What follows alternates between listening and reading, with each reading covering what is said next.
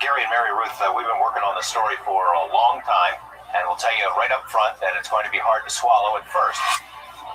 In 1989, a soft-spoken scientist in Nevada went on local television and said something that would baffle the world for the next 3 decades. You copy over. He said that he had worked at a secret government facility called S4, just south of Area 51 in the Nevada desert, where his actual job, Thrust in newtons or grams, are you getting? Well, we're still playing around at 100 so. Jim, we come back out, everything's open. was there ever a moment where you were like, over 50%, I might get assassinated? Yeah, because it's why I said we have to look at see if there's something wired in there or a bomb. I mean, we were even afraid. The only thing that wasn't open, I think, was the hood where the engine was. So we were afraid to open that, and finally did, but looked over the car. But yeah, I was afraid there was a bomb in there or somebody wired it up. But as George said, I think they were just screwing with me. And Mario talked a lot with him, and we've really spent a lot of time, and it's hard to trick. He also kept saying it's really hard to explain and express what that worry was, because he said I was with Bob all the time, and we were scared that something was going to blow up. And he says I was so going through my hard times that I didn't care. I just told Bob, stay out and I'll try it, and he would start the car. Because he was like, fuck it, I'm going to do it. But you could sense that even from Mario's perspective, there was a real worry. And so, this is something that clearly was causing a lot of worry, not just for you, but for Mario as well. It's like, what the hell is going on? The doors are unlocked again, and why are they doing this? So clearly, you think something could go wrong. So whether they were trying to just intimidate or do something, whatever that was, according to these guys. Did you get the sense that there were maybe mob ties? Like there was some, they talk about the UFO legacy program sometimes like it's a cartel or like a mafia that exists outside of the state. Did you get, going back and forth from Vegas, and Vegas is a hot spot for that sort of thing. Did you ever get that sense? It was like these guys were disconnected from the government. Yeah, they were like their own. Yeah, they were their own cabal. You kind of get that, but like even I feel like John Lear was like he had, there's a picture with him and G. Gordon Liddy. Do you know who that is? This like. Yeah, I know the name. I don't remember who he is. He's this FBI agent who was this kind of agent provocateur who was very involved in Watergate and stuff, and you get the sense that whole world, like the people, the Mormons who were around Howerton, there was a lot of mob, there's a lot of mob activity there, and it was like they were kind of like you could see a civilian government official calling them and them being like, it's undeniable. Yeah. You think so? Yeah. Yeah. I'm 100% on that. Yeah. I know you've also, because, you live in Montreal and there's stuff there, and I'm sure you've bumped into things, people. Yeah, I always talk about it when I hear about all these government organizations and government secrets and the intelligence community. And I think a lot of researchers and a lot of people researching this should also pay attention to what organized crime did back then. Back in the 60s, the 70s, the 80s, the 90s, and how those organizations operated and what they did. Because it's a very similar way of keeping secrets. And, I that there is some tie somewhere. I'm not saying that there is for somebody who's trying to keep a secret to have ties with the mob, so that ever something or somebody does going to well, you basically scare that and that'll scare some more than a lawyer will come after you. That's right. Well, it seems like they were going after your marriage, and like it's all blackmail techniques. Like that's what it feels like. It's compromise systems, and you look at they weren't taking the legal angle at all. No, which is really, if you want to enforce something like that's the way you do it, which is pretty wild. I mean, you see this stuff with the Epstein thing too, where it's just they're just clearly is this distributed kind of compromise system, and it deals with spooky. I don't know if you're tracking any of this stuff, but like I started looking into it. Isn't it wild? Yeah, it's really wild. And then he says, and it's so widespread. It's widespread, and here's what's crazy. He's interviewed by Steve Bannon, and Epstein is. This is at the end of his life. Yeah. And he goes, why did you put Zorro Ranch where you put it? And he goes, well, a bunch of Los Alamos physicists were retiring. And so, they were kind of aging out, and I wanted to speak with them. Los Alamos, which was the high-energy lab up in New Mexico, was losing all its scientists. And you bought your property out in New Mexico to be near that? Yes, because the scientists were they cut the funding for high-energy physics. And you're like, oh my God, how lax is our DOE, Department of Energy security? And then you realize, Bill Richardson was kind of in with the Clintons, and he was the Secretary of Energy, and he's there, and he's just systematically siphoning American nuclear secrets. And then he goes, there's another email where he said, I killed Pons back in the day or whatever. And he's talking about Pons and Fleischmann, who are claiming to get cold fusion results. And so it's like, what is Epstein dealing with cold fusion? And then he's hanging out at Harvard with the math department. None of that makes any sense. It's weird. None of that makes any sense. Really strange. I used to drive by that ranch all the time. I lived really close to it when I lived in New Mexico. Yeah. And they always called it the Victoria's Secret Ranch because there were Really? models there. Yeah, everyone knew that as the Victoria's Secret Ranch. So you would drive by Epstein's ranch, and they would call it the Victoria's Yeah, you Secret can Ranch. see, I mean, not right by it, but as you drive it on the road, you can see it up on that. Yeah. Well, you know why they called it that? It's because he was close with Les Wexner, who was the CEO and founder No, I didn't. of Victoria's Secret. Yeah. Oh, So you would drive by there, and they would call it that.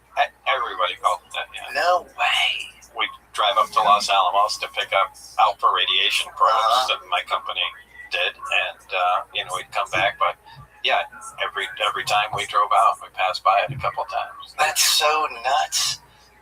Damn. So what do you do? Because like, it's also for the people that are like disbelieve your stuff. It's like, look at all this bizarre. It's like this cabal like science or something. You know, it's so weird. Yeah, it is really weird. Yeah. And it's again, I'll say it. It's just we're just talking about Epstein. That's one guy. It's one guy. It's not just one guy. Clearly not. No, it's not. It's not just one guy. Not at all. Yeah, it's just not. It's not. Just I mean, he might have been the ringleader, but it's. There's a lot of people. Or he might have been an extension of something much. Yeah, you could be. But he was obsessed with the Casimir effect, and he would hold these. Oh, he was? Oh Really? yeah. He would hold these gravity conferences, and then the very fact that he I said, mean, do you know that for a fact? yeah, this is all in the emails. This is all fact. Oh, it is? Yeah, there's an old colleague of mine, Eric It Weinstein, mentions that the talks about. Casimir effect? Yeah. Wow. Yeah. So this old colleague of mine, Eric Weinstein, has this theory of everything in physics where, it involves gauging gravity instead of quantizing gravity, beyond my pay grade. But I find it interesting. And Epstein, like, somehow knew about his theory before, like, just about anybody else did. And so Weinstein's like, how was Epstein so tied in with the Harvard math department? Do you think it was just his hobby or something like science was his hobby and he just had money so he had the ability to connect to these? I think you read his emails and it's like there's somebody behind him who knew exactly what to look for, but he didn't know. He was like a low-level version of it. And so he'll say things like, you need to boost your physics. Time is much weirder than you think. It's actually just a function of the vibration of cesium atoms. And you're like, who's giving you this stuff, And then he's sort of like mining people for the info. And weird. I mean, did he said that? He said that, yeah. Okay. Which is true. Well, It it's is an atomic clock. It's an right? atomic So clock, It's just yeah. a vibrating cesium. Yeah. So, yeah, I mean, it's true. I don't know if that's what time is, but Time- it's our perception of time. Right? Time is very weird, isn't Yeah. it? Wouldn't you say, just from a pure physics perspective, it's an anomaly? It's strange. Yeah. Like, it's the most used noun in the English language, but we can only define it with respect to the movement of macroscopic bodies or to oscillations on an electromagnetic wave. But it's not like it's a thing that we're like, it's almost like fish in a fishbowl where like the fish are trying to even describe what water is, but they can't because they're in it. Yeah, And then we're in time. Yeah, you have to be outside of it to describe it. I mean, that's it. You can't be outside it. It's just a concept that makes us happy. Is what time is. There's something about time being weird. Help explain some of the UFO stuff. Yeah, I think there's definitely something there. Yeah, because if There's gravity's off, gigantic chunks that are missing from physics, and I think some people have access to that. yeah, I think so too. Yeah, but I mean the cosmic redshift. The other thing that this guy Burkhard Heim says is that the cosmic redshift is the repulsive form of gravity. And if you look at dark energy, you can literally just look it up. It's like it's not one of the four fundamental forces, but it's just the universe is I think inflating. dark energy really exists. Right. Yeah. And dark matter Really, too. I'm not really buying either one. Dark matter's never been detected, but it's there It's a placeholder. to justify gravity's weakness. Yeah. Yeah. And then I mean, to me, I always viewed that's what gravitons were. That's what this got my attention. he's Yeah. back on the graviton bandwagon. Well, gravitons are interesting because as early as the 50s, there's all this like crazy hardcore anti-gravity research, and then it kind of disappears. Yeah. We had a bunch of people saying we're going to beat gravity. It's right around the bend. There's a guy named George Trimble, who's a VP at Martin Corporation's RIAS, Research for Institute for Advanced Study, and he was this really wacky thinker, and he worked with Lewis Whitten and probably Townsend Brown, and they would say like it's going to take us the time that it took to build the atom bomb to basically beat gravity. And there were Stanley Desser and Richard Arnowit, who were famous physicists at the time from Princeton, were talking Hello, about Mr. Aquarius, gravitons. are you ready? We have a very clear theory of gravitons, and we know how to do this. And the two things that come up for gravity, when there's a lot of smoke but no fire, is the thing we just talked about with Bueller, extremely high electric field differentials creating thrust. And then the second thing is very fast rotating spinning superconductors. Those two things seem to have some. But is that actually gravity? So there's another force. 30 years has gone by, and I've kind of been doing my own research, and I'm just more convinced that I'm right about that. And can you say anything about that? What do you think you're right about? That there's another force, and it's not gravity. And what is if you were to characterize that force as distinct from gravity? So gravity, clearly you'd have all these other byproduct effects, the photons. That's bad. What does this force do that's different? What does it look like? Well, it's a repelling force. But I think man. it's something that works closer to the way you would think in a science fiction movie. You can have gravity and anti-gravity, but you really can't. I think gravity is just an attractive force. I think this other force, you can to simplify it, push or pull. And I think it also affects the flow of time exactly like gravity does. I think it affects light. It does some of the observations you would have with gravity would also overlap in this other force, but I think it's a unique force. Have you ever measured this force?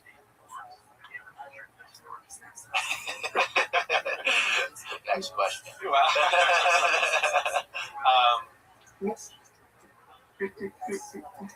All right, yeah. You have? Yeah. How have you measured it? No, there's no follow-up question. Okay. Fine.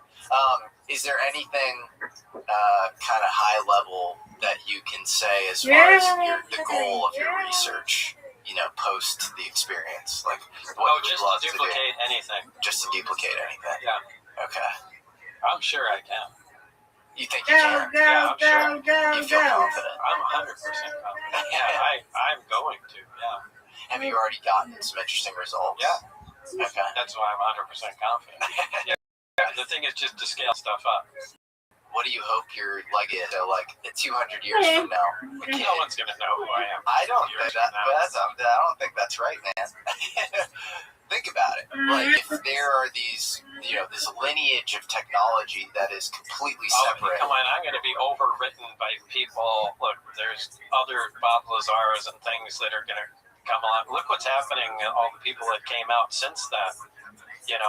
There's going to be other people like me. Eventually, some more of this is going to come out, and There are amazing people who've come out since you, first and foremost. Yeah, and there's going to be bigger, more important ones that you just aren't going to look back to the 80s and think you're just going to focus on those guys. Well, I would put it the invert. I would say if you have like an army of people coming out after you, the fact that you're the first makes it even more interesting. I think it's more likely you'd be forgotten if no one comes out after you. Do you hope to vindicate your own experience through your own scientific experimentation? Yeah, I do. That's exciting. That's cool. But I have no idea what Reload. Yeah. But I know exactly what not to do. That's what we did at S4. So that's actually a big leap forward.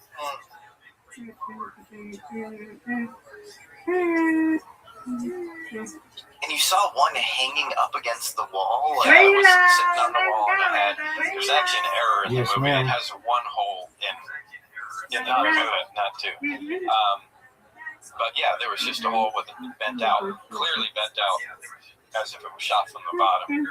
Why do you think? Oh, it looked like it was shot. Yeah. Interesting. So do you think it was shot with like a kinetic weapon, mechanical weapon? No question. Wow. And do you think it was a human weapon that shot it? I don't know. It looks like something we would have done to stand it up, shoot through it, see how we can penetrate this material. Wow. Have you ever heard anything about like electromagnetic pulses and UFOs and them taking out UFOs, taking them down, or anything? Well, that was the other directive of the project. It was Directed energy. Well, yeah, it depends what you're talking about. Our directive was duplicate the propulsion system at any cost, is directive 1, and directive 2 was be able to disable the system at a distance at any cost. Do you think so that's somewhat directed energy, but then there's also Project Sidekick, which is a weapon. So that's also directed energy. So yeah, it kind of depends where you're going with that. Yeah, I guess, had you heard of any UFOs prior to that getting shot down with directed energy, with electromagnetic pulse? I think the only thing I ever heard was stories about the Roswell by lightning crashing or something. I think it's the only. Are there any of these stories, like do you think any of these stories you would read into? I don't know much about the Roswell crash other than what I've heard, but it sure seems like they were working real hard to cover something up. That's true.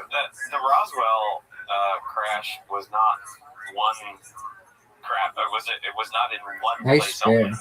It might have been a round of two. Yeah. I really think it was something that happened in the air, and there's like debris that was scattered all over Mac Brazel's ranch, and then there was the actual pod with the beams that was like 2 miles away, where the hikers found with the kids that were hiking, and so clearly it was 2 different places, and the bamboo, the pieces that looked like bamboo with the writing on it, that was at Mac Brazel with the memory metal, and then the pod. The only information we have of that is the bodies, and one of them was already being eaten by some animals. No way. Yeah, Bodies being eaten. One of them, from what I remember reading at the time, one of them was obviously dead, and it was decaying. Like there was clearly some animals that got to it. Whoa. So, but I hadn't heard that. But the only thing I remember about that was Jesse Marcel was the officer, military, right? And he said when he came to take pictures, or the pictures they You took, win, I win, you win. Undefeated in bowling, undefeated in friendship. Good job, Mr. Aquarius. Well, That's the guy. there's that iconic photo. Thank you, madam. This like tinfoily weather balloon. You too. Thank you. So he said, yeah, that's And his son, who's an Air Force flight surgeon, said that he took the material home and he played with the material. yeah, on the kitchen table with his wife. Yeah. And here's where stuff gets even crazier. In 1949, there is a contract between the Battelle Memorial Institute and Wright Airfield, which turns into Wright-Patterson, which is where the Roswell wreckage, was rumored to be taken. And it's like around alloys, like different titanium alloys, and this titanium nickel alloy. And nitinol. Yeah. Nitinol, as you know, Memory. is basically memory metal. And nitinol was classified, essentially, showed up in a Navy lab in the 60s. Yeah. And that's what Jesse Marcel describes the material as? Yeah, because that's really indestructible stuff. Yes. And I remember him saying, we whacked that as hard as we could, right? And it didn't bend, and I They tried to burn it. They tried to cut into it. Yeah. And it just goes back into its original shape. And I just actually interviewed. it's one of the. I mean, you can take that metal and flex it 1,000,000 times, and it doesn't crack. It's what they use that in artificial hearts because it can keep flexing and it just doesn't wear. It's wild. And then you have Philip Corso saying that he helped dole out a lot of this material and it made it into the civil sector because of his position. He was, Pentagon's foreign technology desk or whatever chief. And so you have this contract from 49. Nobody knew what nitinol was. And then in the 60s, it appears in public randomly at a lab. It's interesting. That's really interesting. I never heard any of that. And I just interviewed a guy who was a witness, actually, of the Varginha crash in the 1990s, 1996 in Brazil. And he says the same thing. He says he held the material in his hands, and he would kind of mess with it, and then it would go back into its original form. So, did you ever experience anything like that with material that would go back into its original form? Did you hear anything about that? No, other than working with nitinol. Yeah, you did work with nitinol. I'd sell it. But did you work? You didn't work with it. No. Okay. So you didn't hear anything around that there. No, not a beat. Did you hear anything about any other materials? No, that's material science. We're not allowed to know that stuff. Oh, okay. So that was a whole other. Yeah. Interesting. Yeah, which is really stupid. And you saw a photos of an alien autopsy, right? Yeah, if in fact that was true. Do you think it was part of the briefing? What did the photos look like?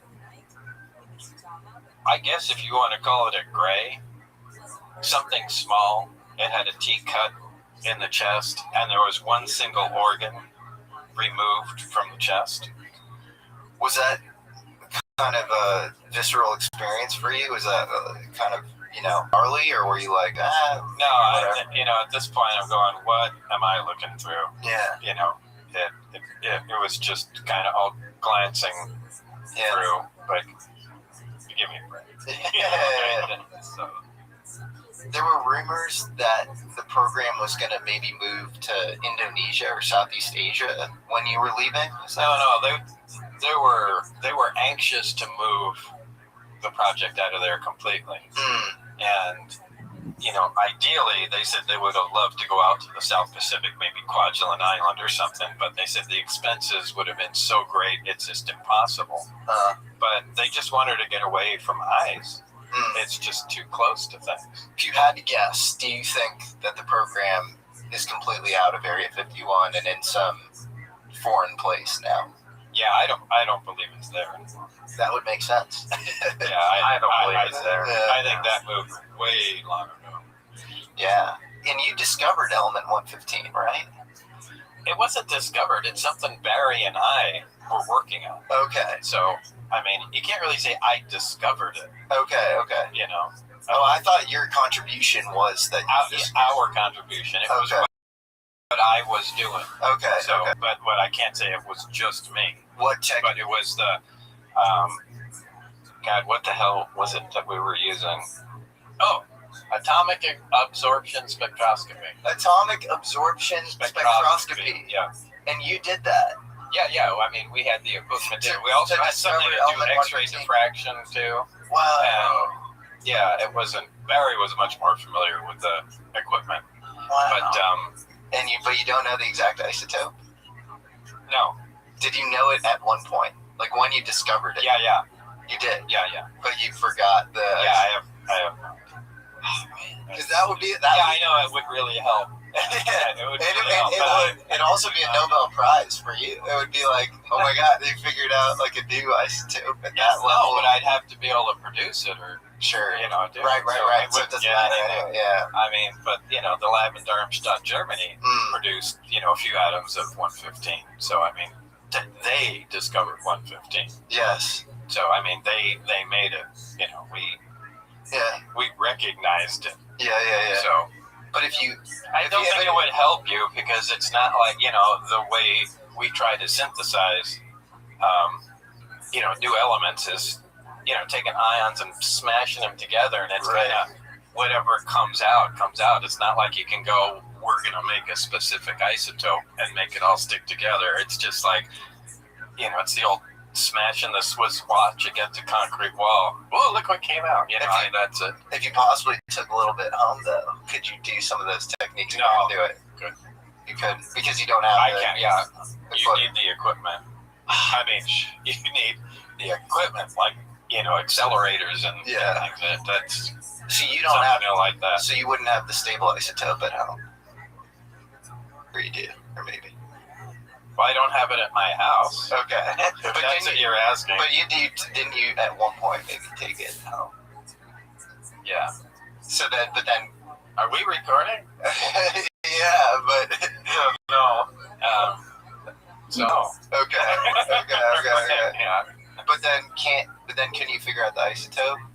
If theoretically you did? Or no? Yeah. Okay. Yeah, you could. All I'd have to do is have it again. Okay. Oh, I see. That's a bummer.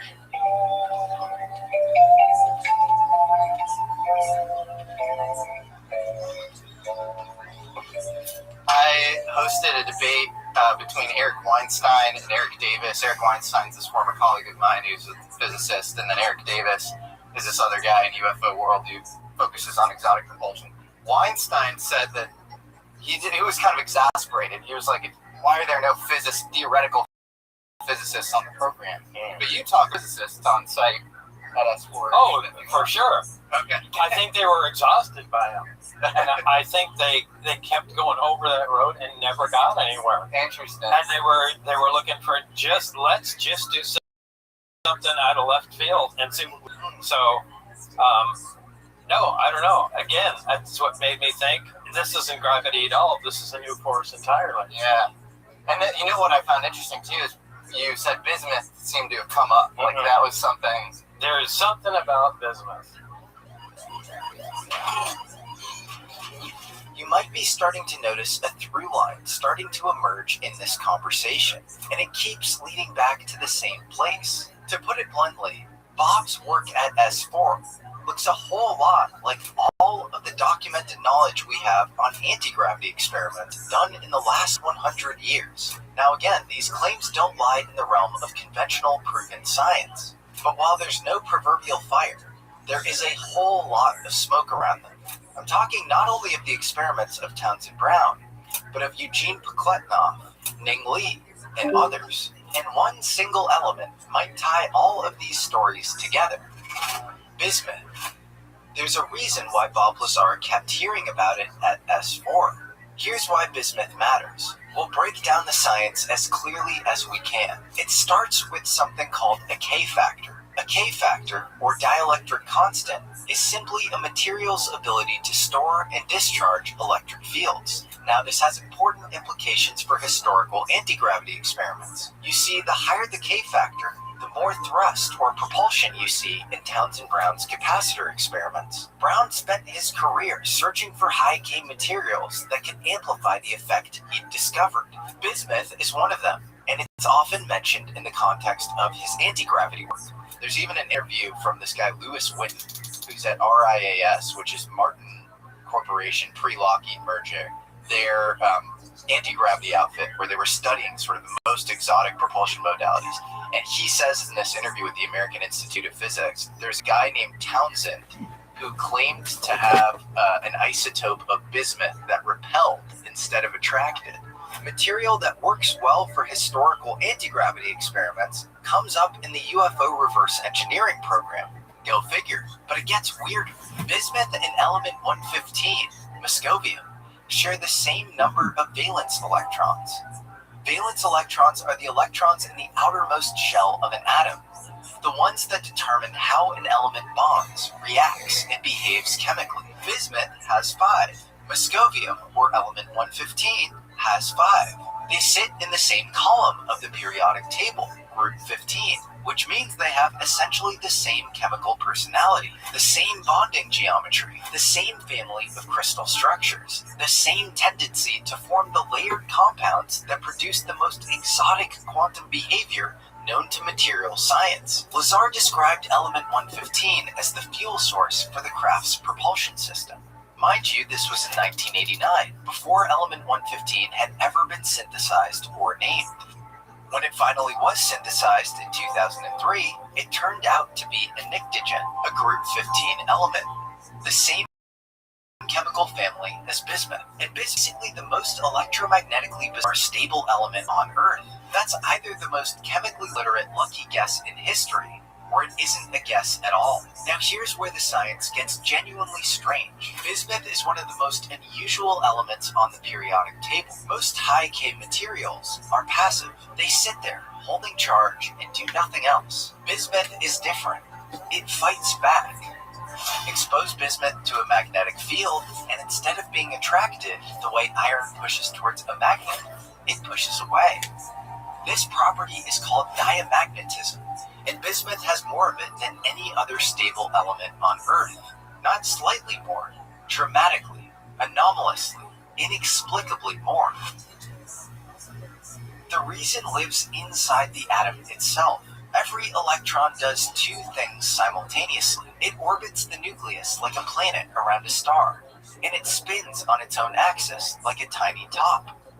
In lighter elements, these two motions barely register each other, but bismuth sits near the bottom of the periodic table at element 83, one of the heaviest stable elements that exists. And in super heavy elements, something extraordinary happens. The electrons in the outer shell move so fast that they enter what physicists call the relativistic regime. They're traveling at a meaningful fraction of the speed of light, and when something moves that fast, the universe starts playing by different rules. At those speeds, Einstein's physics takes over from Newton's. One consequence is that these screaming, hurling outer electrons generate a powerful magnetic field just from their own motion, and that magnetic field slams into their own spin. This is a process called spin-orbit coupling, and in bismuth, it's ferociously strong, so strong that bismuth's electrons become magnetically self-aware, generating an opposing field in response to anything applied to them from the outside. So that's why bismuth has anomalous diamagnetism. The electrons aren't just passive, they're pushing back. The most amazing thing is leaning into it, putting all your force on that, nothing moves at all. And when the reactor's off, you can easily slap it. This also makes bismuth a natural topological dopant, meaning when you introduce it into certain crystalline materials, it induces what physicists call topologically protected quantum states. These are electron states so geometrically locked into the structure of the material that they can't be destroyed by disorder or impurities. They are, in a very real sense, protected by the shape of reality itself. Element 115, with the same 5 outer electrons as bismuth, would have dramatically stronger relativistic effects, and it would theoretically be an even more powerful topological dopant, best hosted, physicists predict, in chalcogenide crystal structures, which happen to be the exact crystal family that bismuth-based topological insulators already prefer. Same column, same electrons, they'll just turned up to a level we've never engineered.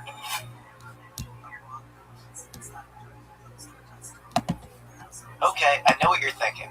How do you get from this exotic chemistry jargon to UFO propulsion, or a force that bends space-time? Well, here's where the chemistry ends, and something bigger begins. In Einstein's general relativity, energy and momentum in all forms, including the energy stored in fast-spinning relativistic electrons, technically curves space-time. Every electron is, in the most literal physical sense, warping the fabric of the universe around it.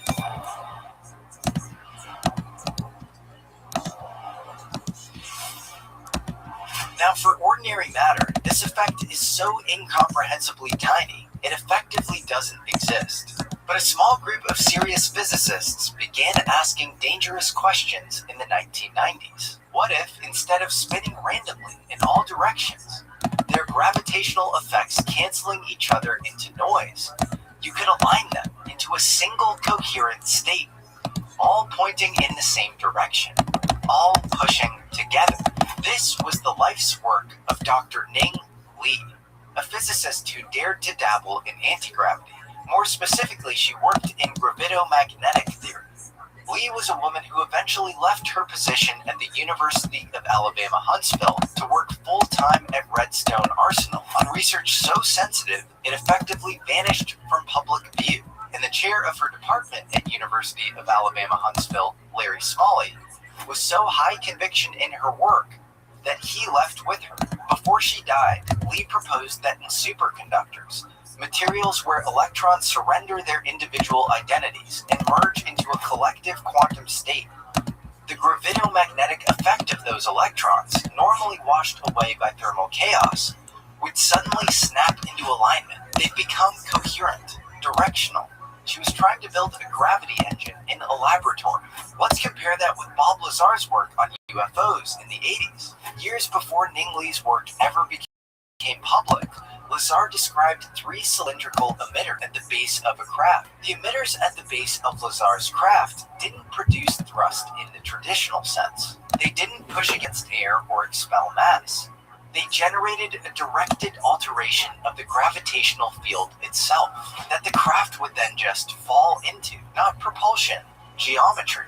The craft didn't move through space. It literally bent space, and space carried it. That description, organized field-generating devices producing a directional gravitational effect by aligning and focusing a force that normally cancels itself to zero, is structurally, almost precisely, what Ning Li was theorizing in a laboratory thousands of miles away, using completely different source material, arriving at exactly the same place years later. The craft is in operation. There is a high voltage detectable on the skin of the craft. And then there's the hull of the craft. Lazar said that he believed the craft's hull material electric, basically a material that permanently stores an electric field, the electrical equivalent of a permanent magnet. I think the material the craft is made from is an electric. And so it always, just like a magnet always has a magnetic field to it, an electric always has an electrostatic field to it. Interesting. And that's certainly something important. Again, bismuth titanate is one of the finest electric materials known, used in high temperatures because of its stability. Now, if you were designing a hull material for a craft that needed to interact with gravity wave emitters, and respond to both electric and magnetic stimuli simultaneously, the material that checks every single box is bismuth ferrite. That's right, again with the bismuth. It's a material that is simultaneously ferroelectric and magnetic, where the two properties talk to each other, where you can control one with the other. No other readily available material sits at the intersection of diamagnetism, topological insulator behavior, high dielectrics, electric properties, and multiferroic couplings simultaneously, but bismuth does. In a theoretical, stable version of element 115, might do all of those things at the right edge of where relativistic electron behavior begins to dominate everything.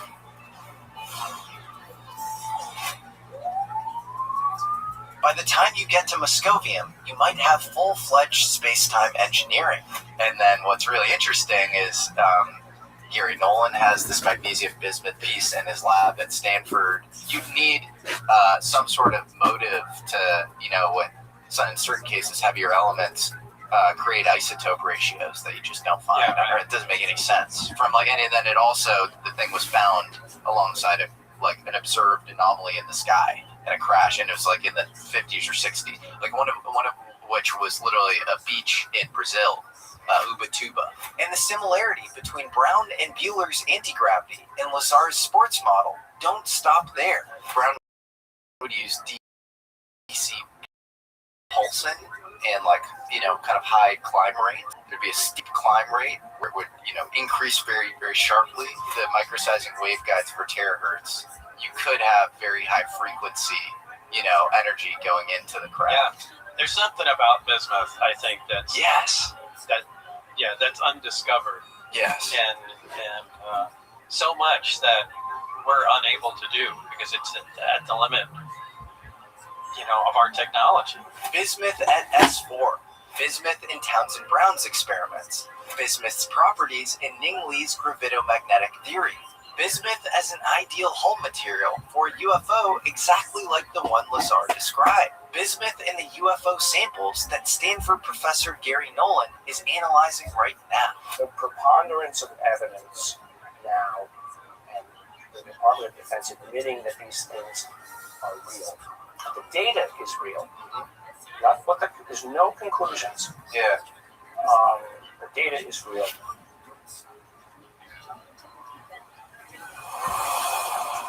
There's so much more than there was 40 years ago. Yeah. I mean, all these guys are at the cutting edge. All my information is so old and probably outdated. So who knows how the craft operate now, or what kind of crafts they're using, or if they're even manned. So That's true. I think everything I know is outdated. It's just interesting to look back at. I don't take any money from this stuff. And as far as attention, I hate fucking attention. I don't like being on shows. I just want to kind of hide in the corner and do my own thing. So I got enough hugs when I was a kid. And do you feel like on the first Rogan episode, you had migraines? Do you feel like you've suffered, like your anxiety levels are higher than they would be? Yeah, I've had 5 heart attacks since I was on the Rogan's, and my arteries are clear. It's all stress. I'm sorry. I just had shingles all through my face. It almost made me go blind. Again, was from stress. It's it's just shit just wears you down over time. I hope you know you're loved and appreciated, and you should be able to just zone out the world with where you're at in life right now and just enjoy the fruits of this. That would be cool. I'm so hoping to be able to retire at some point where I don't have to deal with insane customers or I can't just sit at home and read books like this. I think that time is very, very soon, and I think it's the best use of your brain power too, because I want to. I'd actually like to get back into this stuff. That'd be amazing. Well, I'll send you interesting people. Okay. I'll consume everything you can say. I love it. Oh yeah. To be careful what you wish for. Well, Bob Luigi, this was a total honor. You should be so proud because I know you were into this stuff.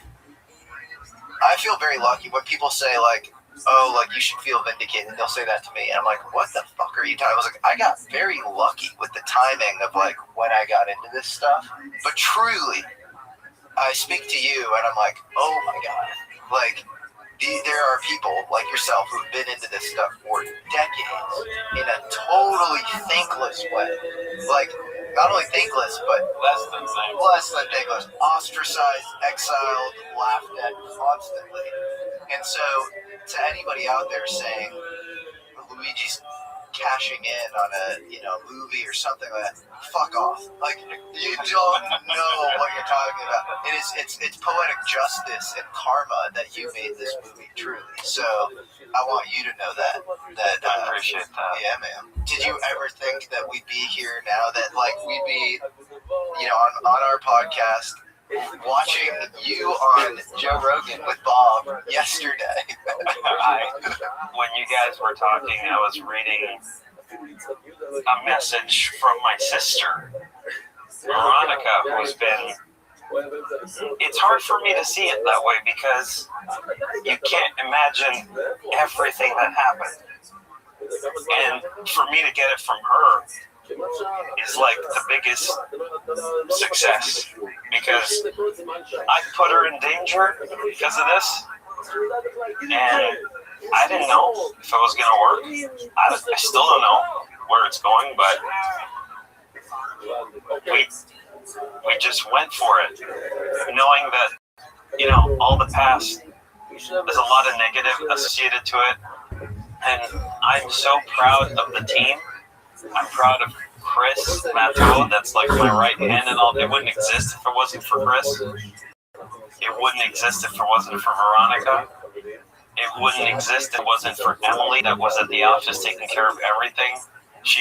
We all know who that is. It wouldn't exist for Vanessa to be doing all this minutia work online and finding all. We wouldn't have found the Ed Teller tape if it wasn't for Vanessa.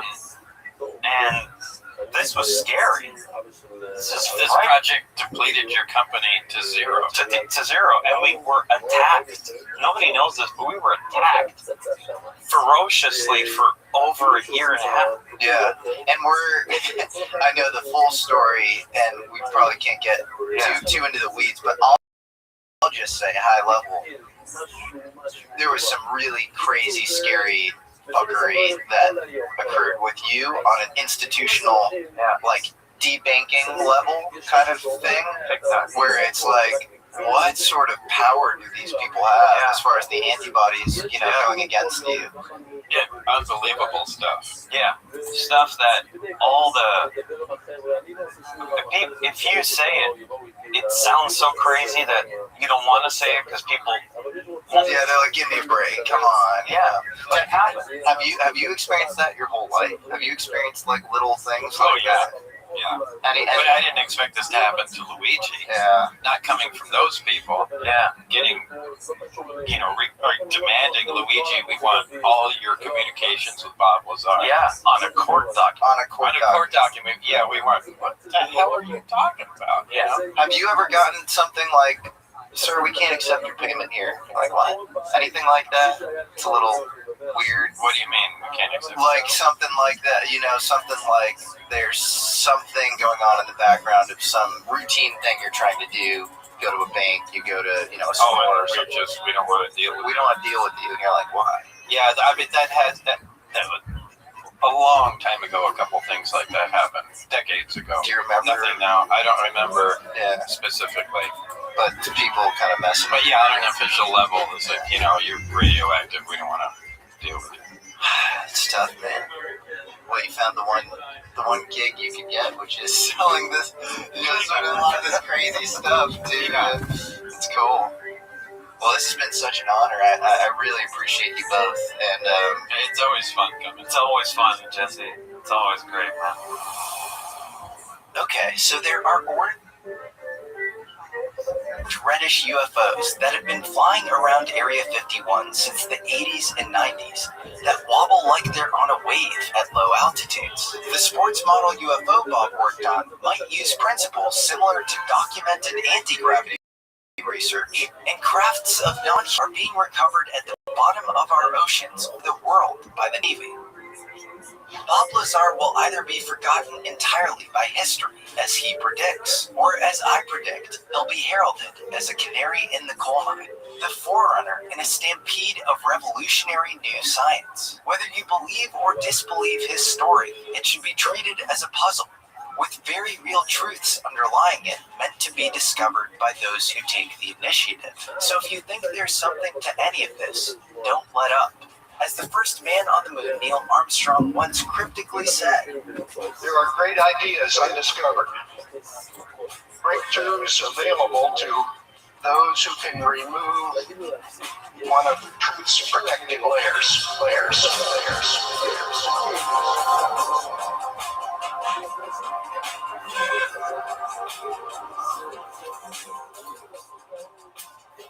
If you're still watching and you made it through all of the exotic UFO science, you're one of the first to hear about this.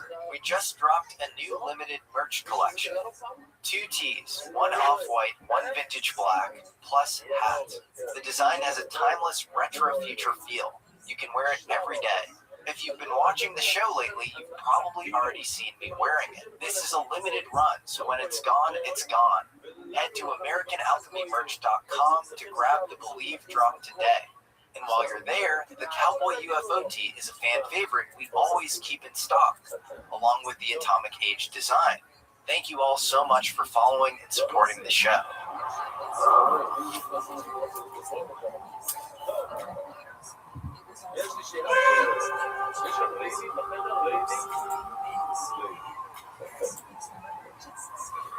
כמה זמן לוקח ללמוד בפיסמיקוש את הבוטים של הרעיד, אתה יודע?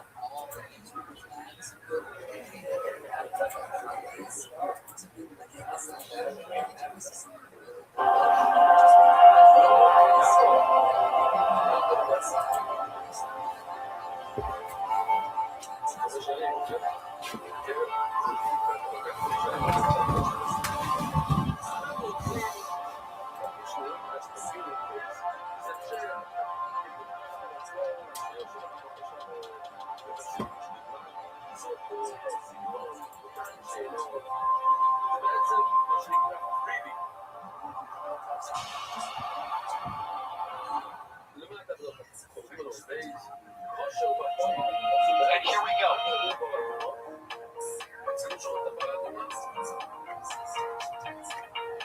There's the W. Here's ignition. Just a trouble. Back to the room and beyond.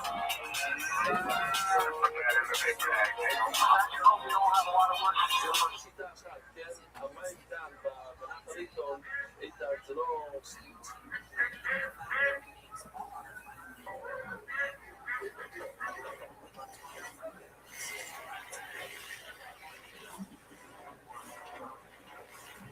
שלוש, בביזנס, כן, עושים בביזנס מהבזנס של ירושלים. ואז העיר שיותר קרובה, הם צריכים להביא את העגלו. לפי שיטה אחת היה מים, לפי שיטה אחת זה ממש יבש.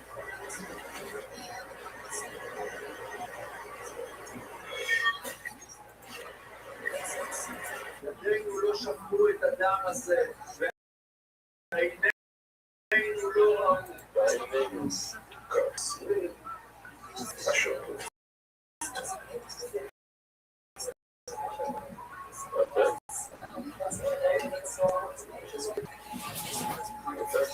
אז הוסיפו בן אדם אחר שאומר להגן, אוקיי? כושר באגלו, מה שקשר באגלו שראינו, שעורפים לו את הראש מהמול העורף. פה זה בפורו, אי אפשר לעשות ככה לפור אדומו. כל הרבונון, ותמיד זה ככה שהכל הרבונון מזגו את המשנה. היה לנו את זה, פורו בשחיתו כשאירו, צריכים לשחוט את הפוץ בעריף, או צריכים לו איסה לערוף לו את הראש. אגלו בעריף או כשאירו, את הערוף, או צריכים לערוף את הראש בשביל הפסול לו. ממש. כאילו, מילים פשוטות. ראינו את זה, בסדר. טוב, נחזור. כמו שבאפורו פה, זה באגלו, כמו שבאגלו, זה גם בחוימה, כמו שראינו גם בחוימה מהפשוטים. ותאפורו, כשאירו בעריפו, וגם בחוימה. גם אי אפשר לערוף לפור אדום את הראש. מה אגלו שלא יוצאו בשביתו, שבעריפו, אגלו ערופו שלא טוב בשביתה. אז אפשר לערוף לה את הראש. או שום שלא בשביתו, שכן אפשר לעשות שביתה מביס, שלא בעריפו.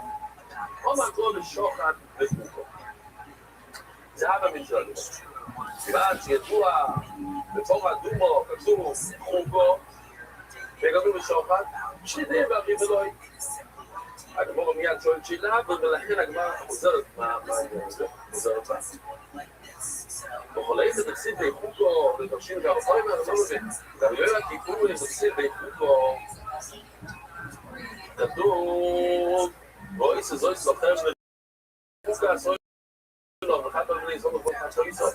כתוב חוקו בחוקו, ועשור חרטוס, דברים הכי פשוטים, כן, סוגיות פשוטות עכשיו. מה זה?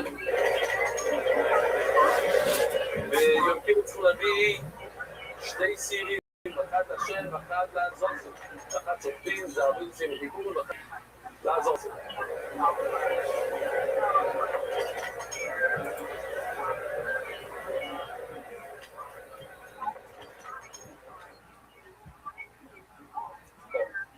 ורק הגובה לגוי לא מסחטוס ונשם לא מסחטוס. צריכים לעשות גורל. אי אפשר, הכהן לא יכול לקבוע, זה לעזור וזה לא. שיום אבל הבינו, מה? אבל מה שלא קידש על גוי לא קידש השם. פרשת השבוע, רבוי זה פרשת השבוע, היה נוזי בפרשת השבוע, עוברים. ושם הוא מביא שתי ציפורים. שם הוא יכול להחליט. זה אחד וזה אוי לו. שהוא הקידש על גוי לא. וזה שם. אם הוא היה, אם אותו נוזי עושה גורל, זה לא יעבור, בואו שקידש על גוירות. אתם יודעים, שקידש על שם. מקום שקידש על גורל, וסוי לעזור זה ליהודים שקידש על שם. אומרים שבגבויות רוצה לעשות ניסים. מס לשויטס. אז מה הוא עושה? נפל הפיס.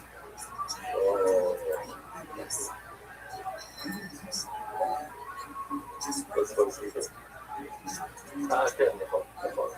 אז כן. צריכים, אני אומר בייס גימל, אולי יש לנו עורך בייס גימל, נכון? צודקים. בואו משקיע שהגויר תשקיע שהשם, תעמודו עמם, עשור חטוס, הגויר לא יצחק מן השם לא יצחקוס. רק גורל בסור לעזור זה ולא שם. גם אם זה מפונה בסור חטוס, לעבור חידה של גם חויים, לכאורה גם כל היה עובד. כתוב חוקות ביום כיפור ואי אפשר לשנות מה שכתוב בתורה, כמה חויים מהאים, כמה חויים מהאים. או לא מבין, גם ידעו הרופו, לא יצריפו, ונתריפו, אתה צודק. אבל אנחנו חוזרים, אנחנו לא אומרים שזה בגלל שכתוב חוקות בתורה טובה. וכמעט כתוב, או הרופו. לא יצריפו, ואין אחרת בעדיפו. אוקיי? שואל, תגמור כשאירו בשחיתו, וגם הכל עכשיו הוא נוצא, גם הכל נעבור. אגלו, הרופו, נוצאו את המת, ושהרות, עכשיו, ומביאים עגלה. באופן מטרות, אולי שחיטת הרות שמה, אומה קורו שלא יצאו בעריפו כשאירו בשחיתו, כבר קבענו שקורא תגומו, אי אפשר לערוף לטרות שחק שחיטה, אגלו שכשאירו בעריפו, לידי שום בשחיתו, אז ששחיתו דעבוד. אומה קורו, ואופו אגלו, בעריפו אין, בשחיתו לא יהיה. אז אם תסתכלו כאן על הפסוק, ששאול על הכל של העקר, שכתוב פעמיים את המילה בערופו, אז זה ממש רק ככה, אי אפשר לשנות. בעריפו ולא בשחיתו. איך? כן? למה לא? בסדר, סוג של דבר, לא? סוג של... כפור, סליחות, אני הייתי מאוד כפור. סגל לפחות שמובר באמצע המדינה. אומרת המשתה, חושב בקוריאני, חופסים בלב. אנחנו עכשיו נכנסים לסוגיה מעניינת שנוגע לאנשים, גם בחדר. מי קוראים כאן? יש לנו שם סיכויים מאוד. שתי כהנים ושתי לוויים. אל לפלוי. מה שקשר בכהנים, הכהנים אנחנו נראה אין גיל. זאת אומרת, מגיל 13, במצווה, עד שכהן מת, הוא יכול לצאת לעבודה. אבל בלוי יש בעיה של גיל. הוא יכול להתחיל בגיל 30. עד, זה מאוד היה אכפת לי, מאוד, עד גיל 50. גיל 50 זהו, עשו לעבודת לוי, בדיוק. עוד שנייה נראה. חושר בלווים, חושר בקויאן. מה שקשר בלווים, זאת אומרת, הוא לא פוסל, בואו כנס קצת. חושר בלווים, חושר בקויאן. אם תקשר בלוי, אבל זה פסול בקויאן, ידוע, קויאן ששלמו, אסור לעבוד. כל הרבון. קויאן במול, הנה, עוד פעם, אותו צורה של כל משנה.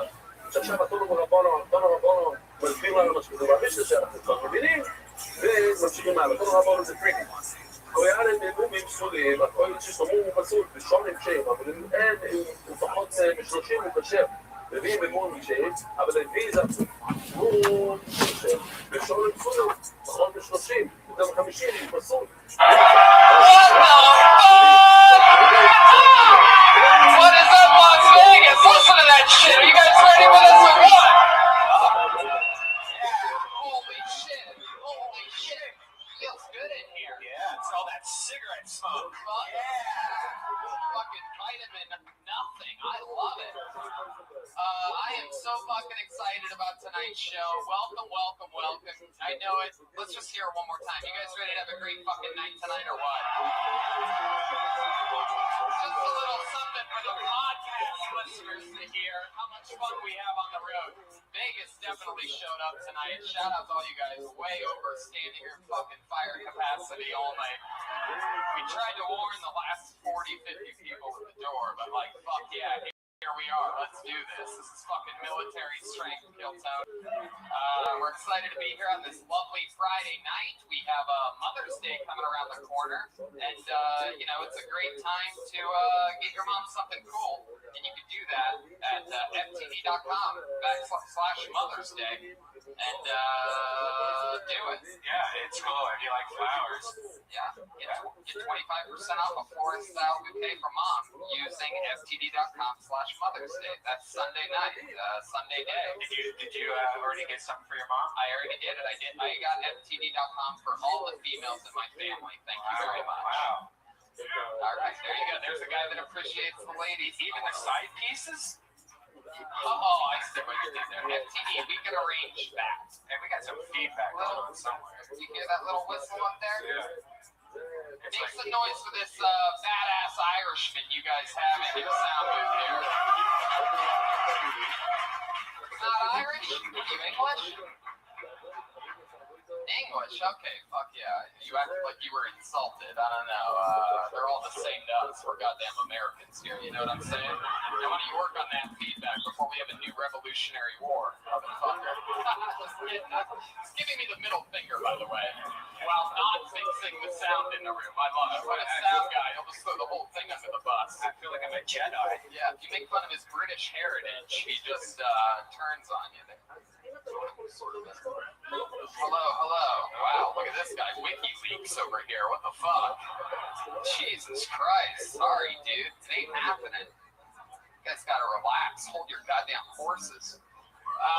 We are excited about this. Before we do anything else, why don't we bring up our favorite goddamn band in the world? How about that? That sounds about right. Every single episode, they perform brand new characters. I never know what they're going to do. Sometimes it's someone we've seen in the past. Sometimes it's a brand new character. Las Vegas, make some noise. It's the Kill Tony Band. Jeremiah Watkins. Joel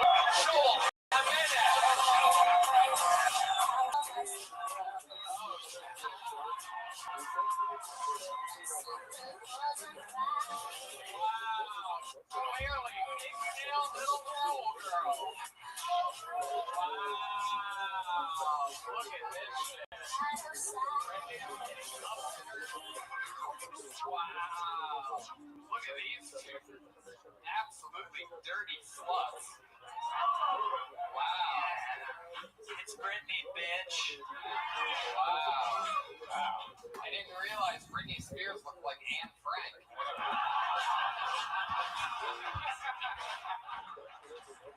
And what do we have over there? Look at this dirty bleach blonde Pocahontas slut. How you doing, Joelberg? Happy to be here, Tony. Jeremiah, what's going on? You excited about this? You better believe it. Wow, you got a little yeah, you have a little thingamajigger there. Make some noise for Red Band. Red Band. Ladies and gentlemen, guys. We have arrived. Las Vegas, Nevada. Kill Tony's Death Squad. New shirts on pre-sale. Yeah, new Kill Tony shirts on pre-sale right now at Shop Squad. Just came out. We pay homage to the Comedy Store in it. It's fucking cool. It's got those little like marquee light bulbs around it. Yeah, but the old Comedy Store shirt. Somebody here is wearing the Comedy Store shirt. Awesome. Oh yeah, they were dressed like an actual staff member. It was a little bit creepy. Yeah, it was fucked up. So we have a bucket. We have a bucket here filled with Las Vegas, Nevada comedians' names. So I pull a name out. I'm pretty sure you guys might know how this works. If I pull your name out, you get 60 seconds on stage. You know your time's up and you hear the sound of a kitten. That means wrap it up then, or else you're going to bring out the angry West Hollywood bear. Whoa. No, we can't. I don't think we can make that sound. No. I forgot. Stand strong. Too soon. All right. So let's jump into it. You guys ready to start Kill Tony, Las Vegas, Nevada? Anything can happen, ladies and gentlemen. The bucket is real. We have a real bucket from the dive bar. What a cool fucking venue this is. This is some real fucking Roadhouse shit for you podcast listeners. There are people on people, cigarettes smoke in the air. I mean, it is as real as it fucking gets. All right, so here we go. You guys ready for this? I pulled the name out of the bucket. Your first Las Vegas, Nevada. Perhaps it's a comedian. Perhaps it's a crazy person. You know it. Anything can happen. 60 seconds uninterrupted goes to Chad Cologne. Perhaps Colon. C-O-L-O-S. Chad. Here's over here. Here he is. Chad, you can take a shortcut. Just go for it, buddy. Hell yeah. Chad Cologne, ladies and gentlemen. Now I know where all the scumbags going on Friday afternoon. Good to be here, y'all. So I know I may not seem it, but I actually tend to be a bit of a more optimistic type. I like to, go with the flow of things, try to keep things as positive as possible. Unfortunately, not everyone's on the same page. One of my neighbors annoy me. In fairness, they're going through a lot of shit right now. They have 8-year-old son who just passed and they just had to bury him. I understand that I'm not a dick, I feel sad for him. But at the same time, I don't want to be focused on the negatives, like how he died, the fact that he's dead. I'd rather be focused on the positives, like how great my lawyers were. My ex-girlfriend used to like to give diet nutrition advice. It was fucking annoying. It's like, okay, so after you think you know about diet and exercise, don't you think that if you did, you probably would have had a fucking miscarriage? Wow. All right. Chad Cologne. Wow. All right. Where do we begin? A lot of that was very serious there. So the miscarriage thing, is that true? Oh, you have to read it back to me. I'd have to read it back to you what I just said. So you want me to say what I said again? Read it back at your own truth. I don't really keep tabs on that. Chad, take a breath. See, everything's just, you just gotta relax, breathe in. Big round for you right now. Your jacket has a lot more comments than you do. Just gotta relax, alright? You have the jacket of a fucking stone cold assassin. And the jokes of an actual assassin. Like, assassins don't work on jokes very often. I don't know if you know this. Jeremiah? I think he's kind of trying to be Anthony Jeselnik, but he looks like more of Anthony Turtleneck. Damn! What's up, girl? Girls gone wild over here. These are... Oh, wow. Chad, how long have you been doing stand-up? She just came back after your break, but you had a year break. Did you say she came back talking? Before that, a year. We're Donnie missing a hair. Is it turtleneck joke? Yeah. But it's a muscle shirt. Whoa, wait a second. Take that off. Let's see what's underneath there. Wow, look at you. Holy shit. That body is so charming. Oh my god, you're like a pro wrestler. You're like Roman Reigns. Like a smart... I'm a huge wrestling fan, so I appreciate that. Wow. Yeah, it was an insult. I know. It was Roman Reigns, like you're like a smart pro wrestler. Like that wouldn't be like a great pro wrestler. The guy that like specializes in smart shit. I don't know what your diet is, but your body looks a little toxic. Chad, you from Vegas? Yeah. Yeah, you look like a guy that spent a lot of time in places you could smoke inside. What's that tattoo there on your... Oh, you worked in the Army? Oh yeah, it's an American hero, ladies and gentlemen. Make some noise for Chad. What'd you do in the Army? I was a rifleman and a interrogator. Shit. Where'd you go? I did Afghanistan twice. Did you waterboard anyone? Hold on, wait, Brian. Jesus. We gotta work our way up to that. My God. Did you kill anybody? Did you waterboard anyone? Not since I was a kid. We gotta soften him up a little bit. You know, he's a professional interrogator. Did you ever get any terrorists to confess to some crazy shit? Most of it was just like stupid bomb stuff. I did more bomb stuff. That was Wait, are you talking about the set you just did on stage? Stupid bombs? Sorry to do that to an American hero. I'm sorry, I feel bad because you were in the Army. If you're lucky you're in the Army, I wouldn't feel bad at all, but I'll take that anyway. Oh, there we go. We have a little audio footage of you back in the Army. Yes, a lot of sonar work with the Army. We all know they're deep sea, the old deep sea Army, Brian. Very good.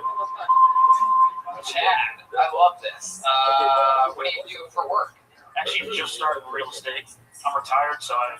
Retired? Yeah, I'm retired. I'm all across the spectrum, up and down. You said you're retired? From the military? Yeah, I got wounded, so I got early retirement. Oh, yeah? You got wounded? Oh, what a bitch. Wow, damn. What happened to you? Can you talk about it? It was like a bunch of small shit. They just patch up and send you back out. So I got like shrapnel, I got shot here, brain damage. He's really coming out of his shell. Yeah. This is just for you, Jeremiah.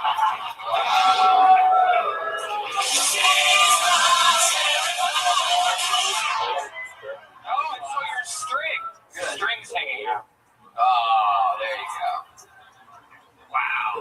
So, Chad, how's the real estate business going? Are you doing good at it? What are you selling? I actually just started, so I got hired. I take my exams this week, and then I start selling.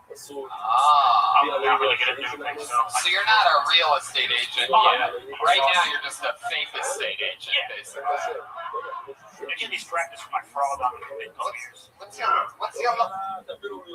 your love life like with a body like that? With a guy that wears muscle shirts like that? You get a lot of puss? Well, now it's all this fucking rules about like high school and shit non-existent, but back in the day it was pretty good. Wait, what?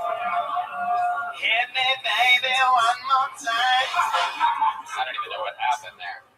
Chad, if you had to guess, like, what the thing that is the most interesting about you is, like a little fun fact about Chad, like, oh, I can juggle and skydive at the same time. Like, what would that thing be? He can fit bugles on all of his fingers.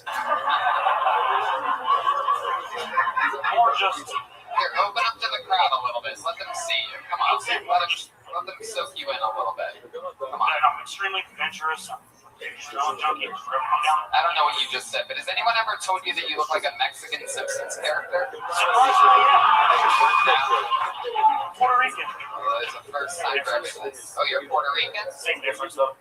I guess so. Alright, well, Chad, did I get an answer out of you? What the most interesting thing about you? Would you say? Just more that, I guess, we're huge adrenaline junkie and always do different things to try. What language do you start speaking? Did anybody decipher that? Well, you're singing what the sound guy sings when he gets drunk at the Irish pub. Another middle finger. This guy just flips the bird more than anybody. I fucking love it. Oh, double bird, you son of a bitch. Son of a bitch. I'm surprised they know how to do that over in England. You know what I mean? My first time meeting a real celebrity. What? My first time meeting a celebrity. That's not really Britney Spears. Now I feel better.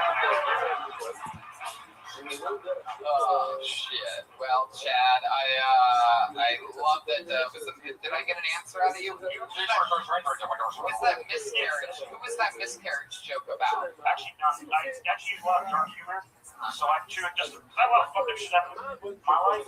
Yeah, so of course you're not Puerto Rican. Exactly. So I make sure not to like have it connected.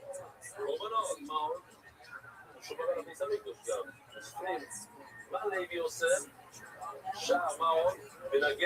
just reflects off you. So I just feel like everyone does that. So kind of just take horrible things like horrible shit to start with, build it, build something different. I don't know what just happened there again. Did you get shot in the face? Whoa, Brian! Come on, dude. What's going on? Alright, well, Chad, I love the fact that you're doing stand-up comedy. You know, you're a goddamn American hero, so, you know, keep working it out, have fun. There's an open mic here every Monday at 8, they told me. So, Chad Cologne, ladies and gentlemen, you just met him here right now. Fuck yeah. Chad Cologne. You know what? Why don't we do something a little special? You guys like special things? Okay. Well, how about I present to you to do a brand new minute of stand-up comedy. You know him, you love him as the regular on Kill Tony. Ladies and gentlemen, it's Malcolm Hatchet.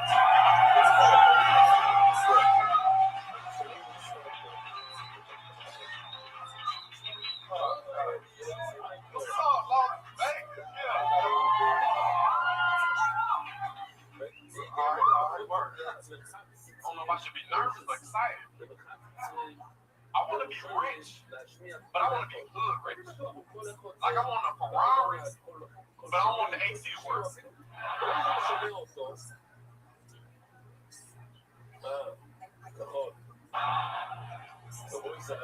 I want a Ferrari that drip oil. Every nigga in the hood got a car that drip oil. Like I want to be hood famous too. Like I want to be able to go to the White House, and the first thing I ask Trump is, "Hey nigga, what's the Wi-Fi code?" Trump, I really don't fuck with you, but nigga, what's the code? I want to be hood rich. Like I want to have an ice cream truck outside my shows with spinners on it selling merchandise. And I want my merchandise to be plain white tees. Cause that's some hood shit. Another one. Malcolm Hatching. Another brand new minute.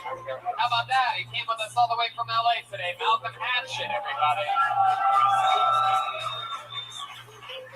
Malcolm, how does it feel to be out here in Vegas? This is Malcolm's first night ever in Las Vegas, Nevada. Cool stuff, right? Yeah, it feels good because I'm hood. I ain't never been nowhere this shit. I love it. How did it feel driving in a car with me, Red Band, Jeremiah, and Joel? Now tell the truth. Well, I sleep in the car. I was sleeping the whole time. Yeah. But it felt good, man. It was tight. It's enough room for you too. Yeah, it was nice. AC was on last. Tony was honking that truck. Oh yeah, Tony still does like the honking the horn thing. Him and Jeremiah. You mean successfully does the honking the horn thing? It's so embarrassing. It really is embarrassing. Oh, Brian, what do you think traveling with you is like? People that look at you out the windows and babies start crying in other cars. You're criticizing truck. Jeremiah, you have anything to say about this? Yeah. So Malcolm, why don't we do something fun? And Vegas, would it be okay? You think if Malcolm just joined the panel for the rest of the show? His first time ever as a guest on Kill Tony. It's Malcolm Hatchin, everybody. Holy shit! Wow. This guy gets promotions real quick. How does it feel now being over here? I feel like I'm amazing. Back to the bucket we go, Vegas. Here we go. Anything can happen. Let's see. All right, here we go. Put your hands together for Bridget Renee in uninterrupted 60 seconds. Oh, fuck my life. This is surreal. If I had IBS, I'd be shitting right now, and I am a little bit, so I'm not going to turn around. Hi, how are you guys? The fucking dive. All right. Yeah, so I'm just going to tell you a little bit about myself. I'm going to keep it upbeat. My mom was a single mom, and she raised me, and she fucking, so on the weekend, she'd want to go dancing with her friends, I remember being like a little girl and being like, Mom, why can't you sit home with me? You dance all week and Cheetos. But in her defense, I mean, it was probably hard for her to understand me for all the duct tape. So, I don't know about you, but I watch a lot of porn, and I'm just really happy the Bush is back. I'm really happy, ladies. Like, get on board. Like, first of all, I don't feel like my molestation Kennedy's. Yeah. But I will do a dog thing. Wow, you are a wild little one, Bridget Renee. You're a wild little one, Tony Hinchcliffe. Whoa, Tony, relax. Donnie, Hold on, Joelberg, go ahead. she looks like a rebate McIntyre. Oh, yeah. I like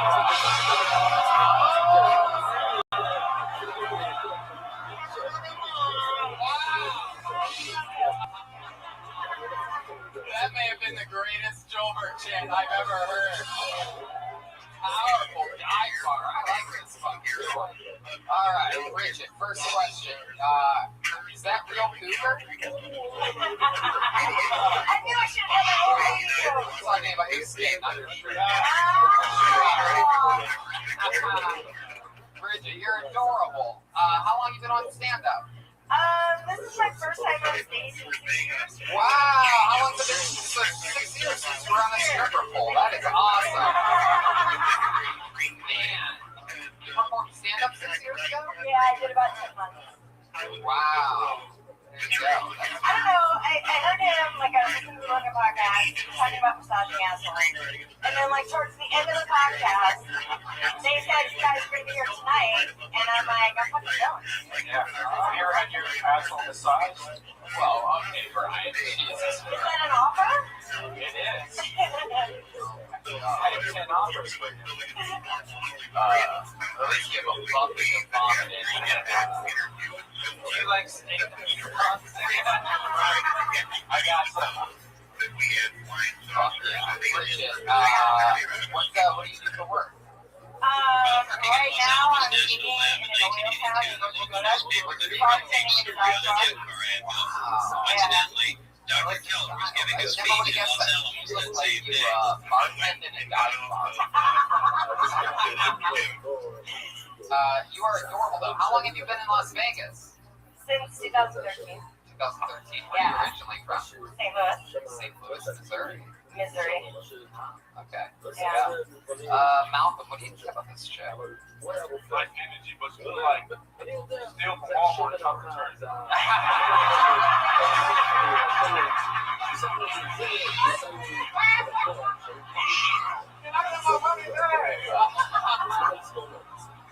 I like she looks like Tanya Hardy's.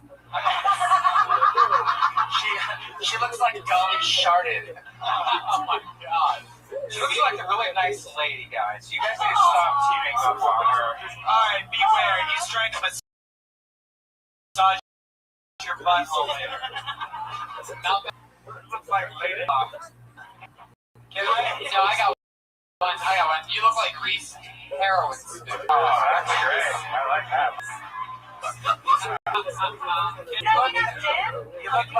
You look like Brittany Murphy now. Wow.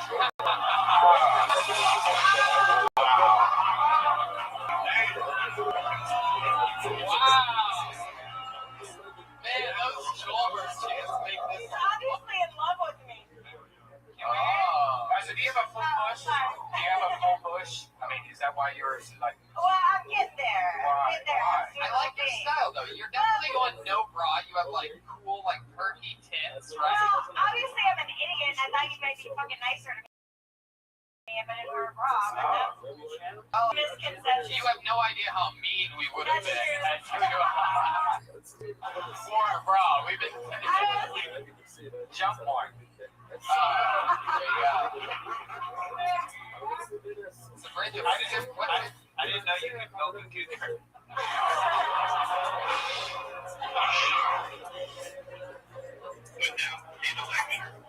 Bridget, you are podcast listener. You are so charismatic.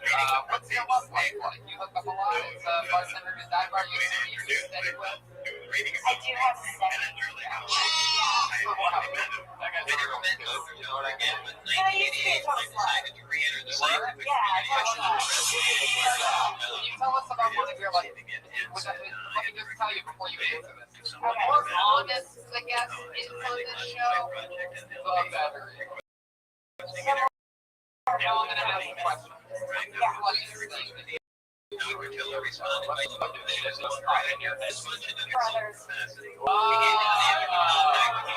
Wow, were they conjoined? I thought you said my brothers. Wait, you mean black dudes or? Yeah, you should have hang out with Malcolm and his friends before the show. Brothers, like only You live in a car, right? Wow. What happens if you put your cold on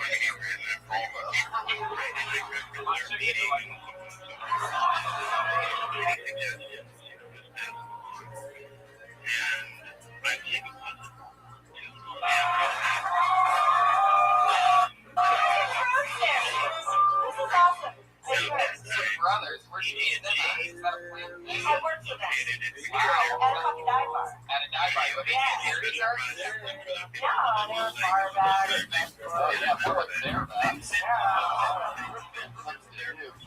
Dump that ice right in there. Refill the old stock. You know what I'm talking about? What? Keeping two brothers at once was like each whole one of two. Let me just remind you how honest you are. I sent resumes out, and one of them went out to Ed Teller and referenced our meeting. Back when the day. And anyway, he remembered and gave me a reference, somebody to contact at EG&G. And that's pretty much how it started. So you get a phone call or a letter. What do you get? Well, I got what did I get? I got a letter initially. And went down for an interview probably a couple times. And it was down at EG&G Special Projects, which was at McCarran Airport at that time out in Las Vegas. So obviously, Ed Teller, even more than a nudge, it was more like a directive that this person will be interviewed for this particular job, and that's the bottom line. So yeah, he did get me in the program. And they called me back in. He said, the senior staff business that was leaving. This organization.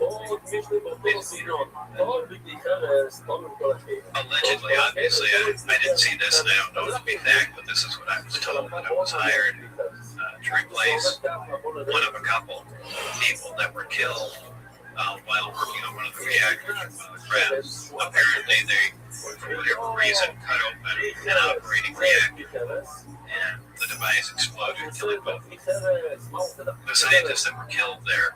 Allegedly detonation of the explosion, fairly large. It would have rivaled a small tactical nuke. So it was done at the Nevada test site, and it was to be passed off as an unannounced nuclear test.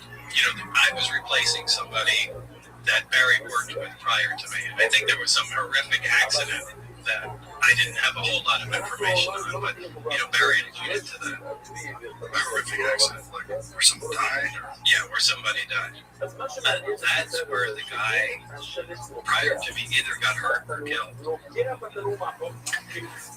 When was I hired at S4? I guess early 89. And I was probably there about 6 months or so. On a very infrequent basis. Hi, I'm Bob Lazar. During late 1988 and early 89, I worked on the propulsion systems of extraterrestrial vehicles for the United States government.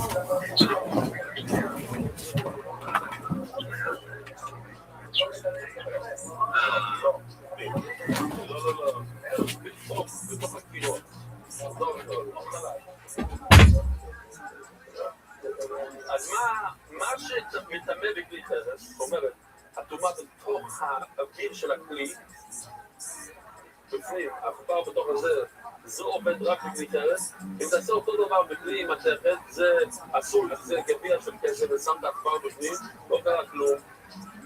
טוב בכל הכלים, טוב בכלי חרס, שאתה נוגע עם העכבר מבחוץ, בכלי חרס זה טהור, טוב בכל הכלים, אתה לוקח עכבר ונוגע בגביע כסף מאחורה, אז הוא נטמע טוב בכל הכלים. זאת אומרת, באוויר, אם אתה שם עכבר באוויר של גביע גדול של כסף, לא קרה כלום.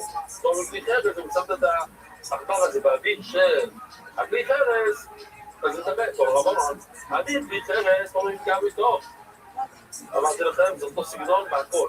אז באים רבנון ואורטון וחברות ומסבירים מה שעכשיו אמרנו, אוויר כלי חרס, רק האוויר, חומק, וגם איתו, אם נגעת מבחוץ, טוב, אני כל הכלים, טוב, אבל שמת אבא טומו בתוך האוויר של כל כלי אחר הוא טוב, וגם אותו, אבל אם זה נגע מבחוץ, מיצו, טוב, בכלי חרס, טוב בכל הכלים, טוב בכל הכלים, טוב בכלי חרס, ונעלה מילים טוב רבנון. בוא נראה את הפסוק. הנה הפסוק, טוב, מיכאל זה שיפול מהם אל תוי חוי, המחס, כל אשר בתוי חוי, יתבוא אבוי סגוי. אז יש כאן שני דברים בעצם. טוי חוי ואף על פי שלא נוגע, את אוהב ואף על פי שלא נוגע, כן אוהב. רבי יונס בן אפולמוס אומר, נאמר טוי חוי לטמא. מה זה לטמא? שזה לטמא את האוכל שיש בתוך התנור.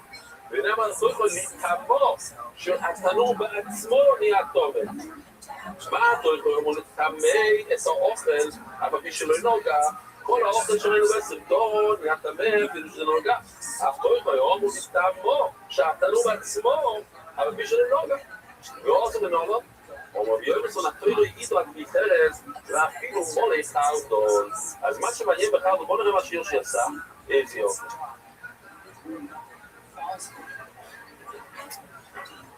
מה שקורה זה, הייתי רוצה לראות קצת, הנה.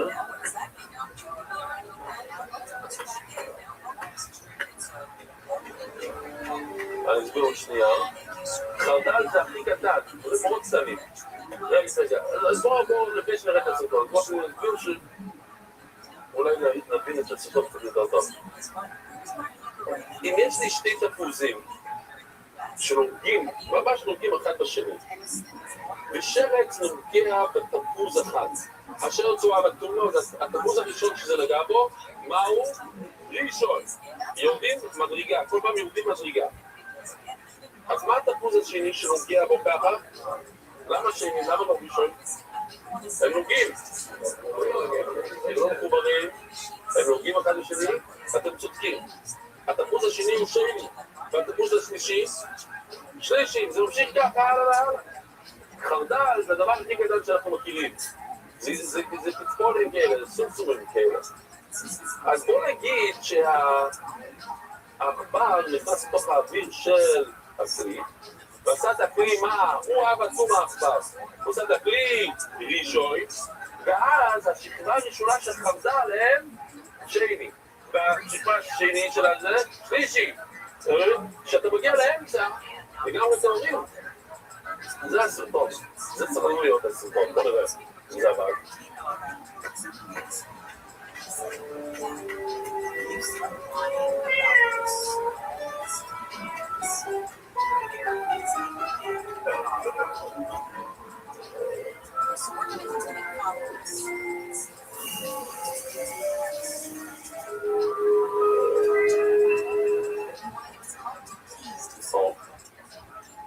אז הכלי הוא ראשון, הנה הוא מראה ראשון, השכבה הראשונה זה שני, השכבה השלישי זה שלישי, ובעצם זה כבר טוב. אז בעצם זה עוד שהגרגירים, החרדל באמצע טוב. וכיוון שהגיע הכפר הטמא אחר כך, שהחרדל נמצא בפנים, ומילא האוויר מטמא את כל החרדל, כל השכבות, הכל נהיה טמא. רבוי סי, שאתם ערב טוב, שאתם שבוע טוב, שכונת שהגעתם.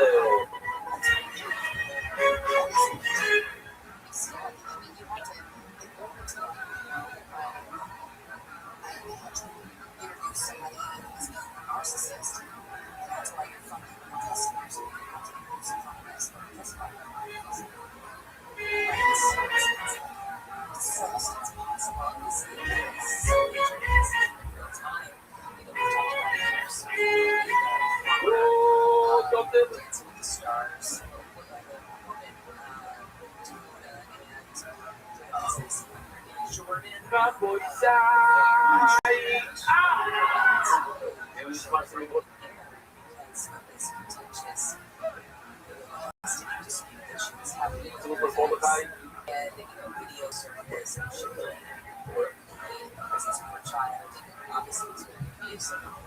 זה בדיוק, זה לא בדיוק, זה כפול מהאנשים שהיה לנו בשיעור לפני שנתיים, זה השיעור לא אמיתי. מה שאנחנו עושים עכשיו, אנחנו מקליטים.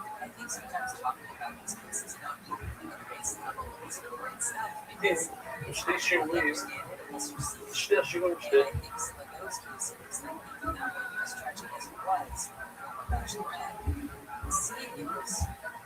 אני הולך להגיד הלילה, ב-12 בבוקר, ואני מחליט עכשיו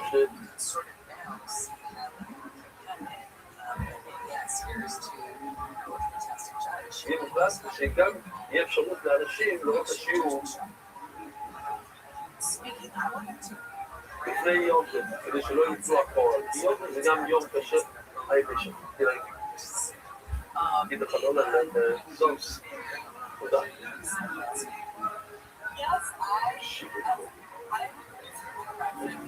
עכשיו קצת אותי, טוב, עכשיו נצטרף אותו, הולך לבית שלו.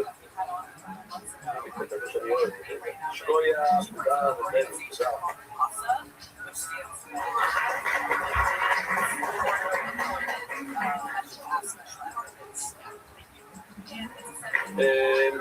יש איזה משהו שאני צריך להגיד, כיבוד הערב, כן?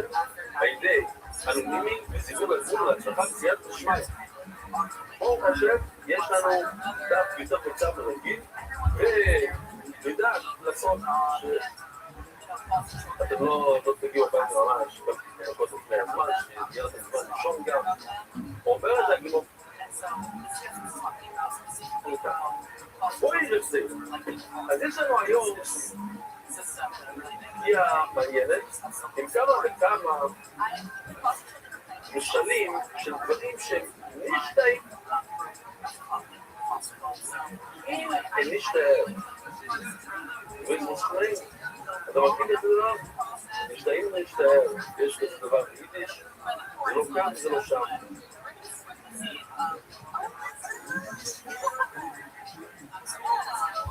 דוגמה טובה זה רמזור צהוב. מה זה רמזור?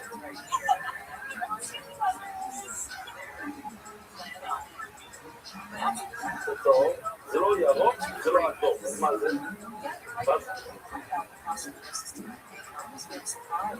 זה לא? ברור. וכבש, איך קוראים לזה?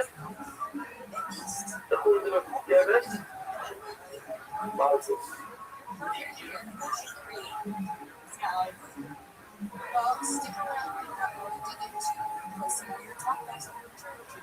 משתאים או משתאים?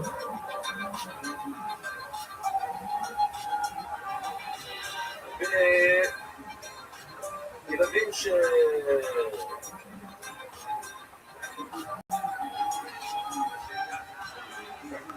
איך נקרא להם? הפעם עושים של ילדים שכל העולם נמצאים.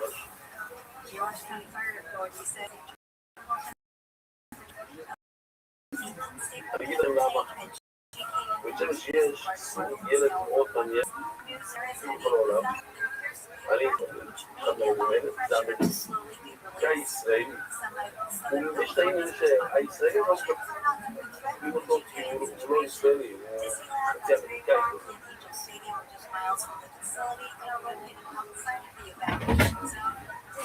והאמריקאים לא חושבים אותו כי הוא לא אמריקאי, הוא ישראלי.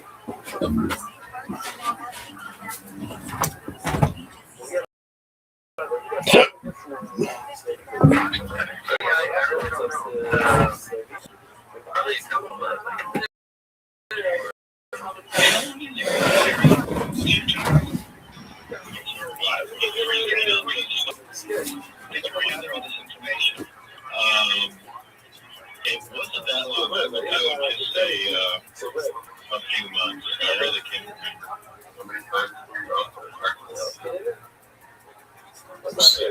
I was probably there early 6 months, 4 months, something like that. It's hard to remember. There was a retroactive check that I got that would have preceded, or that did precede my paycheck, and because I was essentially my pay was started as my background investigation begun before I had actually worked out there, and that's what there's a small amount of money on that check. The personal verification on that W-2 was that after Bob received it, I think I don't even think his wife at that time, Tracy, knew how much his check was for.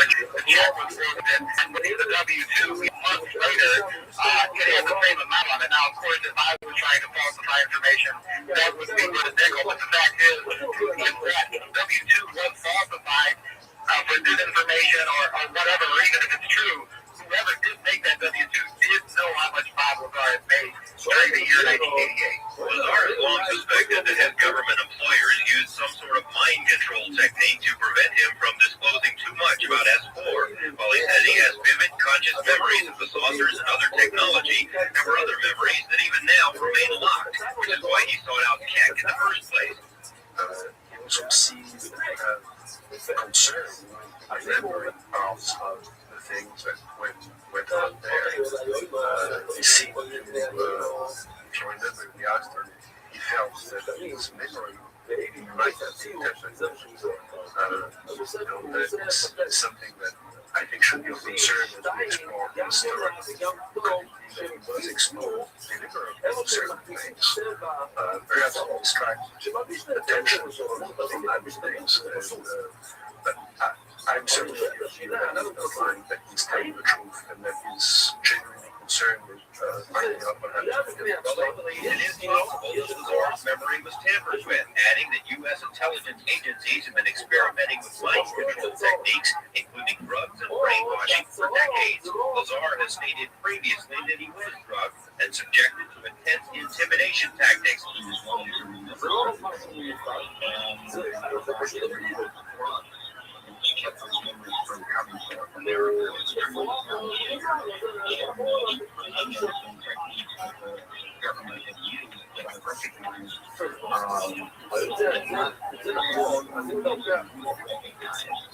The obvious ones were threats to life,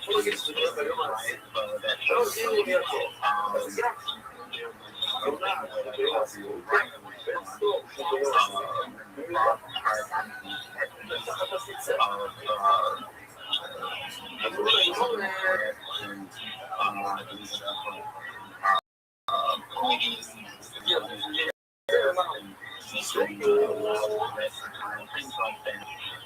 That bypasses our ability to block things from subconscious, and if you do it loud enough or fast enough, it's going to be the more sound. And those techniques are very powerful. And if you describe them to recognize them right away, and some very powerful techniques. I used to teach a course at one of the institutions I was running, and one of the students hired me one time.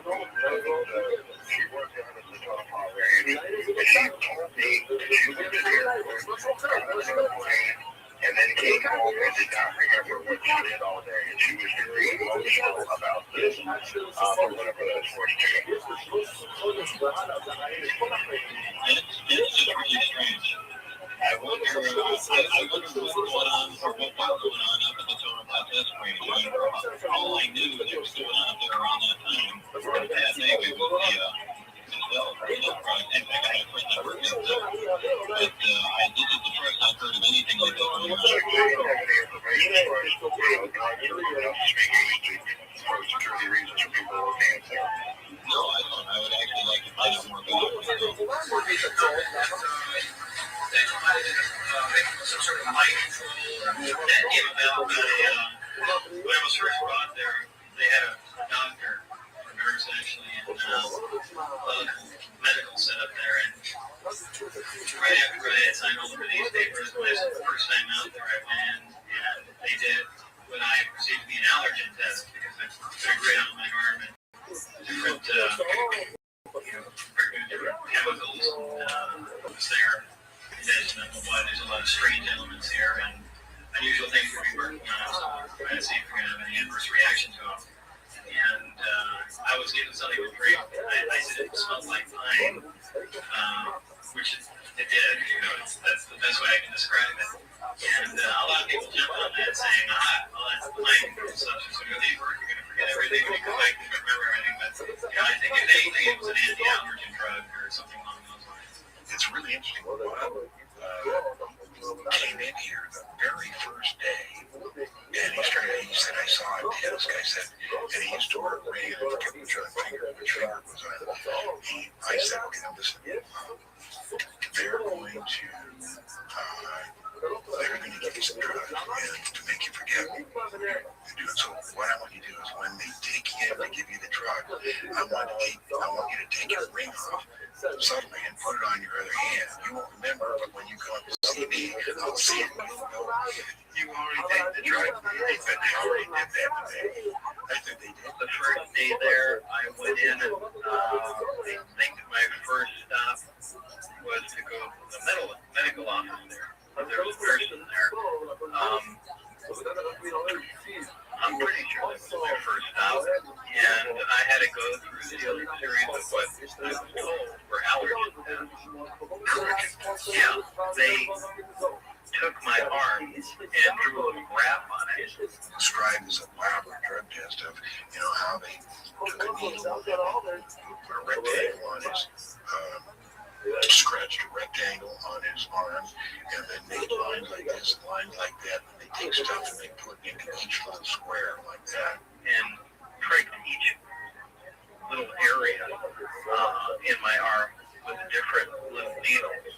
And in fact, I was not permitted back to work, I think, for 2 weeks until there was a reaction, or if there was a reaction with any of the substances they put on my skin. And they said, we're working with some extremely exotic materials here that we're not all that familiar with, and we want to know if there's going to be any problem. And I was also given an injection there too, which was a wide spectrum. What did they call it? Antibiotic? No, it wasn't a wide spectrum antibiotic. It's always good to know what they're shooting you with. Yeah. I thought, there have been so many, I'm sure which we'll get into later, so many ridiculous stories, offshoots of what actually had happened to me. People said, they injected you with Thorazine or so on, or this was the memory drug that wiped out your memories and you can only remember back and forth, so on and so forth. But I'm pretty sure that wasn't the case. But they had him drink the rhinestone fluid, and he drank the cup, and immediately he felt, dizzy. And he said, he described exactly what he felt like. He said he felt like he was in a well that was 100 feet deep, that his arms were 100 feet long, and he was just holding on to the sides of the well, just barely with his fingertips. That's what he got. They were mainly concerned about the, here you're dealing with actual extraterrestrial material. And if we're going to be crawling around on them, taking things apart and having contact with them, imagine they want to make sure that the people working on are fairly safe. So that, on one hand, weighed against the fact that, don't forget, the United States government sent fallout to people from time to time, and said other strange things to them. But and I take it your arm didn't break out inappropriately, so you passed. No, I think it did develop a small eruption somewhere, but it was nothing to be concerned about, or so I was told. So we just proceeded from there. Then they started to read the clearance, the briefing of the clearance that was being given. So they'd say, they'd read a sentence, and say, and I understand that, I am being briefed, and at the end, the soldier would take the M16 and poke it into his stomach like that. And he said it really hurt. At each different phase of the clearance, the soldier would take the M16 and poke it into his solar plexus. As you know, there is a group of people suing the government over illnesses they have suffered from work they did at Area 51. And that is proceeding quietly in court. It's not going to be so quiet when it goes to trial. That's underway now. So indeed, there are some pretty exotic materials up there. So, so in the tapes that Lane Kent did, when we were trying to get the information out, they told him a lot of really interesting stuff, and he would get to, what's going to happen in the future. He'd say, I'm not supposed to talk about that. And then Lane would try to work around it with some subtly involved in it. Said, no, I can't hurt. And so that it's like a programming thing. Right. Actually, it just reminded me of something. When was that, Chief? When, was it right after that where I collapsed from the kidney?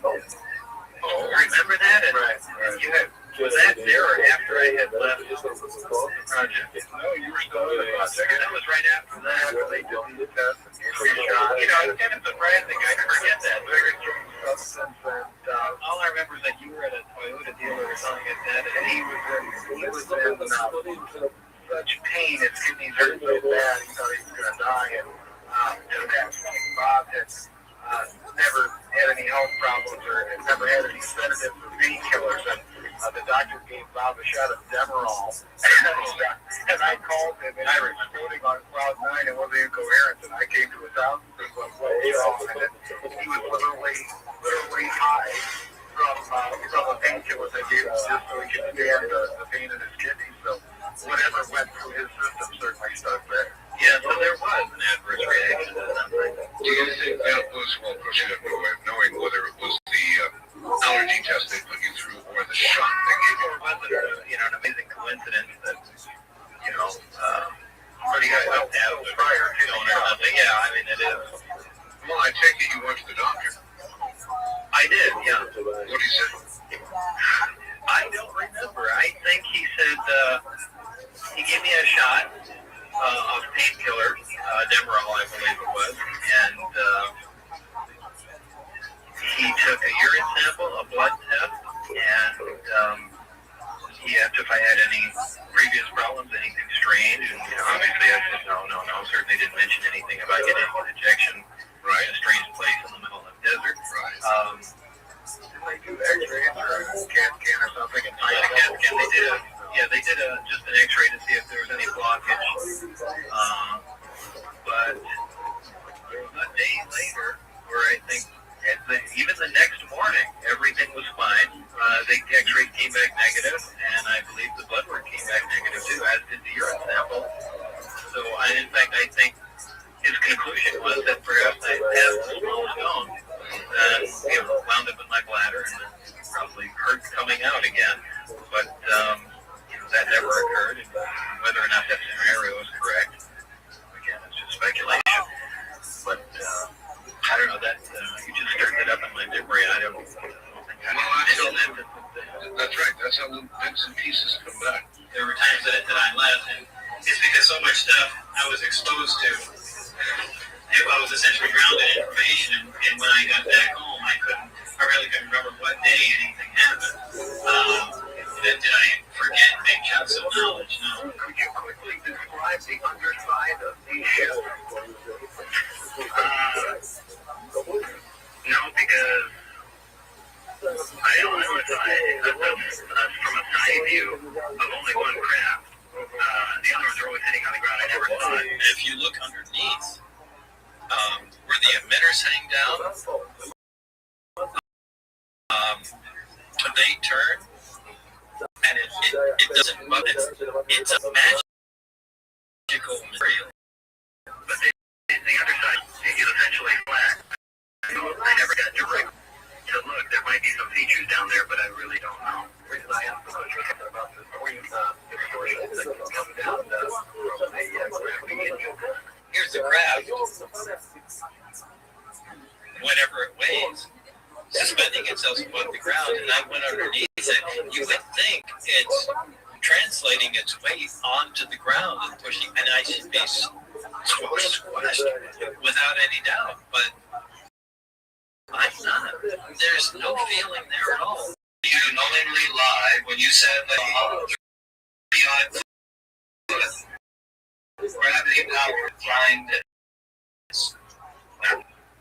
They are small, 30 to 40 foot range, so somewhere in there. The sport model is about 16 feet tall and 40 feet diameter. The craft is about 52 feet diameter and about 16 feet high. Originally, some years ago when I came out, I had the dimensions wrong. I thought it was about 30 feet in diameter because I'm really not good at judging distances closely. However, I worked with some of the model people from the Tesla Corporation, and they had some artists come out, and what we did is we took dimensions of things that I knew that were close up, and they scaled them back and essentially reconstructed the entire craft that way, and the dimensions and everything matched. So I think the final ones came out to about 52.8 feet diameter and 16 or 15.2 feet high, something along those lines. Could you describe the interior of the craft we're even inside? There had been some equipment removed from. There was a reactor. There were 2 seats. But this one, 52-foot craft only fit 3 beams. There are only 3 seats inside. The center level of this disc also houses the control consoles and seats, both of which were too small and too low to be functional for adult human beings. Chairs on that level. Was there a pilot seat? There were 3 seats. They sat around, the reactor was in the dead center of it, and then equidistant around there were 3 seats. Chairs, obviously.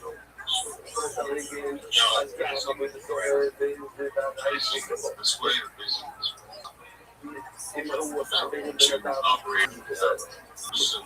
was there any writing or anything you detected, or any sort of language or anything? After the panel had been transparent for a while, a form of writing, which was unlike any alphabetic, scientific, or mathematical symbols I've ever seen, began to appear on the transparent archway, and I was never informed as to how all of this was achieved, not that any of that would have required alien technology.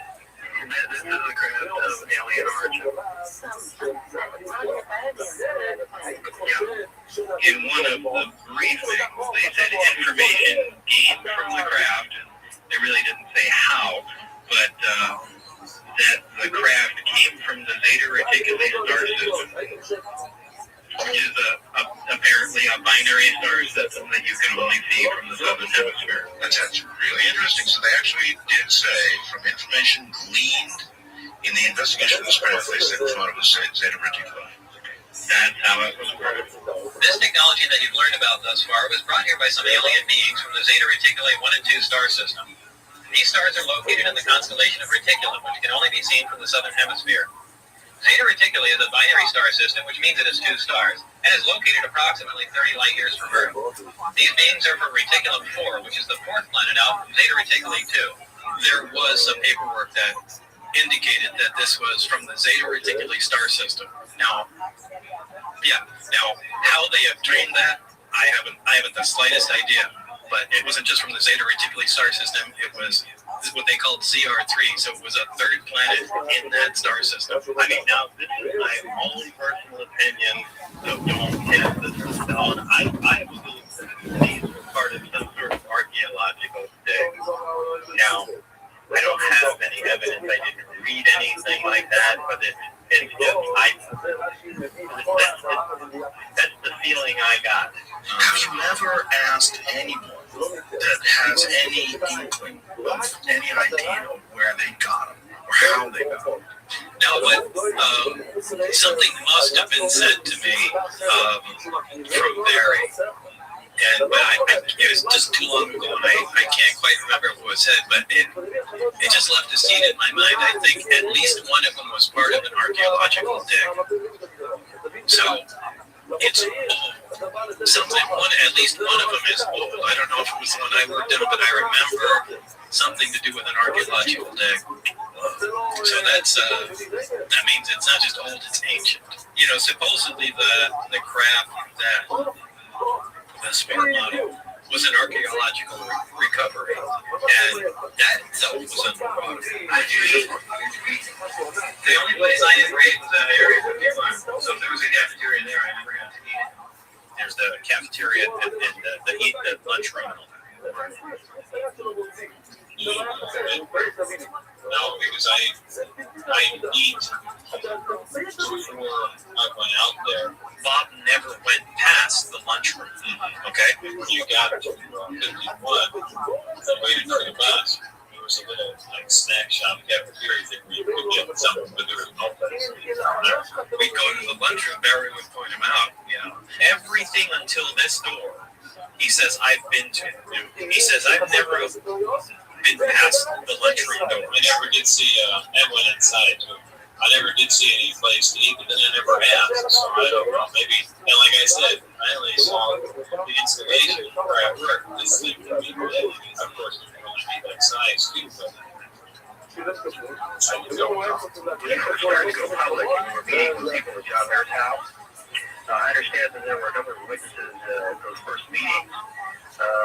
One of them claimed that you hinted that you had seen an extraterrestrial or not aliens, any of those up there at Grove Lake. I really want to steer away from that right now. Well, not the greats. Are there any still here? When did they leave? There's one. What's his name? I don't know if he has a name. Where is he? He's at S4. Have you met him? Bob shakes his head negatively. Have you met anyone else that you've been aware of?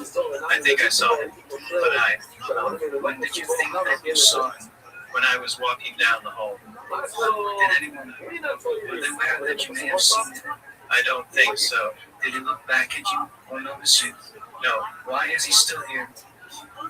Can you describe what you recall or remember when you walked down that hall and looked in the window, even if you're not 100% sure or it wasn't totally clear? Describe what you did see and what you do recall or remember. I thought it was the back of him. He was facing two guys. And the two guys were they military or scientists? Scientists. Did you recognize either of the scientists?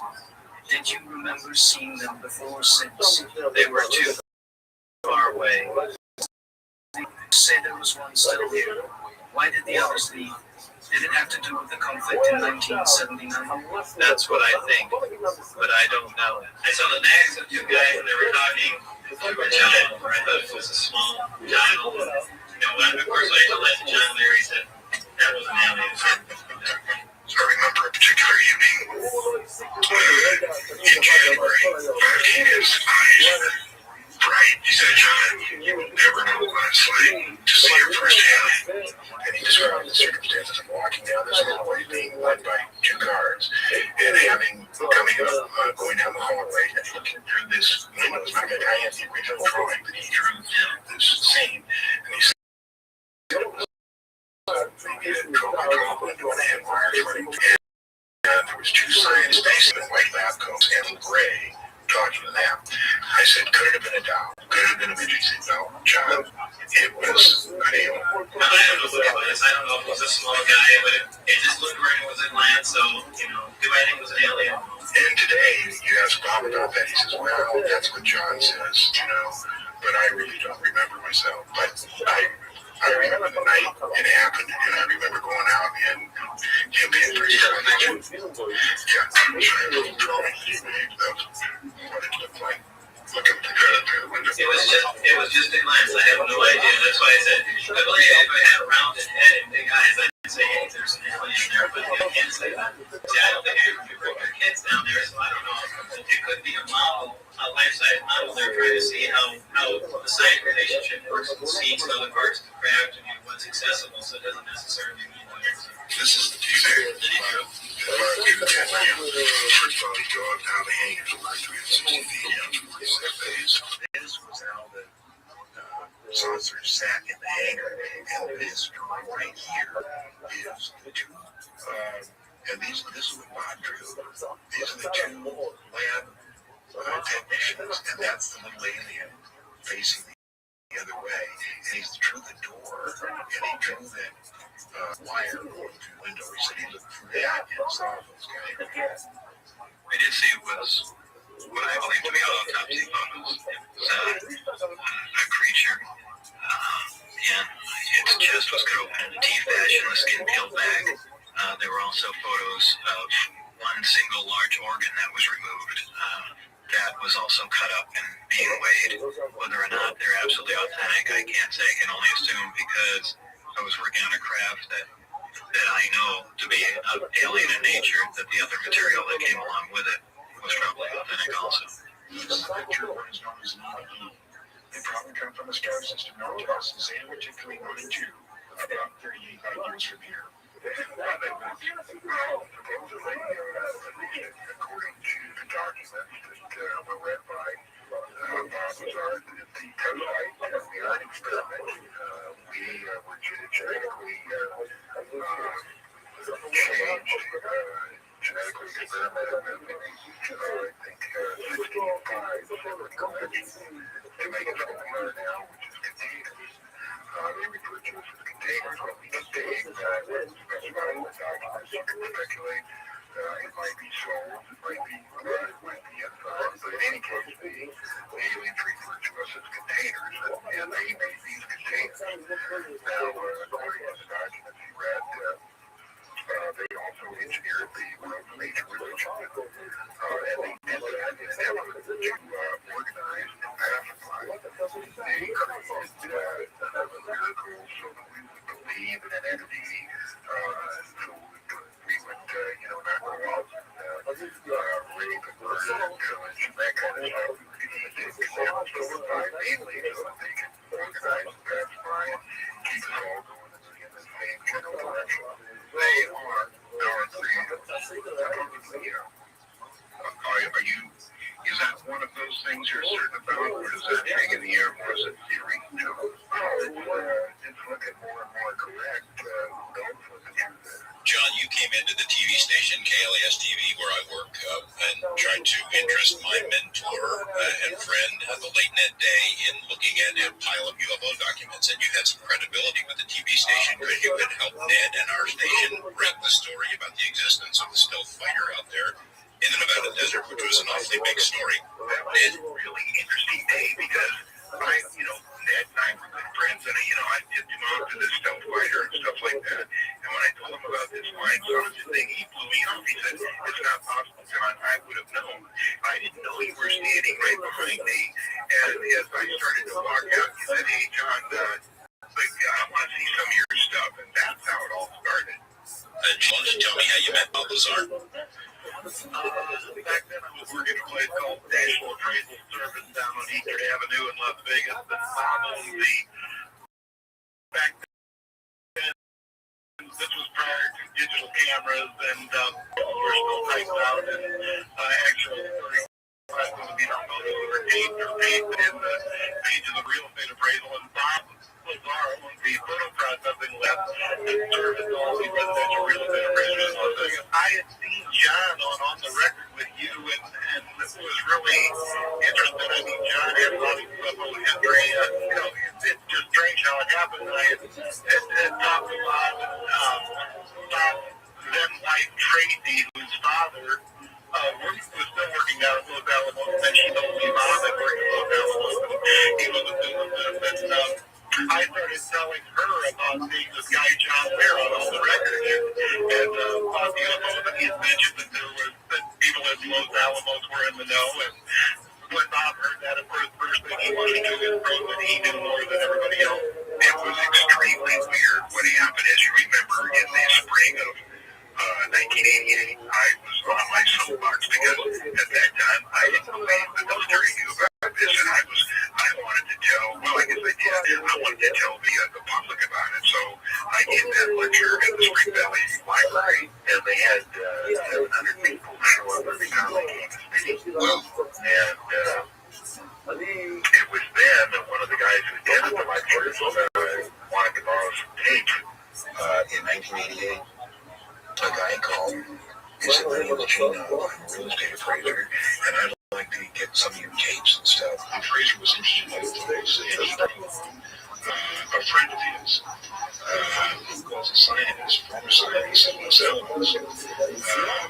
The appraiser being interested in UFOs wanted the opinion of this scientist on UFOs, and the bottom lecturing, there was a lot of publicity about those celebrities. They went to worry about this guy named Bob Lazar, and he introduced him to me. He was Bob was the guy that holded the measuring tape, and he said Bob used to work at Los Alamos Special Laboratories, and he was in town now and developed photos. And it was like saying, so Gene and I are talking about saucers, Billy Myers, NC-12 and all this stuff. And Bob was rolling his eyes. He said, "You guys are nuts. This could not be true. I was Los Alamos. I had a Q clearance. It could have been true. I would have known about it. I ended up sleeping around there and he just didn't believe it.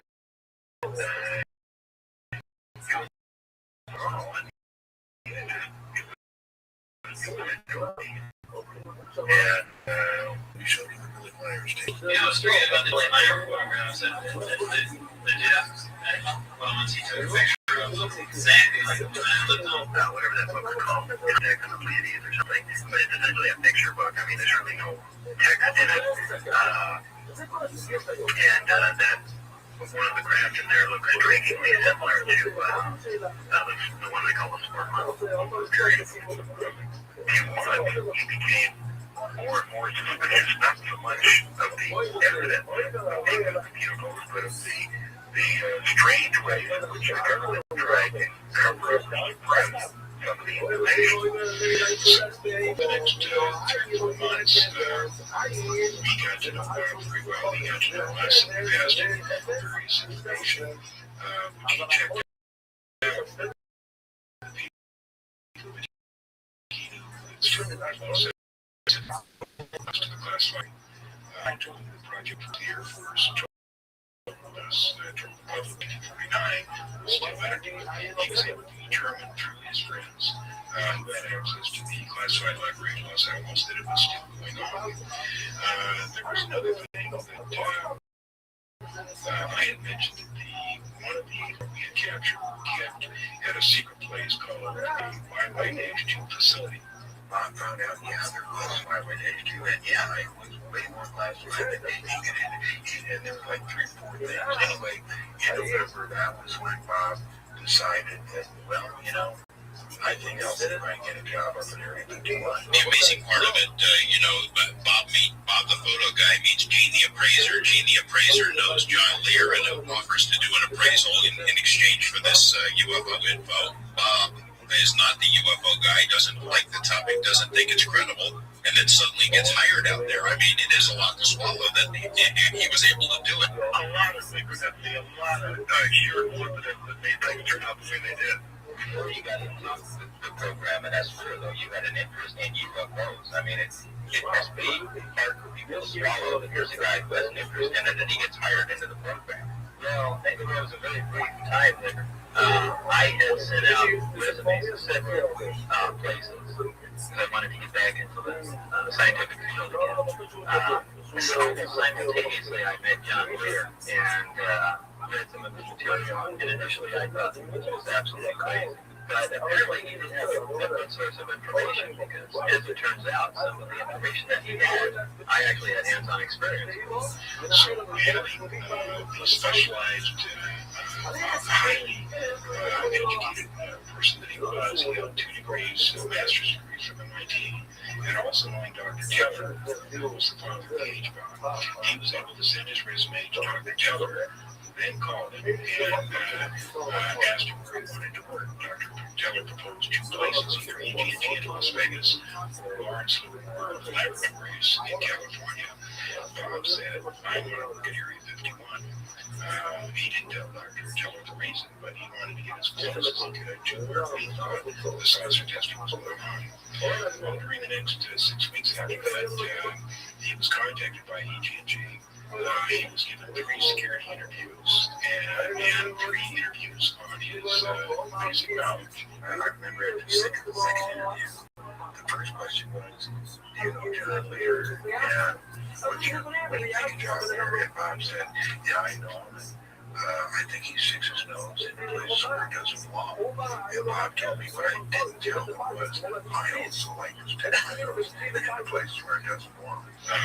We were so impressed that apparently they went ahead and hired him. The first thing that I knew, it was on December 6, 1988. I think December 6. It could have been before that, but I remember Bob came up here as he usually did in the evening. I was sitting here writing checks, and he sat right in that seat. And I said, what's going on, Bob? And he said, I saw a disc today, and I'm writing out checks there. I'm not paying attention. I said, what? I saw a disc today. A disc. There's yours. And he said, theirs. I said, you went to April Lake? And he said, yeah. And I said, what are you doing here? I said, obviously, that's probably you. Why didn't you just, work there for a while and then come and tell us what happened? He says, it's because I have seen you take so much crap about this. I'm telling you, I saw it, I touched it, you know. And for the next 3 hours and 47 minutes, he proceeded to tell me exactly what he saw on his first trip up to S4, the Nevada test site. And basically it was that, yes, we had 9 extraterrestrial vehicles. He told me about the power plants. He told me that he'd been briefed on the movements of them. He told me that he'd been briefed on a number of other secret things. He told me that we in fact did have a secret base on He told me that we in fact did have a secret base on Mars. A number of things. Some of them were so unbelievable. Had I not known Bob to be truthful, I would be very suspect. But I had known him for this period of time, and I had no reason to believe that he would tell me anything but the truth. He said, I can only answer questions, I can't volunteer information. Now, why is it that I don't know, but that's exactly what he said.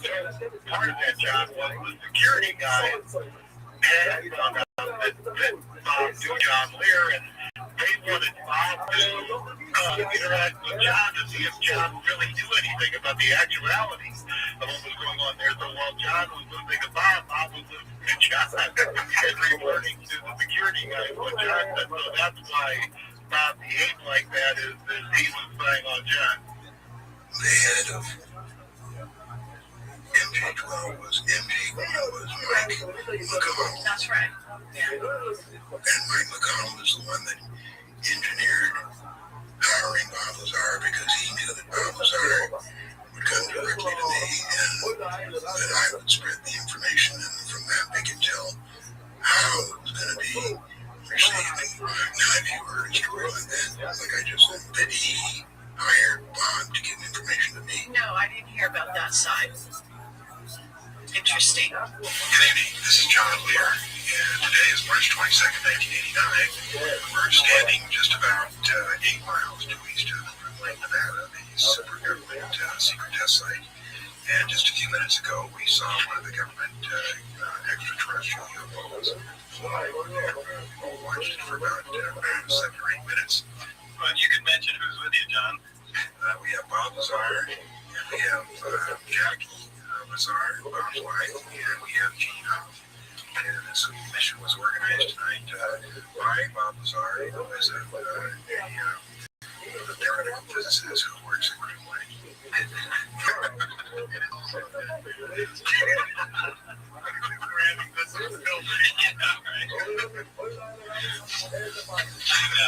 You want your name on there?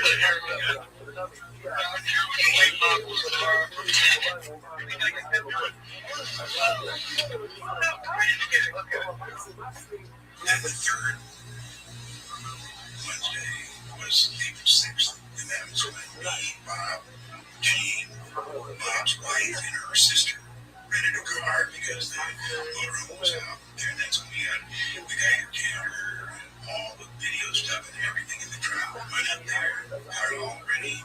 We're driving in. I said, come on, we don't need to properly stop here. No, let's get closer. And that's when we saw, I said one time it was 4 cars, maybe it was 2, whatever, there was that lights and problems. And I said, we got to get out of here. It was obviously, we were going to get to the highway before they caught us. So we stopped. Bob said, look, I can't afford to get caught. I'm taking my gun. He had a 9mm, so I went out in the desert. And he said, when we leave, I'll come back. When we were taking out there, he took his wife off there just, I don't know, to impress her or to reclaim her or whatever. I was a pretty new friend of Bob at the time. He had other much older friends. He was much better. And I felt fortunate. I was thankful to be included in the crew that got taken out there to see the discounts. But anyways, long story short, she eventually told Bob, and after they heard on the phone, she had called her mother and told her this Bob, and now they knew Bob knew. And so when Bob, just to correct, a couple things is that when Tracy went with us out there in the motorhome, I didn't know about the affair in December. And then I don't quite remember what trip. I guess it was the last trip when we went out there and we were standing out in the dark, and it was so incredibly dark, not, 30 feet in front of us. The whole whack-a-nut team was standing there looking at us at night vision scope. Was that the last time we were there? I guess that makes sense. I guess the date and time's confused. The story about getting stopped on the road and the guns in the car. That was when the county sheriff stopped us. And once that was the third time we got caught. And so they stopped us and checked our ID, and one girl was there, and we said we were just watching the stars, and they said the stars looked just the same from up on the highway. So go up there. So we went up there, we picked up Bob again, and then we pulled out on the highway, and the county sheriff pulled us over out there and said, I've got a problem. So the back of that car pulled the car with 4 people in it, and now when I pulled over, there's 5 people in it. And he explained that to me. We stayed silent, so he didn't just for about an hour and let us go. The next day, it's a call from his brothers. This is why I don't go out there for the weekend. And drove Bob up to Indian Springs. And just like, they took me down to Indian Springs for debriefing after we were caught that day. And, they were, I really didn't think that I was coming back from there. In fact, I thought it was so unusual that we were taking my car. And that's, I don't think I've ever mentioned that before, about how much that concerned me, because I said if we were taking my car, taking me down there, because we had been caught, and I thought they were going to stage some kind of accident with my car or something like that. And anyway, the fact that we were driving in my car is what petrified me the most. when I was in debriefing essentially that day, this is when they really started attacking me and asking me, and that's when they got the full transcripts. And by the way, Bob, your wife's fucking somebody, and that's not what that is.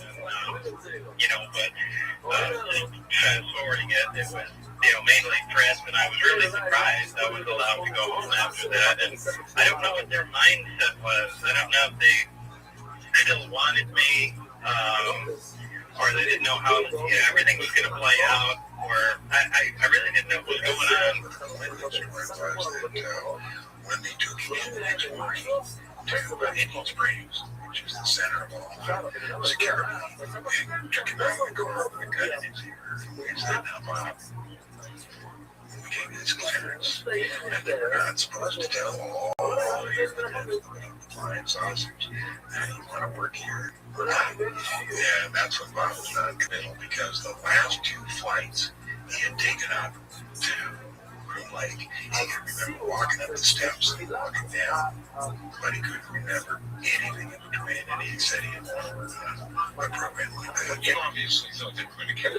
Oh, no question. And with the impetus for going on the news, essentially, after I left the project, never really voluntary, but I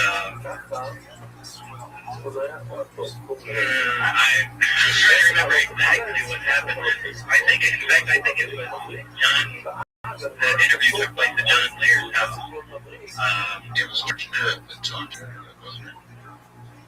Yeah, it was a combination of both. I think I had gone down to John Lear's house and really was afraid to go home at that time and hid out there for a while. And John said, why don't you go talk to George Knapp, and maybe if the stuff's all over the news, they'll just leave you alone. It'd be your way of kind of pushing back. John Lear's an interesting man with an interesting background, associations with various intelligence agencies, and I owe him a debt of gratitude because he did help me when I initially began my UFO research.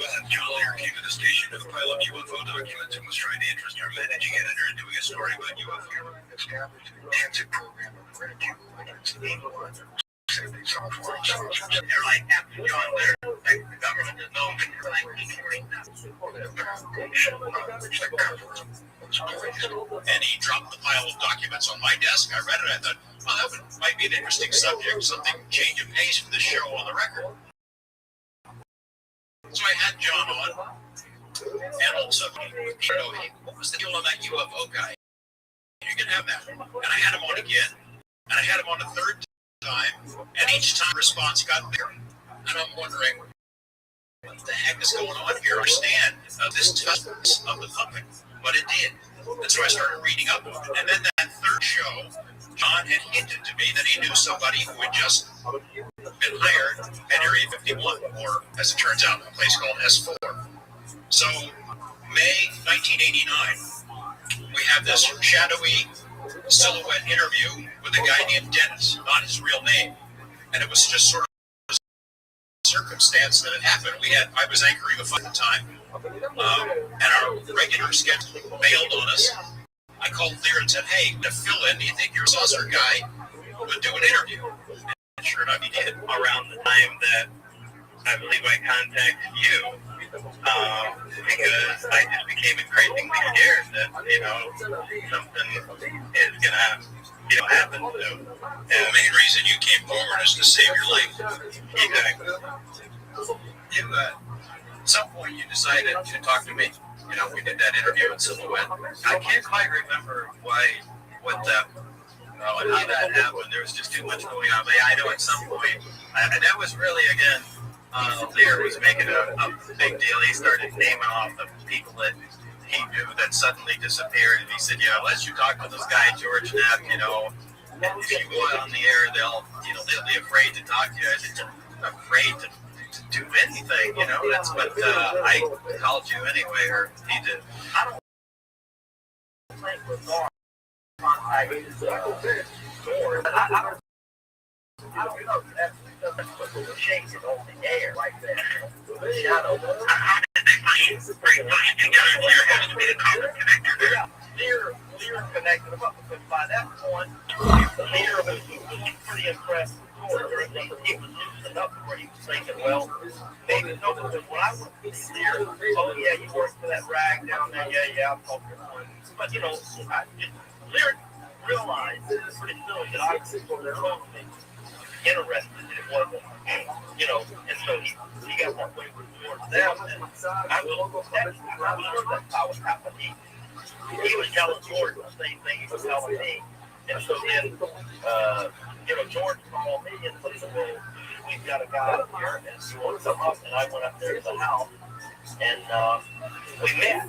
And after this thing ran, everything was different for me, for Bob Lazar, and for Area 51. And John wanted you to do it to, in essence, vacuum up at that point. Oh, I'm sure at that time, you have to look at things at that time. First of all, I got into the project thinking I was going to be working on a new fighter, a propulsion system for a new fighter aircraft. Yes. And I was certainly not one of the people that believed that, these were people that were just, something to laugh at as far as I was concerned. So, I already lost my train of thought. Well, let me put you back in that chair. And that night, when the interview was done, what did you say to the audience that night? Well, that was the thing, was I just admitting that there were 9 craft out there, that they were actively back engineering, and, attempting to duplicate the power and propulsion system of the craft. And that's basically about all that was said. I mean, there were no details about where it was. Going back to the discs, they used various elements, something or another, that was beyond entertainment, the elements, is that correct? Yeah, element 115 doesn't have some definite, but that's what it appears to be. Element 114 jet, so it's 115. That guy, the drawing, made me, and that's a contemporary of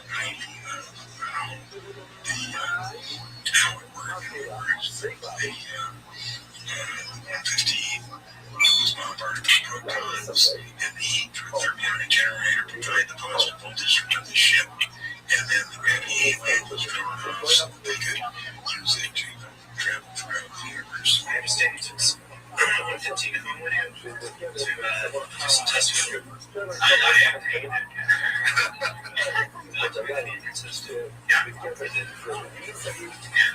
mostly they Johnson stole it from me last night. He said, you stole it back. Well, there's another level to that. But like I said, right now it's in private. Joe Van Vegas, and it's just exactly like it was. And here's 115. And by the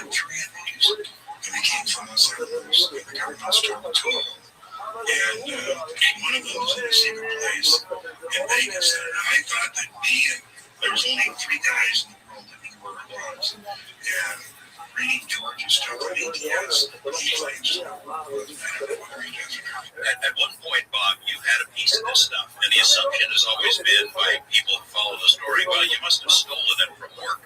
And they have a lot of trouble with it for a variety of reasons. You had said when they use a slice of it, like a pizza, a little mini pizza-shaped piece of it into the reactor, that's how it works, and that they had 500 pounds of it. But at some point, you did have a piece of it outside of work. Can you describe, and one reason I know about it is because I was there one night when you did a test with it. I personally saw it. Can you describe how you got it, or can you get into details? You didn't steal it, did you? You know, I'm just not going to touch on that subject. But you did have can you confirm you had a piece of it? You don't want to get into that either. No, why would I want to do that? With such a tight security around there, supposed to be 500 pounds of material. How is it somebody can get someone out of it? Because not some of the material is that they have there is essentially wrong. The material it has to be machined into discs. These discs have to be stacked up and then cut into cone shape and then sliced along the long axis of it. That work is done at Los Alamos.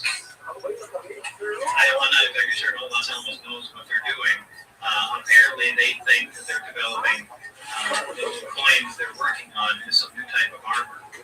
And having worked in Los Alamos and know people around that area, that's how I have to.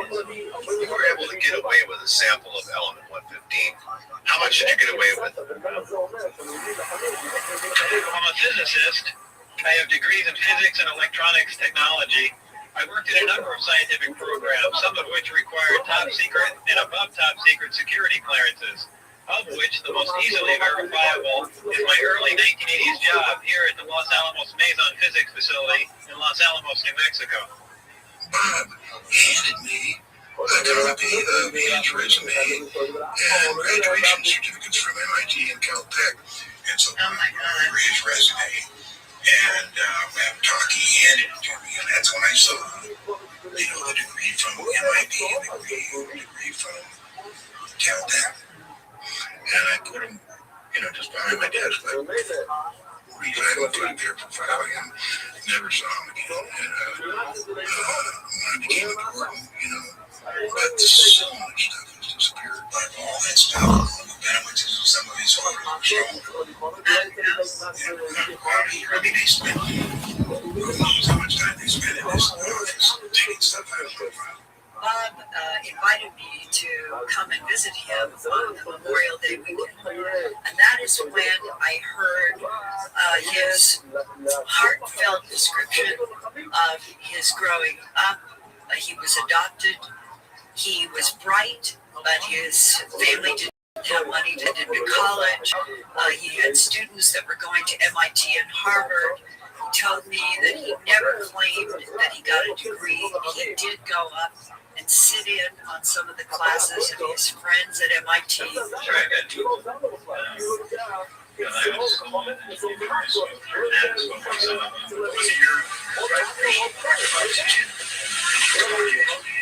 No, he did have a degree, but the reason that he's not in any yearbooks or anything at MIT is that he only took a course or two years before the diploma, and they didn't want to give him one, but more or less he manipulated an issue, and I guess some universities retain a right of residency that they don't have to give you a diploma from there unless you've gone there and resided there and taken X amount of courses there. I went to Northridge just for a short time for some classes, and I was in Caltech, and then So no one will ever find his picture in a yearbook at MIT. The schools that I went to, the hospital that I was born at, past job, and essentially nothing comes up with my name in it. He smiles without futility, knowing the whole thing must sound ridiculous. My observation is nobody can find his records. Different seems to be in information about why. The question I have here is Bob has a degree from MIT and Caltech. Where is there any evidence of that there? And if he doesn't, then that means he's intentionally, I guess, misrepresenting his background. That sponsors out of Area 51, and I never said that there wasn't out there. I don't know why should it be up to me to prove that he has degrees from two of the most prestigious universities in the country? And why would anybody accept the notion that they can go, that the government can wipe out his yearbook pictures, his memory of what went on there, any indication that he was there?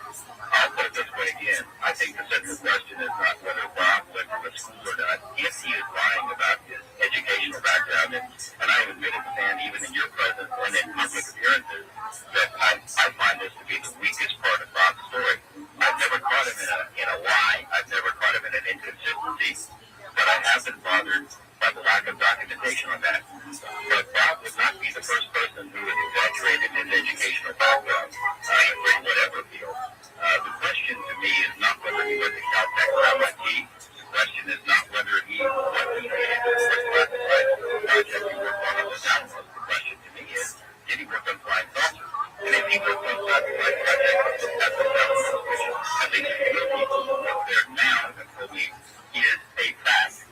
It is conceivable to me that he could have been taken into other kinds of classified projects here in Nevada. And that's not whether he's a real physicist, not whether he went to any work on this program. The fact is that Bob's story is confirmed by many other witnesses who I have interviewed over the years as to the authenticity and facts. The story is consistent, the facts are consistent, that's the central question, not what is But George's credibility is the central question, and seems both the central question to you. It's a major part of the story. I don't even want to talk about it anymore. I don't believe the story. Great, pass it around. I really don't want you to, because it makes life difficult for me. I'm trying to do serious research. I've got contract with governments and other companies for R&D work and aside from other scientific interests, and I want this divorce. Look, if I did everything I can to prove my story and reach the tipping point for people like Stanton Friedman and people along those lines, you know what? This is beginning to look factual. Do you know how that would annihilate me? That would destroy my business. It would make it impossible for me to operate, and I'd have a continuous flow of questions, annoying, I'm sure offers to do things that I have not the least bit interested in. Look, I know what happened is true. There's no doubt. Period. There's no delusion, and there are some things I can say that will bolster the case, and I'm not going to. It's going to stay that way. I can really make it easy to verify a bunch of things, and I do not want to do that at all. I really would prefer people don't buy the story, because it makes my day-to-day life has nothing to do with UFOs, and being the UFO guy is a big problem. It's hard to get contracts and be taken seriously, and I don't want, the last thing I want is a movie coming out or something like that. It would be a catastrophe. It would be a great movie if they made it right.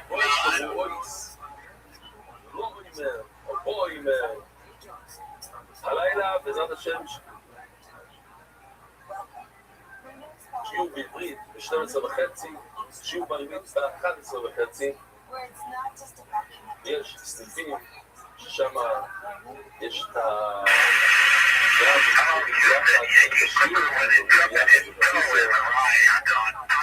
Are you ready for the bird status report? יש שיעור מספר 2.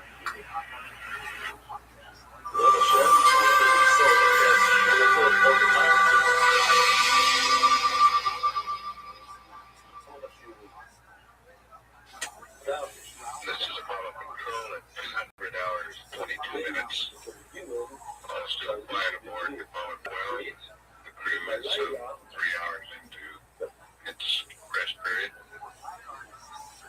Apollo 12 is 157,022 nautical miles from Earth, the 3,539 feet per second. 200 hours, 22 This is Mission Control, Houston. This is Apollo Control at 201 hours, 18 minutes. All still going well. Apollo 12. As it is now, 155,550 nautical miles from Earth. Approach uniform velocity of 3,585 feet per second. And at 201 hours, 18 minutes, this is Mission Control, Houston. Apollo Control, 203 hours, 15 minutes. Ground elapsed time, 41 hour minutes until entry. Apollo 12, still asleep at this time. Scheduled sleep period, 108 hours, about another 5 hours from now. Current velocity, 3,689 feet per second. Relative to the Earth, distance from Earth, 151,377 nautical miles. Spaceman weight, 25,056 pounds. Things are rather quiet here in the Mission Control operation room. The green team headed by Flight Director Cliff Charlesworth settled in for the night. And at 203 hours, 16 minutes ground elapsed time, this is Apollo Control.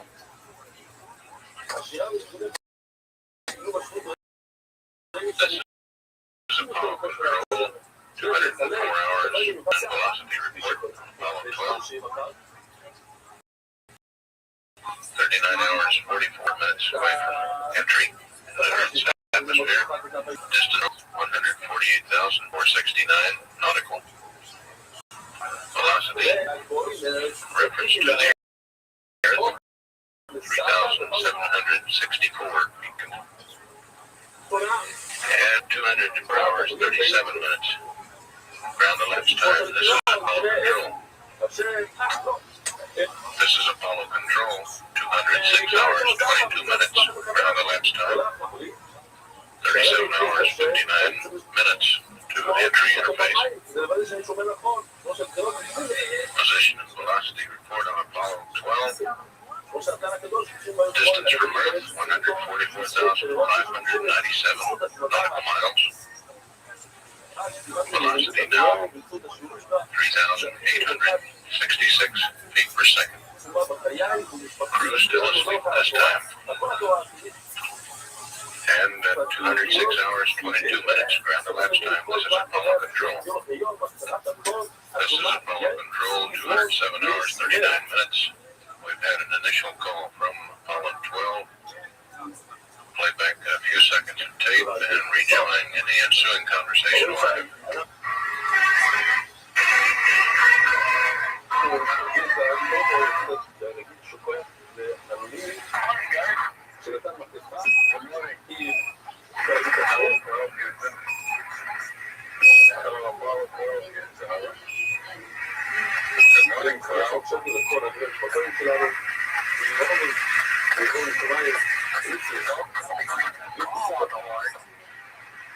Hey, what are you guys doing? You're supposed to let it sleep as long as you want it this morning.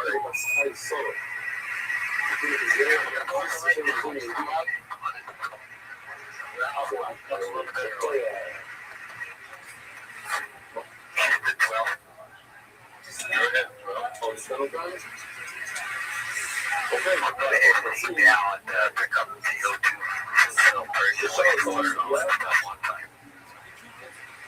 Okay, that's the first update. Your flight plan is to scratch the utilities and virgin wastewater dump. Okay, very well.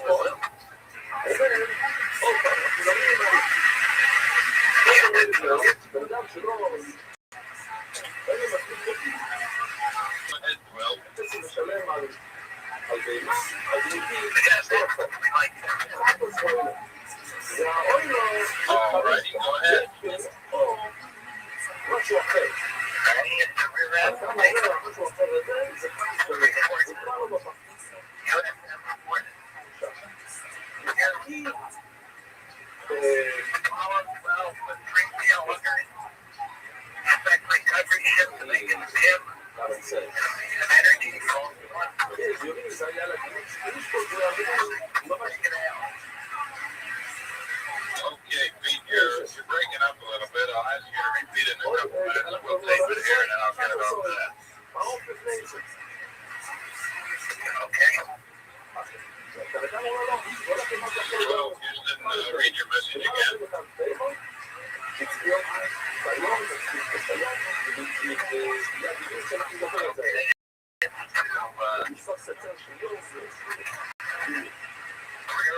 David, recovery for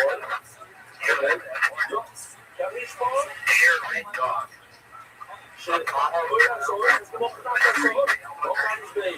Expect recovery ship.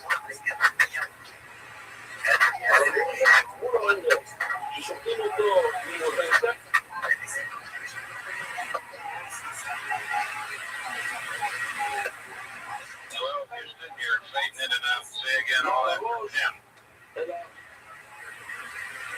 As we have energy for only one man.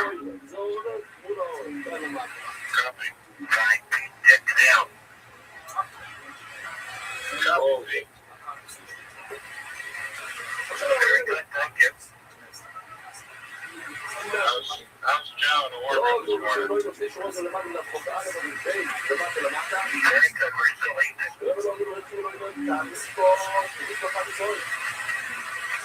Who's mess cooking this morning? I'll take a little turn in.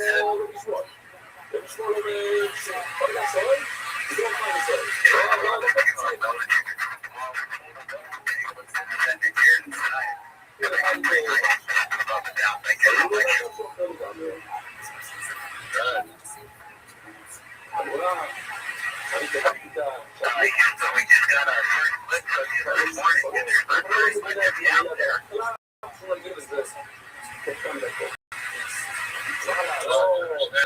Yeah, what guy in the white flag? There sure isn't, is there?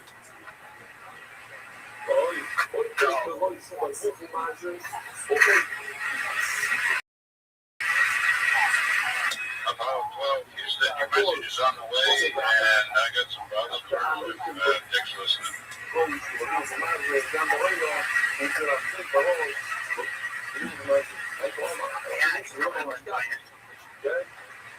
Okay, we're still running down the Washington State results, Dick. In the top 10, Purdue beat Indiana 44-21. As you got the score last night, I see in the log, Michigan beat Ohio State 24-12. Last night, USC beat UCLA 14-12. It'll be Michigan and USC in a Rose Bowl. Penn State beat Syracuse. Penn State beat Pittsburgh 27-7. Stanford beat 9-28. Tennessee over Kentucky 31-26. Missouri laid it on Kansas 69-21. TCU beat Rice 21-17.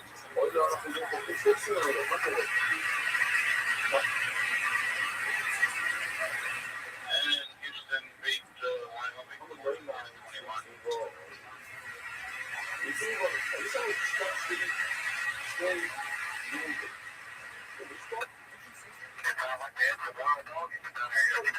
Yeah, they sure did. Hey, for information, how's the gas in your water? You got all right?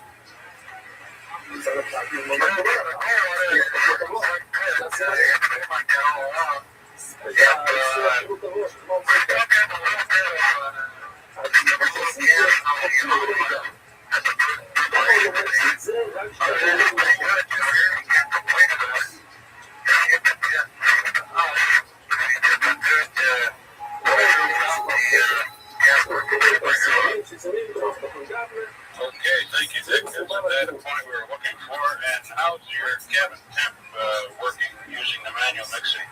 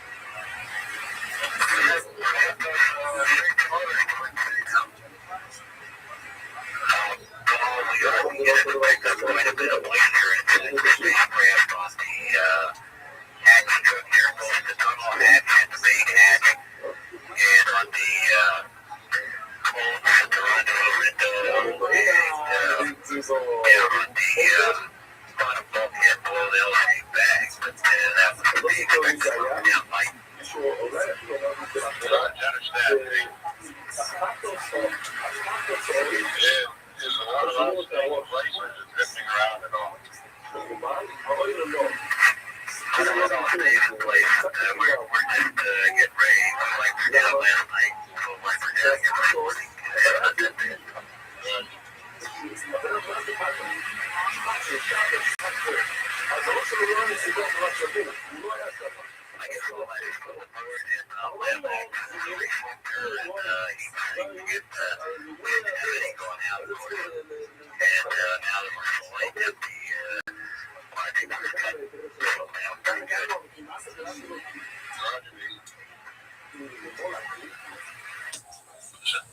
Apollo Control. Apollo 12 now exactly 140,000 nautical miles out from Earth.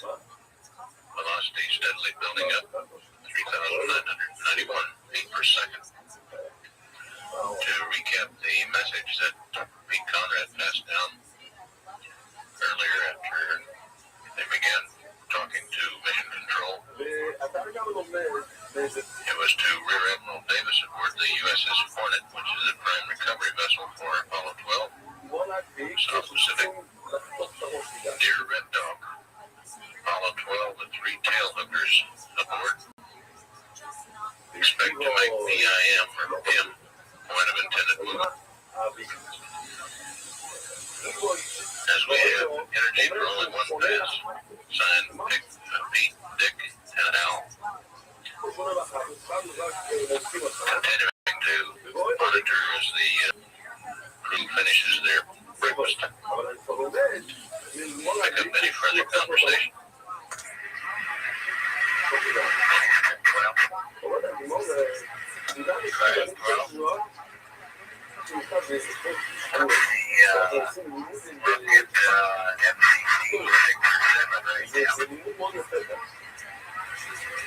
Stand by. Oh, well, you said that a little less than 140,000 miles out of flex, so you're looking pretty good. You're on speed. Head towards 6. Right now, we're looking on the order of 0.2 of a foot a second. 6 is not performed. 7 looks like about 0.7 of a foot per second. Okay. So what you're telling me is we're going to do next and we might pick up on this. That's the way it looks. Okay, very good.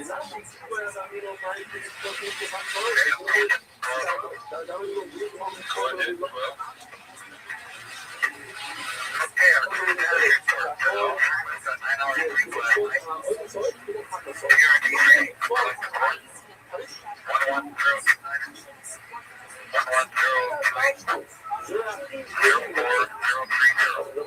110-0430. Launch copy, deck feet up at passenger scan where that sensor was brought in your joint. I have where every sensor was, and they're all doing okay. I was doing what the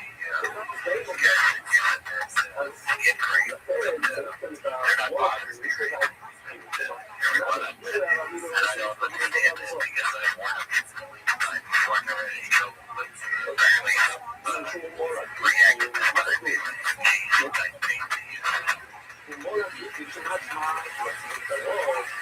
Thank you, Pete. And you finished eating there, and I have the opportunity. I've got some updates. And you can show those update and some flight plan for you. Okay, we're ready to copy. Okay, your consumables in 208 hours. Your total RCS is 29.2. Reading altitude Delta 30.8 to 8.9. 26.9. 30.1. Your hydrogen stands at 29% in each tank. Your oxygen is 33 and 35.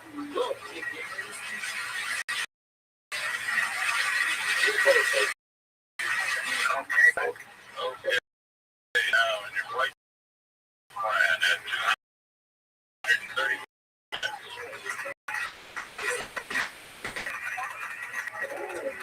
Okay, commence a charge on battery alpha. When you terminate battery alpha, we'll start a charge on battery Bravo. We'll give you a call on that.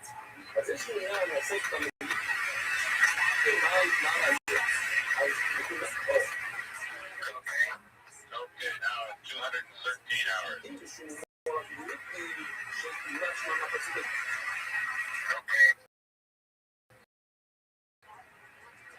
Alright, as requested yesterday, for your optics scale and your 3 at 213 hours. Your optics scale altitude will be 0 and 0.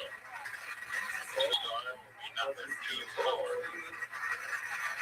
Your P23 attitude 090, 329, and 327.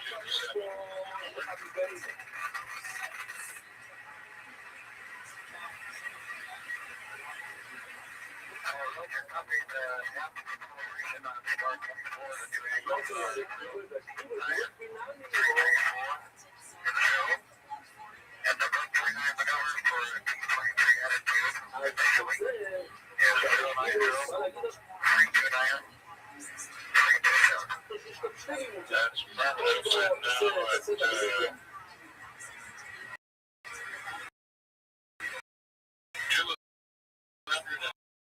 hours. Slip another high gain.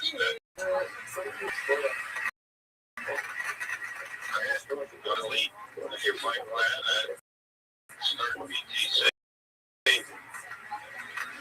We'll go down and test attitude, which is pitch is 0. Yaw is 069er. Their high gain angles are pitch -19er. Yaw 193. Use half a degree dead bend. The test will last approximately 4 hours.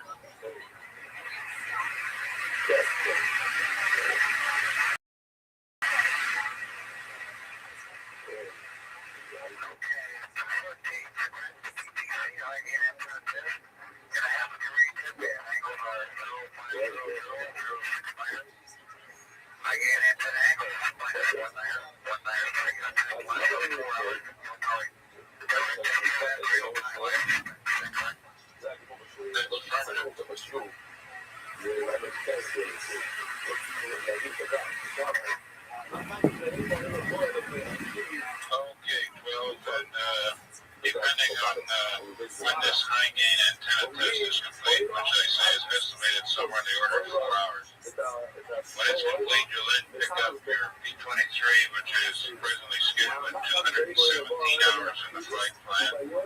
And I got the angles when you're ready.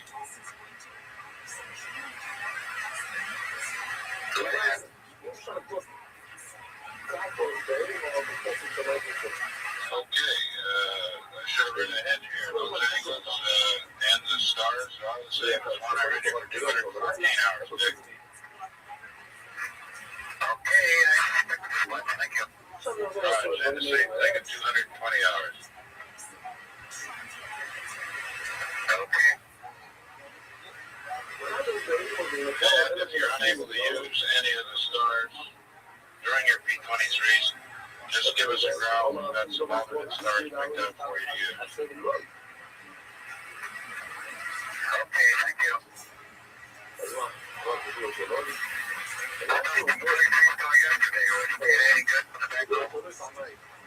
Stand by and find out for you.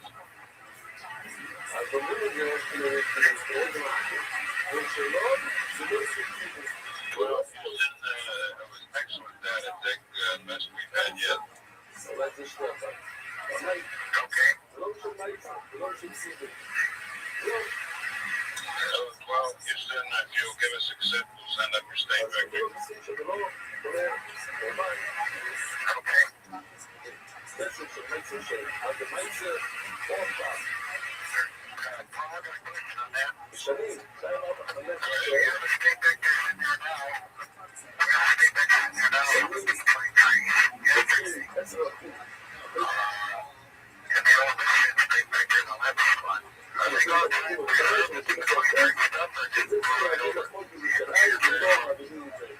Okay, I'll get an answer for you, Dick.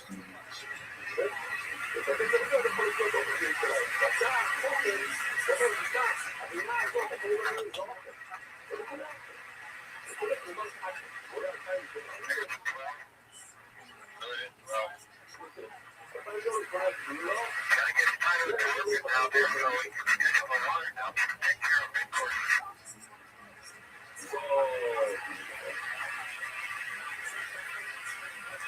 we'll turn two.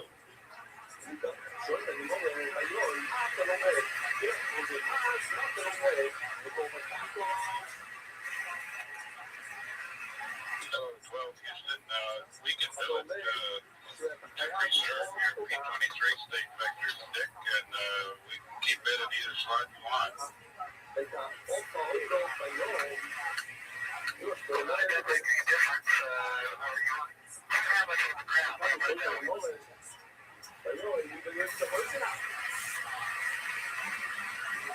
Yeah, okay, we'll do that. They're working the procedures now. It's going to take a little longer. This up like about 5-6 minutes.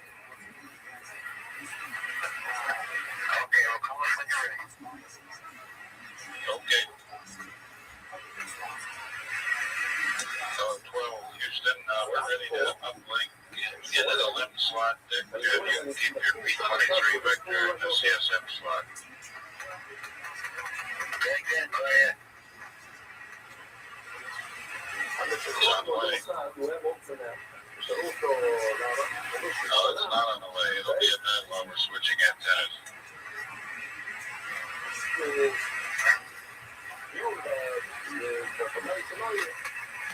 Well, Houston, now it's on its way. 12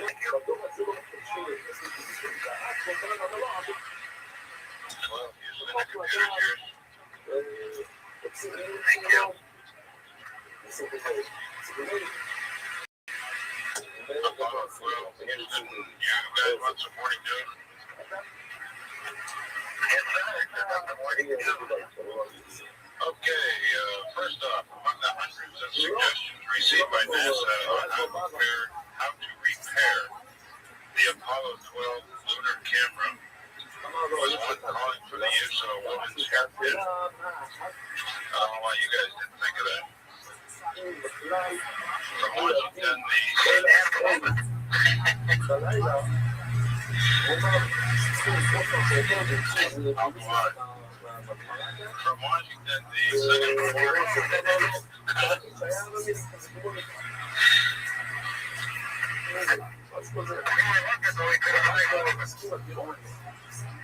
Okay, from Washington, the Senate Foreign Relations Committee under Senator Fulbright has decided to go ahead with a series of hearings next month to help the administration determine just what is the wisest future procedure for ending the Vietnam War.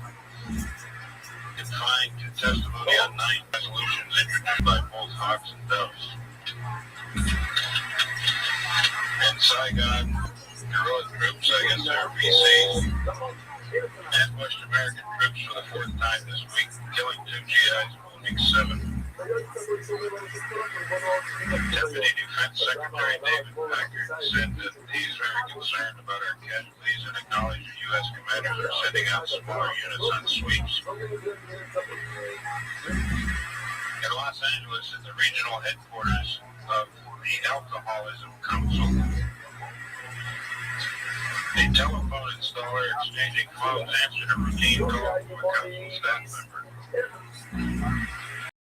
He pleaded with the guy to get over here quickly. I've taken 2 calls. One's on pretty desperate. I can't talk to you any longer. There's another call coming in. Out of Washington comes word that the new 400-passenger jumbo jetliner will not bring immediate fare cuts until 1974 and beyond, according to a CAB staff study. The report cited 2 factors: the high cost of introducing the new airplane and the initial gap between the great number of seats and the amount of passenger traffic available.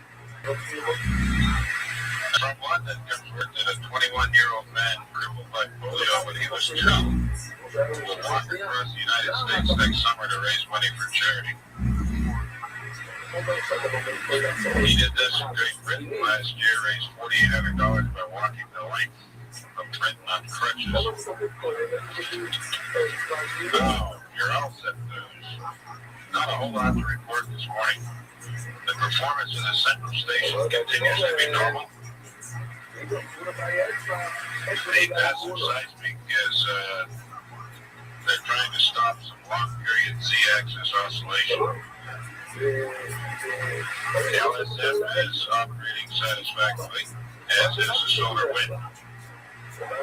The side is still got the high voltages off, continuing to operate in the off-gas mode. And that's about it for here this morning.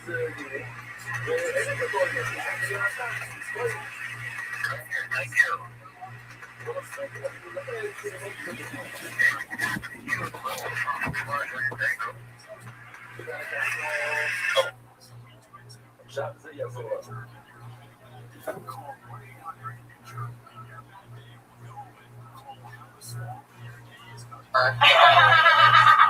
Front and back, so we mean like vagina. No, she's a Shiskabah. Yeah, thank you. Yeah, I God, I have a little class. You mean mouth and vagina. Chinese finger cuts. So yeah, mouth and vagina. Well, I mean, I don't know. Why do you think? I'm not gonna do anal with your brother. Really? Yeah, why? Yeah, that'd be deplorable. That is so hot, though. Unprotected, no condoms, right? You guys Oh, are just yeah, fucking yeah. having fun. Wow, that is so hot. How long ago was that? 2 years? 2 years. How long you been going steady with this guy? A month? What's the kinkiest thing you've done with him in the month? Nothing. He's vanilla. Whoa, so Yeah. he's not here tonight.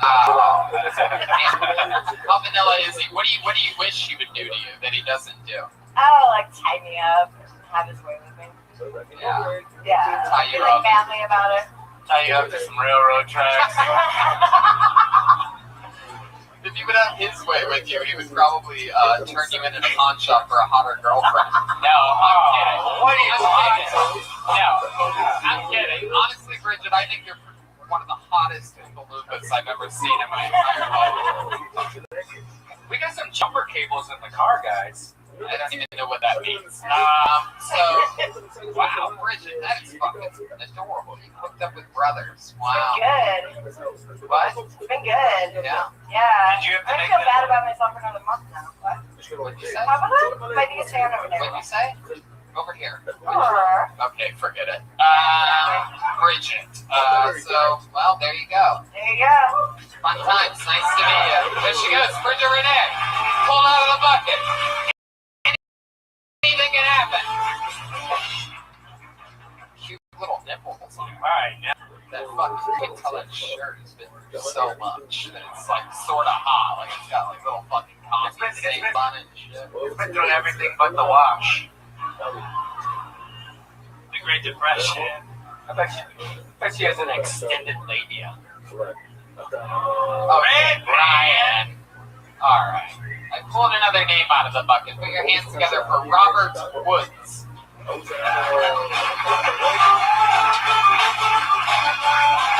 Robert Woods.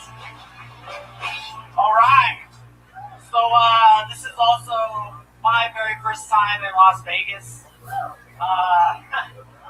It's not like it is in the pictures. Last night I was at the liquor store, because we're here to party with some friends, and there was a toothless old hobo who started singing Tony Braxton behind us. It was actually very charming. I'm just throwing that out there. So I was like thinking it's gonna be very hot down here. We're wearing swimsuits. I wanted to lose some weight, so I read some self-help books and I learned a few things. Like I'm lazy as fuck. That shit was not gonna happen. Obviously, we have a bunch of overachievers in the fucking crowd. All right, man. So drove down. My dog was in the car. She was freaking out the whole way. It was kind of almost as though she knew I was not financially prepared for any sort of calamity whatsoever. She's just looking at me like, really? Like, thank you very much. Fuck yeah. Robert Woods. There he is. That's me. Wow. Dude, I'm so glad the wizard gave you that courage. Me too.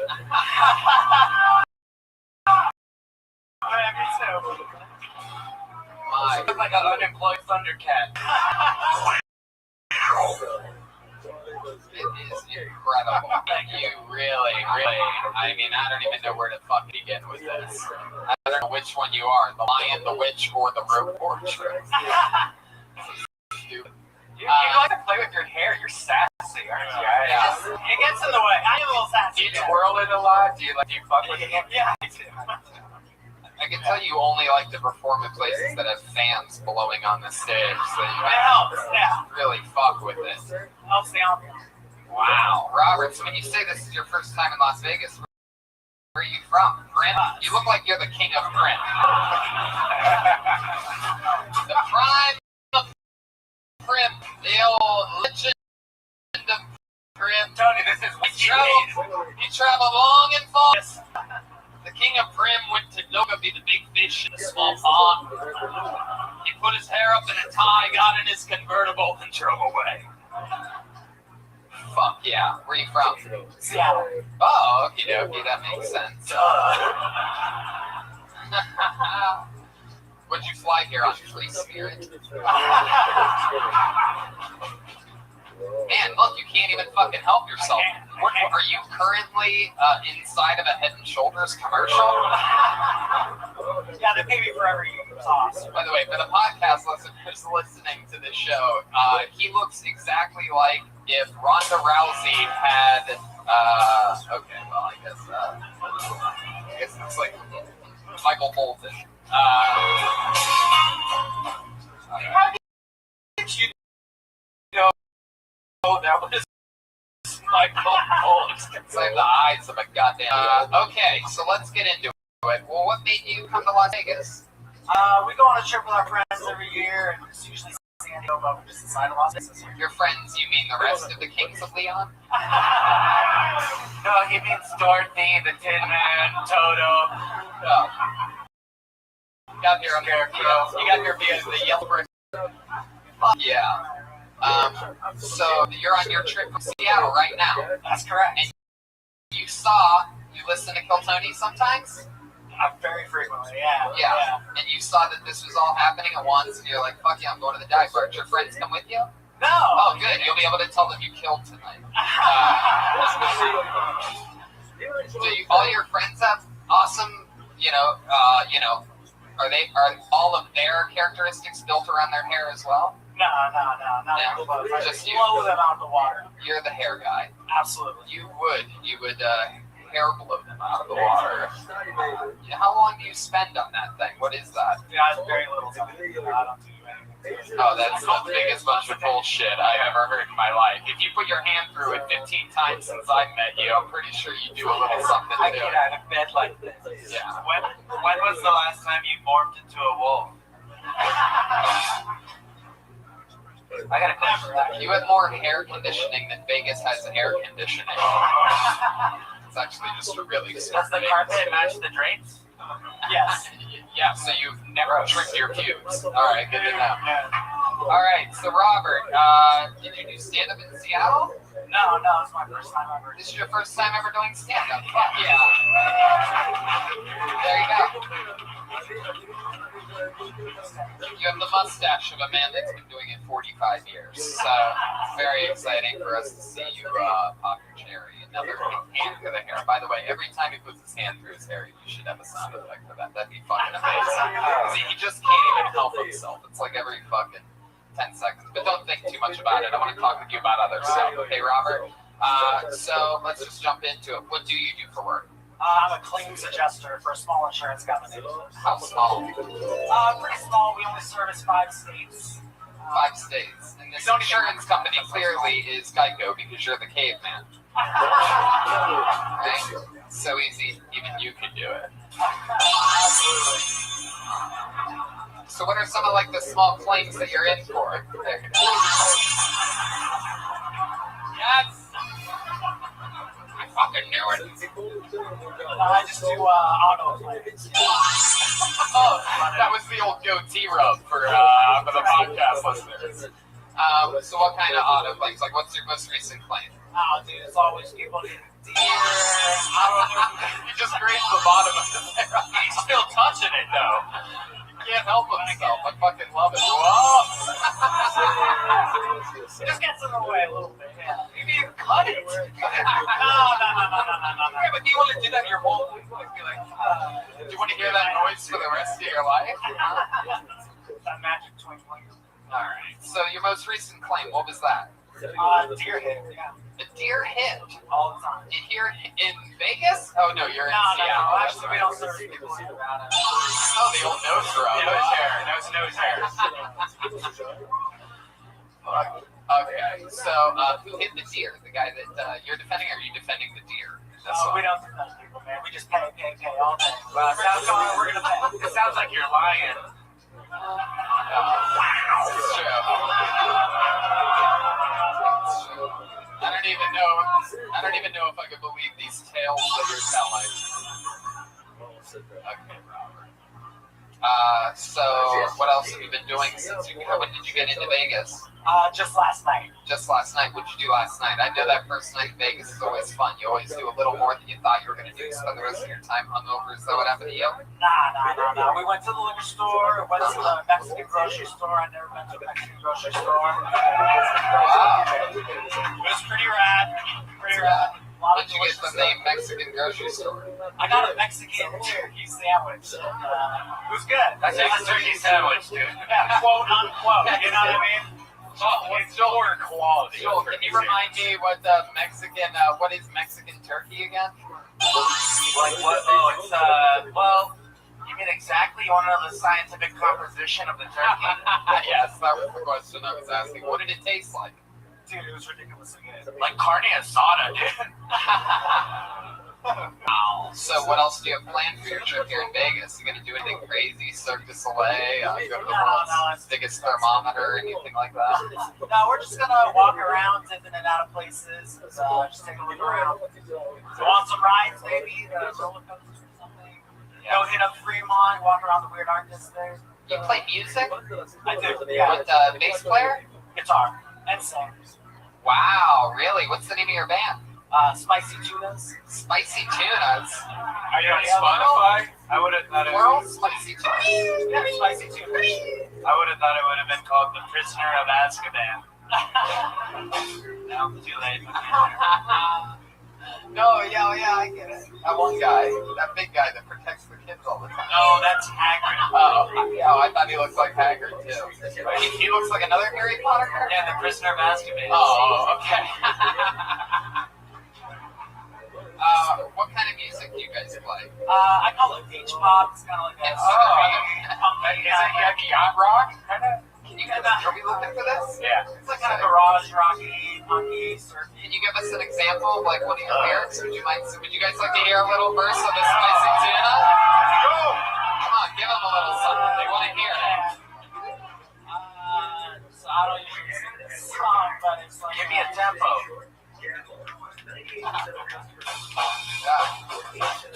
Gotta get out onto the water.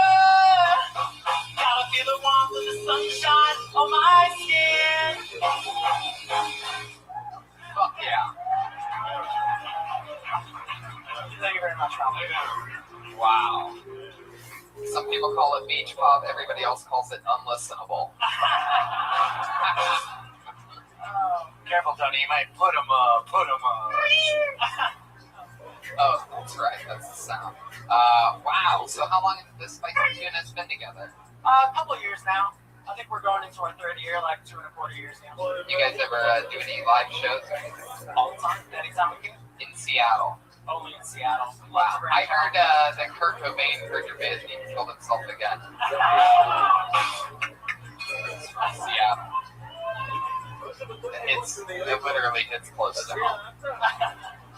All right. Any other fun facts about you, Robert?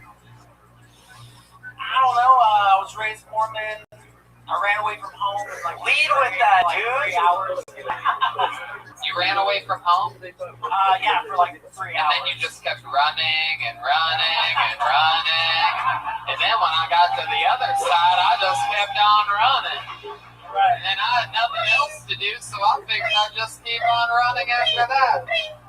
You look like both Forrest Gump when he kept running and Lieutenant Dan at the same damn time. It is incredible. And there's Bubba.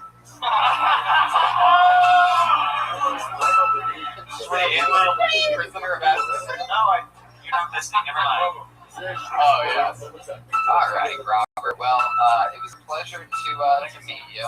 Mouth, anything else for Robert? What do you think about this guy? You look like Post Malone. Hell yeah. There he goes, Robert Woods, everybody. On to the next one we go. You guys having fun out there? It's Kill Tony, Las Vegas. Anything can happen. It's Robert Woods' first time ever doing stand-up. Greasiest hands in the business. Ooh, this looks like a really interesting name. I'm excited to see what this person is like. Marianne's got it for Spyro Sciavellis. Spiro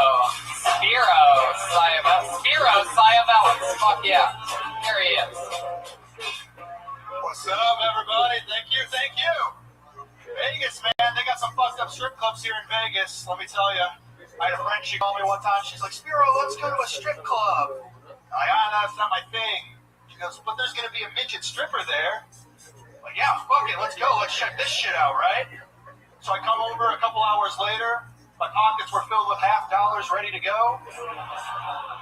I figured she'd appreciate that shit, you know? Doesn't get that too often, sir. I walk in, everyone's doing a chant, Bridget the midget, Bridget the midget. And I'm like, I made a mistake. I see Bridget, she's climbing up the pole. She looks like a fucking koala climbing up that pole, looking for eucalyptus. And then going down, she looked like Mario at the end of the level when she scurries down the flagpole, you know? Fireworks started going off in the club. It was fucking weird, guys. Thank you, I'm Spiro. Fuck yeah. Spiro Sciavellis. Fuck yeah. You are one of my favorite comedians I've ever seen that is also shaped like Brian Redband. Exactly. I mean, you and him have the exact same look at that. You must have played hockey too, right? You guys have shot both of those good hits. Hey, if we were to give a hug to each other, we would have to bow a little. I also think you guys would get stuck to each other and bow to each other. Are you an Audi belly button? What if he was an Audi? Wow, look at that. You guys interlock. Look at IKEA furniture. I didn't recognize him out of his umpire gear. You do look like a home plate umpire. Spyro. Yes, sir. How long you look like a stand-up? That's a very good set. How about one more time for Spyro? That name Is that your real name, Spyro, or are you named after the dragon? It's Spiro, so like the vice president for, you know, what's his face? That fucking Reagan. Not Reagan. Nixon. Oh, yeah. We all remember who the vice president for Nixon was. Us Kill Tony fans. He wasn't even sperm yet. Oh, That's true. What is that, Greek? Greek, yes, sir. Spiro. Spiro, yes, sir. What does it mean? The Greek god of Jesus. Spiro, how long have you been on stand-up? Stand-up 2 years, improv about 13 years. So. 13 years Yeah. on improv. All here in Vegas? I started in LA and now I'm here in Vegas. How long have you been here in Vegas? 8 years. Wow. What made you come out here? I played semi-pro hockey, so I played hockey out here for a Get while. the fuck out of here. You're a goalie. No, defenseman. You're not a goalie. No, defenseman. Wow. Yeah. I was going to say, you look like you're still wearing your pads. You played semi-pro hockey. Yeah. Born in LA. No, born in Chicago, moved to LA. Thank you. Look at Two that. people. I mean, we all played semi-pro hockey. Do you like it here in Vegas so far? I mean, Yeah, it's not bad. It's got its ups and its downs, just like anywhere else. What's one of your favorite things to do? What do you like to do to have fun here? You Gamble a little bit, sports betting, do filmmaking, all that kind of good stuff. What kind of films have you made? Just like short films, comedies, some dramas there, just to show some other, you know, like other sides of me. you ever had two brothers? You can film some crazy pornos around here. That's true. And I'm just talking about the British guy in the sound booth. You know what I'm talking about? Oh, yeah, there's that finger. I know what you do with that dirty finger, dude. Another one, he just kissed it. Tasted it. This guy's out of control. I love his style. You're fucking rock and roll, dude. Oh, one more time for the badass fucking 70-year-old in the sound booth. Sorry I keep calling you that, but that's badass. You hang out in the fucking cool-ass rock club with cigarettes, smoking shit. I fucking hate that. Yeah, exactly. So Spiro, what else do you do for fun? Like you have a girlfriend? Yes, got a girlfriend. How long have you been with her? 4 years now. 4 years, yeah. Wow. Have you always been built like that? I mean, the midsection got a little bigger over the years, but yeah, pretty much like this since high school. What do you think? Probably hockey. They're in the fucking squatting. Yeah, that was it. It's an athletic sport, did it? Athletic sport. It's not that. Yeah. You look like you've definitely done some of the penalty box for icing, and by icing I mean cake icing. Oh, fuck yeah! I think fat hockey joke. I've never gotten to do one of those, and I thank you for the opportunity. You're welcome. Anytime. How old are you? 30. Yeah, that's gonna get worse. I know. Are you a good fighter? Did you get into a lot of fights in the hockey? I got a couple. I wasn't a fighter though. We had other guys. Never mind, you were great. Never mind. Oh shit, bombing in Las Vegas, great. Joelberg just had a little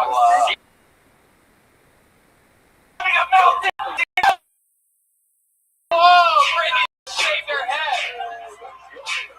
Spiro, what's another interesting fun fact about you if you were doing like a live interview or something like that? Oh my god, live interview is super fun fact about me. Yeah, if you had like 13 years of improv experience and you were on stage doing an interview in your hometown, number one live podcast in the world, what would you want to be brought up? Yes, and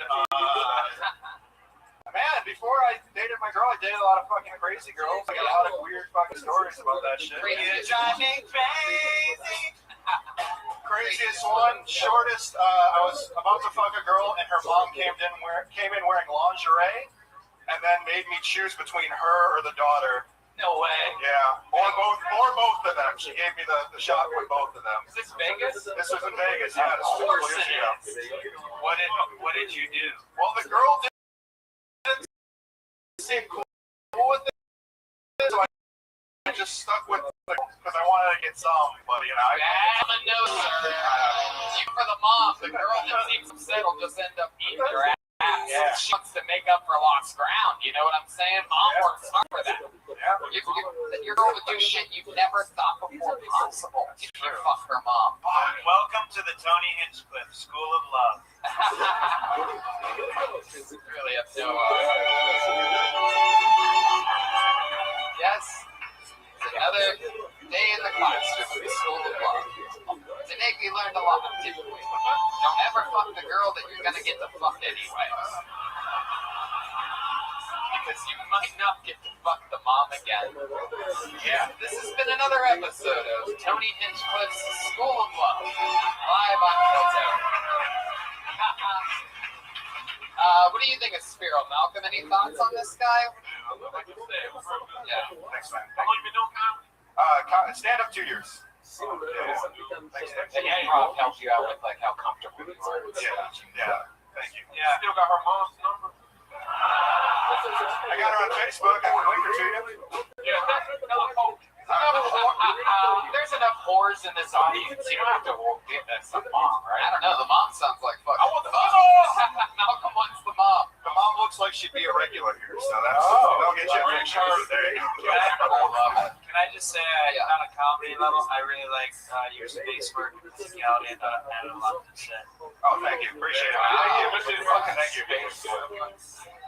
Spiro, it was nice to meet you. Congratulations. Your first appearance ever on Kill Tony. 13 years of improv, 2 years of stand-up. There he goes. Spiro Ciabella. A couple people's first time. Then you got that guy, a fucking veteran of Las Vegas, turning down moms and daughters and shit. Real people here. Wow, this looks like an interesting name. Let's see what happens here. Put your hands together for Guttertown Anthony. Oh boy. There he is. What's up, everybody? So I get fucking pissed off whenever people can't admit the shit that they like porn mainly. Most people watch fucking porn, just fucking admit it. So like I like this one where this guy's making out with this passed out chick who just got like gangbanged by like 7 midgets. But I admit that I like Snow White. I told my little daughter that, and she was like, that's not funny. I was like, oh, whatever, you're 6, what do you know? Fuck you. She kept going to hell. But, hell doesn't seem so bad, because I've heard people talk about heaven kind of a lot, and I never heard anybody once mention about getting laid. And like, yeah, down in hell, there's supposed to be pain and suffering and torture, but the definition of torture kind of changes if your dick's hard, am I right?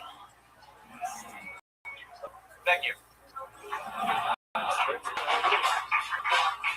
There it is. A minute from Guttertown Anthony. Fuck yeah. Can I just say, I was shocked that his set was about porn with a name like Guttertown.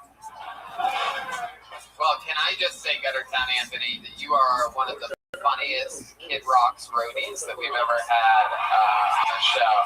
You look like you have lived a full life, and there's still a chance that you might be like 32 or 33 or something like that. But 32. Are you fucking serious? Wow. I know that Edward Chambers almost. You look like if meth did meth, and then smoked crack just for the fuck of it. You know what I mean? Just because it was there. You're like Edward James almost. You look like an angry leprechaun. That is true. That's just a fact. I'm not as Irish as Oklahoma John back then. Wow, there you go. I didn't know meth made a face lotion. No, this is Hey, Joan, can't you tell? This is it. So I'm right. You have had a lot of fun in your young life, right? Yeah, that's yes sir. Do you want to talk about that at all? Sure, man. I grew up in Stockton, California. Hey, I love Stockton. Shout out to to our friends, the Diaz brothers. 209. One good thing about Stockton. Yeah, there's not much to do out there but do drugs and shit like that. So what was your drug of choice? Oh, used to be. Yeah. Now I don't really do anything. It's my waste of time, but Don't really do anything. So I used to. I mean, I'll do coke, but I'm gonna pay for it. Right. Are you allergic to sunblock? I never go outside, man. I'm this ugly from years past. Wow. Why do you think you have that? Why do you think you have this Daniel Day-Lewis type of face on a 32-year-old? Whenever I was a kid. Oh, is that what it was? Real No, bad. I like it. There you go. I love that you've taken a proactive approach to your show business career. I can't afford that shit. Wow. I fucking love it, man. What do you do for work? What gas station do you squeegee cars at? I'm an audio engineer. What? I'm an audio engineer. Audio engineer. Wow, yeah, okay. That makes sense. You look like a semi-pro BMXer. I fucking used to be, man. What do you An audio engineer. Where are you audio engineering at? Mostly I do corporate shit now, but it used to be like I'm doing here tomorrow. Oh, really? Wherever I can work at, but corporate is where you get more money and just talking heads. What do you do for fun around Vegas? I'm fucking pretty much done with fun, man. I'm a writer, and so I write shit. What do you write? Suicide notes? No. Not anymore. That was one thing I was never really too good at, never followed through. I write short stories, and I used to write for a couple magazines out here. What magazines? Smash and Vegas Box. What's Smash? Smash is like a local, what's going on, all the shows and shit like that. Alright. So, I mean, I feel like I'm missing an answer out of you. When you say you don't do anything for fun, then you're right. I just don't believe it. Well, I write my name, Guttertown Anthony, because everybody pronounces my last name Gomez. It looks like games with a T. I don't want anybody to think that it's a fucking lame-ass stage name. And I hate explaining it. Guttertown's not a lame-ass stage name? What the fuck are you talking about? I didn't want anybody to think I had a lame-ass stage name, so I changed my last name, Games. It made my first name Guttertown. Guttertown is a cartoon that we're making. You can check it out on YouTube. Do short films too. Well, there you go. Little plug from Guttertown Anthony snuck in there. What part of town do you live in? Shitty part. Northeast, like Nellis and Sahara right now. Oh, listen to the rumbles. I had a feeling I'd get a good answer out of that. People just started yelling shit down here. Crosses in the middle of the audience. Wow, what's it like up there? What's your neighborhood like? What are these people all moaning about? People get murdered up there. Really? Why? Drugs? I don't fucking know, man. Yeah, sure you don't know. All right, sure. Says the guy that's probably responsible for all of it. Man, well, how far do you have to travel to get here? What part of the drive is that? 20 minutes. 20 minutes? Really? What kind of car do you have? F-150. Honda Accord, cross tour. Well, there you go. Damn, interesting stuff. No other fun facts about you? You're not like a lightweight pro wrestler or anything like that? I got 4 daughters. That's Whoa!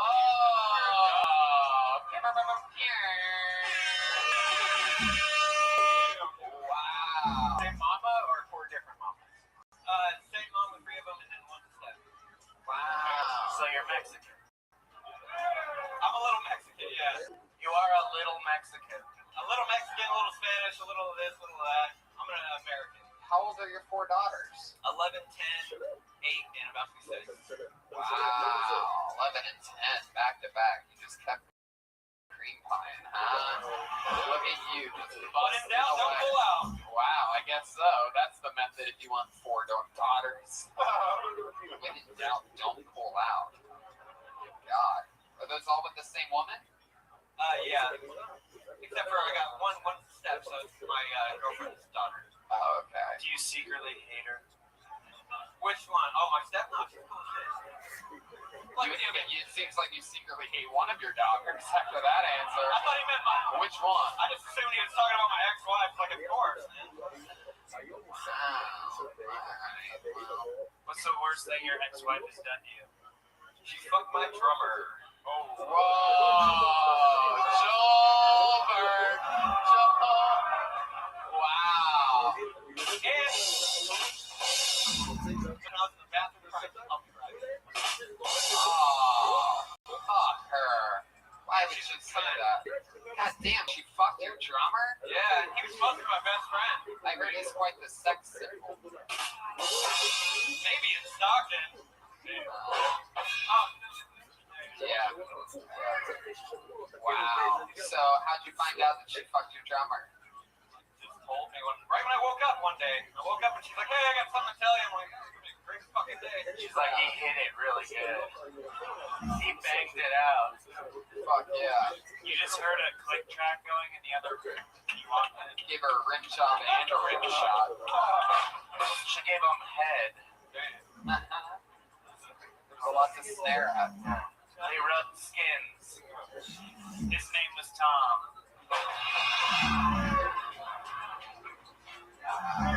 Fuck yeah. What's the name of your band? I don't have a band. Well, yeah, before she fucked your drummer, what was the name of the band? Sound of War. Sound of War. It's like death metal. Are you serious? What were you in this thing? I sang it. Really? Play guitar. Can you give us an example? Somebody just said shit. They know exactly what's about to happen.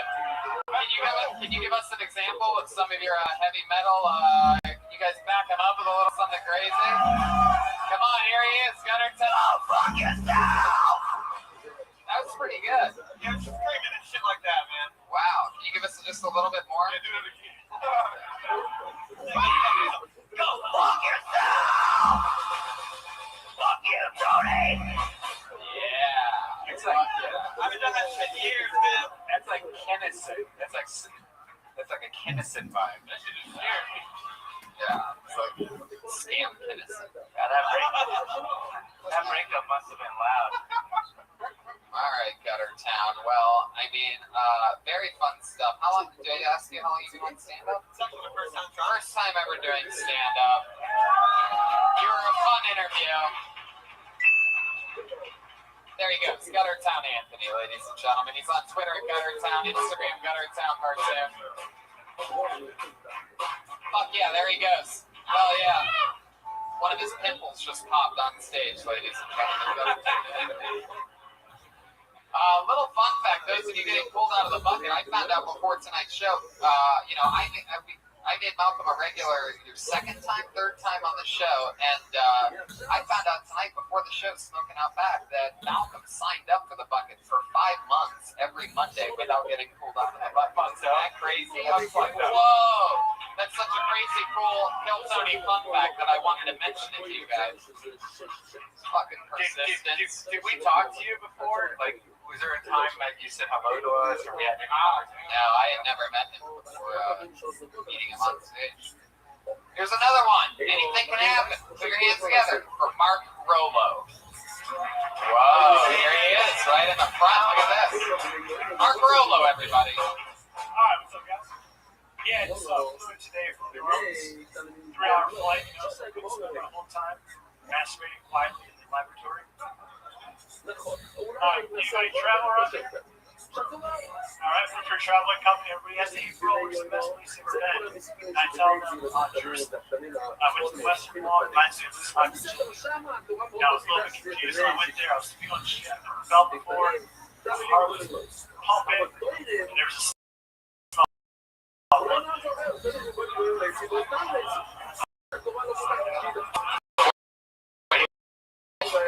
What do you mean that's all you got, you son of a bitch? That was 30 seconds. That's finish it. Do something. Fucking do something, dude. No, Malcolm, no. You better do something right now. You better fucking figure it out real quick. You better stop telling yourself you don't know what you're gonna do and do something right now. You better say more. Alright, your time's up. Forget it. Wow. 30 seconds. That is one of the worst performances in the history of the show. Come on, dude. How dare it? Because you seem like a competitive guy. You clearly at one point were a professional figure skater, and now is that? Why only exact half as much time as you earned? I got thrown. The other two people were their first times on stage. They did a minute. So perhaps maybe when you were preparing this 30 seconds, you left space for laughter?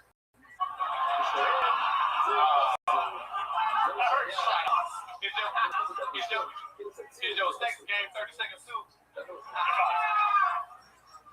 Tonight you were premature ejaculator.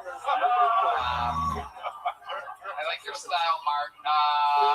It was a rough set. How long? This is your second time ever on stage. Where was your first time at? 2 years ago in New Orleans. 2 years ago in New Orleans, and you're from New Orleans. I did 3 minutes. That was 3 minutes, right? And then you decided, what is that? You said 2 years ago? 2 years later, come back tour. Let's do this. Let's do 60 seconds this time, but you know what I'm wanting. Let's do B-side on a 60-second format. Everything's going to be guns ablaze, and maybe I'll stage dive at the end of it, right? Everything's just going to be perfect. Were you planning on stage diving at some point? Yeah, why not? All right. Wow. What do you do for a living? I work for a travel website. You work for a travel website. You're not going to. They don't need the help. Wow. I think we might have a. It's not that one guy, right? The annoying guy, the bravado guy that everyone wants to murder and choke. No. I think that this definitely might. We might need to throw this guy a line. You know what I mean? Perhaps some cocaine. No. Anyways, what do you do for the travel website? I manage all the hotels. You tell people how to crash and burn. Tell us a secret. Is there a secret to getting the cheapest hotel room, especially in Vegas? Book the day of. When you arrive, book the day of. Yeah, unlike Hotels Tonight or something like that, right? Unless there's a big event in town, there's always right.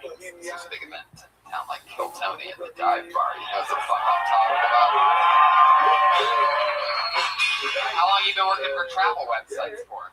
6 years. 6 years? That's a long time. Wow. Huh. You have fun? Moved around a lot. Lived in Houston, Michigan, New Orleans. What's fun about New Orleans to you? That's it. That's what you're into. What's your drink of choice? What kind of Chardonnay?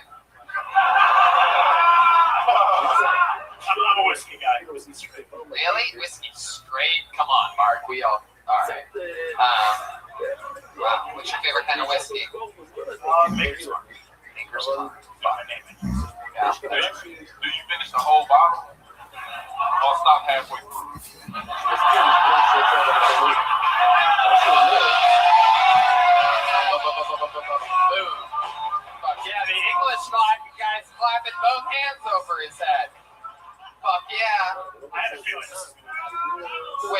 Wait. Everybody stop. Hold on. Mark just said something very profound. You just said the words. Can you repeat that for this audience? And look out at them and tell them what you just said.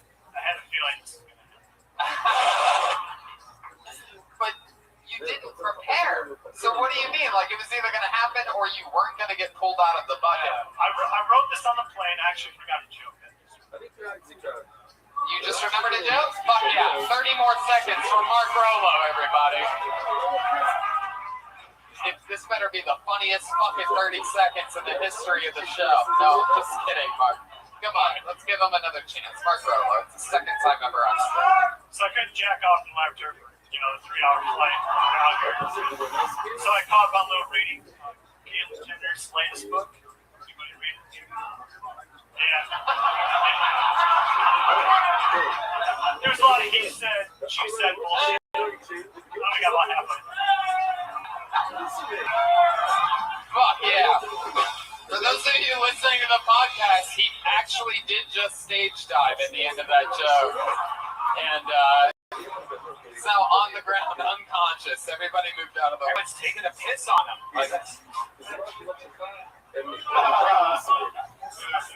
Mark, you're fucking awesome. So what makes you want to do stand-up comedy? Like what makes it enticing to you? And why are you only sort of dilly-dabbling in it?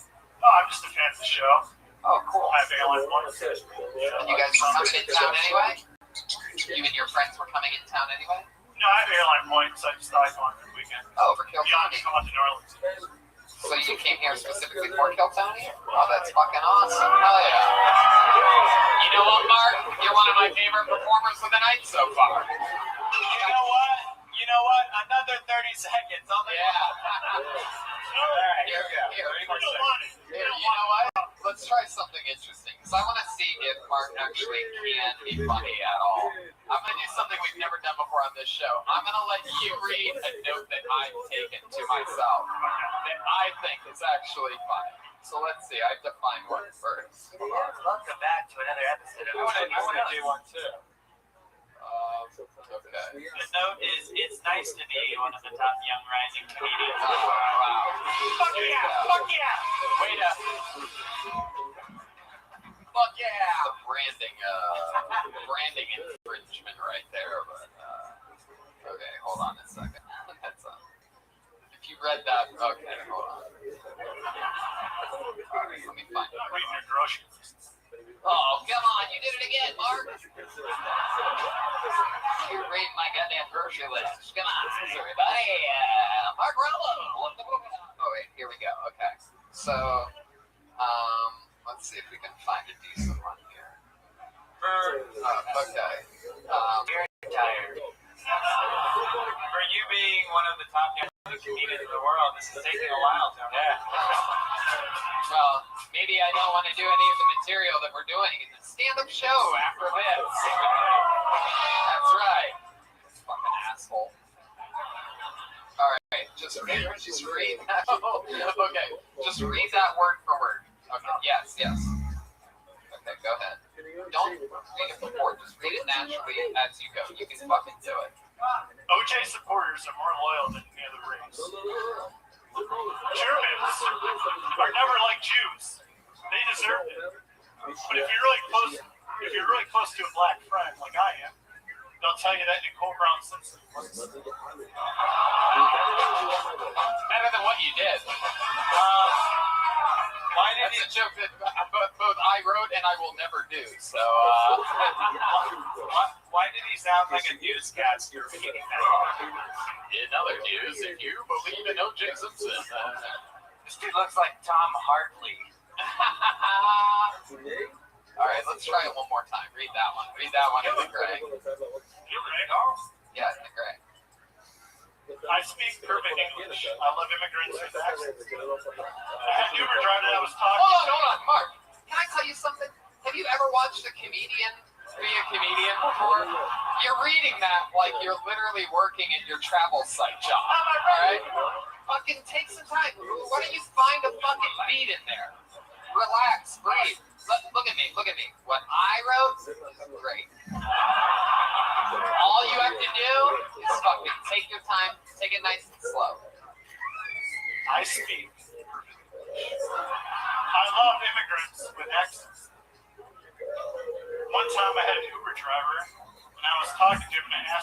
Is he gay? He said, yes. Many young people out here believe they're having their springtime vacation. That was so terrible. That delivery is so bad that it's like DiGiorno.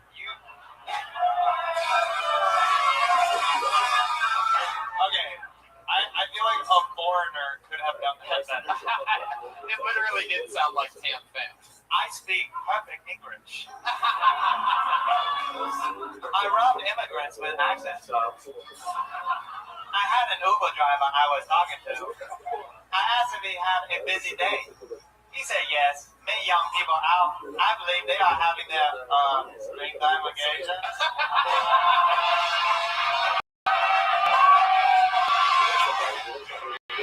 That is something we've never done on this show. That is a perfect example of sometimes it's not even what you say, it's how you say it. Can you rewind? Here, good luck reading a Red Band show. My butthole bleeds every day. It's not a diary.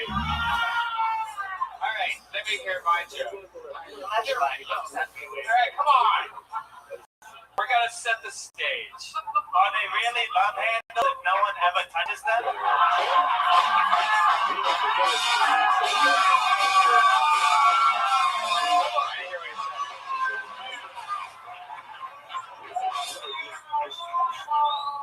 Okay, that's your. What did you say, by the way? I didn't hear what you said. I said, are they really love handles if no one touches them?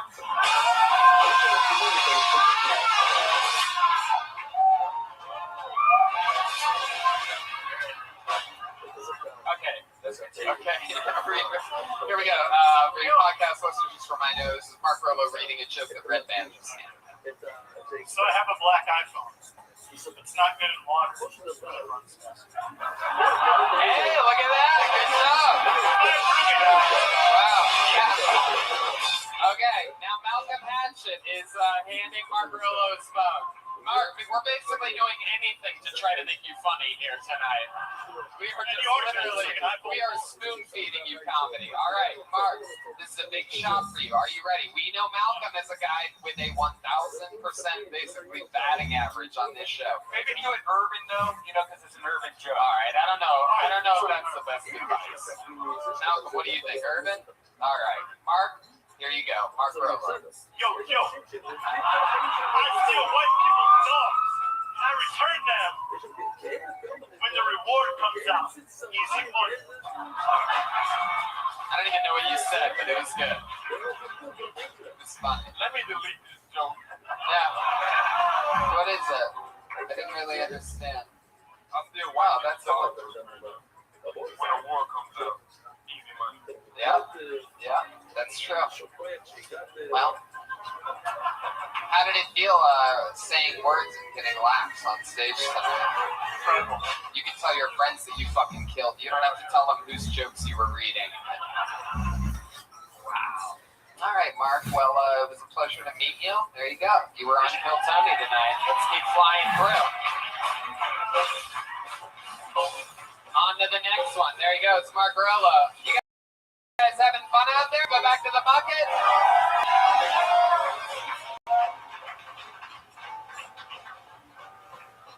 Wow. This guy actually signed up for the show, and that's quite incredible. He is the reason why we are here in Las Vegas, Nevada. He is the only real star of the show from Las Vegas, Nevada. This is a guy who I know has taken Greyhounds to Los Angeles, train rides to Los Angeles, and scarier than all that, he's driven twice with Uncle Ron from Las Vegas. I present to you the one and only Ichabod, Las Vegas, Nevada's very own, pulled out of the bucket, the creation of destiny in Hollywood, California. One of our favorite humans, Las Vegas' own Ichabod, the Undertaker of Phil Tony. One more time for Ichabod, and then you take it away. Hell yeah, who's ready for summer?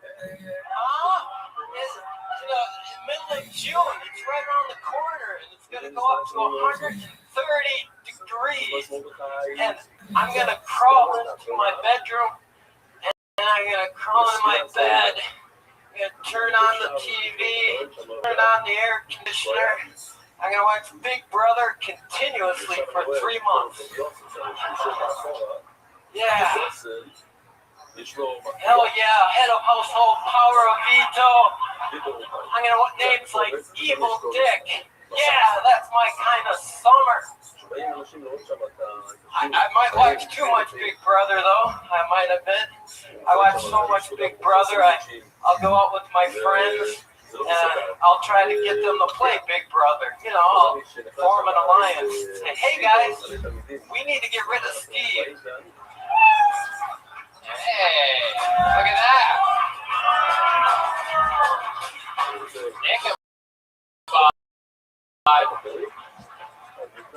Isn't this for the third time he's talked about how much brother? Do you really enjoy that show? Because it seems like you would. Hold on, yeah. No, I watch live feeds like on the fan. Hell yeah. And then I watch the show and I think, yeah, I think I do well on that show. I'm going to be honest with you, Ichabod. I think that it is absolutely awesome. I know how nervous you get and how much pressure you put on yourself for these shows. And let me just tell you, I can't tell you how cool I think it is. I'm pretty sure you just had like the second best set of the night up here. You know, the badass motherfucker that we met on the show and he came, got pulled out of the bucket. He told us he was a big fan that he traveled with his Ron. Cocaine and stuff. And for those of you listening to the podcast, Ichabod looks like I would best describe perhaps if death died and then died again and then got a plastic surgery and then got his life together and died 4 more times. He looks like he runs the fan club for Sabrina the Teenage Witch. I like that was a good show. The guy with 13 years of improv didn't roll with shit as well as Ichabod's throwing up there right now. I fucking love this. But he has 400 years of improv. Guys, it'd be nice to have you in the Marine Corps. I met him in the comedy store. I thought black people were more scared of ghosts.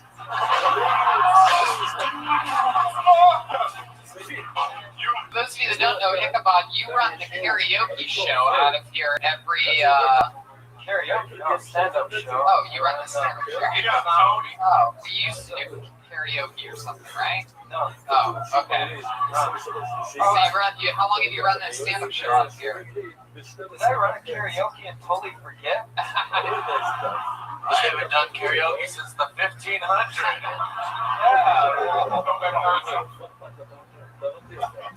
We shall worship the King every day. What night of the week is that? It's Monday nights. Every Monday night at 8, right? 8:45 corner time. Hell yeah. Do you always do time on those shows? Do you work out a little bit of new stuff yourself? Well, once every other month, I'm so focused on DJing that I'll just skip. Yeah, what are some of your favorite songs to DJ to, Ichabod? I'll start out with Motley Crue, Kickstart My Heart. Wow, look at him. He's a real DJ. He's like a Sir Sick-a-Lot. Well, they had to kickstart your heart to get you here today, I heard that. Now, can I tell you something? I actually heard a rumor, and I want to know if this is true. This is a true story. I have not talked with Ichabod about this earlier in the night, by the way, guys. I'm going to get real for a second. Someone told me tonight that works here for this venue that's been working with us that you once actually died and were legally dead and they resuscitated you. You woke up at the hospital and you pulled the IV out of your arm and came here because it was Monday night at 8 and you wanted to do a spot here. Yeah. Is there any truth to this? Yeah. This is what this guy lives for. This is what this guy dies for. Oh, the British British guy shaking his head no. Well, you know what, you son of a bitch? Just because Ichabod wants to chase his dreams, so he's not a little pussy Brit in the box. Sorry. Oh, he pointed at me with his index finger at that time. Oh, what's that? What does that mean in Britain? You're going to make me a tea or something like that? Son of a bitch. I've never seen a more jolly gargoyle before. Oh, no, Ichabod, I got the middle finger clean shot. Ichabod, what did they tell you died from that night? Did you ever find out why you were died? Put the IV in, I woke up, and holy shit. What time is it? Tony, he was playing hide and go seek with the Grim Reaper. Oh, I had an infection on my jaw. Oh, I don't know. Yeah, and the infection went to your brain? I don't know, but that's what would have happened. If it would have killed you. I was hanging out with some friends and I went down flat on my face and passed out, was puking out, and then they called, they're like, are you okay? And then I go, well, our friend, I think he just died. And then someone had to perform chest compressions on you, and they had to put their lips on your lips and try to not vomit themselves. They just had to sprinkle a few drops of the blood of the innocent and he arose.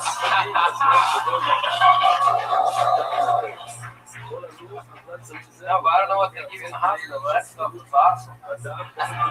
It's called human blood. I'm pretty sure what they gave you in the hospital that you're not used to was food and water, Ichabod. Yeah. You know what caused him almost dying was garlic. Oh, shit. Do people have to invite you into the dive bar so you can walk in and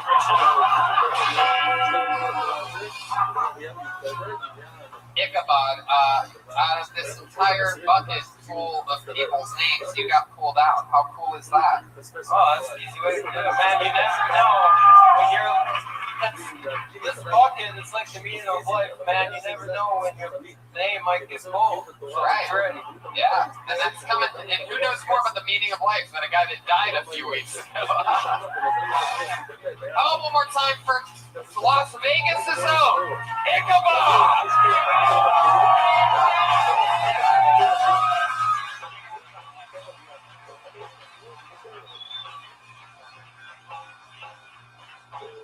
We have gone over our time here on Kill Tony. We have to turn and burn because we have a 9 p.m. stand-up show after this. But what do you guys say? Should we go to the bucket one more time?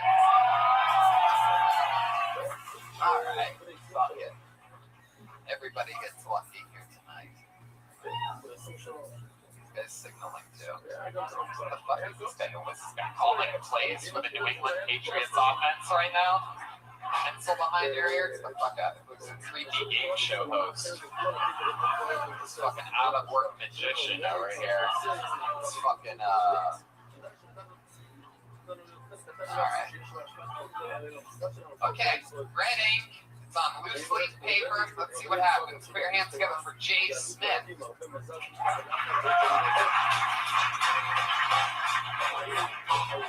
I'm not seeing any movement. Oh, here he comes. Jay Smith, ladies and gentlemen.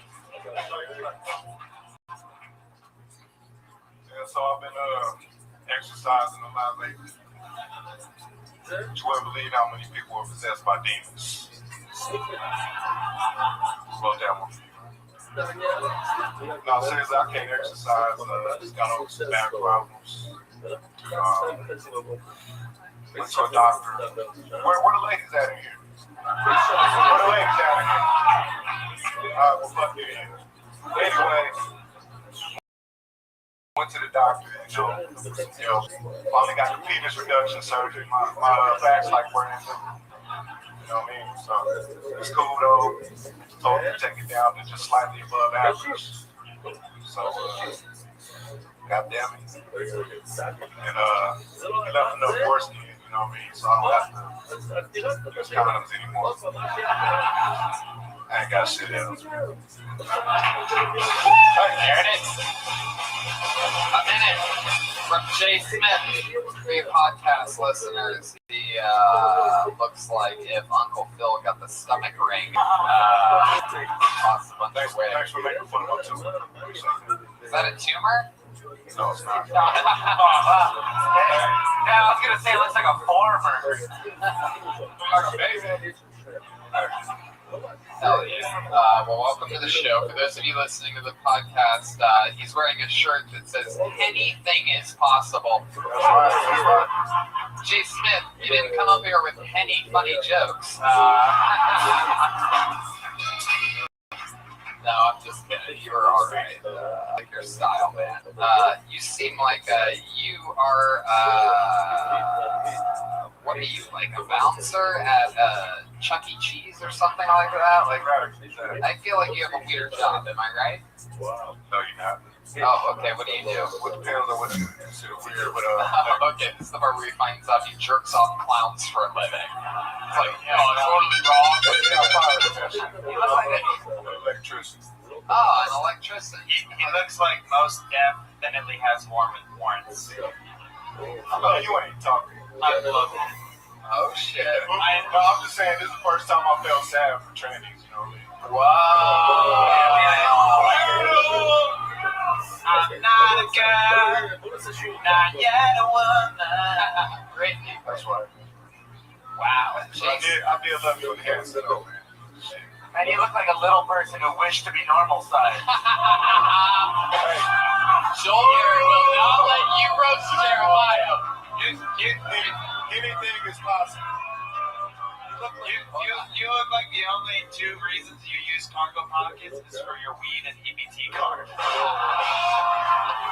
Psychic like a motherfucker. You look like a 6 weenie and a pack of hot dogs. You look like you sell fake shoes. You look like you buy them.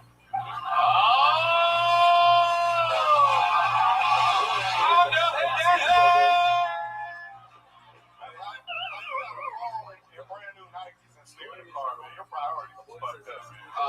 Shit. You're kind of like a milk dog. Coming from a guy who has mannequin legs. You do have. I noticed you have the ankles of a quadriplegic, sir. What is up with your ankles? Has anyone told you this before? I've been in wearing pants tonight, you know what I mean? You look like it looks like somebody put human skin over your amputated leg sticks. You look like you're trying to revive members only with that jacket, man. Yeah, well, But I did love you as an extra on Walking Dead, man. I've never gotten made fun of by a guy sitting on 2 pogo sticks before. I never made fun of a guy that was sitting on one pogo stick. Oh shit, man. You look like you cry every night. I'm probably going to tonight. Your glasses are on Wi-Fi. Let me ask you this, Jay Smith. For a guy with no calves, why are you built like a baby cow? Look at his fucking legs. You're not laughing at that joke. Look at this motherfucker. He's got no calf muscles. Shit take notes, though. You look like you just took your first steps today. I wasn't as prepared as I thought, man. I ain't gonna lie. You look like a genie and the boy who wished for real legs. You look like Suge Knight if he was on death row. I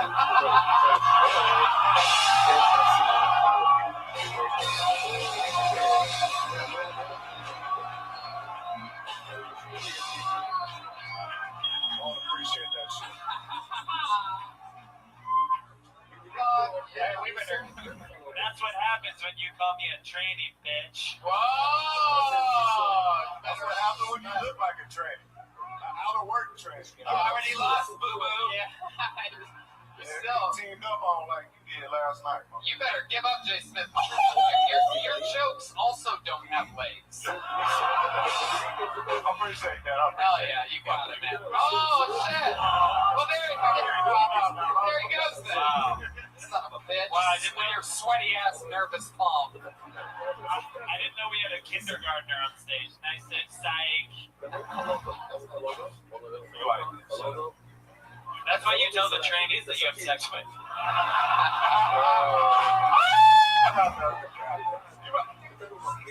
You look like a baby Tupac talking about, I wonder if heaven got Legos.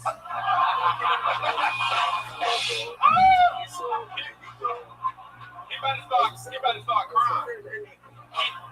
I wasn't ready for this. That must be the half-white side of the let's just say he looks like he doesn't TIP. Have you ever gone out in public wearing shorts before? Like, you act like you're shocked about these jokes. You have the legs of a motherfucking table. Look at those. I've never seen anything like it before. The people, by the way, for you listeners, the people in the first few rows are all hunched over. They cannot even look directly at his legs. There are tears. They are wiping shit away from their faces. Your legs look like the mic stand. I've seen long. Never mind. If you walk fast, you might roll your ankle. You got high tops and you still look like you can roll an ankle. Your shoes ashy as fuck. I wasn't ready for this. You about to cry in the car. You look like you cook on the grill every day. You say you weren't ready for this shit, but you signed up for stand-up. Even though you don't have the legs to literally stand up. It is unbelievable. It's a goddamn anomaly all over. Like steel melts or whatever the fuck temperature. I mean, what is going on there? What's up with the question? You know that? It just keeps getting bigger. That's real big. Your hand is like a smaller basketball. You're damn right you weren't ready for this. You just got deep roasted. Chase Smith, ladies and gentlemen, we gotta go. Here he goes, Chase Smith. Anything is possible. Your strong ass here out of Can't believe you let me hang it. Can't believe you let me.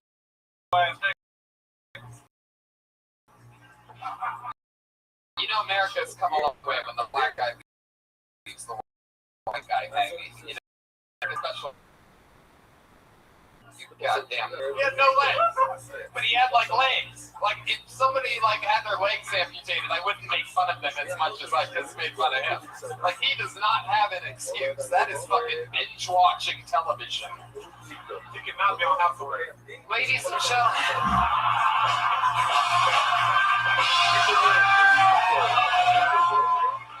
How about one more time for our guest tonight, Malcolm Hatchett, ladies and gentlemen. You can catch him on the stand-up comedy show immediately following this show. I think we have somewhat of an honor system happening, and you didn't buy tickets for the stand-up show, then either go do it or be honest and get the fuck out of here. But you should have gotten tickets for both shows if you have any brains whatsoever. We're hanging out here all night. Special thanks to the podcast.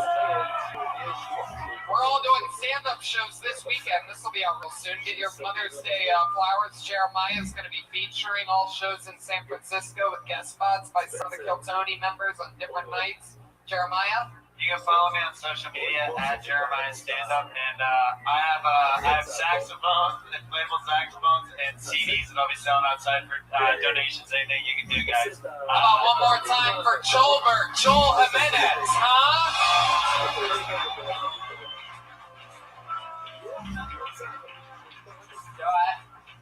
So I just made my Instagram public.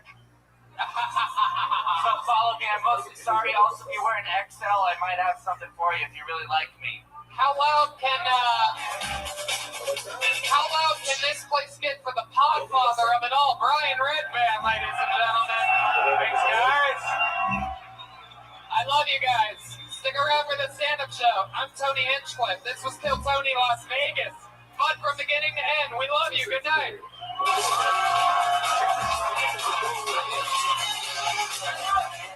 אותו הטעימה שיש לה מפרקת שבורה רוב הבשר עלה, לא יעזור אותה שביטל. והבהמה והאורך הזה נשאר ממנו.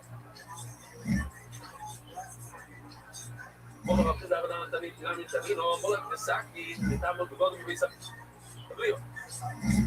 Estava tudo aqui dentro da loja, zona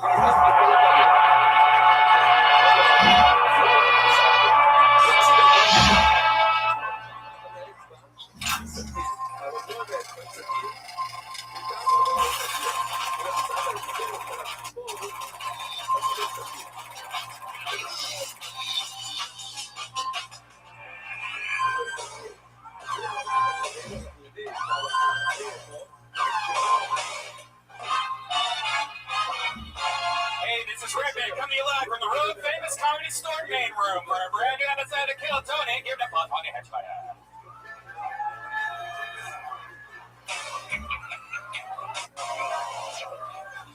Hey, everybody, make some noise here at the #1 live podcast in the world.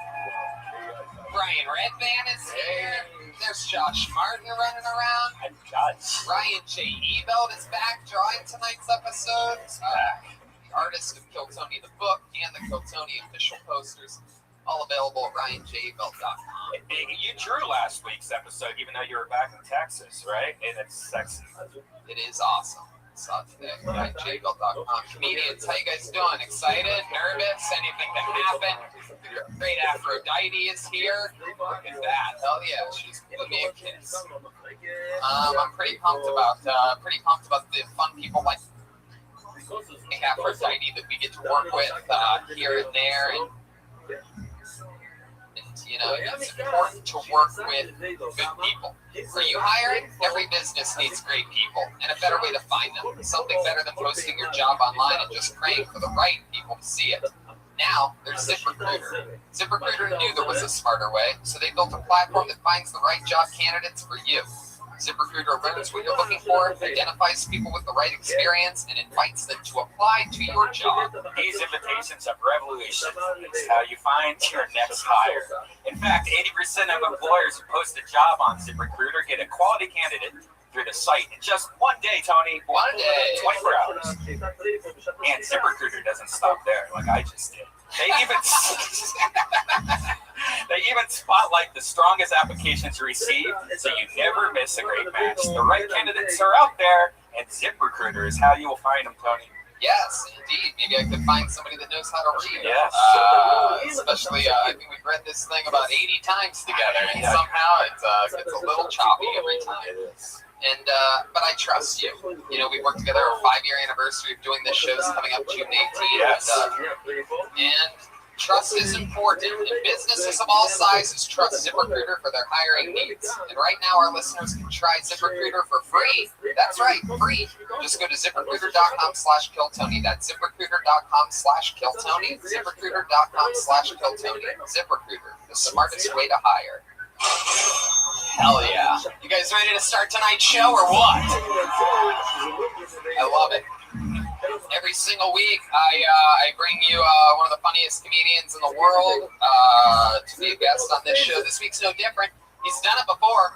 He is, everything's booming for him right now because Cobra Kai on YouTube Red is a immediate cult classic and sensation. We're excited to have him. This is a true comedy store comedian, my favorite type of comedian in the world. I mean, really a guy that is funny on stage and in the alleyway talking shit in the parking lot. I mean, a true fucking awesome comedian. The guy that I've always looked up to. Make some noise for the great Brett Ernst, everybody. Come on, let's do this.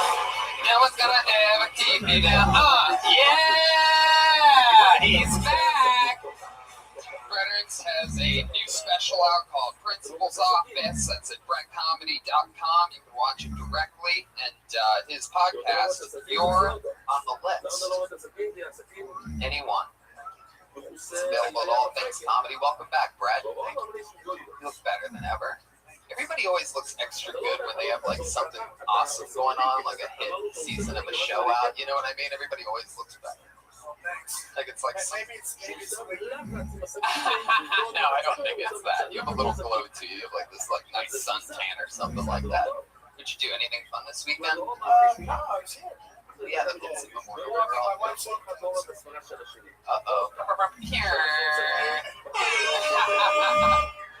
Jerked off like 5 times. Yeah, that's all over the house. That's what's fun now. Do you use a, let me ask you this, in this modern age of technology, do you use your phone, laptop, iPad? Phone all day. Yeah, phone all day. Now, let me ask you this, is always my favorite question to ask people when we find out the phone thing. Do you do like so do you have one of those phones that has the tripod thing on it? Or what do you clean it up and you put it on your chest? Like, what is your method? Oh, just in case. So that this way, if somebody's trying to rob the house, they make it all the way to you just slow stroking it in the living room. For those of you that move in with somebody, this is to the fellas here. We're all Macs. You know what I mean? So it's all like linked up. I don't know that. I don't know anything about computers. So I go into the bathroom and I'm using my iPhone, and my wife's in the other room on the computer, and all of a sudden this trail of filth just starts popping up on her computer. Yeah. And then she's knocking on the door, like, what are you doing? Yeah. I'm like, nothing. Yeah, but you had AirPlay on. And I was all hunched over, and I got caught because it all synced up. Meanwhile, there's clown porn in your iCloud, and everybody's in the house is freaking out. Worse than having to explain what you were just rubbing one out to your significant other. Speaking of significant others, Brett, we have a band that is going to join us tonight. They are the best damn band in the land. Every single week they commit to different characters. I never know what they're going to do. This week's no different. Make some noise for the Kill Tony band. Jeremiah Watkins, Joel Jimenez, and Chroma Chris. It's the Kill Tony band, everybody. Come on, make some noise. You can do better than that. Everything's in place. Getting the whole party started. And here, oh my God. They are clearly in full mind gear, everybody. Yanking on what appears to be my dick. No, that's not your dick. Wow, look at this. This is well rehearsed. That hurts my dick. All right. How you're able to make that about your dick, I'll never really figure out. But Jeremiah Watkins is here, ladies and gentlemen. There he is. Look at him. Wow. This is going to be. He's in a box. There he is. He described it for you podcast listeners. I apologize. It appears that they are mine tonight. You going to talk at all? Wow, this should be a lot of fun. A big shrug and a smile from Jeremiah Watkins. I actually feel like the podcast listeners are going to love this. This is an upgrade. Yeah. Oh, it's a sad face on. Oh, very good. Wow, this has been. Look at this apple. Clearly, they've been through a lot of training. For Chroma Chris, clearly being a mime, nothing is going to change tonight. Not known for speaking much. This should be right up his alley. And then back here, we clearly have some guy robbing a bank in the 1920s. The Hamburger, ladies and gentlemen, on the drums. Look at this. What's going to happen here? I feel like there's no way you can stay silent. Yeah, that's impossible. Tony. Whoa. Everybody's got a voice now. You trying to silence us? All right. Okay, well, there's a talking mime behind the drums. Goes by the name of Joelberg. Sometimes people chant his name. He's known for going on streaks of jokes like Bill Goldberg. People chant Goldberg, chant Joelberg. And Tony's no. Don't be alarmed. There's always a part on this show now where the guest goes, "What are they saying?" That's for all the wrestling parts. Yeah. Wait, did you say something? No.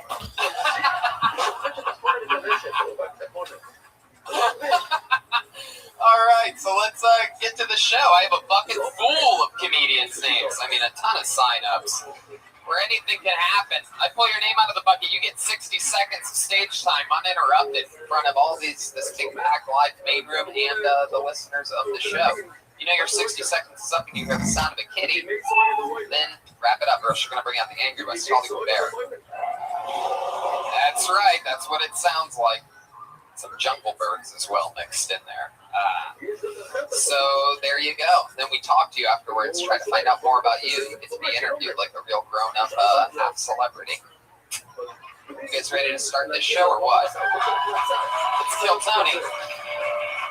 Weeks away from the sold-out 5-year anniversary, June 18th, here with Joe Rogan, Dom Rivera, some of you comedians, seated reading is going to be tough. But for those of you that can stay quiet during a show, maybe you can hide in the hallway or something. For that one. All right, so your first person getting an uninterrupted 60 seconds tonight goes by the name of Keenan Floyd. Here we go. Here he is. Someone's coming. Make way, people. There's a live show going on. Here he goes. Keenan Floyd. Coming in at the same speed as The Undertaker, for those of you wrestling fans out there. How many do you get it? How often do you get it? Keenan Floyd. Yo, what's up, everybody? How we doing? Happy to be here. I don't have to be because I have a college degree. And I almost got hit by a car. I found out what I'm going to say before I die. Fruity fuck rolls. That's what I'm going to say. I don't know why I'm saying it, but yeah, I'm happy to be here. Got a college degree. Do you know what it's like when your parents stop being proud of you? You know, because when growing up, my parents, they were comparing me to my cousin. You know what I mean? He was bad, I was good. I went to Penn State. The same time he went to State Penn. 4 years later, I got with a degree in computer science. He can tell I'm president with a master's degree in IT and no student debt. He's making $100,000 a year. He has a beautiful wife and kids in a cul-de-sac somewhere, and I'm telling jokes on the bus. Messed up. I'm thinking a lot about Hell yeah, it is. Keenan Floyd, how's it going, man? It's your first time on the show, right? Yeah, first time at the comedy store. Did I just stand here talking this mic? Yes, yes, indeed. All right. That's how shows work. It's your first time out in public as well. Behind bars, yes, it's all good. Would you say doors? No, I don't know what I'm saying. Just keep asking questions. I'm good. Keep asking questions. All right. I love that. I didn't know what I was going to do, and you told me to ask questions. Is that your merch that you're wearing? So you got the brown already. It is. Follow me on Instagram, everybody. It's There you go. Wow. How long you on stand-up? 8 years. 8 years. Where at? I was doing it in Central Pennsylvania, Philadelphia, New York, and now here. Wow. How long were you in New York for? I was in New York for 2 years. How did that go for you? I worked at Staples. Did you find that your comedy career was staying pretty stationary? Oh, God. Never really stuck. It's good that... What were the clubs you worked? Still, Broadway, and Gotham. But everyone just called you the comedian, right? The Staples comedian. The old Mike Binder. Right. I really liked your first joke. Is that real that you almost got hit by a car? Yeah, it just happened just outside just a minute ago. It's a good joke. You kind of said it weird, but you should say, I almost got hit by a car. And I yelled out, so I guess if I'm going to get hit by a car, that's the sound of it. You said it weird. I said it weird. Oh my God. I don't know what just happened. But you really emphasize that that's what you actually said, because I think I lost.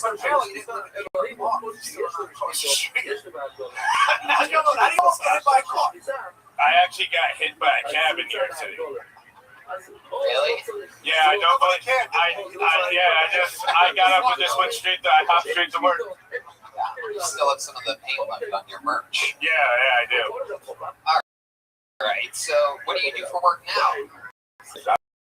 I work at Staples here. You're still a Staples guy.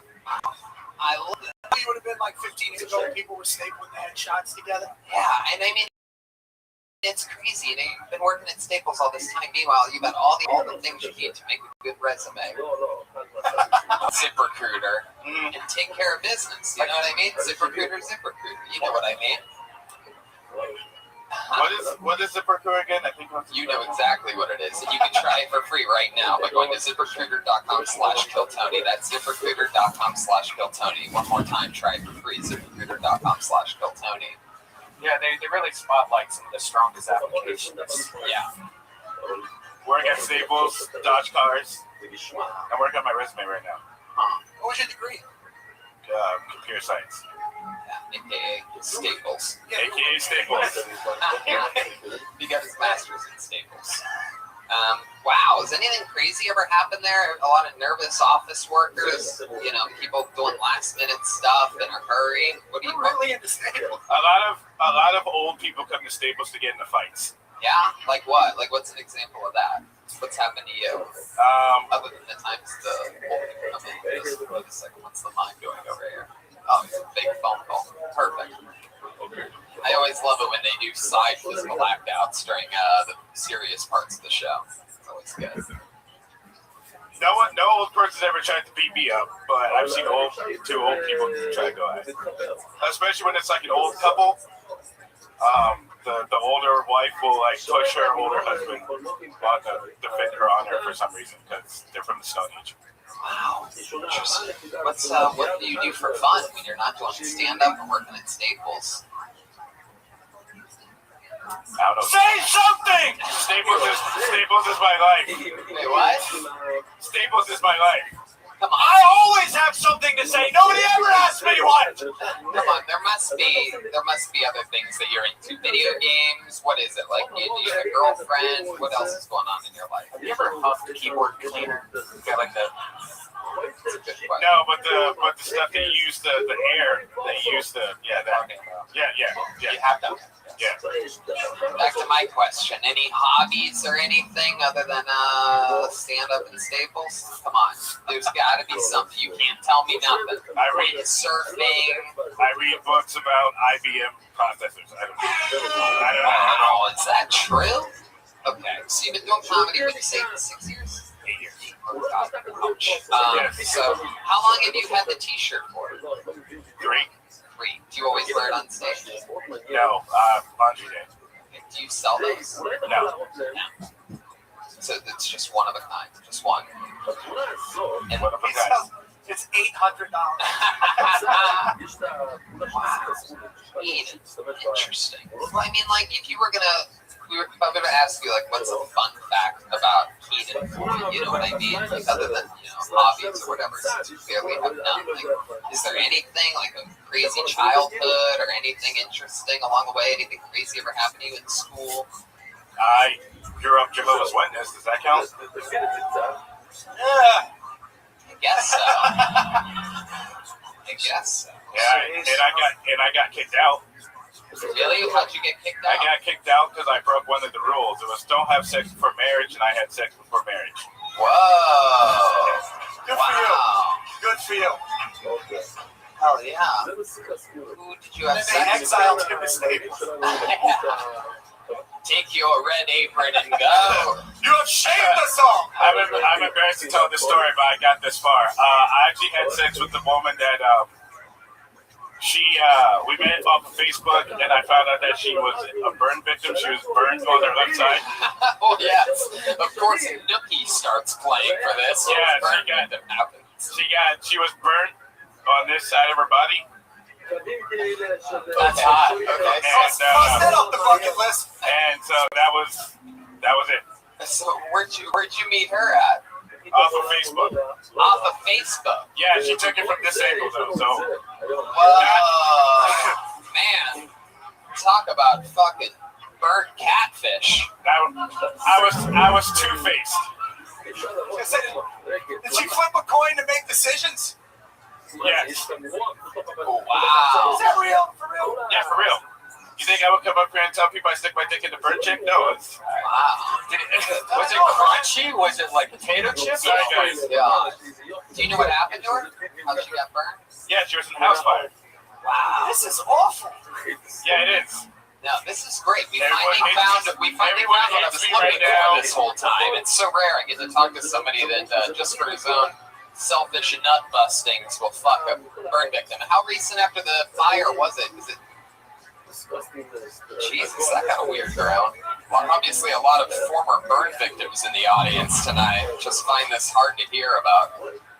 Was it soon after the? No, it was a few years after, but she was, she still had the crispy. Wow, he actually reverted back and started using words that Red Band influenced him to use, like crispy on that one. It probably was. Think about it. Is it still crispy? It was cool until she wrapped her arm around it. Who made the bed ashier, you or her? All right. Keenan, I think that's about as good as it's going to get with us and you. It was nice to meet you. Nice. There he is. Everyone else, thank you very much. If anybody wants to buy the $800 shirt off his back, it's Keenan Floyd. There he goes. He's at KJ Films. Obviously, he makes movies and stuff or something like that. So that's cool. Wow, all right. It's like that ash. Does that usually happen in this big stuff like that? I love it. Yeah, you're damn right. When I find out the most interesting thing about a person, I delve right in. How often do you get to make a burnt catfish joke? I mean, think about that. You got catfish. The ashy joke. Thank you. I heard that girl was a second-degree black belt. There it is. All right, I pulled another name out of the bucket. Put your hands together for Matt Borges. Here we go. Oh, from the audience. These are always fun. Here we go.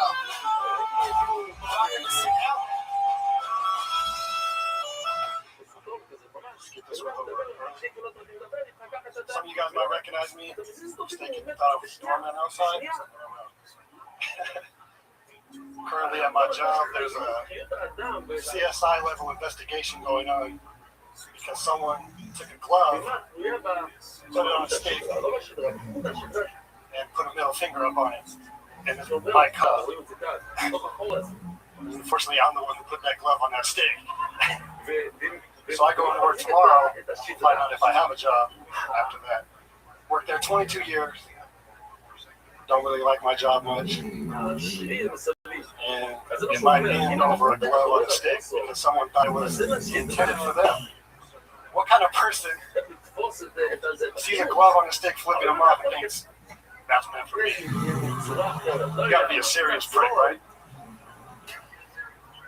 When you hear a cat. There it is.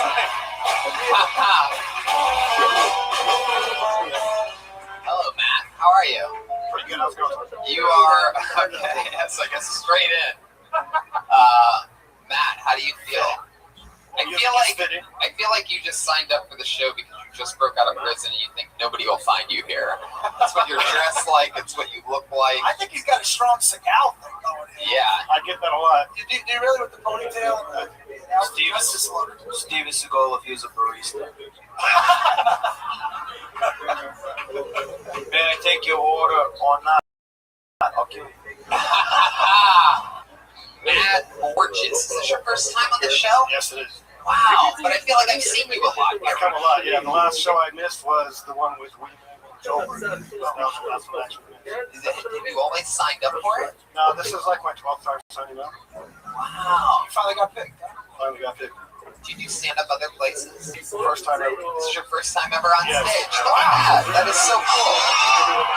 There he is, the goat of starting comedy. It's something you've always wanted to do, huh?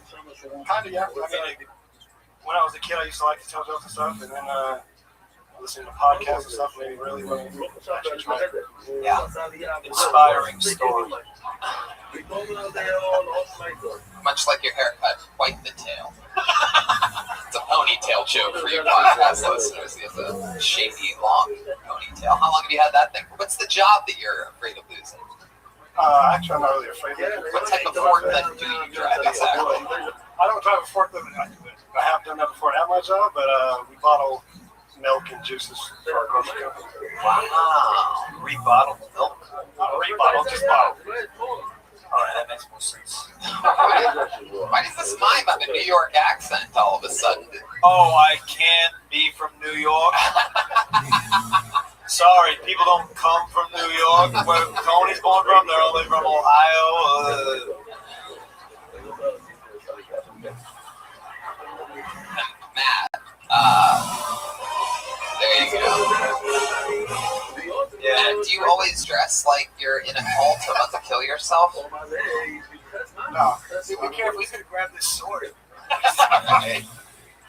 You do seem like a scary guy. Are you trained in any physical arts? No, actually, I laugh because a lot of people say that you don't imitate me. From stage, you actually pointed me out and said, "That's a scary looking dude." Yeah. I asked me how long it's been since I got out of prison. Wait, say that again. You asked me how many days has it been since I got out of prison. How long? How many days was it? I told you it had been hours. But is that the truth? I've never You've been in never been prison. in prison. I actually have it. He works with Jews. Like, he goes to prison and works with Jews. I was actually thinking of a joke about my ponytail. I just grew this out 3 years ago. I've never had long hair in my life. Just kind of as an experiment. What changed? You noticed? People started getting a lot of fat girl.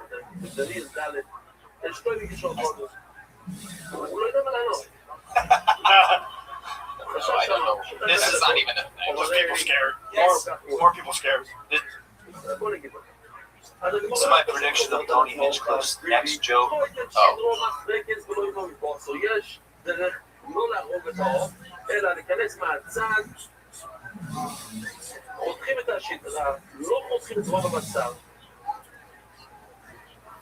He's going to look at your setup on your head, and he's going to go, well, how long have you been HIV braids positive? You wouldn't say AIDS positive. You would just say positive. It would be a different thing. I don't know. Would it, Tony? Jesus. Just hear it fucking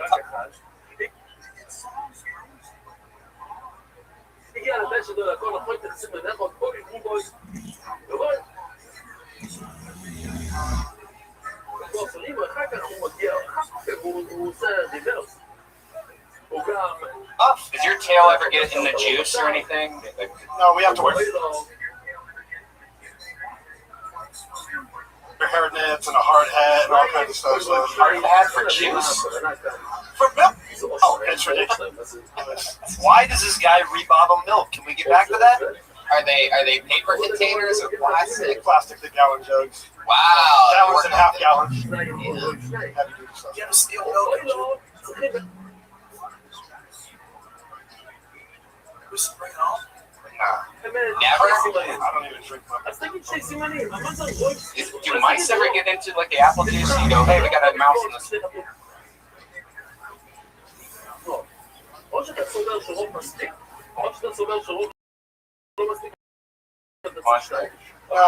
Jesus, no, that only happens in Brian. That's a rat. We have seen. We used to do paper cartons and the thing would shoot up. That's natural in any warehouse. So you do for fun. What else do you even do? You have an interesting look for a guy that's never been to prison. Like, what is it? You from like, what are you from like about an hour north? Really? Like that's. Say that again? Did everybody just?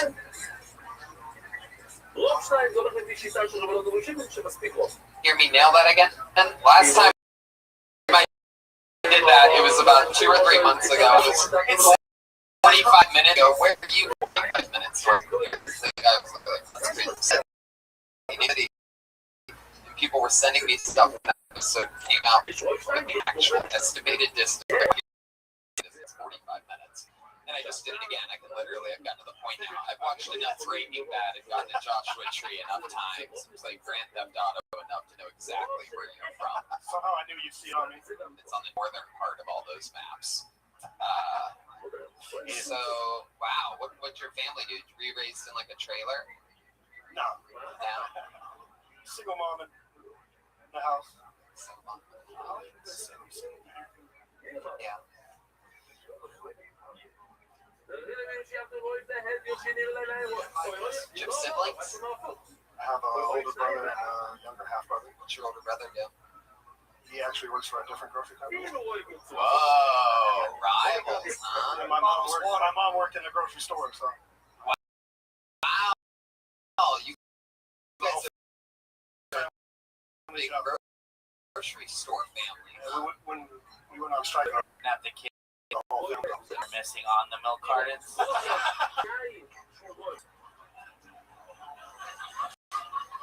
Matt, what's your love life like? I have a girlfriend. She worked at the warehouse. Would meet her. I just met her at a club. What kind of clubs do you hang out at? That's what I picture. Is that No, I don't really go to clubs. This was 10 years ago. I met her in actually like a restaurant, but they have a club at night. Whoa, San Bernardino. Fuck yeah. Talking about the bar at Chili's. Like, a little lower class, a little lower class than that. I think the girl Keenan Floyd had sex with was from San Bernardino as well. B-U-R-N. Alright, well, Matt, I guess we're going to keep moving on. It was fun, we you popped your cherry. First time ever on stage, guys. Matt Borges, that's how it happens. He popped his cherry pie. Let's keep moving on. Let's meet somebody new. You guys having fun out there? Damn motherfucking right you are. Alright, I pulled another name out of the bucket. Put your hands together for Sam Cutter. Sam Cutter. C-U-T-T-E-R. I don't see any movement. Blacklisted. Sounds like he might actually be a cutter. You're just pointing at some guy. Sam Cutter there? he's busy in the bathroom. Alright, put your hands together for Josh Gonzalez. There we go. Movement. Farthest part of the actual comedy club. For those of you paying attention, there's 15 empty seats right here next to where the actual show is. Here's Josh Gonzalez. Come on, make some noise for Josh, everybody. You can do it. You guys ever look at tongue piercings and ask yourself, what the fuck, Mom? She's only 43, and it's awesome because we get along, but what sucks, sometimes I'll be getting out of the house and she'll be like, you know, and it's really uncomfortable because I don't know how to respond to her. And then once I did it back, and then she said, "That's wrong, Josh. You need help." And you know, I didn't know what to do when she told me that, so I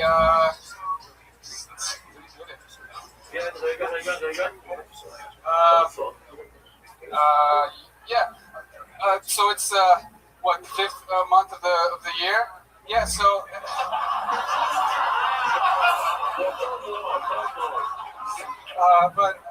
No, seriously, guys, it's the 5th month. Fuck yeah, joke of the night so far. Pretty sure it was a complete accident, but that's comedy for you. Yeah. 5th month of the year, eh? Fuck yeah. Your mom's 43. I don't know what college she is. Wow, you're just. Or what month it is. Josh, I have a question for you. Why do you look like a police sketch? I don't know. Interesting. How long have you been on stand-up? I'm like off and on sometimes. Well, we can tell you we're off tonight.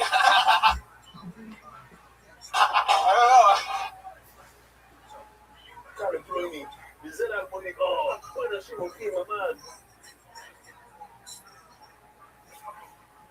מה זה הדבר הזה? תחכה עוד 30 שניות, זה שעה אחת. זה לא הולך לשום מקום. כן, טוב, זה הלכה מאוד יפה. כן, מאוד נהניתי מהלכה הזאת.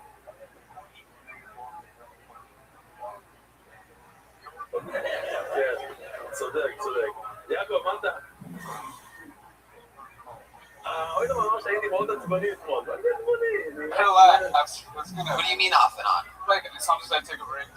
Like, how long's a break? Like a month sometimes. How long's on? Like a month. Okay, Yeah, so, like off and on, like I'm seriously just trying to. But I love this shit. I love doing comedy. So how many months that you've been on combined? Like combined, like maybe 6, maybe more. I don't know. 6 years or 6 months? Months. Okay. You've been doing comedy for 6 months. Yeah, like I mean, I started when I was like 19, 20, but like I never took it serious. Now you're 21. 23. 23. Yeah. Wow, never took it serious. Your mom had you when she was 20. I don't He really has no idea. I'm gonna keep pressuring him. We're not gonna find out. You close to your mom? Is she even real? I think so, yeah. Because I've never seen anybody just talk about, No, she's like with the tongue ring and marketing machine. Does your mom really have a tongue ring? Is that true? Is any of this shit true? No, it's not. I can already tell it's not true. So you made all that up with your mom doing all that? No, I mean, I wrote that. Yeah, I made that up. So your mom never did that? No. So this is going on in your fucking head. Jeremiah, the podcast listeners, Jeremiah has now gotten up in front of Josh Gonzalez. This is Josh's first time on the show. Jeremiah is in full confidence mode.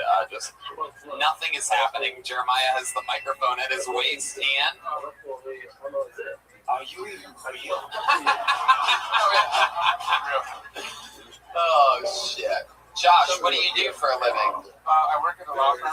What do you do for the law firm? I'm like the paralegal assistant. You're like the paralegal's assistant? Is this another on-again, off-again thing? Is this true? Yes. Is this where you learn to tell all your lies from? No, I just, I think I just like to lie sometimes. But no, are you being honest about that? Why? You know, you see how he just squinted his face back because the last time Jeremiah spit all over the side of his face. Anyway, don't worry about it. Wow. So, you've never spit on a face before, Red Band? You're disgusting.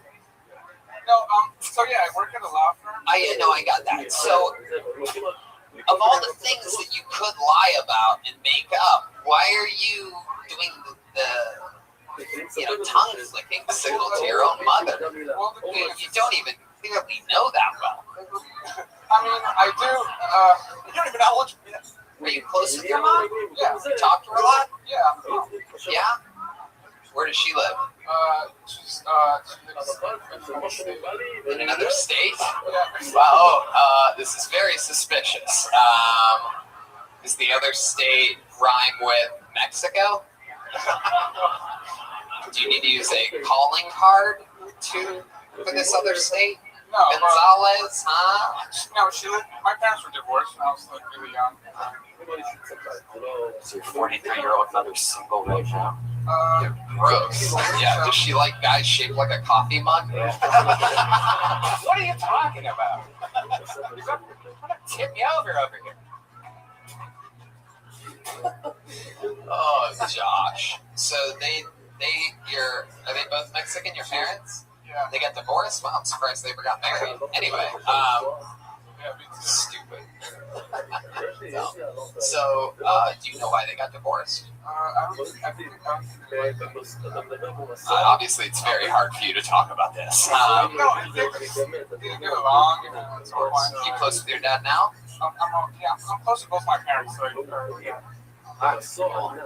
It was your fault. What do you think makes your comedy so on again, off again? Why do you think that you come in waves of doing it part time? I always find that intriguing because once I sort of found stand up, I went all the way in. No, I just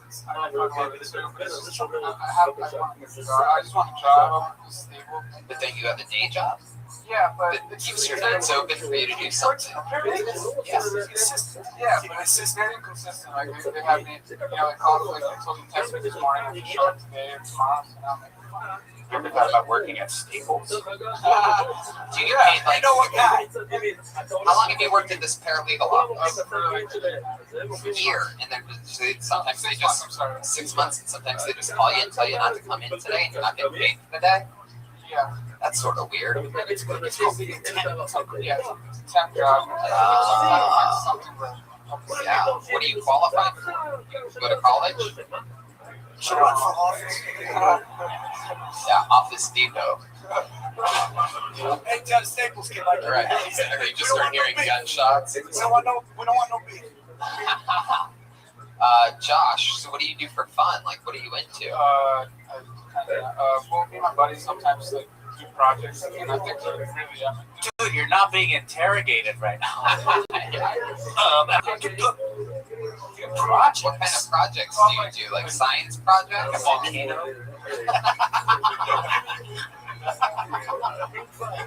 The kind you live in?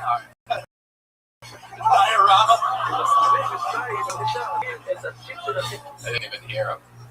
I actually was just thinking back at this science project that I once did where it was like the dumbest shit ever. I had to do it like the night before everybody else had done it for weeks, and I decided to test whether it was like alkaline batteries were better than non-alkaline batteries. So my plan of doing it was to just have a flashlight go, like one with Duracell, one with the alkaline and one without, and it was stupid because I realized halfway through the night that neither one was going to go out through the night, so I wasn't going to be able to get a real read, so I lied on it, just like you did, and that brings me full circle back to Josh. Did you have like a twist at the end, like the whole time that non-alcohol? No, I just lied through it, got a C, that's pretty much it. I'm just barely getting through. What kind of projects are you talking about? Oh, that sounds like graffiti. Yeah. Like short films? Yeah. Like what's one of the films about? Some dude who falls in love with his mom. No, I really want to go back to that because I feel like I didn't answer that correctly with my mom. Just, my parents were divorced. Wait, no. So I don't want to. Yeah, you're fine. It's weird that you'd rather talk about that than the short film that gave you a perfect opportunity to plug. No, I don't. Meanwhile, you look at that. So you do short films. Yeah.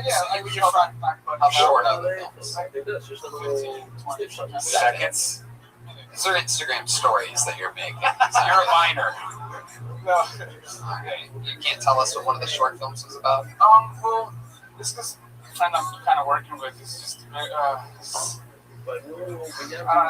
His name is Harvey Weinstein. Yeah, there's something going on here, Josh. I don't think we're really gonna figure it out here. But sign up. No, it's too late for this. I'm getting rid of them now. Okay, Josh? It's too late. Yeah, take a sip so that you can make it off the stage. Josh, it was nice to meet you. And sign up again, and maybe we'll get more answers out of you next time. Work on your dad's set. Okay, there he goes. Josh Gonzalez. Brett Ernst is shaking, and he stands and shakes everybody's hand like a goddamn gentleman. I like your style. I don't like to touch people. It's nothing worse when somebody sits down. And give you the left hand. I do it a lot to people, so I can't critique it because I hang out here all the time. The dead fish. I mean, really only here with people that I see all the time. It's like, I like to shake your hand every night. I think one shake should last a week. Yeah, totally. No, I agree with that. Yeah, we were allowed to ignore you for a week. So many handshakes. It's this place, the Comedy Store specifically. You know what I mean? We just fucking go everywhere. All right. Pulled another name out of the bucket. This looks like an interesting one. Put your hands together for Saad Alessa. Wow. Oh, hell yeah.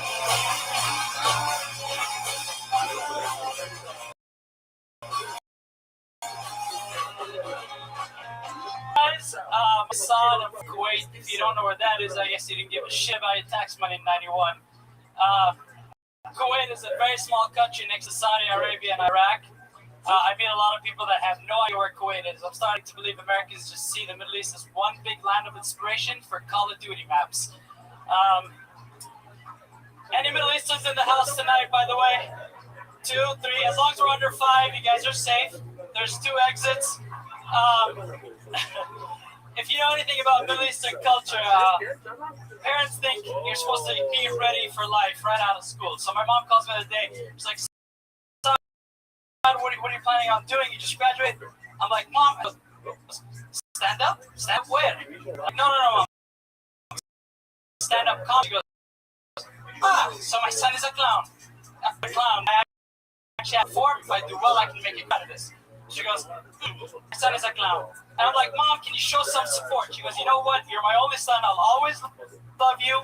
Here's a joke for you. 2 parents love their kid, put them through school. You go ahead. Hold on. Stop. You can go ahead. I want to hear this. Yeah. What's your mom's joke? Yeah. So my mom goes, 2 parents love this kid so much, put him through school, worked so hard to make sure he was okay, got his degree, and now he's a clown. All right, got it. No, I got it. I like it. There you go. Thank you so much. Appreciate it. I like it. You seem like you're the first person that we pulled out of the bucket so far that's not a little bit bipolar, so this is exciting. You seem completely aware of what's happening.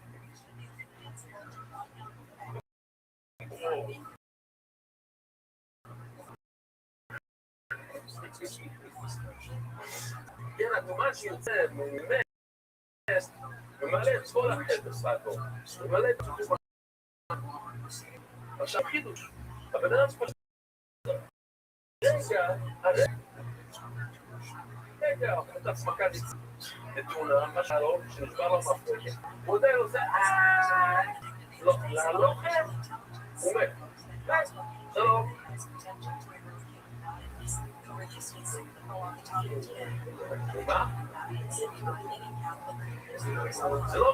Seem like you sort of have it together. And by the way, the politically correct term is moan. Not clown. Okay. You looked a little offended. I'm not a clown. Sorry. Oh, you're good. How's it going, Saad? It's going great. I can't. You can play now.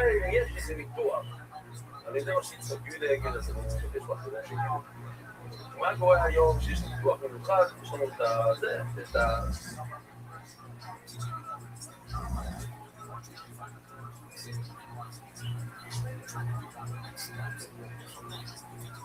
אנחנו יודעים איך לטפל את הטכנולוגיה, אנחנו...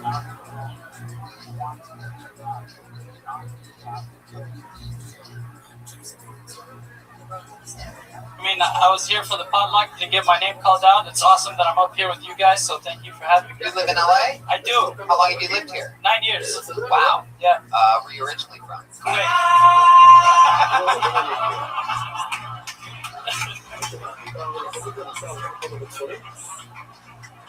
Kuwait. He couldn't wait to hit that one. Well, he could wait. He could wait. It's a Kuwait joke. Look at that. Oh. See that? Kuwait. He's from Kuwait. Son of a bitch. So, to answer your question, I'm from Kuwait. Hell yeah. Yeah. So, how old were you when you moved over here? 18. Wow, that puts you at about 2001? What the fuck? Wait a second. Hold on. No, I'm kidding. It's a 9/11 shit. We don't forget, unlike you, obviously. Jesus, this guy. 2001, I'm sorry. Yeah, right. Whatever, dude.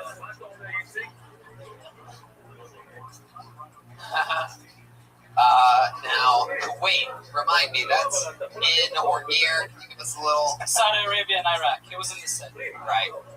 That's where Saddam invaded you guys. Yes, and then America kicked his ass, so thank you guys. Yeah, We got him out. We did that for you. USA. Can you repay us by coming here and bombing on our stage? Yeah, we It's just appreciate not that, right. by the way. We really do. It's just... Sometimes it's too easy, you know what I mean? No, I like his comedy. I think he's going to be blowing up real soon. I agree completely. I think he's one of the top young comics to watch out for at the airport. Oh! Yeah, if you keep it up, you're going to go real Jafar. When it comes to getting booked, he's one of America's most wanted.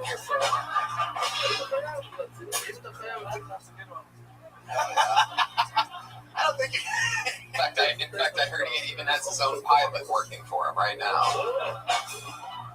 Co-pilot. Bless me. Anyway. unfortunate that as a member of a dark-haired culture, what's your favorite cologne?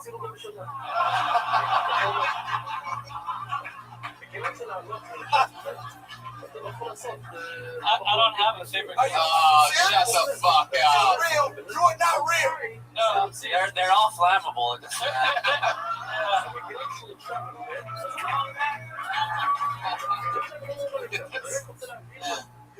I can give you some tips. I love that. It's your car, right? Your car was in middle school. Yeah, I got it back. See, you don't use cologne. I use cologne. I just don't have a favorite cologne because I switch them up. So what's your, like, all right, I got like different scents, night scent, day scent, gym scent. Mini scent. what's your go-to sin? Come on, you know there's a go-to. I mean, I'm Arab, so I guess something with food for sure. You know, something heavy instead of Good. What's inside of meat? Okay.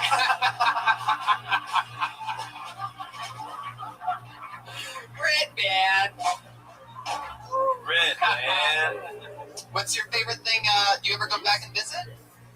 Every now and then, yeah, but I just made a commitment to stay here full time and pursue what I want to do. You know? I love that. How long have you been doing stand-up? Around 6 months. This is my first time performing at the Wow. That makes, in that case, I think, Is it okay to be nice to them? Absolutely. Okay. I think you got. I'm not gonna say it. You seem pretty comfortable. Thank you. I wasn't on the inside. Keep sticking with it. Thank you. I appreciate it. What kind of show is this when the guest has the host? Are we allowed to be nice to the audience? Is that okay? I mean, I know we're being douchebags and dicks up here the whole time, but I'd like to break the character for a second and tell this guy he's actually got some great stage presence and confidence. I think he's going someplace. I think you should stick. Thank you. I appreciate it. I also think you should look into some cologne. No, the answer. What? How do you make money? How do you survive? That's a good question. So long. Well, thank you. Yeah. No. So,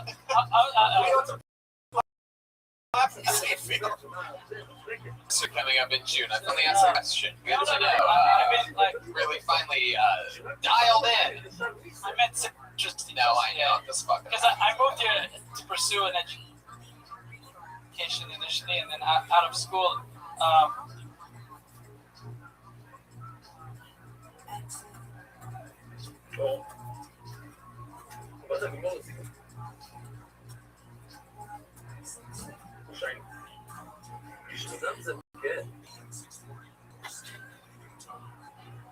מה שמעניין, אני לא מדבר על זה,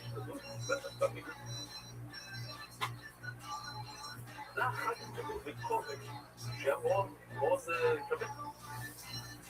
כן, הוא כבד. אז אני לא יודע אם זה מוסיף לדבר, כי הכתובה מספיק. למה? I went back home, had a job, quit that job, came here, started a YouTube show. And then that I honestly just use my savings all throughout the years. There's no steady income, there's no financial stability. אז יש לנו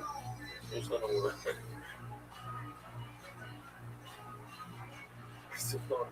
אני מבקש לא לשתות, תוך כדי שאתם רואים את הדבר הזה. זה יכול להחזיק בזה שיושב מוכר.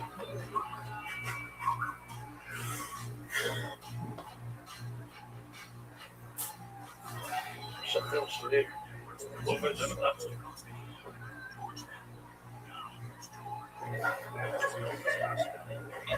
Not yet, no. So you're running out of money. Pretty much, yeah. I do. I started a small video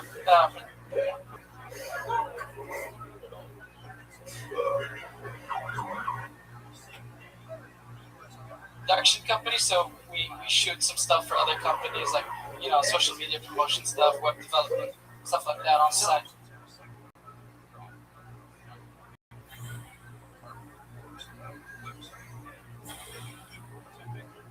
So coming in, how do you afford the bottle services?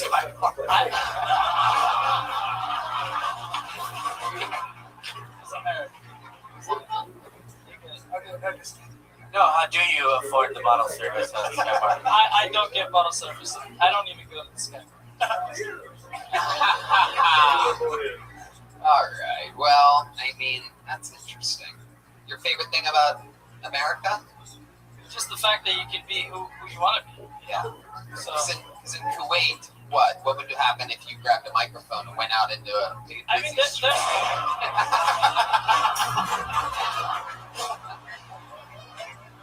Dude, I almost rolled under the table. I know, it's a good one. He gets me sometimes. That one definitely got me. Red man. Jesus Christ. You know what you did this time. So, like, what would get you in trouble out there, or would you get in trouble? What would you have to be talking about to have a microphone and a speaker where you're from and wait? Like a baby? So you want to know what you want to talk about to get in trouble? Well, That's easy. yeah, go ahead. Religion. Wow. Anything at all about religion, or just bad stuff about religion? I mean, over there, it's like you don't mess with religion. Let me ask you this. I don't know what it's called there. You know, like the priest or whatever in that religion. It's called a wizard. Oh, sure. I don't know that. But do they ever have a sense of humor? Because like sometimes here the priests have sense of humor. Yeah, but they just I don't mean. All right. They just don't know that they have it. You know. Huh? They just. בן אדם, לקחת בן אדם, בוא אלינו. כמו דג. אז לא משנה מה הוא... קופץ, בוסס. זהו, יש שם תומסויים. מה נוגע למעשה? יש כהן בתוך החדר, ומישהו חזר אותו כמו דג, והוא די מפרכס, והכהן ברח מחוצה. לקח את הדג שהוא הפסיק לפרכס. אז יוצא שהוא היה טמא, החדר היה טמא בועל, עוד לפני שהוא גמר לפרכס, כי הפרכוס לא... אומר השמו. הוא לא יצרקו לגעבו, זה רק, הוא חתך אותו מהגב, כמו... זה... I know that they have. I grew up Muslim. People laugh like in their houses and stuff. Like I mean, I know you can't, but is it just religion? Can we just change the topic? Yeah, Make sure that when I fly back, Yeah. No, Tony. Let's be honest, you're stopping off midway. They're all just in their huts or whatever, just being like, I am so miserable all the time over here. I do not know what their life is. Come on, be progressive, Tony. For people. It's this changing accent that keeps happening. You got Jeremiah draws the best Muhammad. Like, he really does. Alright. I have a hobby. Yeah, what is it? I love that. You got a pop from the comedian. Smart, son. By the way, smart move. Perhaps a note people could take for the future is perhaps something maybe to talk about once in a while, you fucks. I think he means Habibi. Go ahead. There's Joelberg. Joelberg has risen. Brazilian Jiu-Jitsu. Whoa, wow. Never mind, you're great. Brown belt? 10th planet? No, Cabrinha. He's subconsciously telling you to get away from religion shit. And to just take it down. And that was a threat. I can sense that. Can you do high kicks or what? No. There's no kicks. It's just, I'm not interested. I can do mime kicks. Do what? Mime kicks. Yeah. Oh shit. No, don't do it. Don't do it. No. I thought fucking see it. Dude, I will let him kick me in the chin. זאת ישראל, איזה חצי, לא כי בעצם זה גם זה גם ישראל, כן?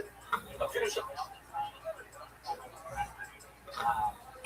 You ever have to use your jiu-jitsu self-defense-wise? Anybody ever mess with you or anything? Yeah, I mean, there's been a couple of incidents, and you know. Why'd you point at me when you said it? I was like, incidents, like. All right. Out there. Presenting something like dinner's ready, like that. All right. So, like, what were the incidents?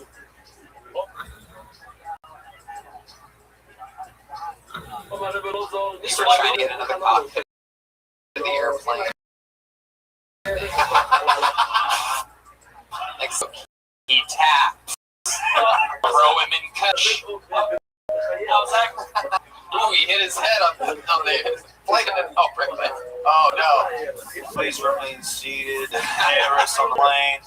I was actually waiting for my bottle service at Skybar. Somebody sat in this VIP section. This guy's a fast learner, and I like him.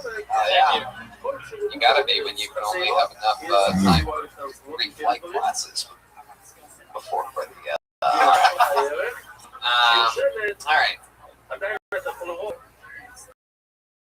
Well, You know, if there's any to perhaps someone kid listening out of Kuwait right now. I mean, if I say it in Kuwaiti, like the majority of Kuwaitis are in English, so I can say it in English that way. Perfect. Let's hear it in English. No matter where you're from, then you don't have to be from Kuwait. Find, keep spreading positivity, because especially during this time, there's a lot of shit going on out there. So, happy words from a man named Saad. Saad Alessa.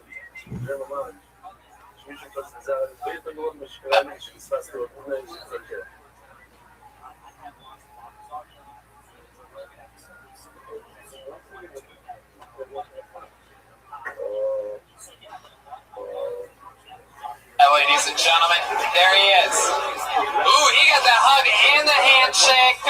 Here.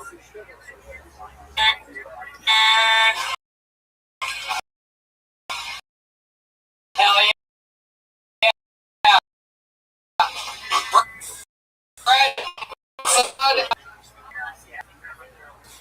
Right now on the stage.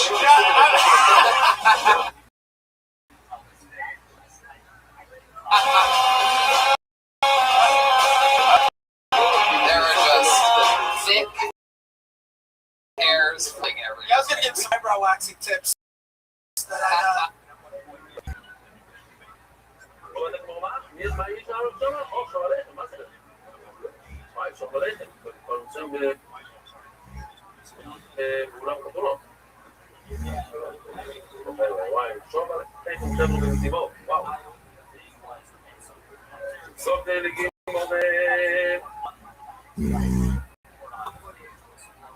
חוץ משה יהיה לה בישהו את הכיסים, יש לך את הלך לראש, זה איתה לנייה נשארת אפילו שפוזל. We should also thank everyone that came out to Vegas. We had 2 sold-out shows. Wow. 400 people. That's crazy. Yes, it was absolutely insane. Las Vegas, you guys are goddamn savages. That was so much fun. The whole band. No, we didn't. No, Tony almost got in a fight with a punk heavy metal band. No, I didn't almost get in a fight with him. He almost started a fight with me. What happened? Tony's never wrong. Can we talk about this? Are you saying? See, that would insinuate that I was wrong in this instance, which is hilarious. No, there was a band that played after me, and I made fun of the band because from stage in front of 200 people. May I say ruthlessly? Well, it's important to note that the audience was there to see me and not the band. We did learn that when the battle went on. Easy pickings, yes. But Tony, they had 7 people waiting for them to go on right after us. It's true, and one of the 7 people had a big mohawk, and on his way to the restroom when I was talking with nice people and meeting people and taking pictures of fans, he gave me one of those old school bump intos. So I had a drink in my hand, was really engaged with somebody. So whenever he did it, I knew some douchebag bumped into me, but I just sort of He had a mohawk. I looked because I didn't even want his movie. Yeah, no, it was. Here's what really happened. All right, the guy comes over to Tony. He hoists him up against the wall. Tony's lunch money starts falling out of his pocket. Tony says, "I don't want no problems, mister." The bully takes all of the lunch money, spits in Tony's face, and says, "Follow that, you dumb bitch." And Tony goes, "I will, bye." That's true. And Tony couldn't get down because his belt was hanging on that little hook thing. I was stuck on the wall, and then the guy took all the money that he stole from me and went and bought inflatable saxophones from Jeremiah out of the lobby, because that's what Jeremiah was doing when the altercation happened. Sometimes he blows up inflatable saxophones. This guy was in the meat cooler of the venue blowing up saxophones because he was overheating while blowing up saxophones. Because he eats so unhealthy that he's in bad shape while blowing up saxophones. And meanwhile, he's taking shots at me. Sometimes you peddle products that you're not because you're not compensated properly.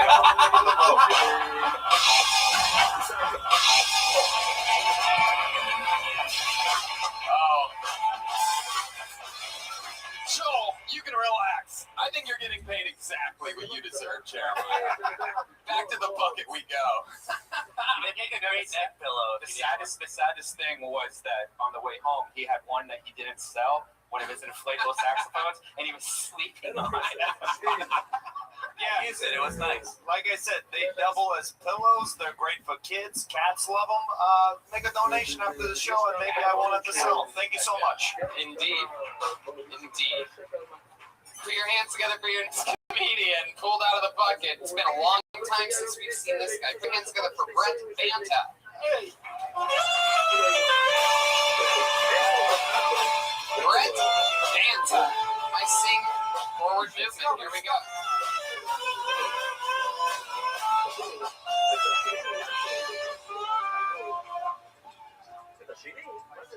My name is Brett Banta. Charles, go in the bathroom. I don't like my face. I like other people's faces. I like my twin brother's face because his face comes with a hot wife. My friend told me to stand up. She was like, Brett, you gotta look at people. You gotta smile. You gotta try and connect with the audience. You look miserable up there. You look angry. Dude, your face looks like you're a default setting for a white guy. In Madden 2018. You look like a defendant. You look like we're all out of life jackets. Thank you. Fuck yeah. Brett Banta. Well, you pretty much just said everything I was going to say about you. It's very good, Brett. It's like that scene in 8 Mile.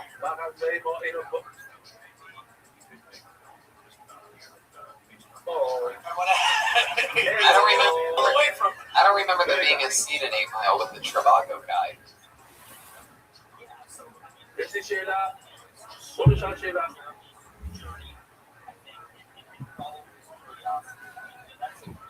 האם מותר לתת מטומס לאביונים בכסף של מייסר? אתם אומרים לא. האם יש שיטה שונות שמותר?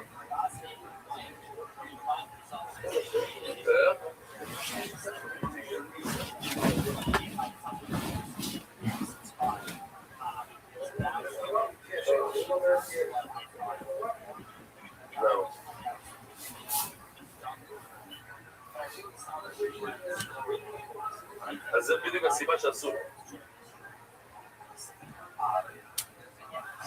Yeah. I haven't seen it. Trivago guy? You don't know who that? He's my bitch. I haven't seen it. It doesn't go that long. So It wasn't even that funny anyway. Probably Chicago guys, what you should have got a way better laugh. Brett, you've been doing this show a while. It's been a long time since you've been on, right? Yes. We've known you for a while, though. But can you remind us some of the fun stuff that we've learned about you in the past? Some of the fun facts about Brett Banta?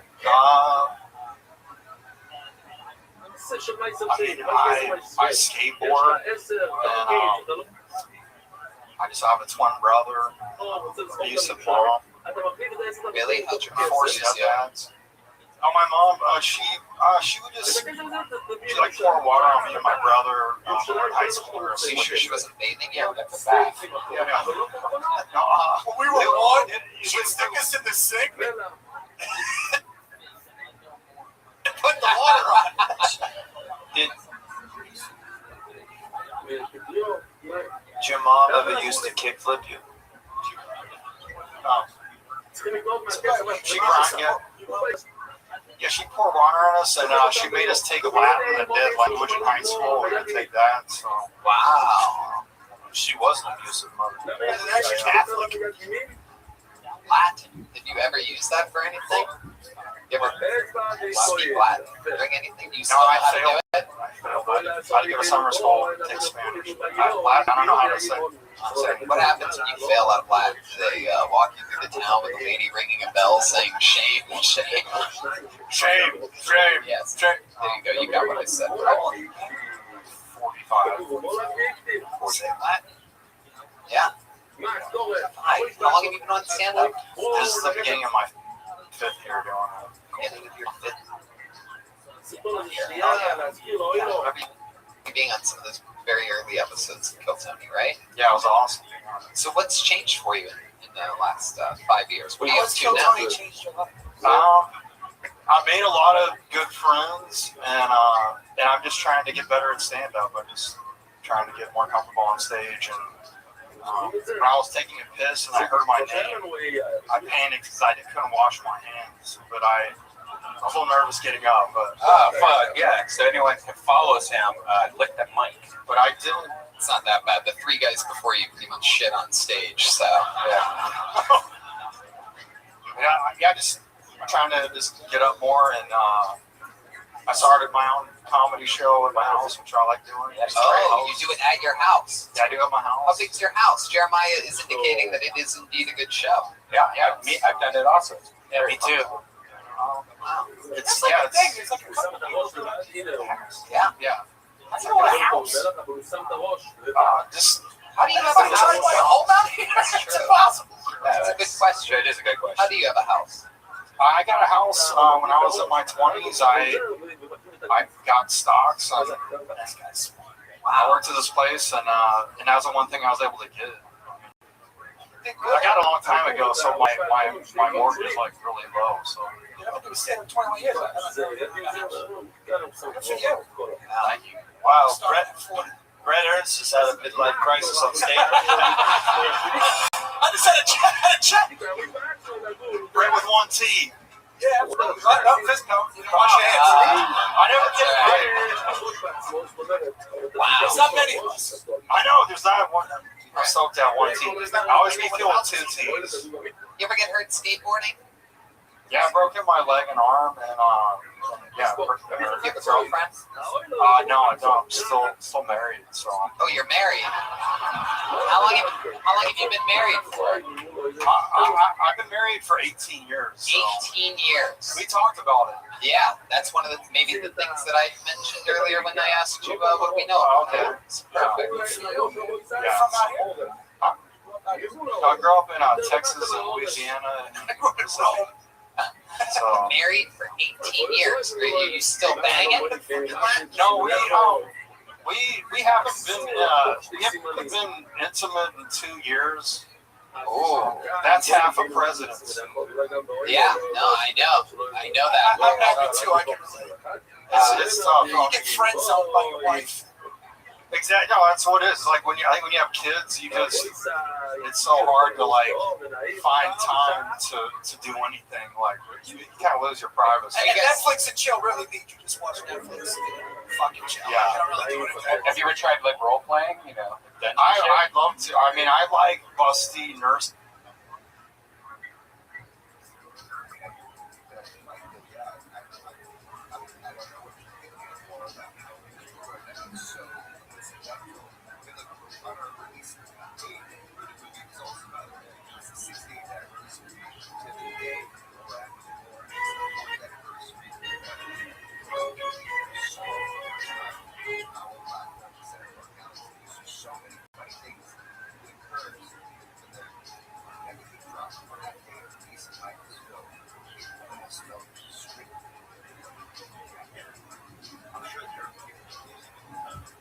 Type stuff. I like being a patient, but she won't do that. You want to be quick? I like to be in a patient scenario where I'm a patient, like busty nurse comes on. Busty nurse, and your wife's the busty nurse? Yeah, but she won't do that. So does she have big boobs? No, but I mean, how could she have big? Just say you're busty, damn it! Just say it. Aren't I so busty? I'm so busty. Time for your checkup. I'm so busty. Big tits. Don't look. Big tits. Yeah, kind of like that. There's some. Brian looked up busty nurse music, by the way. I can't see. I'm also blind. I don't think this is recording a chant. It's a fucking lat joke. Hey, and two. I'd love to have you guys on my show if you guys want to do it. Basically, say you want to come to his house. Yeah. Interesting. Will there be any busty waitresses walking around? If you're out there, please come to the show. It'd be great. Well, stop plugging your show. Hold on a second. So, think you've ever come close to having sex with your wife in the past 2 years? Was there like did you guys like talk about it? Yeah, buddy, we're going to marriage counseling. It's tough.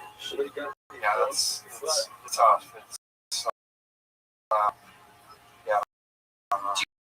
Do you ever think about cheating on her? Is there that's what I'm saying.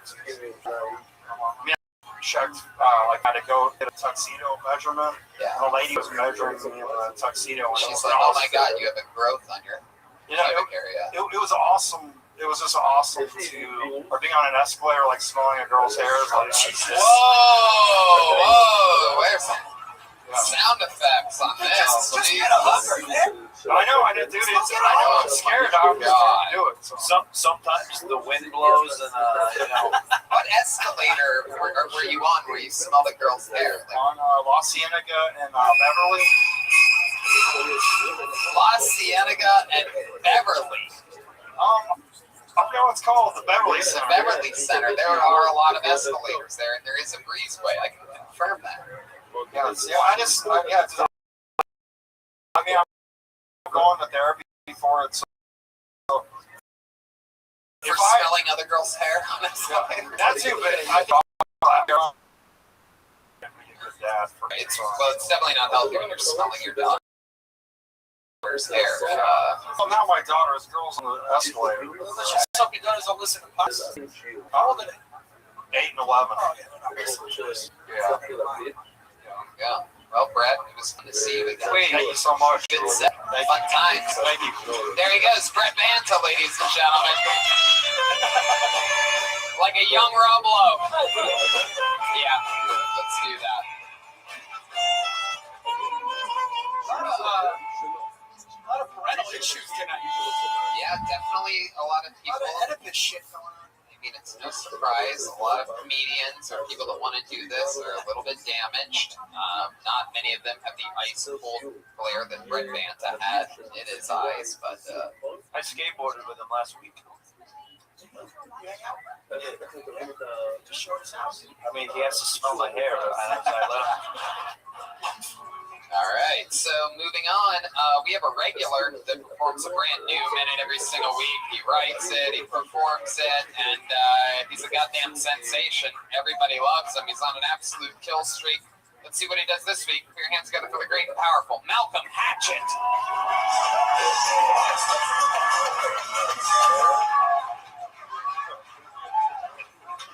Oh, shit, they fighting.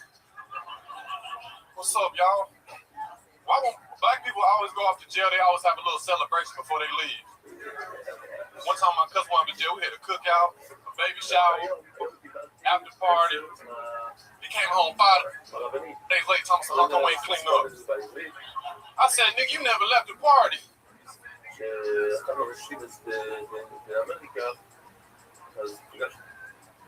Why when black people hear cop sirens, they start jogging?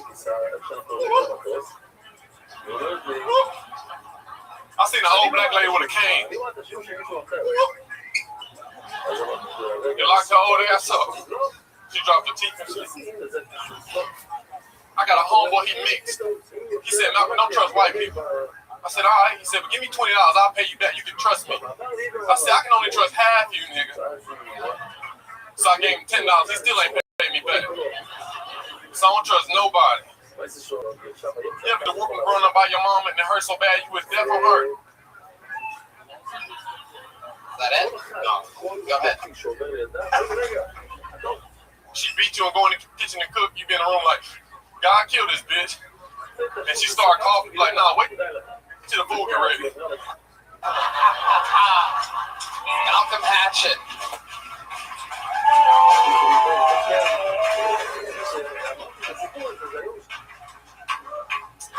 Yeah, another fun set. I don't know if it was just me, but I didn't quite hear you say when they're going to jail on the first joke. It was like a little bit too quick, so I lost it when I caught it. The second thing, is that true when people go to jail? Because they try to take care of everything that's going to happen during their... Then they'd be gone for long. Let's go right back. Then I feel like you can almost add more to that, like almost like, there's a baby shower, and you got this, and whatever else is happening in the next 5 to 10 years. Like something like whatever his sentence is. You can figure out the wording on it, but make it more like real. Does that make sense? Yeah, I'm from North Carolina. What's the sale? Okay. They're known for all their seals out there in North Carolina. Yeah. Malcolm, how's it going? You were in Vegas with us. We shocked Las Vegas. Yeah, it's the first night ever in Vegas. We shocked the audience there. One of the fun things we do with these road shows is try to coincide surprises and fun things. And that was a lot of fun. We did a new 60 Seconds there and then joined the panel for the first time. And so how's life going? You got a new car? Yeah, new house. Yeah, we talked about that last week. That happened last month. Too. Was that was since Monday, right? You got a new Volvo? Yeah, I don't think we talked about that. Yeah, the great Kill Tony fans reached out and they raised much more than enough money, even their gold, to get you a new car. So what's it like? Oh, it's cool. 92 Ford Taurus with a 2002 Volvo. I got AC, man. Yeah. Wow. That shit's still on outside. Just leave it on when you're gone at the real house. I get it. I'm That's fun. What else is going on? Everything else good in life? Oh, yeah, everything good. My girl broke up with me. Oh, sorry, Miss Hatchet. Uh-oh. Wow. There's a stampede of comedians' legs opening in the corner over there. Oh, shit. Even Aphrodite over here. Wow. Look at that. Tony, showing her butthole. Tony, I'm pretty sure every female in this room just laid down. And turned around. Shoulder. So, wow. This is crazy. And, all the time that I've known you so far, you just seem like you've always been pretty loyal to that chick. So. Yeah, I'll be loyal, but then I'll still be pimping. Oh, shit. Wow. No, I don't even know what that... Oh, okay. It's all good, though. I ain't about to cry, no shit. Right. You shit crazy. By the way, that's the exact phrase that black people say right before they start crying. I ain't gonna cry, no shit. Were you surprised when she told you that? Nah, because we always been breaking up. She lives in North Carolina, for those of you that don't know. And how long were you guys together for? Oh, it's about to be 3 years. Wow. Oh my God, that's a lot. North Carolina. 24. Nickelodeon. You don't need that shit. And so you're talking the other day on the phone, right? And what happens all of a sudden? It was I knew it was over because I gave her some fresh shirts when I was at home. And she made me a Snapchat, throwing it in the bag. I was like, yep, she wrinkling them shits because they always are. So I knew she was doing. She was like, get rid of my shirt. She was like, I'm taking your mama house. I do that shit because then she's going to be my ass and give her clothes away. She broke up with you at the wrong time. But yeah. You just got a car. Yeah. No, I got AC. Yeah. You don't need that shit like that. Are you staying out here, bro? Yeah, I'm going to go home. Well, that's exciting. Have you already hooked up with somebody yet? Nah, but they just handing the pussy to me. Really? Wow. I was at Ralph's, so white girl was like, here, I love you. I was like, I love you too. And what's going to happen? That Volvo is just going to be the pussy train, huh? He ready. Hope my alignment ready. Man. That's interesting. But yeah, I ain't tripping. So you're single, new car, signed by a big agent, manager. New deodorant, all that shit. I stepped up. Unbelievable. Perform in Vegas. What a fun story. Yeah, Vegas was nice. Tony had gave me like $50 to gamble. I went right to the hotel room and went to sleep. It's true. He showed me the $50 bill tonight before the show started. He goes, I still got that. He gave me $50 to walk away. That is so funny. I'm like, here, it's your first time in Vegas. Go have some fun, man. I said, yeah, I'm going to bed. And he'd have to sell one inflatable saxophone.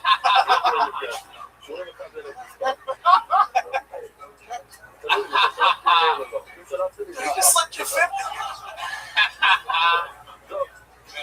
All right. Mowing down the house. Shooting everybody, the mime is. Fucking mimes. I love this getup. You always have the coolest style. This is all thrift store, huh? Yeah.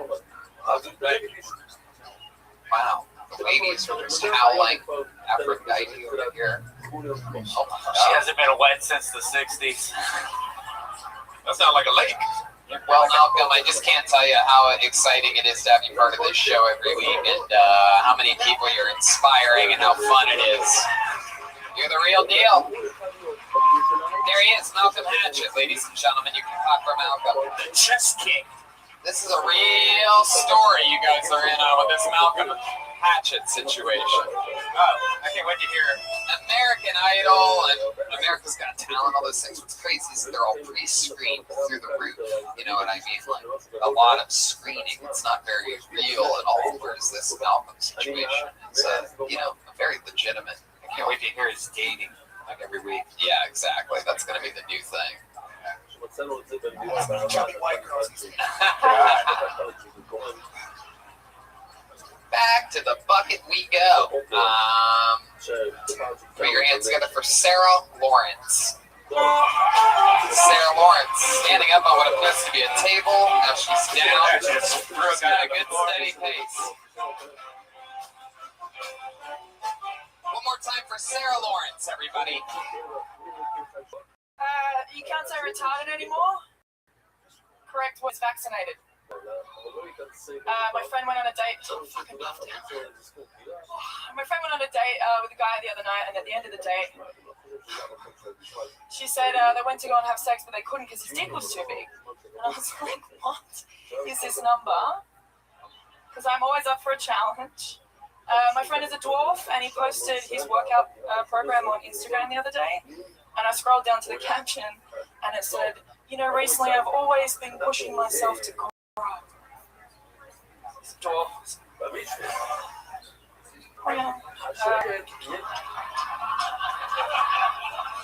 There's no time for another one. Oh, people come up to me on the street and they tell me that I'm really tall. Do you know what I say to those people? What gave it away?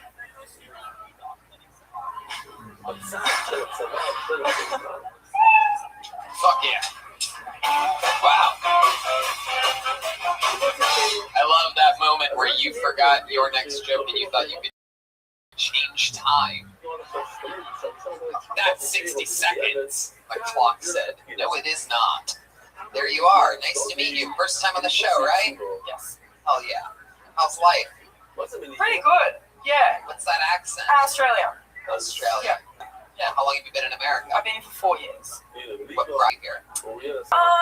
I'm a bit of a soldier of fortune, so I just kind of go where the money is or whatever, but I was trying to get to America for like 10 years, so I was only able to finally get here when I moved to Dubai and then make money in Dubai and then could finally get here. How'd you make it?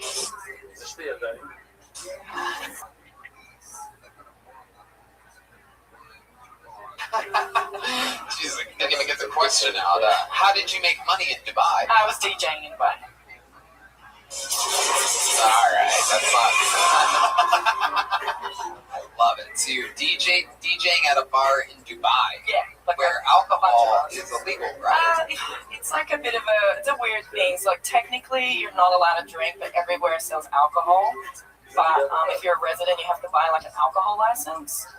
And then if you like walk, I forgot when I first moved there, and I walked out to ask a policeman for a breathalyzer to see if I was okay to drive home. And he was like, "Oh, you've been drinking," and I was like, "Oh no," and then I just ran away. No, you can't drive home because you're a woman. Man. By the way, 15 years minimum for smoking weed. Really? You've been in prison 15 years? Oh, yeah, my friend had weed Okay. in her wallet, and it wasn't her. Well, it wasn't hers. And then she went to jail. She was in there for 9 months, and they even like blood tested her and stuff, and she didn't have any weed in her system, and she was still stuck in jail because you're guilty until proven innocent. Why Dubai? Mostly hot chicks that go to Dubai make their money other ways than DJs. All the Russian what made you prostitutes so do that. terribly want to put a set of headphones on and make Middle Eastern people dance? Well, I was in London, and I got an email, and they said, "Do you want to go to Dubai?" And I was like, "Well, I can't pay my rent here, so yeah, fuck it, I'll just go there." You made really good money? Yeah, should I say? What kind of Like 80 grand in 6 months. And that's not in, that's money, not roses. What kind of you find out that they like a lot? They're a bit. All right.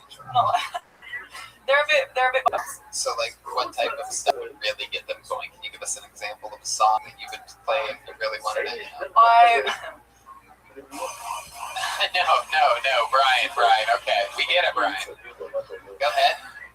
You wouldn't know. I don't stuff that they want to listen to. I'm like one of those dickheads who like want to play what the crowd wants and only play what I want to play.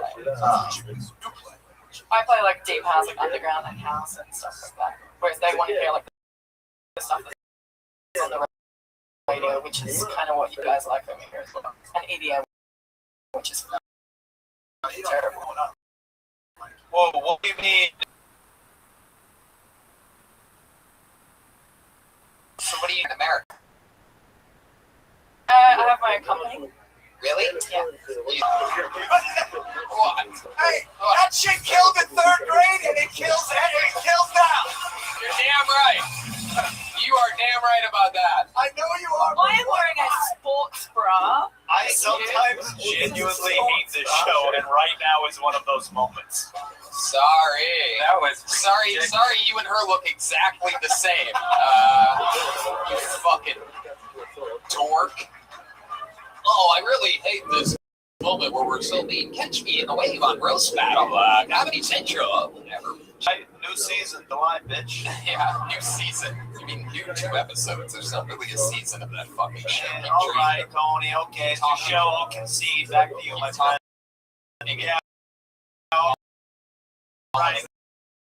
Yeah. I'll let you host your show. All right, go back to all their school kids and stuff. Let's have a I can't wait. Only 3 weeks as band leader. He's already got a case of the Patty Reagans. Look at this, everybody. Wow. Let that power get right out there, huh? Force of truth. Yikums and schmeikums. Okay, yeah, gang up with Red Band on sound effects against me. Sure, all right. Sounds great, fantastic. Well, I'm going to go get one of my inflatable saxophones and kill myself.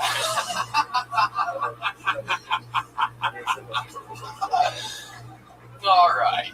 What is the company that you run?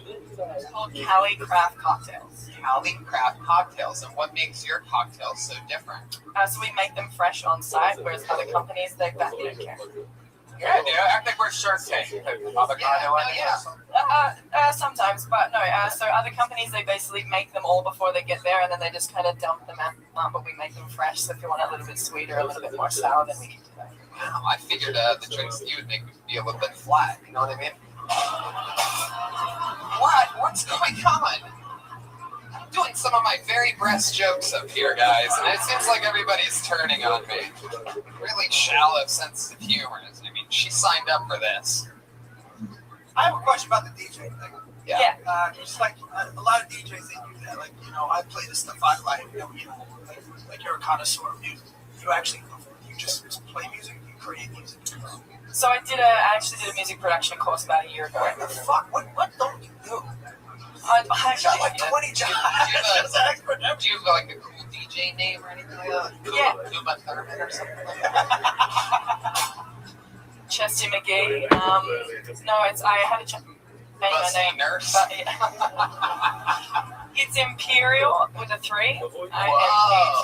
But I had to change it. No, that's R&B. That's not house. No, I can't. It's different. So it's like house music people. We mix, we overlap songs for like 2 minutes and make a new track in between. Whereas the R&B people, they scratch. The only thing she scratches is those mosquito bites.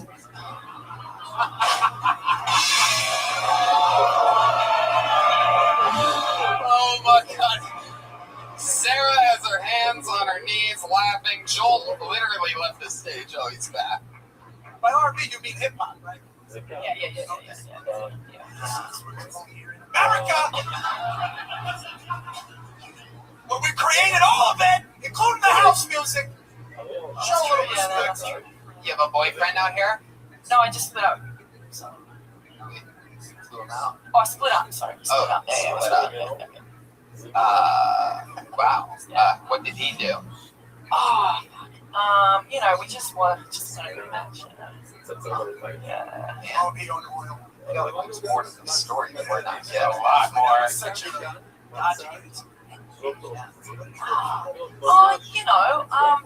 we created the company together. And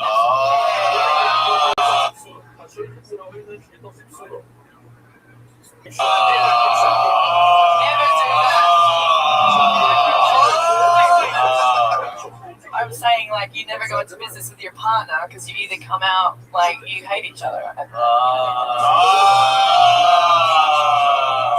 Now, does he still own half of it? No, he sold. $50, $100, how much did you sell it for? How much did you? Do you own the company? Yeah. Wow, so you got it all. You bought it out. Yeah, and he obviously got the tits. Okay, I'm done making fun of him. If I were to have like one of your craft drinks, what would I drink them out of? 8 cups? Okay, guys, I mean, this is the episode that's going to ruin my career, so I might as well commit at this point. Well, you surely can't be hired by any of the big networks at this point. You know, Tony, you sure as hell wouldn't be drinking them out of jugs. God, I hate myself. Tony's next joke. What kind of batteries do you use for your dildo? AAA? Hey, I think your tits are perfect. If I only knew somebody that could blow them up a little bit for you. Hey, Jeremiah, why don't you,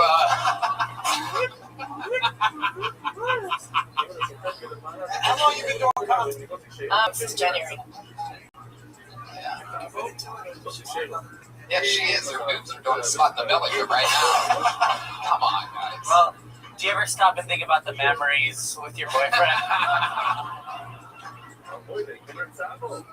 Of all the fucking nights. What? You ever watch the show, listen to the show? What do you I have a one. You ever listen to the show? Yeah, I've been here for. And you say of all the nights, well, are you saying other nights you have bigger boobs? Yes. He has a sports bra on right now. I have a. If I was to, Whoa! I like where this is going. Oh. You want to go in the back and take it off? No, Brian, come on. What are you guys going to show each other your tits? Yeah. I want to see if mine's better.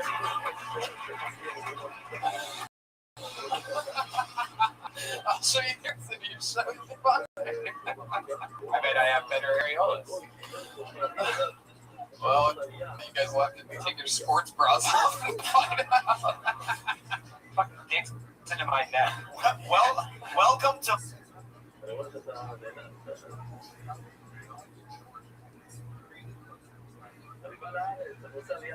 Bowling, the podcast. Wow. You know what, Jeremiah is really offended by these small tit jokes. I mean, the girl that they're happening to completely laughing. Jeremiah taking a stand on free speech here tonight. Really a stronghold. I mean, I thought we cashed all our chips.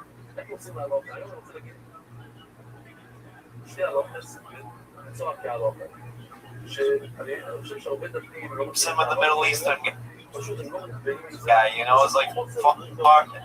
It's like we win this fuck. Whatever.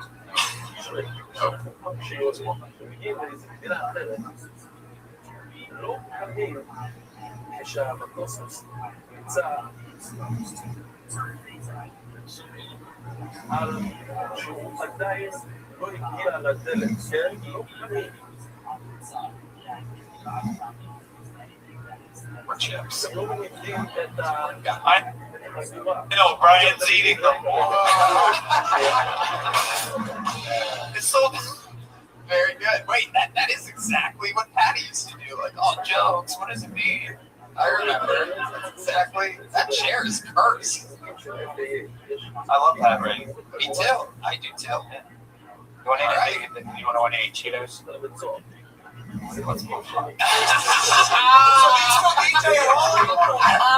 I stopped. Stop, and now you picked up the mic. Yeah, I think so. Yeah. Yeah. I'm just in a bit of a transitional period at the moment. It's kind of fun. Right now we can tell you're in transition right now. Right. I'm trying, man. I'm trying to fucking do it all for the fans, you know what I mean? So Sarah, what are some other funny things that like you do? What have you vent? What other ways do you vent your sense of humor? Are there funny things about your drink company? I mean, we just we're the only ones. I don't have anything funny to say. I don't really. How do I vent? I don't know. How long's it been that you've been out of Australia? 10 years. 10 years. Yeah. And how again? Remind me. 4 years. 4 years in America. Yeah. And how long were you in Dubai? 2 years. 2 years. And before that, you were in London for 3 or 4 years. In London for 2 years. I was in China for 6 months. Wow. And I was in Melbourne. So I'm from Perth, which is the left, and then I was in Melbourne for 2 years. So 8 years. Yeah. You have to live.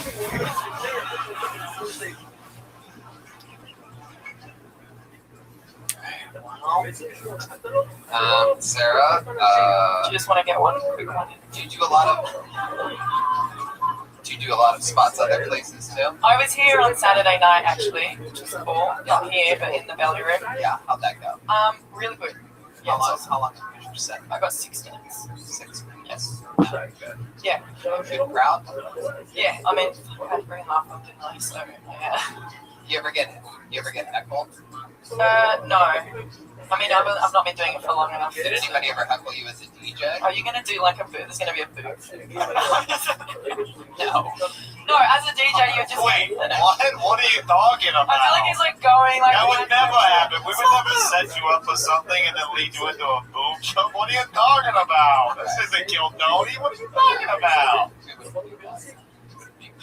Yeah, you gotta have at least a Walla B cup.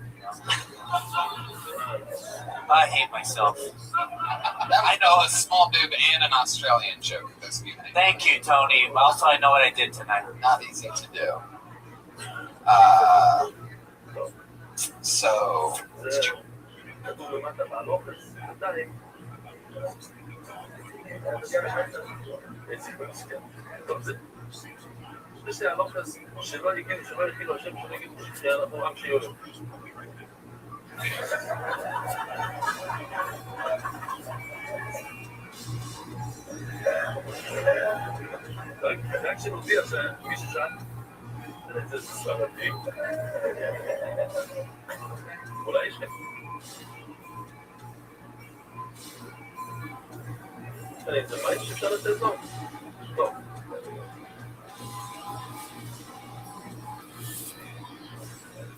Get that called as a DJ?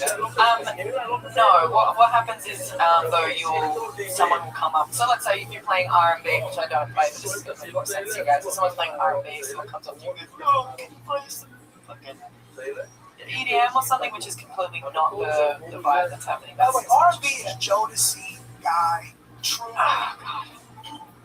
Are you spinning that? Making a Am I wrong here or no? I'm saying that's R&B, right? How come Did you say Boyz II Men? What was your example? What? No, I What's R&B? No, wait, R&B. I'm saying if I'm playing house, someone will come up to me and say, "Can you play the Backstreet Boys?" That kind of thing. And you're like, that's obviously in another world. That's making a request. I'm talking about heckling. Like, I mean, have you ever been like DJing and some guy in the crowd was like, "Show us your chest," like that? No, the worst that's ever happened is someone comes up. All right. Sarah, we've spent a lot of time with you because you are charismatic and fun. It was nice to meet you. Great. Come back again soon. Thank you. Heck yeah. There she goes, Sarah Lawrence. One more? What do you guys say? We go to the bucket one more time? You got it in you? Well, Tony fans. packing this place lately. It's been fun, like crazy Are Monday. there any like R&B bands? R&B I'm bands. showing my age, but I'm saying like, Keith Sweat. Jonas, this lady. Yeah, This Keith lady Sweat. just heard about Jonas. Casey and JoJo. Hell yeah. There's the Migos, but it's not really R&B. They're group. Usher. This looks like a new name. Put your hands together for Maddie Fontana. Here we go. Let's close it out strong. Maddie Fontana. How are ya? I used to hook up with this broad. She loved to bang, but every time she was about to bust a nut, she put a pillow over her face. So all I would hear was.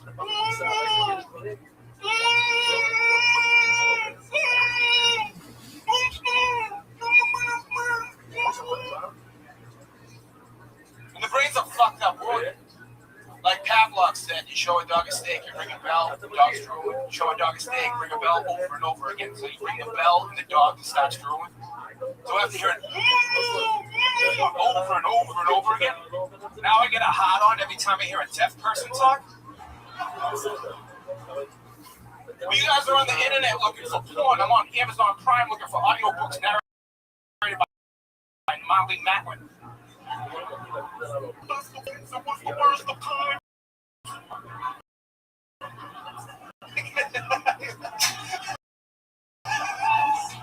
Fuck yeah. Hi, Maddie. How's it going? Good. How you doing? Great. Is this your first time on the show? Wow. Nice to meet you. How long have you been on stand-up? A little over 3 years. Hilarious stuff. That was fun. 3 years. Oh, it's Boston. I get it. Clearly from Boston, right? Yeah. Hell yeah. How long have you lived in LA? 15 years. 15 years. You moved directly here from Boston? Yeah. What do you do for work? I'm a bartender. In the old.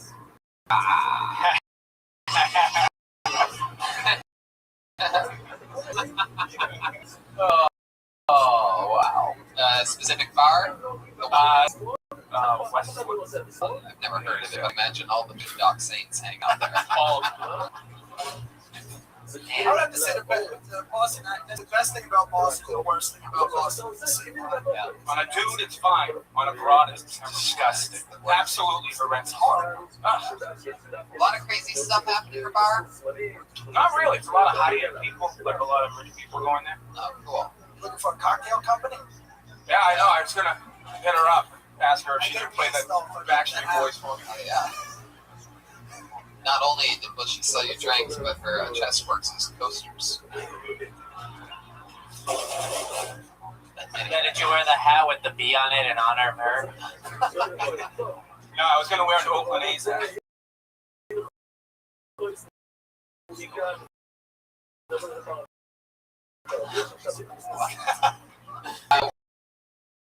Here's Boston. Yeah. Bartending. Street art for a while. Street art? Yeah, I used to Fuck paint. yeah. What kind of street art? You say art? I sound like a black person making fun of me. Now the Boston comes out. Exactly. That's the real Boston accent right there.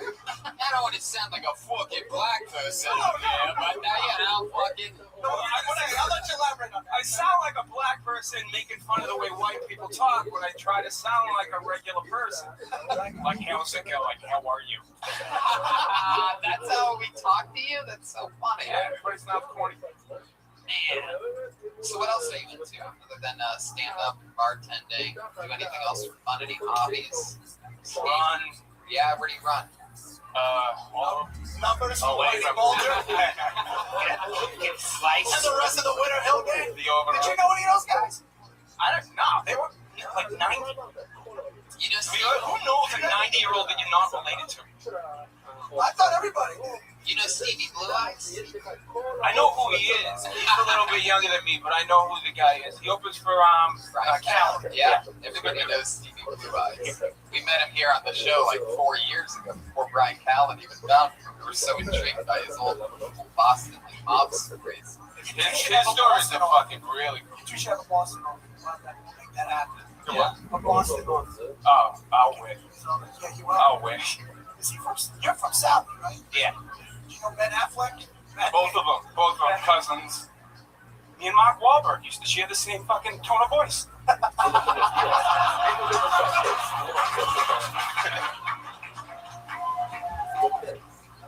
You're definitely from South Boston. Are you a drunk as well? A little bit, yeah. I like to drink. How much do you drink on average a night? What's your drink? I don't. I drink like once or twice a month, but when I drink, I drink. Oh, okay. What's your drink choice? Miller Lite. Miller Lights. On your 1 or 2 nights a month that you go hard, how many Miller Lights do you throw down? 8 to 10. Now that lets me know you're not a hipster. Are hipsters ruining Boston as well as every other bad city? It happened like 20 years ago. Yeah. It's over, right? It's done. Done. The hipsters in Boston, do they shop at Goodwill Hunting? Only 7 people clap at this fucking shit. How often do you get to make a... Alright. Thank you, Jeremiah. Even clapped at that. He hates me tonight's episode, so that's, it counts. Now, did you grow up like Oh, yeah. I mean, everybody kind of fought in the neighborhood. Yeah. But it wasn't like... Did you sell heroin like everybody else? No. Little pause there. Little pause. So, wow. Man, your favorite thing about LA that's different than Boston other than the weather? My accent gets me laid. It does. Yeah. Women love it. I'm a 6. Right. And I was on a steady incline until I turned 35. Jeremiah? Hello. Jeremiah, does your accent get you laid? All the time. Yeah. Yeah, Maddie and I double team girls. Lost some cream pie inside all Is that what you wanted, Britta? You got it. Yeah. Jeremiah gets laid a lot. Like the other day, I saw a saxophone blowing him.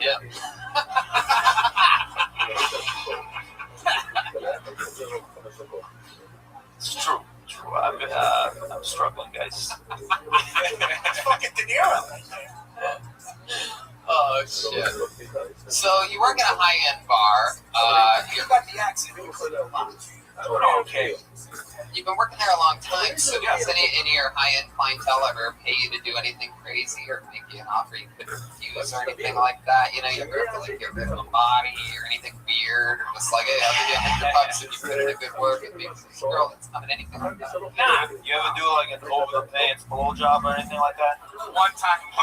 You just stick the whole like jean in there, the whole zipper and everything, like choking on some fat denim. You ever do that, Maddie? No. Have you ever done that? I've had some cool celebrities. Yeah. Anyone that you want to talk about?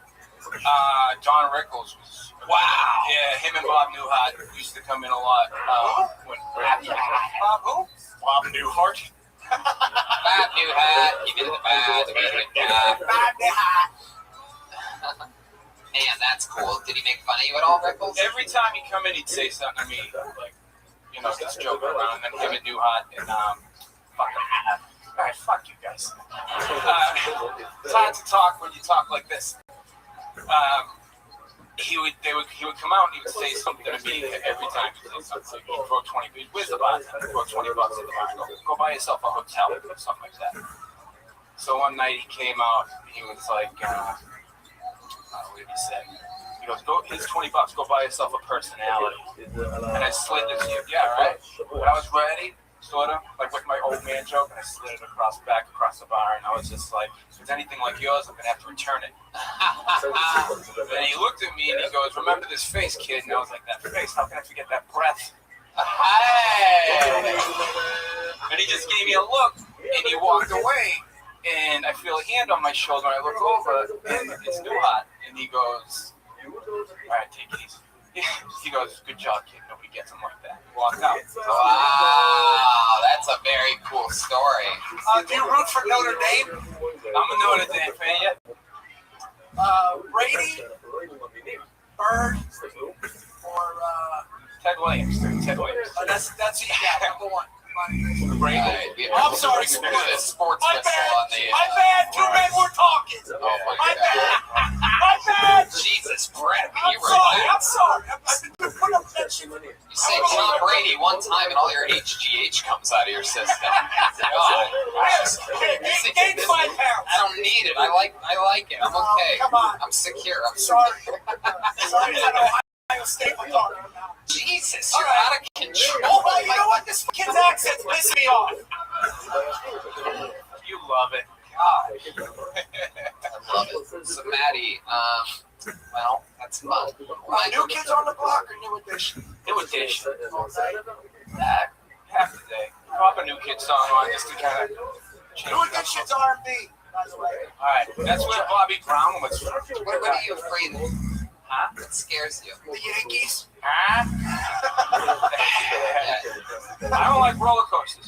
Really? I don't like them. Can't do it. Nah. Huh. Why do you think that is? I don't know. Just never Did you ever go on a roller coaster? I tried. My ex-girlfriend brought me on a roller coaster on my 30th birthday because she was really considerate. And she knew me. And you rode one, and what happened? I rode it and I didn't like it, and I was like, a bunch of my friends were at Six Flags, and I was like, you guys go have fun. Find a bar, celebrate by myself. This chick that made you ride the roller coaster. It's very awesome. Why not? I got drunk at Six Flags. with all the Latinos, with all their family members that are on brushed on there too. It's the fucking thing that happened. Come on. All right, Maddie, it was a pleasure to meet you. There he goes, Maddie Fontana, ladies and gentlemen. And with that is another episode of Kill Tony. Rack 'em, stack 'em, we did it again. Brett Ernst is a new special principal's office. I have a confession to make. Yes. I have a confession to make. Yes. Maddie opens for me a lot. Oh, really? Yeah. Oh, wow. Right or wrong? Look at that. All that banter seemed completely natural. You can catch more of Brett's acting chops in Cobra Kai. Just got picked up for season 2 on YouTube Red. Yeah. And his podcast, You're on the List. BrettComedy.com to check out his new special. Anything else crazy you want to talk about? That's about it, man. Yeah, just go. If you want, just go. You can watch it for free. I release it for free. Brett Ernst, ladies and Just go to Brett gentlemen, Comedy. back again. What's the date today? What is It's this? like the 11th. What is this? May 14th. Oh, 1 week away from Bert Kreischer will be the guest next week, ladies and gentlemen. The machine. Bert Kreischer will be here. That's the drawing from Ryan G. Evil, RyanJEvil.com for all prints, posters, and Kill Tony the book. The Great and Powerful Jeremiah Watkins, everybody, will be featuring for me in San Francisco this Thursday through Saturday. We have a Kill Tony on Saturday too, but that's already sold out. But you can see Kill Tony Pro. Some of us doing stand-up some of those nights, all of us on Saturday.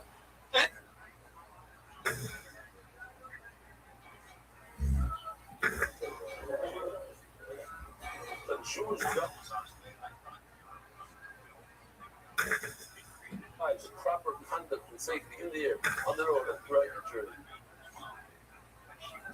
כן, אנחנו נעשה סרטון, ונעשה איזה סרטון. שיהיה לך על קצת שבת או משהו שם, זה לא באמת, הם לא יודעים. This was a lot of fun, man. Thank you. Yeah, thank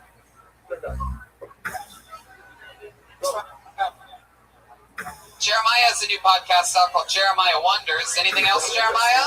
Yeah, listen to Jeremiah Wonders. You can follow me on social media at Jeremiah Stand Up, and look out for my inflatable saxophones across the country. And thank you guys so much. I think you're going to sell a lot of them online. I think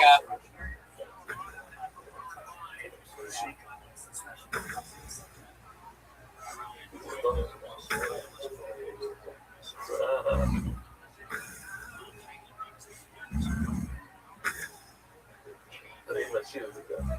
טוב, עוד שנייה נעשה את הסרטון. גם לישראל. אומרת הגימור, אז רגע, אז יש לנו פה קודם כל את השיטה הזאת. טוב, שצריכים למשוך חייבים. זה בשבילי, נכון, מוניקים. משוך כל תקנון את הרשת. I think sales are blowing up right now. Chroma Chris. Chroma Chris, what'd you think about tonight's episode? You know, oh, Tony, you almost made me break character. I ain't gonna do that. You know, it's so wacky from my friends. Joel Jimenez is in the back there, ladies and gentlemen. It'll be your last time really having the clap. Mostly sorry on all social media. He just deprivatized his Instagram account. It's public. I'm public. And watch Brett Ernst on This Is Not Happening. It's really funny. Peace out, guys. TonyWick.com for everything coming up in September. A reminder that we are in Detroit, Lansing the 20th, Grand Rapids the 21st, Detroit the 22nd, doing Kill Tonys and stand-up shows. And then Austin, Texas the 26th, in Texas, Fort Worth the 27th, 28th, 29th has a Kill Tony in Fort Worth. And then I'm doing stand-up Zanies, October 4th, 5th, and 6th. Those tickets will sell fast. June 18th 's already sold out, but maybe some will be released, and we have to figure out exact seating for that, how we're going to seat comedians, and how that's going to go. We're going to try to make more seats available. New Kill Tony shirt number 2 is available right now, shopsquad.tv. Yes, the new Kill Tony shirt is there, so make sure you get one of those. RyanJBell.com for everything else. And watch the videos. Some people don't even know that there's videos of this. Go to Vimeo.com. Or Despot.tv, click on videos. Sure. All of it. Live audience, thank you so much. Have a good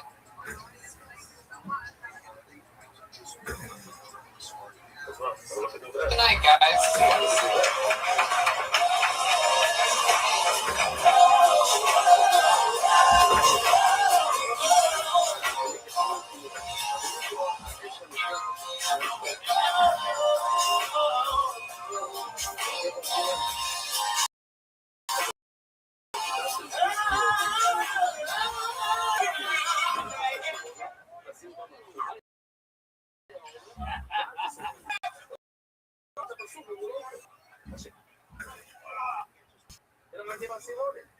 או שאתה משאיר את הסימון מאיפה שהיה, אתה לא עושה כלום, משאיר.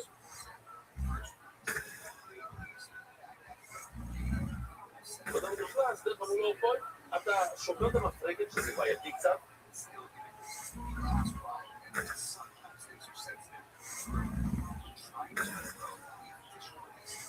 מסורת, ואז אתה מגיע לסימון.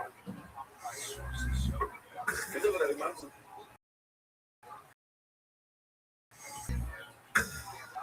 דווקא מה יהיה מועיל להגיד, זה צורה, לתפוס את השתי סימונים.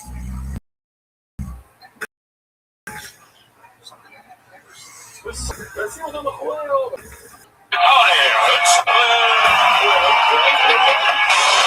Fuck yeah! What the hell's up, San Francisco? Make some noise!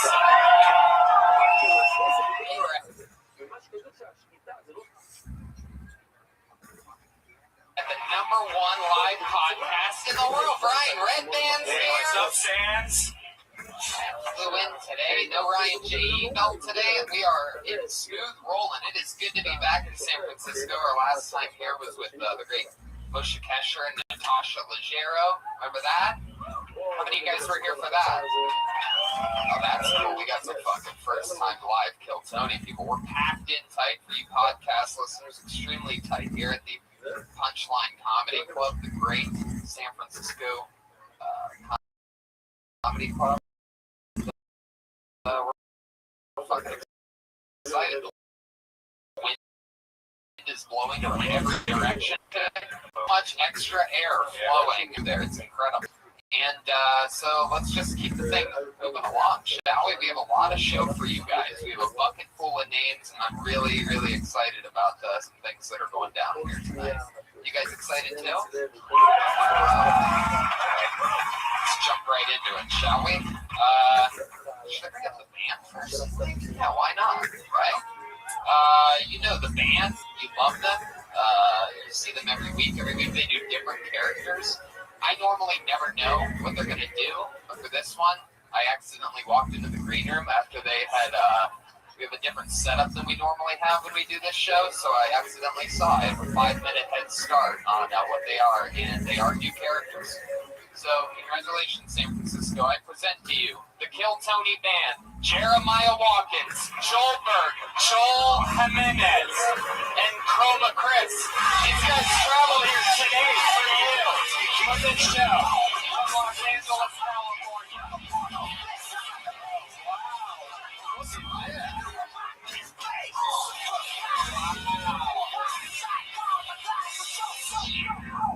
Now, I didn't actually ask you what you were. I just sort of assumed that you were pretty much white trash, right?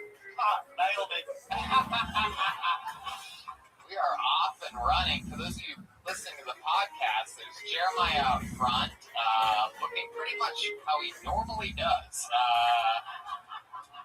We have Chroma Chris in the back with a blonde wig as well. And then we have Joel Jimenez, who, out of all the times you dress like a chick, I think your white dude might be the hottest version of you I've ever seen. How you doing today, Joelberg? Happy to be here, Tony. Joelberg traveled from Los Angeles today, barely sleeping, right? Is that what you said? That's right. Red Bull, and Red Bull for a redneck, baby. Let's get shit started. He is indeed a Mexican white trash character. In that block. They locked me out of the motorhome. I got a bit more of a tan than these two, but you know, I was like, yeah, here we go, friends. Oh, okay, all right. Joelberg is here. What happens when you leave somebody outside a little too long? All right, the Kill Tony band is in place. How about a guest? You guys think I should bring up a special secret guest for you? Sam Fran, I think you might be able to do a little bit better than that. You guys want a secret guest? One of our favorite guests in the history of Kill Tony. Truly one of the best, one of our favorites. You know him, you love him. Getting dug with high. The high court. It's Doug Benson, ladies and gentlemen, in the flesh.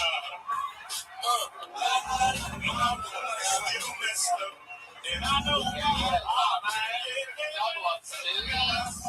Getting dug with high, super high knee, Kill Tony fame. Doug Benson is stoned to the gullets. is that a level of stone? Yeah. To the gullet? Yeah, the gullet. Okay. Not exactly sure what it is, but I always say it. All right. How you doing? I'm doing all right. Yeah, it's a little hard to like shit out there. Longest fucking wind, but other than that, it's a beautiful city and a beautiful day. It is a creepy cold wind that comes from every direction. For you podcast listeners, there's no other way to describe it. They live in a constant cold cyclone. Yeah, you'll be walking down the street. Oh, it's a nice warm day. Oh, it's really cold. Oh, it's a warm day again. Just in one fucking block. It's incredible. Everything's in place. I have a bucket full of names. You guys ready to start this shit? Let's do it. You get 60 seconds if you're pulled out of the bucket. You know your time's up and you hear the sound of a kitten. That means wrap it up then or else you're going to bring out the angry West Hollywood bear. So you can find a Castro bear? Always keeping it local. What's the Castro bear? The Castro district is where the... Man, I'll stay away from those parties. Wow, so white trash right out of the gate. White out of the gate. Yeah. By the way, the stairway is right here in front of Red Band. The bear is ready to roll. So let's do it, shall we? This is San Francisco Kill Tony live, number something. All right. Pull him out of the bucket. Love that, the quiet before the storm. Put your hands together for Frank Perkins. Here we go. The show has started. I believe the band is playing Mighty Morphin Power Rangers. Here he is, Frank Perkins. Thank you. Hey, everybody. I am a father of 3 kids, which means I fall asleep at the dentist. Has anybody ever fallen asleep at the dentist before? Not a single person. Okay, this should be fun. You know how tired you have to be to fall asleep at the dentist, but it happened. She laid me down. She put her fingers in my mouth. She started talking to me. It felt great. It's luxurious. Fell asleep. I got a boner. It was awkward. she said to come back in 6 months. I had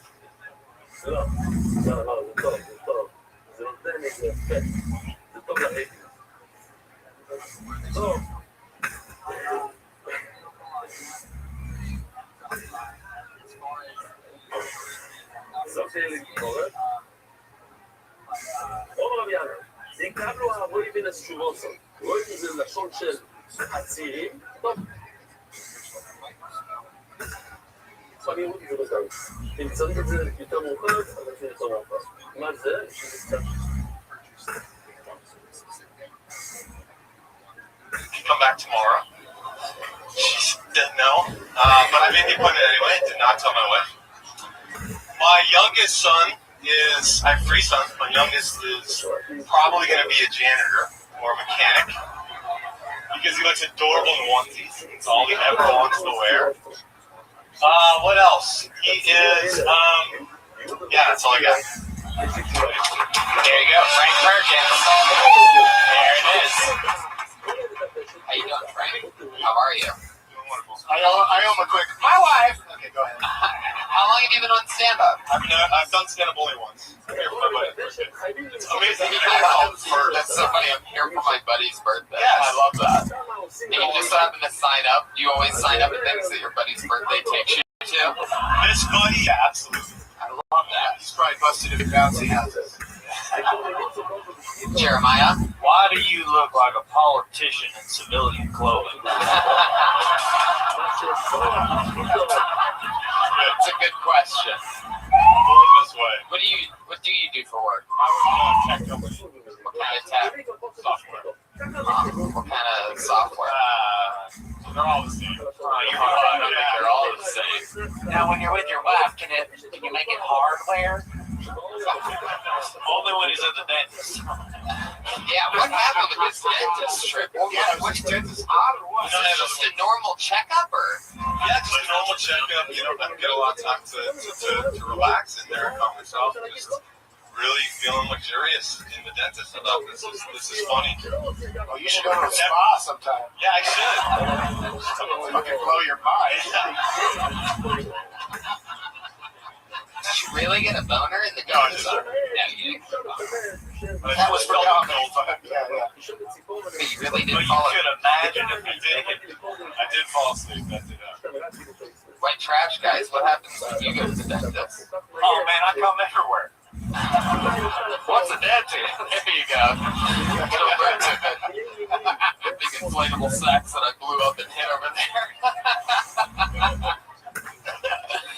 So Frank, how long have you been married for? Been together about 15 years. You said youngest son. How many kids do you I have? have 3 boys. Wow. Yeah. You. Just fucking like a dad? Wow. So you have 3 sons. How old are they? 9, 5.5, and 1.5. Wow.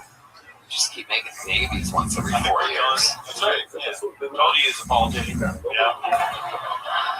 You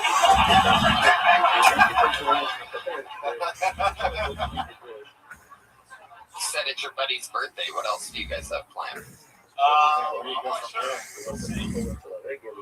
What do you? I'm looking forward to him if he gets called up. There's a really good bookstore on the street. You guys should check that out. What do you normally do for fun? Like, what are some of your hobbies? Oh, man. Play with my kids, really, to be honest with you. You know, spend a lot of time outside. What's your favorite thing to play with your kids? Don't say dentist. You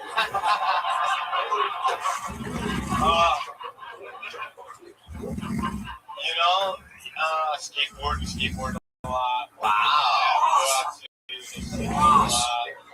What was the second? About 270. What do you do when you're there? Hike around, climb stuff.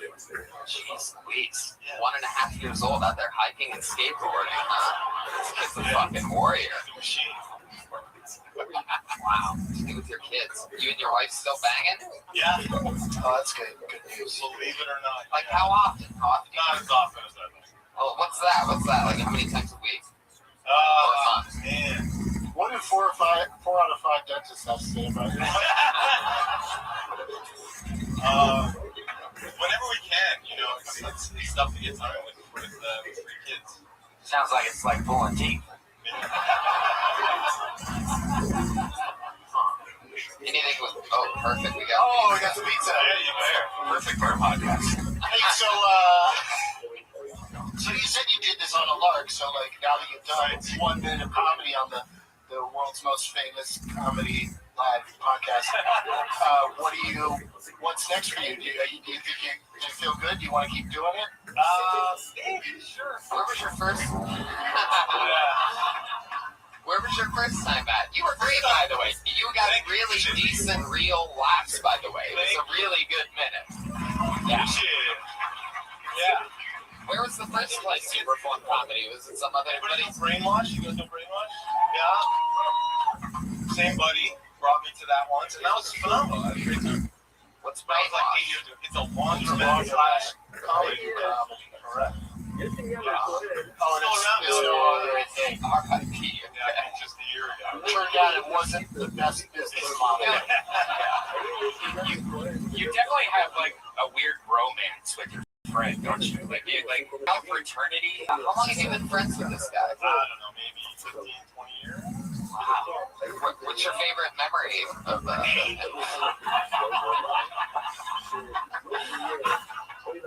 Where were you? You were at Yosemite, hyping up a cliff, and all of a sudden he's like, dude, I think I need a spot. And you're like, you know what, man? I got you. There was that one time I was standing over a geyser. That was super fun. You're supposed to answer the question. I'm just. Yeah. Favorite memory with buddy? I don't know. Dave, he showed up with a gift at the hospital in my first one. Oh, I told him not to, a flashlight? and he showed up. Yes.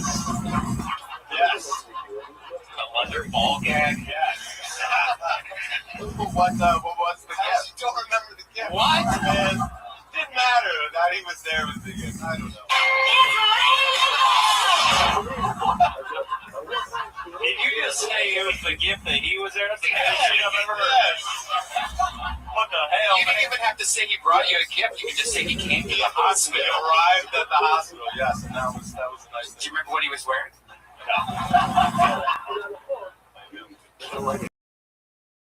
Yeah. Do you think maybe he wanted something in return eventually? Yeah, just call him up there. Yeah. No.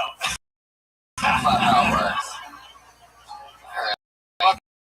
So you, Frankins, are you any relation to the restaurant family? No, I'm not, but I've been asked that before. Wow, there's a fan in the audience. I'm a fan of the Perkins restaurants. Okay, well, do you guys know Frank's? The band knows Perkins is the place where you guys have a lot of your weddings at, right? Hell yeah. Is Perkins not a San Francisco thing? Is that why nobody's No, laughing? You don't have any here? Whoa, that's crazy. I could tell. What's Perkins? I'm like, why is nobody laughing? Perkins is really? Yeah, it's like a janky. Super janky. Really? You never heard of Perkins? Waffle pool. Perkins is 5-star. Yes, let's. Start to get the jerkins. What I like about that is if you think about it long enough, it makes zero sense. Right. That's why, of course, it's for some reason my favorite joke of the night so far. When I get the Perkins, it makes me want to jerk. You didn't even repeat it back right. Really? Yeah. What is it again? You did a great job, Tony. All right, there you go, Frank Perkins, ladies and gentlemen.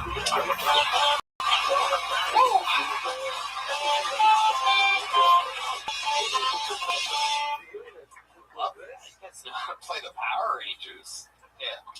It gets really hard. I hope his buddy gets picked because I want to hear about all these illicit hair jobs they give me. Hold it. Can I have a bottle of water and a Crown Royal and Coke as well? Hey, one more time for Eric Jones. Hey guys.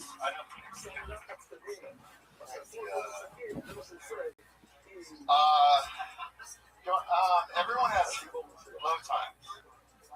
And I'm going through one right now after a relationship. My sweet spot seems to be kind of 3 months relationships.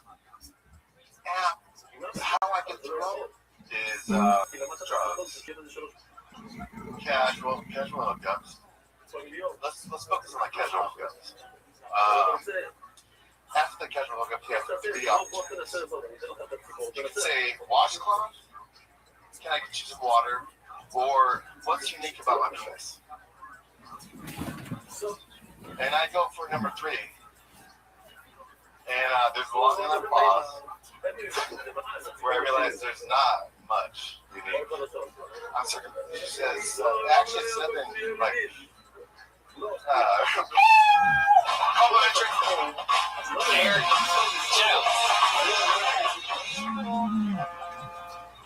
First, I just want to know if you knew what this.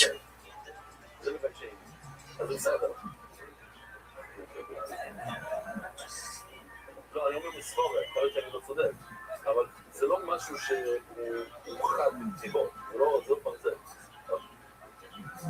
בסדר, יכול להיות שאני לא צודק. בואי אנחנו באילינוי, וכל זה יודעים, וזהו בי מספור שככה עושים את זה לא לבדוק. ואתה עושה את זה, קיימת את ככה.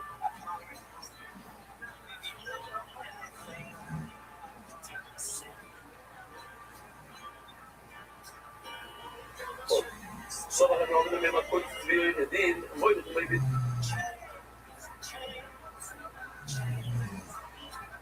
לא, לכאורה, זה בא למעט, אתה הכל אנחנו מביאים, שאתה לא הולך הלוך חזור. Today, what we're doing here. Did you think this was a sex anonymous meeting? I expect people to listen to me until I had funny jokes.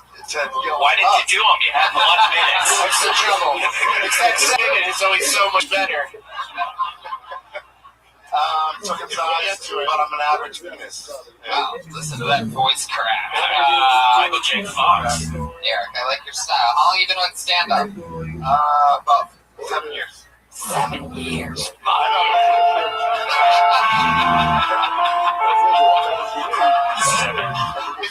It's around year 5 or 6 that you learn to open your cell with. Anyway,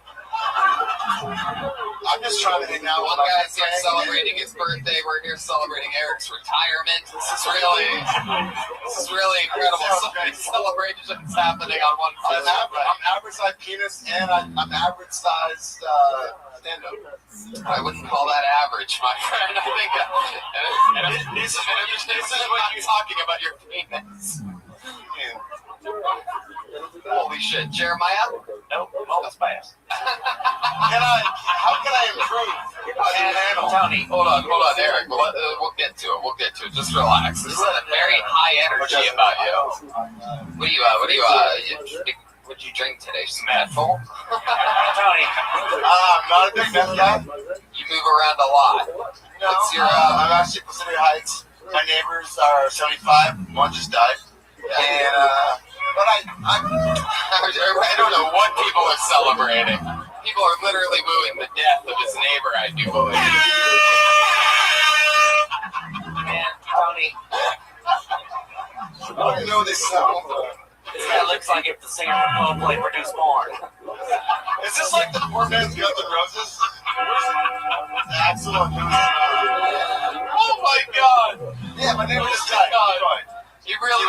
Leroy was 75. He just died. Eric, relax. You gotta breathe a little bit more, man. You gotta just start breathing. In through the nose, out through the mouth.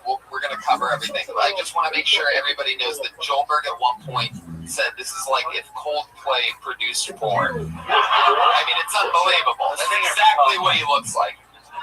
Did Guns N' Roses just tweet? You're not gonna win, boo-boo. The Guns N' Roses reference doesn't work the first time. Do it again. Alright, the big guy gets an alcoholic is... Hold on, Eric, breathe. What's going on, dude? Have you ever meditated before? Yeah. I went to a Vipassana. You went to a what? Awesome retreat. That's hung out with you don't speak. Everybody goes and pretends to be dead. Robbie, or Tony. Tony. It's Robbie or Tony, right? Is it Robbie or Tony? Relax. What kind of I don't relax. What kind of running are you on? Thanks, Eric. You got Tourette's. Holy shit. What kind of... Stop talking. Hey, Tony, you're wearing a jacket. It's like an interview part. You ever see an interview before? You ever see like on the late answer show? more questions than I question. Yeah. Like what happens right before you don't get the job? You have a conversation. That's a great question. What do you do for work, Eric? I do like sales. He reviews bath salts online. I do. How's the thing, man? What the hell, dude? Got a bad idea. High five all three of them, and only one person made the joke. His answer was, I do sales like sorta. Yeah, and I'm actually starting like a side thing that's Side thing. Fuck yeah, dude. a side. You gotta have a thing before you have a side thing. Tea. A what? Poppy seed tea. Opiate. It's legal, actually. They're just Poppy seed? Yeah, it's also heroin, isn't it? Yeah, that's what he's saying. What are you gonna do with the poppy seeds? you're gonna get client. Oh, God. I'm definitely not gonna be a client. I didn't come here to make jokes. I came here to make a network. Oh, I guess it was about finally we figured out what's going on here. I'm from Michigan or wherever you're from. Somebody Michigan. Is that what you were saying? A poppy seed retreat? If you want my number, I'll give it to you after the show. it all makes sense now. He's found a way to extract heroin out of tea. Oh my God! Don't get so close to us. Good, first guy I've ever seen where I feel like he's just gonna do a line off the table or something. Not gonna be able to literally hold back. I'm more of a pop guy. Poppy seed and tea are the name of the kids he had with Gwyneth Paltrow. Don't do that. Those microphones are expensive. Eric, have you ever done anything on stage before? It seems like maybe I haven't.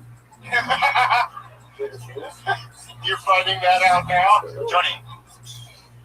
Or is it? It's Tony, right? Yeah. It's called Kill Tony. I swear you don't even know where you are. Thought this was gonna go way differently, didn't you?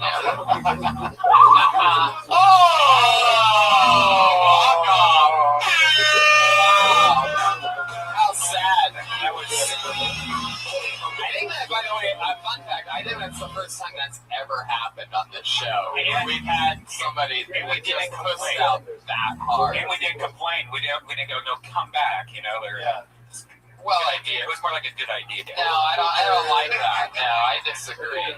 I think that sets a horrible precedent where bailing out's a fucking thing. That made me uncomfortable. That should be the number one rule on this show is no Can't leave no matter how terribly we treat you. Tell that to my daddy. Hell yeah. You get what you deserve. You sign up, you get it. Some people it goes magical, and some people are like Eric Jones. You know what I mean? That's a real. This isn't bottom people. What do you mean? That's not how the bucket works. It's just a bucket of names. We didn't even get to the part where he tells us his cousin is Alex Jones. I had a lot more questions for him. If you would have let me ask them, it would have been incredible. But instead, we're going to meet a new person that goes by the name of Joseph Ugalde. Joseph Ugalde. Moving quickly. Here he comes. Oh, guys. Want to talk about sexual harassment in the workplace? Yeah. Powerful man going down. You see Bill O'Reilly from Fox News got fired? Yeah. He told a female coworker he wanted to take a bath with her and rub her naked body all over a falafel. Except he meant a loofah. Except for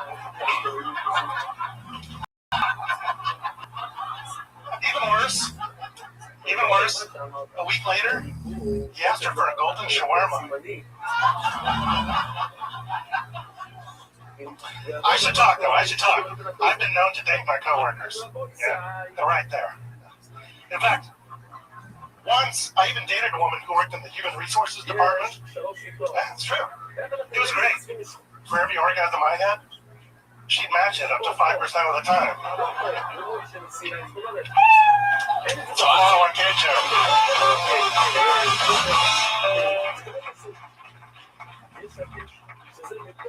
Hi, Joseph. Hey, Doug. Hey, Tony. That was a fun performance. Thank you. Better than last year. You were on the show last year, right? I was, yeah. What did we find out about you? What did that interview go like? What were some of the highlights of You said that? I look like a magician. What kind of magician? I didn't just say magician. I mean, there must have been a twist on it. I didn't that sexy magician. No, I don't think it was that. That's not normally how my jokes go, Joseph. Oh, you fucking hot stuff. Maybe because he makes jokes appear out of nowhere. Right. Yeah. That was a good set. Right? Doug said something really funny. Can I say what he told me? Yeah, I think so. Yeah. I forgot what it was already. Doug leaned in and at one point he goes, it seems like he brought all these people here to see him perform. Are these people your friends right here, these guys? They are now. Those guys were fucking dying. Yeah, I'll say this. Like they were fucking, plants. I'll say this, is you connected with the audience quickly, and the silly stuff. You've been doing stand-up since that year? Yeah, it's about 3 years, a little over 3 years now. Yeah. And what else did we find out about you last time that you were on? Let's see. Well, you said that I look like I rode a scooter, which... Wait. Dude, you gotta combine it. That's what the fucking thing was. I said you riding a magician. That's what I said. You look like a magician if you rode a scooter. You're my favorite character on The Office. I have to say that right out of the gate. What do you do for work? I do communications for a very large bank. Ooh, hell yeah. Bank's gotta be talking. That's right. Tony, it's a sperm bank.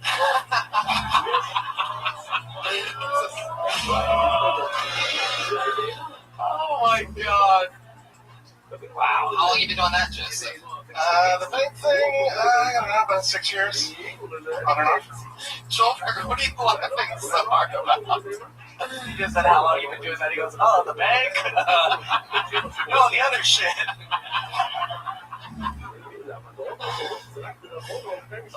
You do sort of look like you Joelberg's dad, though. He looks like one of the Easter Island heads. Oh my god. That's not a nice one. Oscar from The Office is handsome. Oh my god. Fuck yeah. What do you do for fun, Joseph? Aside from comedy, I don't know. I just hang out at bars and not fun now. Yeah, that's right. I actually frequent a wine bar. I find you meet a lot more women at wine bars. Got anything for me here? Come on. Thank you. Is your favorite wine bar called Cougar Town? It is.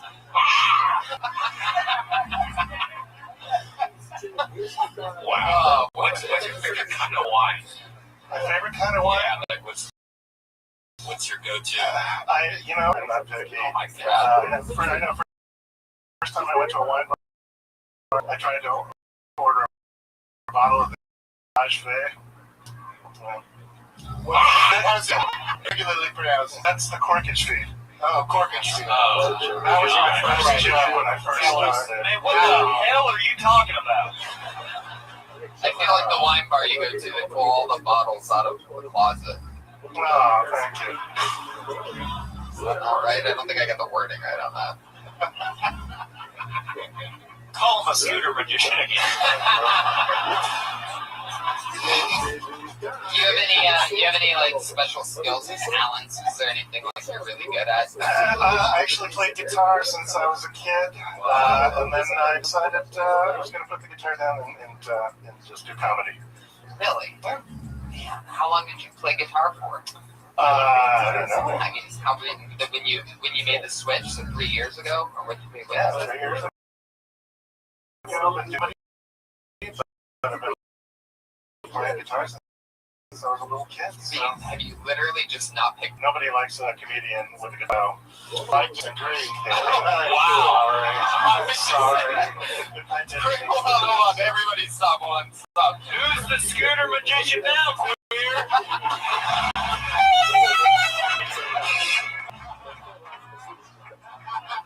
Wait a minute, Tony.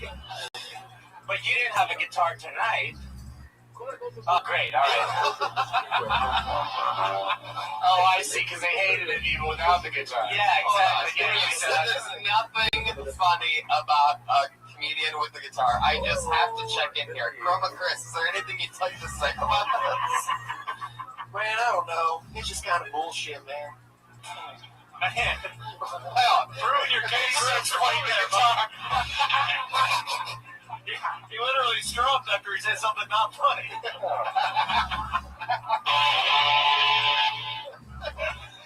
Oh, fuck. But, dude, guitar acts are very popular with audiences. I mean, just because other comedians don't like it, it's hard to follow. If you could work your guitar into the act, I'd recommend it. Well, okay. I wish I knew how to play an instrument. Have you ever written any songs or anything like that? Any comedy songs?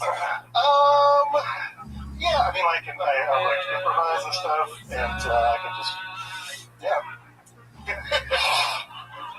I mean, I don't know if it's like out of chord. I mean, that's the family. It's inappropriate. But, I mean, is there a little diddly maybe you could play San Francisco that, maybe, I'll bet if you're nice enough to Chris, I'll bet if you say something nice, he'll let you borrow his guitar for a second. Anything you want to say to Chroma Chris? Are you deeply insulted? Yeah, is there anything you want to take back? Well, I loved your work in Joe Dirt. I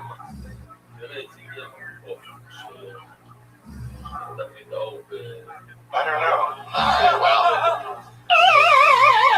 Joseph, I didn't realize you get a pot belly like that from taking low-hanging fruit. I know. It was cheap. It was cheap. How dare you call this man Joe Dirt? Low-hanging fruit, not my town. Alright, Chroma Chris just handed over a guitar. We're going to hear a little diddly from the retired child prodigy that decided to chase his dream. More virtuoso after tonight. No, I'm kidding. Here he is. A little, Jeremiah. You saw him in the movie Coco. He's grown up now.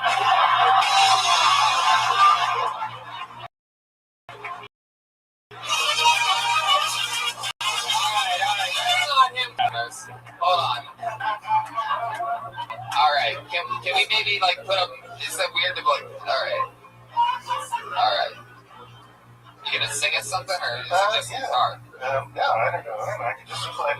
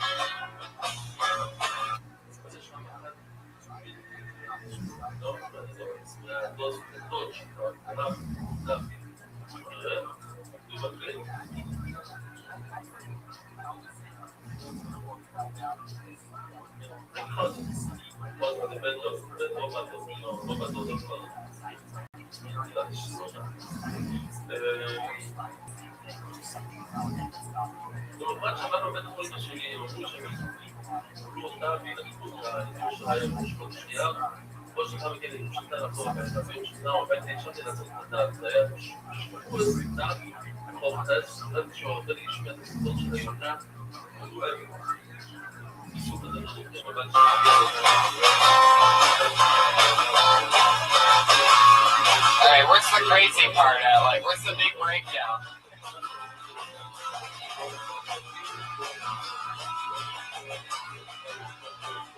Hold on.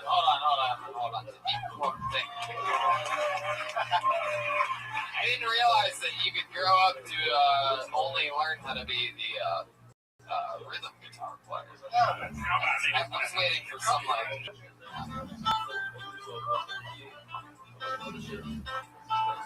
Oh man, I bet the dude's pants just fly off.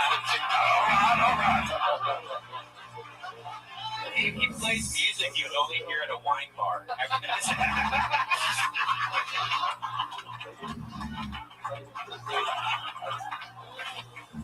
Oh shit. Stick to comedy. It's true. Actually, that's a You're at a comedy show. Normally we would say stick to guitar, and that would be the insult. That's actually, we were nice, and people started groaning on that, like, oh. No, you're great at guitar, obviously.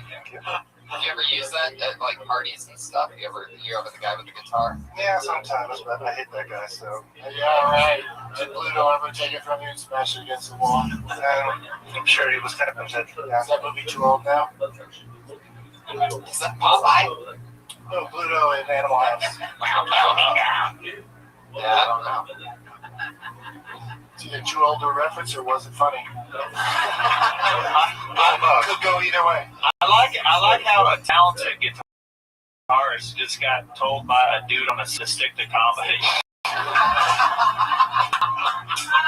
He's like an accomplished guitarist. He's like, you need to stick to comedy.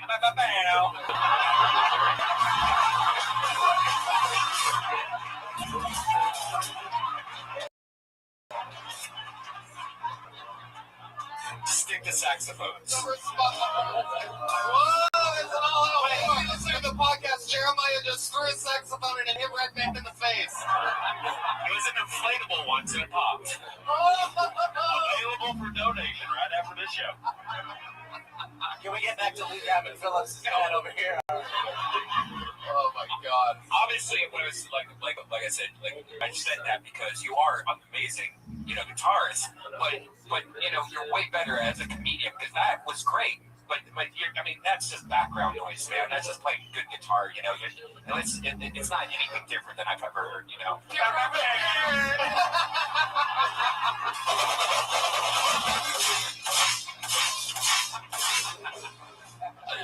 All right, Joseph, we spent way too much time with you up here. Thank you. That was amazing. How about Jason? Ugalde. Am I saying that right? Ugalde?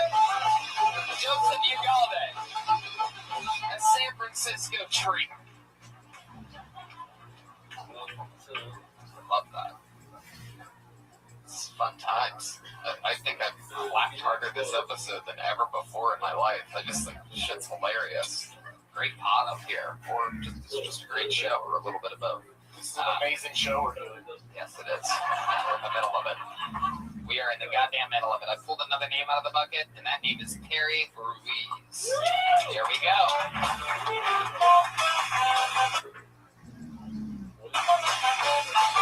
Terry Ruiz. Whoa. We got a blacklist. I'm not seeing movement. Blacklisted. Somebody got scared. That's on scene. By the way, this is from the fucking. I'm not going up there after what happened to the hilarious Eric Jones. Right. You see one guy have a meltdown, walk off stage, and everybody wants to fucking get scared. That's pussy ass shit. You can't let that get to you, people. I'll try again. I mean, you. I'll even give you one. I know you're in this room. This ain't the comedy where when I say somebody's name, they couldn't opt to another room or using the restroom. I know that someone just got scared in this room. So I'll give you one more chance. Terry Ruiz. Bad. Antonio is taking a shit. Yeah, someone's totally taking a fake shit right now. That's how I'm serious. I get messages. I got one a couple days ago from some guy like, hey, just letting you know, you called me on Monday, so like, does that mean I automatically get next week? Dude, total opposite. Put your hands together for John Gabrielli. Terry Ruiz, San Francisco blacklisted. Wow, here's John Gabrielli. Holy shit. So I know what you guys are thinking. I look like Andy Milonakis if he had been cast as the lead man in the movie Castaway. Have any of you guys ever chopped up a jalapeno and only realized that you forgot to wash your hands after you started masturbating? that happened to me today. So my grandma passed away.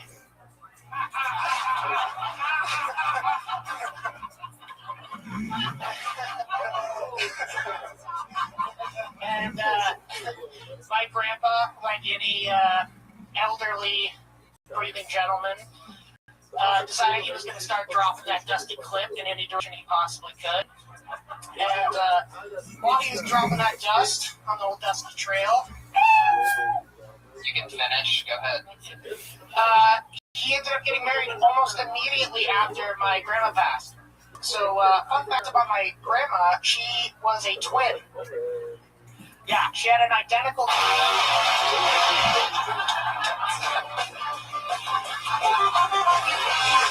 So funny. We thought you were so close to some sort of punchline. Yeah. I'm like, go ahead and finish. It's like my life story, okay.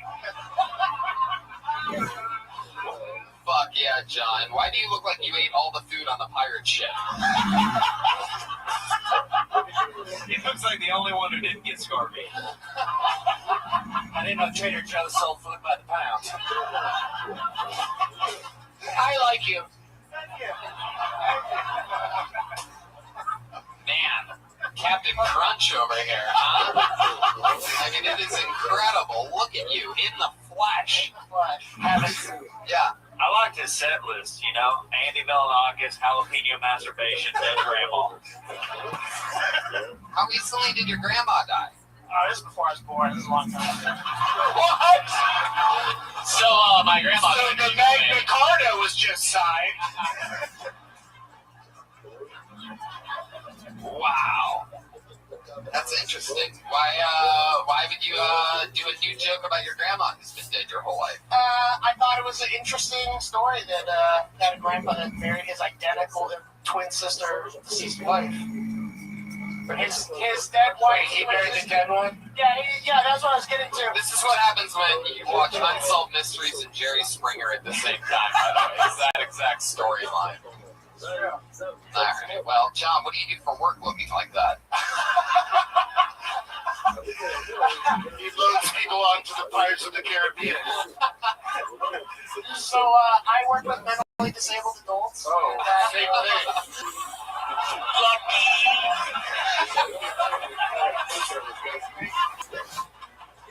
And I also drive Uber and Lyft. Is that where you work with the mentally disabled people? Be surprised. Wow. What do you do with the mentally disabled? Depends on the client. But, it's like... Oh, yeah, so that's a happy ending. Whatever the client wants. Yeah. Hey, man, it depends how rich the retard is. You know what I'm saying? Whoa. White trash. That's what you are. Are you originally from San Francisco? Oh, yeah, Bay Area. Yeah. Raised out here. Huh. What do you do? Like, you have cool parents? They still together? Yeah, they're still together. Yeah. They're all right. Yeah. They got a lot of money. Not anymore. How do you still live in the city? I don't live in the city. I definitely... Okay, good answer. Tony, take over. Yes. When you say not anymore, what happened? Like recession. Like all that shit. Money went down the tube. It's an expensive place to live, dude. It is an expensive place to live. What does your dad do? He makes car battery chargers. Like charge your car. Car battery. With like a little thing you just clip on there and it'll charge it? Exactly. That's genius. It was alright. He didn't invent that. Oh, okay. Piece of shit. What do you do for fun? You seem like you have Chris as a little like what's that, like a mummy head or something, right? Yeah. Hawaiian shirt, beard. He looks like the lost and found section at a hot towel fitness. Truly does. What are some hobbies that you have? I feel like the cool things. What is it like? I like drinking wine and walking around. Wait a second. What is it with Oh, we wine? got some real whiny comics. Man, it's either wine or coke and meth so far tonight for everybody.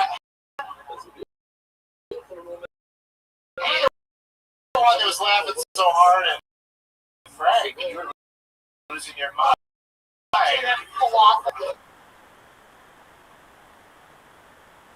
drink? What kind of wine? Like Cabernet Parmesan? As long as the wine's white, it's okay in my book. You know What is your Another wine is a common threat. Wine choice? Yeah. Petite Syrah. Wow. Oh, okay. That doesn't hear that coming out of you. Yeah. Messina Grande, order a petite. what do you order it by the barrel? It's petite. Why is it petite? What makes it petite? Like, Yeah, is it the size of the box? yeah.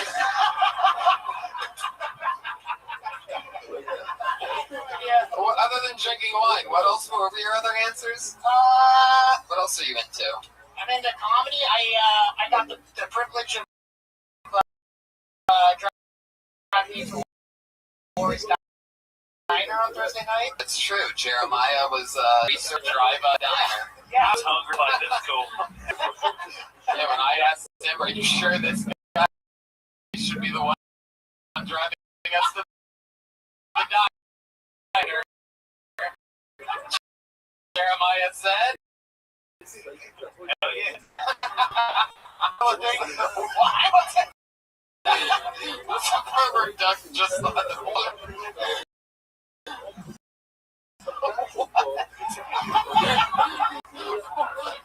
Is that what all the people are just having blue hair? Oh, Yeah. You're welcome. You're welcome. We used to in the 50s. Me and all the fucking blue hairs would get together, we'd laugh. This guy looks like Snackship Bronson. See, that's what I meant to say. Wow. Holy shit. Fuck yeah.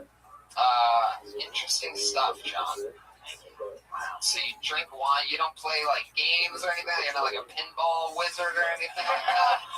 You seem like you have some skill that Dresses up as a furry or something, right? Yeah, you seem like that fit in a furry costume. Yeah, you would. You'd be a little jelly belly or something. Jiggle Puff. What's that thing called? Jiggle Puff? Yeah, I put big little sleeve. What's the most Kirby. I was thinking Kirby. John, what is the most satisfying part to you of getting to work with mentally disabled people? I'm smarter than you. In other words, what are you getting from being on this stage with us today? What is that? What's the question? What do I get most out of it? Yeah, what satisfies you the most of working with? Paycheck? Wow. I just gave you the opportunity to easily get up here on a great moment, and you're like, oh, I just work with those tards for the cash. You know what I mean? Hey, man. Punch the card, teach a tard. You know what I'm saying?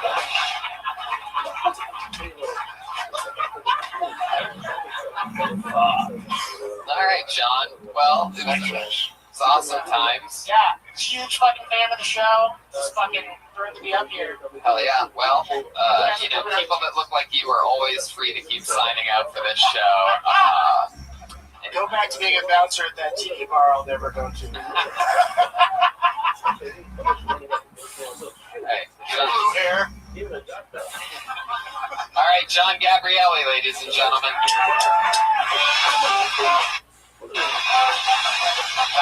There he is, John Gabrielli. Hell yeah. Wow. Look at that. What a specimen. Right back to the second row. I think he works at night. Yeah. That'd be cool working with a bunch of older, mentally ill people just like combing their hair all day. Oh boy, all right. I guess that's where Brian thought the Brian just got a job opportunity. Just wanting to fill in the gaps a little bit, Put your hands together for Chris Ferdinand. So. Here we go. Chris Ferdinand says, What's up, you guys? Good to be here. I saw a young homeless guy recently. The sign said first time being homeless. I'm like, dude, that's the attitude that got you homeless. You ever saw me homeless? See me with a guitar and a jar or something? This was his last time being homeless. That's how you make the money, man. Optimism. who's gonna get this kid money to fund his life of continuous homelessness? You know, like, oh, it's on your second time being homeless, right? Second time being homeless. I think anyone gives a shit. No one cares, homeless kid. No one fucking cares. I work for a tree service during the day. I climb trees, deal with the brush and ground. Very physical job, dangerous job, get hurt a lot. But my dad's my boss. So most of the pain's on the inside. Some people ask me like how I have this job. They're like, you only have this job because your dad's the boss. Your dad owns the company. I'm like, dude, my dad would have fired me a long time ago. I have a cool job because of my mom.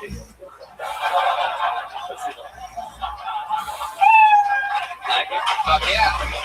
Bill. Chris Ferguson. He kind of looks like Eric threw on a disguise and tried to come back up here. I really did think that when I first saw him. That's so funny you say that. Yeah, he looks like in a movie, like he's trying to get onto a plane and get out of the country. He went and bought a hat at the gift shop, messed up his hair a little bit. Fuck yeah. How you doing, man? I'm doing good. It's me here. What's that wristband on your I went to the hospital? Yeah, I went to the hospital yesterday here in San Francisco. I was doing an open mic and I had an allergic reaction and I had to go to the hospital to get some Benadryl. I did 3 sets of Benadryl last night. And, Benadryl at CVS. Yeah, well, I just want to get it checked out, man. What were you allergic to? I'm allergic to a lot of shit, dude. I'm allergic to bananas, oranges. There was bananas and oranges at the open mic. Were they throwing fruit at you? Hey, man, I'm allergic to fruits too, man. I'm allergic. Shut up. I'm allergic to cabbage, to tomatoes. All the classic throwing out. The blue hells.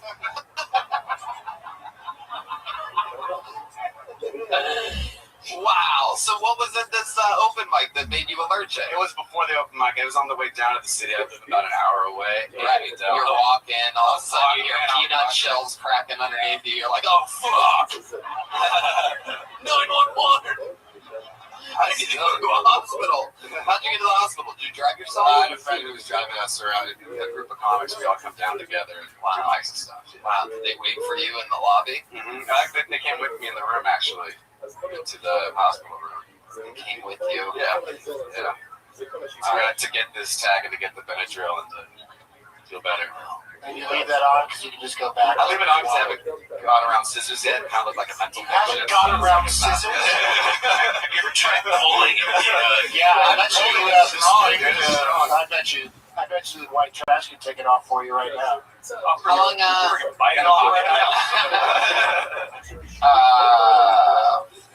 Fuck yeah. How long have you been on stand-up? 5 years. 5 years. How old are you? 23. 23. So you started young. Wow. Young start. That's a great thing to do. Yeah. I saw both of you at the Improv in Hollywood at the set where Pete Wentz did a set. Oh, wow. I was there for that. It was a good time. Yeah. We're trying to forget that night. Yeah. That's cool. Whatever happened to that? I don't know. Yeah, really fell out, boy. Oh, yeah. What do you do for a living? I climb trees and I'm a tree worker. I prune trees, I cut them down and shit. Yeah. Really? Yeah. You climb trees for a living? Yeah. And wow, is this something you always did as a kid? Ever since I was like 15, my dad Wait, got 15? me. Yeah. Normally you start climbing trees at a younger age. Oh, yeah. 15's a weird age to start at, right? You know, I was 32, all of a sudden I'm like, I fucking love climbing trees. 15, and then all of a sudden you see a tree for the first time in your life. You're like, Did you have a tree house growing up? I did.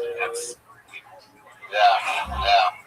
Wow. Yeah, one is an adult. That's a good idea, though. That's a good idea. Do you think you're gonna climb trees forever? Or do you see yourself? Or do you see yourself branching off into? Chris, you have to let the questions come out. Can I please have another Tito's and soda? Can I get a Tito's and sugar-free Red Bull? Hey, Vegas. Oh my god. Yeah, why didn't you make it? That's one of your sound effects after that. Hey, Vegas. Chris, what do you do for fun? I like to play music and stuff. I'm in like a band or two. And Which one of these instruments do you play? Because we'd like to hear it. I have comedy songs I could play one on guitar if you wanted to. Wow, these people really seem to want it. San Francisco, very liberal. Way to go, Doug. Why didn't you do this as part of your set? Because it's longer than a minute? It's a short size, probably like a minute 30, but we don't have to do it if you don't. No. What's it? Please do a minute of it. Oh, all right. Welcome back to Kill Doug. There's the whistle on the play. There's a penalty on the field. Over-hosting. 15-yard penalty. I don't know. I guess you missed the part where everybody's super thrilled to hear the song. It wasn't everyone. It wasn't everyone. There were 12. Now they are. Every other person. Energy up to a crescendo. You like to build up the suspense. Will he do the song? What is the song about? Will you tell us that? Get high. Oh, you son of a bitch. You know what? Now I'm not going to let him do this. Oh, shit. I'm kidding. What do you need, a guitar or something like that? Oh, Jeremiah? This is when we find out that Doug manages his comedy career. He's slowly pushing up on the audience. Hey, you play guitar? Wow, what's the music about? Getting high? Wow, audience, don't you want to hear that? What do you think about this, Chris? You gonna let this guy borrow your guitar? Hands together for Chroma Chris being a real sport here today. Musicians don't necessarily like it when people play your shit, but this should be interesting. Let's get high, let's get higher than the sky. Let's drive out to the beach. I wanted this for weeks, just to get the chance to hang out with you. I know what. Oh, God damn it, dude. I take it back.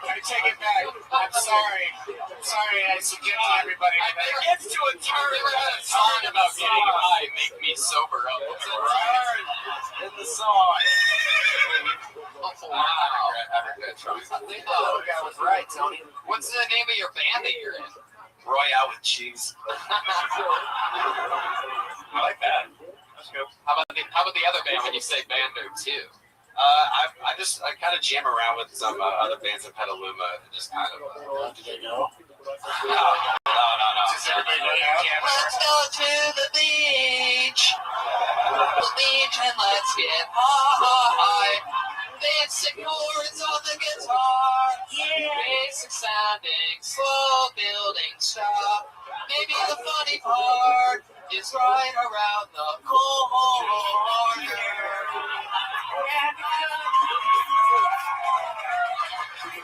Comedy music, baby. I'm surprised more people don't do it. It's always come super easy to me. I got a name for one of your bands. 90 Seconds to Funny. Gotta get the boys in Petaluma working on it. All right, Chris. You seem like a cool dude. Probably the most sane person that's been on stage tonight. The crowd goes crazy for sanity. Have you been on the show before? No. I've watched. Yeah, who knows what kind of allergic reaction he was having that night. All right, Chris. Well, it was nice to meet you. We're going to keep flying through it. Chris Richardson. Wow, you got a handshake. Wow, I think we found out the secret. You write a song about getting high, Doug Benson will shake your hand. No, I shook that motherfucker's hand. See, look, he's still not washing it. I also don't think that guy washed his hand before he shook your hand either. Oh, shit. All right, we go. You guys having fun out there?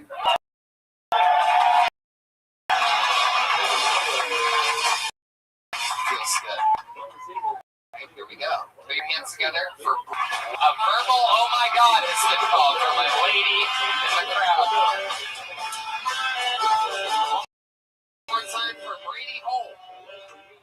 Hi, Brady Holt. Say my name when I'm nervous. I'm doing well for a 22-year-old, but I just turned 31. Brady Holt. I'm a nice guy. People look at me and they think, Brady, you look like you're a nice guy, and it's true about nice guys. Finish last. And that's never really helped me in life, except for the one time I was running and the bus that day, you guys. It saved my life. Hey, you guys want an impression?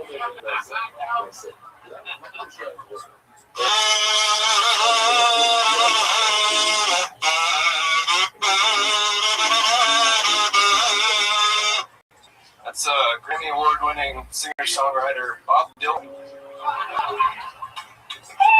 Brady Holt. Fuck yeah, Brady Holt. That's awesome. Very cool. How long have you been on stand-up? About 3.5, almost 4 years. For those of you listening to the podcast, Brady looks like if Dane Cook got hit in the head with an aluminum bat. It's like Anthony Doublehead. Man, this guy looks like a Tony Hinchcliffe stunt double here. Oh, fuck yeah. There you go. So, last year for special. Oh, cool. The Brady Holt trade thing then? Almost. I'm working up to it. It's been a while. You had things on hold for a while. I did. I met you at the one time I came home. These were so I'll tell you that. Okay. All right. I don't know you walked out of Brady Holt. You should do a handshake where you just don't let go. Do you ride Brady, let go. Stop. All right. What's going on? You guys, stop touching the people, please. It makes me nervous. I don't like it. I don't want anything happening. Brady, why did you? Is that jacket like? What did you ride here on the Ghost Rider or something like that? Like a burning motorcycle? A rocket back? What the fuck was that in the Rocketeer? Remember the Rocketeer? Brady, why do you look like the Rocketeer? Oh, there's a few people clapping. They remember the Rocketeer. I didn't even know there was a Burlington tiny coat factory nearby.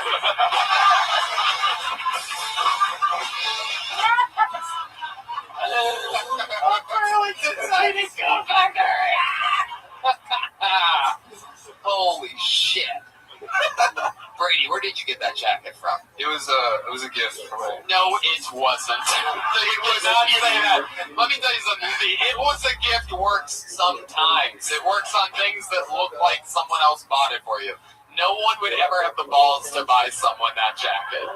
And they'd have to make sure it fits. It's impossible. Tell the truth. I'll give you another chance. My car was broken into, and I lost a lot of clothes, and so. And they left that? And That's the only thing they left. They're like, what the fuck is this jacket? Fucking picky thieves. I could never, ever wear this shit. Clothes that I'm stealing. I could barely even hold it. I thought you were saying that the homeless guy was wearing that jacket and exchanged the stuff that was in the car and left that jacket. Yes, a tiny homeless man left this. Wow. So you lost all your clothes. Why do I feel like you write Brady Holt on everything that you own? so people know it's mine. Oh, yeah. You look like you asked the cow for consent for that leather. What do you do for a living? I'm a security guard. Now that jacket, you're not. You are off duty. Security guard for Ross. Where do you work that Like Guardians of the Galaxy ride? All right. Yeah. That's what it is. That's what it is. That's exactly what that jacket is. This thing I've been trying to fucking pick up. I could feel it. Yeah. So, where do you work security for? One of the wine bars? Yeah. It's a biopharmaceutical company. It's a regular office and lab. So I'm working on it. Do they make poppy tea?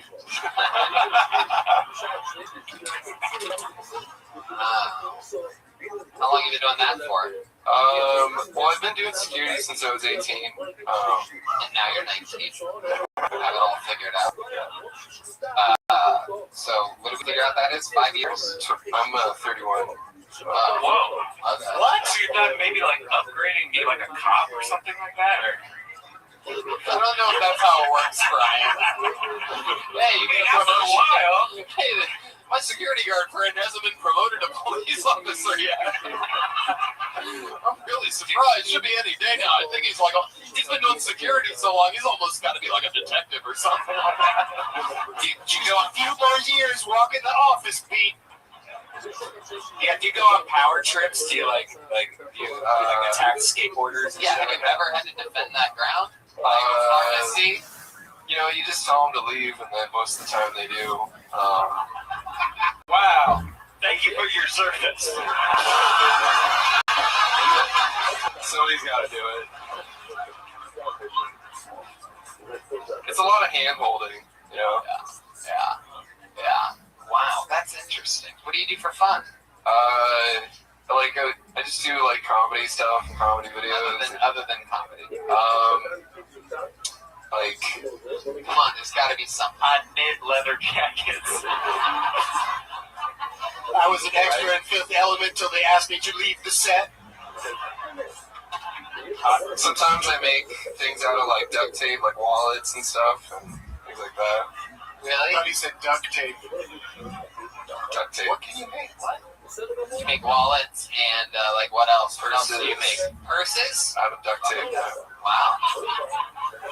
Very sticky situation. God. Man, how long you been making shit out of tape? Since I was like 14. I did. Wow. I thought that all of your answers were supposed to remember how old you are over and over again. So you've been making stuff out of tape. So by Red Band's logic, when are you going to be an architect?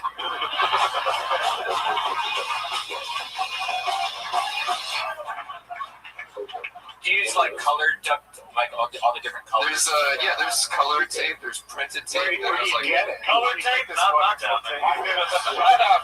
Shut up. Usually an art store, like Michael's or something. They got different types of tape. Do you have an Etsy shop? Is this where you sell it? Are you just making it for yourself? Mostly myself. Yeah. So you have purses for yourself. You make. Do you have a tape wallet on you right now? No. Shit. I lost my wallet and I'm just using my passport. So. How do you lose a sticky wallet? Someone broke into my car a second time. Wow. This was when I was living in it. I got word about your wallets. Yeah. I got to break it again. Wow. You love tape. Yeah. What else do you do for fun? I feel like there's something we're not really tapping into. I feel like you have some special skill. You seem like a smart guy. Is there anything else, something else that you do for fun? Yeah, man. You like a Boggle world champion or something? Yeah. Boggle world champ. Yeah, sometimes, for example, I'll sign on to my PlayStation and I'll play a game of Madden online against a random stranger, and I'll put my headset on and I'll just play. And then about halfway through the game, I start explaining to them that I'm one of the top young rising comedians in the world. And it's a fun little thing I do every once in a while. Last time I was here, you asked me about my love life and stuff. Yeah. What did we find out then? Was it on hold? Kinda. I was seeing prostitutes. Yeah. Finally, somebody wants to be honest and interesting. I remember this guy. Don't you talk about my mama like that? Remind me of what we found out. I did some backstage stuff and just went to their hotel rooms. This is while I was living in my car, but I don't live in my car anymore. Yeah, and very good. No, this city needs more homeless. And then that's probably why you can't afford prostitutes anymore. Yeah, it was one of the things. I just needed to grow up, so I stopped doing that too. Right. Have you had sex with a normal, willing, consenting person? Yes. Prostitutes are all of those things. Yeah, that's true. I guess. Yeah. I had a date with a girl when I was visiting family in New York, and then she came to LA, and I came down there. Came there. Say your name. Pretty old. I can tell you really wanted to. Alright, well, I guess that's that for you, Brady. Jeez. Did you have any scares? Did you get any diseases? Like, did your dick bubble when you peed? Or Wait, what? You always wore a condom with the prostitutes, right? Yeah, always. Yeah. How about tape?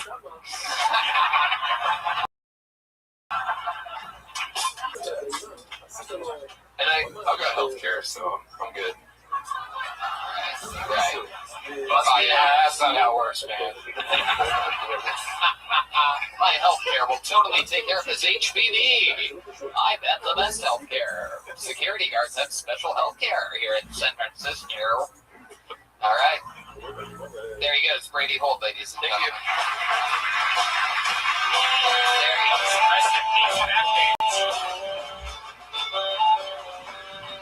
You're so creepy. What? I said rest in peace, Backpage. It's such a creepy thing to say to somebody, just because you guys both hired hookers off the internet at one point in your lives. Yeah. Hey, R.I.P.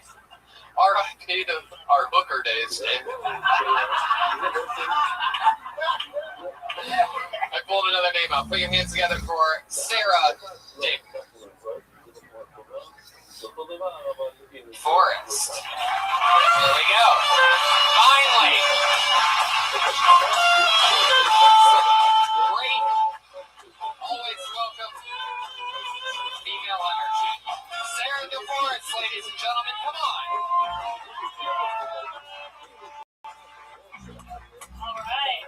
So you guys might be surprised to hear that I like to do drugs on occasion.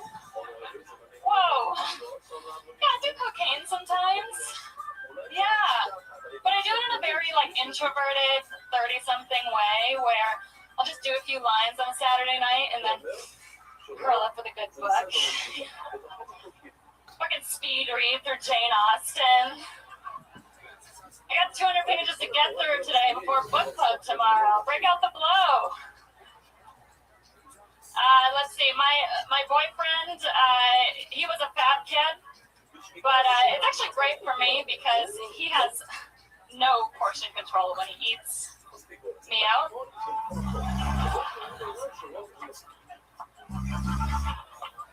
Thank you very much.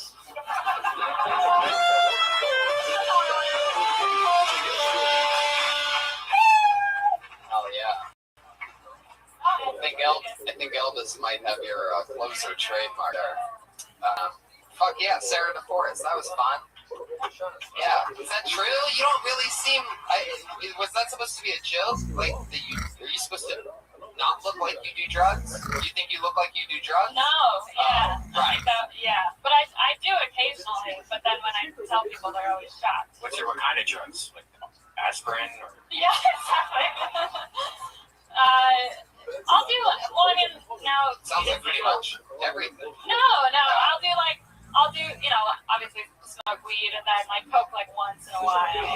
Once in a while. Yeah. Did you ever roofie yourself? I know all my friends that do coke totally do it every once in a while. You know what I mean? It's totally how they do it. Just once and then a little while later. Yeah.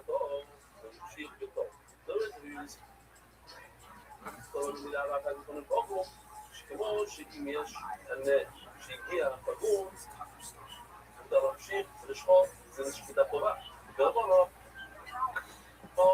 ורבון מחלקים, אומרים, בוא סמוך לשקיטה, שם נכון זה טוב, למה? כי הפרימה היה במקום של שקיטה, והוא ממשיך את השקיטה. אוכל, למה הוא משקיטה? אתה התחלת במקום לא טוב לשקיטה, והמשכת את השקיטה, זה לא שם. אבל שבת שלישי גרמה במסידה, לא. במקום הטוב של השחיטה, ואחר כך, במקום לא טוב, והגיעו שלישי, והכל בשאלות, למה זה בשאלות? לא טוב, זה בשאלות. שלנו, כמוני, העיקר זה שעשית רון, אפילו מערכת הרצלה. עכשיו סיגריה זה טוב, מה זה לא? פיס בקאזה, זה לא. Exactly. Wow. Good for you, I say. Wait, what? Yeah, I like that she does coke. Yeah. There you go. You ever do psychedelics? I've done mushrooms once, but I haven't done anything else. Did you enjoy it? Did you enjoy it? It was Amsterdam. I was in college. was like and break house. yeah. What? That's the best place to do shrooms. Alright. Best, worst. One time I snorted a line of Midol. It was crazy. Is that the redneck talking? I don't know. Like Pee Wee Herman instead. Alright.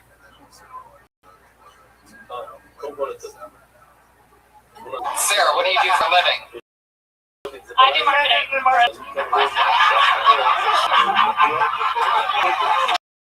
Oh, shit.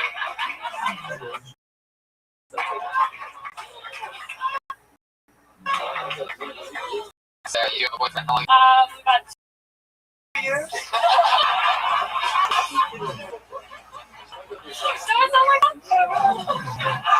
Sarah, how long have you had an echo? Sarah. I can't get away from it. Sarah, what does your boyfriend do for work? He's a lawyer.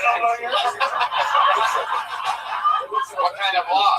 Like criminal defense or? He's a redneck lawyer. He's a what? He's a redneck lawyer. Wow. I feel like I'm just stuck in this thing. Like, stop repeating me. Stop repeating me. On the playground. Again.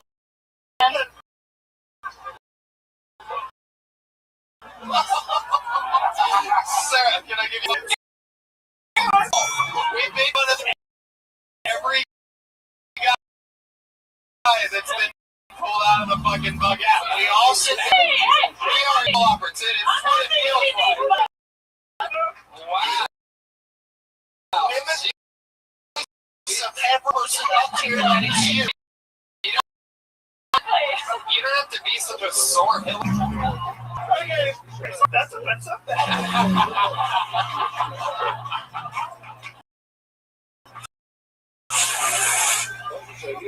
That's so fun. How long stand up? About 3 years. 3 years. All here in San Francisco, right? It's like what the fuck? You can't tell he has no like less is more inside, but he just goes until people stop laughing. It's amazing. And that's coming from one of the top young risings in the world. Yes, it is. That's true. I agree. That's why Johnny, I love that. she looks like Mom Petty. She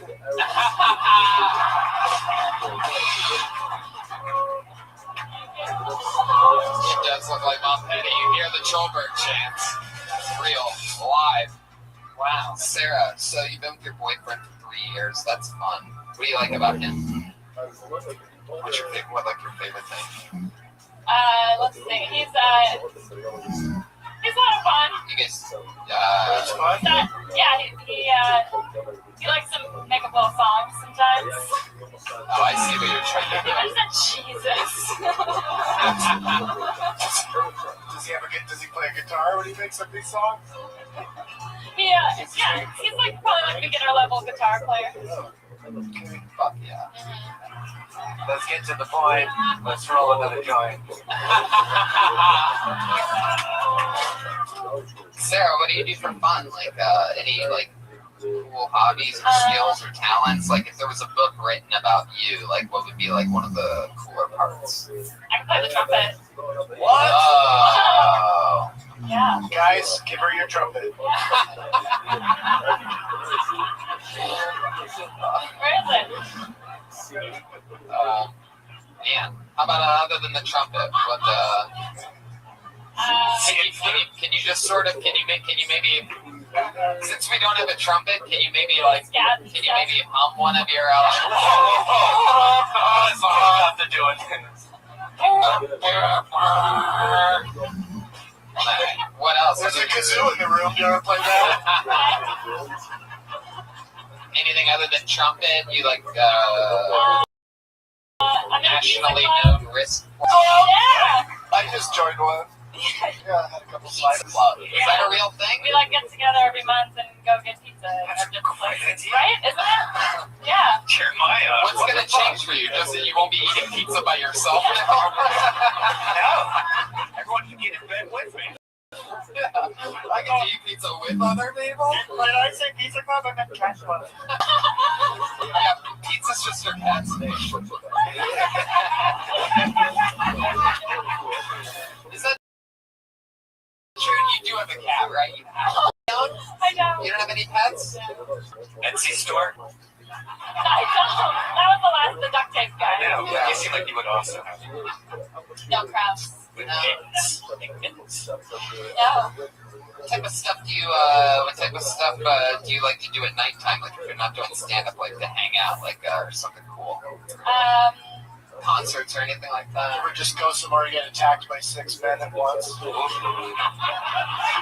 haven't tried that. On a Saturday afternoon? Yeah, out of nowhere. That's what people are doing. Completely not signed up for it. Just out of nowhere, they attack you. I go to a lot of comedy shows. I love Doug Love's movies. Oh, cool. Yeah. And I saw you last night at Jeremiah. Oh, cool. Yeah. Cool. Fun.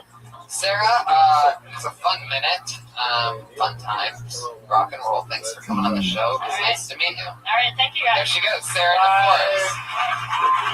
Sarah DeForest.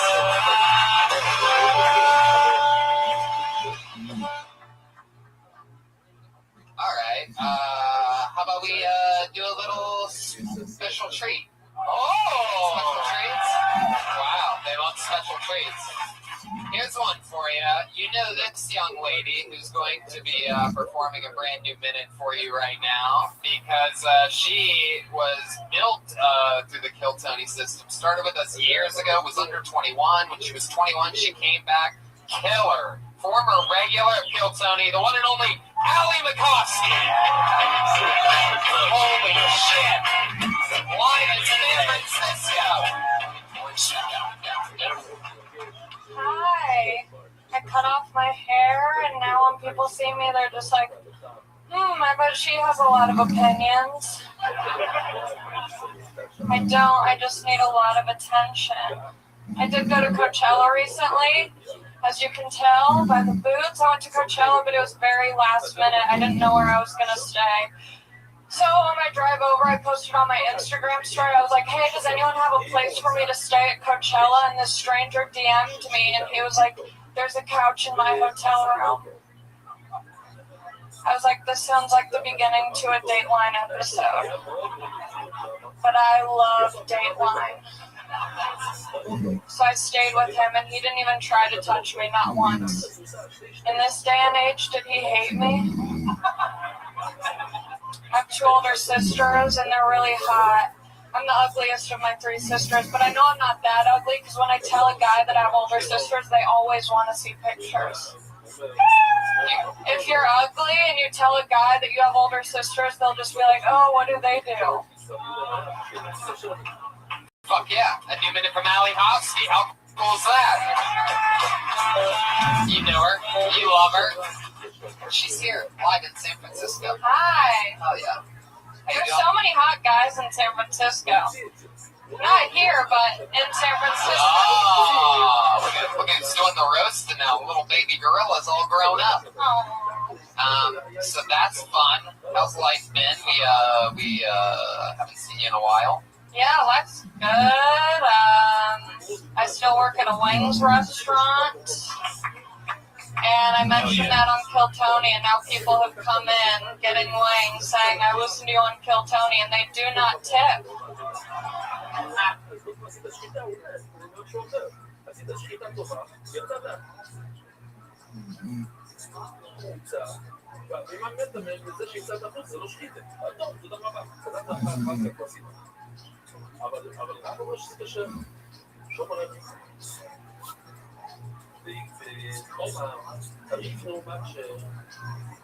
הסיפור הזה,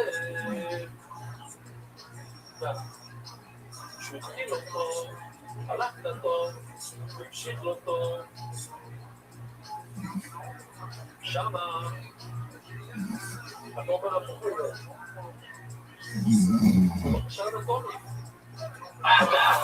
Maybe you're just a bad waitress. I am. Stand up for my fans. I think you know, you might not be doing the very best job you could be doing at this chicken place.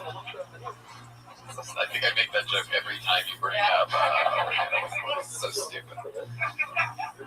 What's the place called? I'm a bad tipper. I'll tell you later. Okay.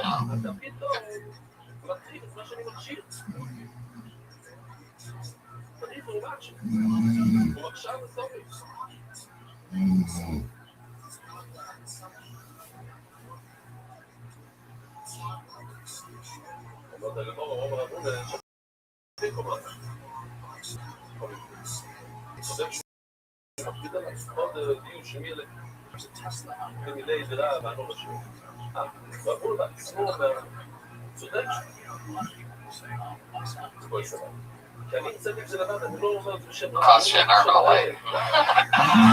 Finally. Alright. Well, that's fun. What else is going on in life? I mean, you know, anything exciting? You're up here in San Francisco. Yeah, San Francisco's been fun. I don't know, man. Just honestly taken aback by the hot guys here. My barista this morning was hot as shit. He also probably loves cock. That's fine. That's fine. I have an androgynous vibe. I was swiping on Tinder and Bumble, and the only guys that match with me are guys that do not identify as guys. Wow. It's my type. I gotta think.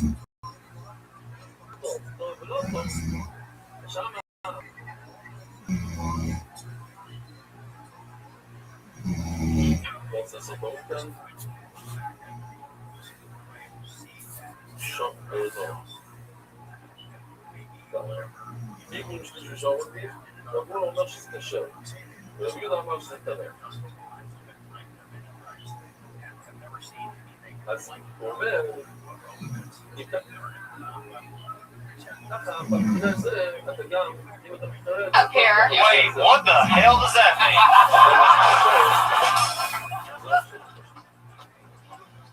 You know how, like, you have the hair of a girl, but you have a dick? What if you just didn't associate any of those things with anything? And then you fucked me. Witch! Witch! Hanger! Hanger! Transgender porn, when like a guy has tits fucking another girl, that's like one of the hottest shits ever. So, Allie, you're single. Hey man, if it's not a tranny working on a NASCAR track, then I'm not a fan. Are you really on all those apps? Yeah, I don't really use them much, but when I'm traveling, I like to see what the natives are all about. Right. I like to, it's fun seeing where their pictures are taken, because in LA, they're always like there's always like a picture of them with like angel wings as a mural. Yeah. But here, everyone's at the Golden Gate Bridge. Have you matched with anyone? Like, I mean, have you like been in communications with someone here in San Francisco since being here? No, I always start a conversation, then just leave it. Really? What? That's called the bait bitch right there. You're on a lot of the dating sites, white trash guy? Hell yeah, man. BlackPeopleMeet.com. Except Farmer. Fuck you. He wishes he could date a farmer. Well, that's fun. So fun. But no plans on like meeting up with any of these San Francisco people. You strictly just leave a message and then never respond ever? Well, it just never works out. What do you mean? Everyone talks a good game on the apps, and then I just there's no follow through. What are we gonna do? I'm pretty sure someone's gonna rape you after this episode, so. Yeah, I'll eat your pussy right now. What do you mean to follow through? Like, they're like, hey, what up? And you're like, hey, wanna fuck? And they're like, ooh, I'm sorry. I think now. Oh, well, that's probably from working at the wings place a little bit too much. Yeah.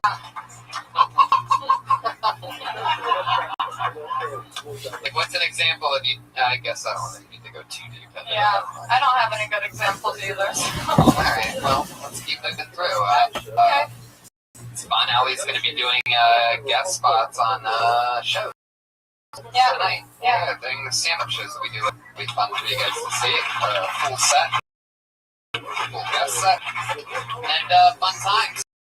Okay, bye. Anything for Allie? She was great. Yeah. As always. Yeah, amazing. Good to see you. So fun. The great Allie McCoskey, ladies and gentlemen. Come on, make some noise. She opens for Joe Rogan sometimes now. How about that? You get to watch her career start. Spoiled brats. You guys don't even know what's going on. Fuck yeah. Back to the bucket we go. Who knows what can happen? Put your hands together for Michael Brown. Michael Brown. Michael Brown. Here we go. Here he comes.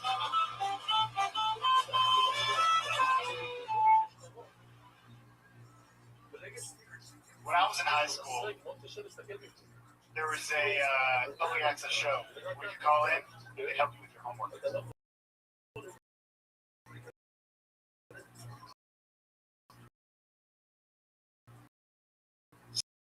So when my friends and I called in, leave Chicago east at 50 miles per hour. There's a 30 mile per hour headwind. Another train leaves 10 minutes later from Philadelphia, traveling 30 miles per hour. Up north, traveling 70 miles per hour. I'm not a math guy. Are you following? Train leaves California, traveling about 75 miles per hour, this time heading north towards Winnipeg.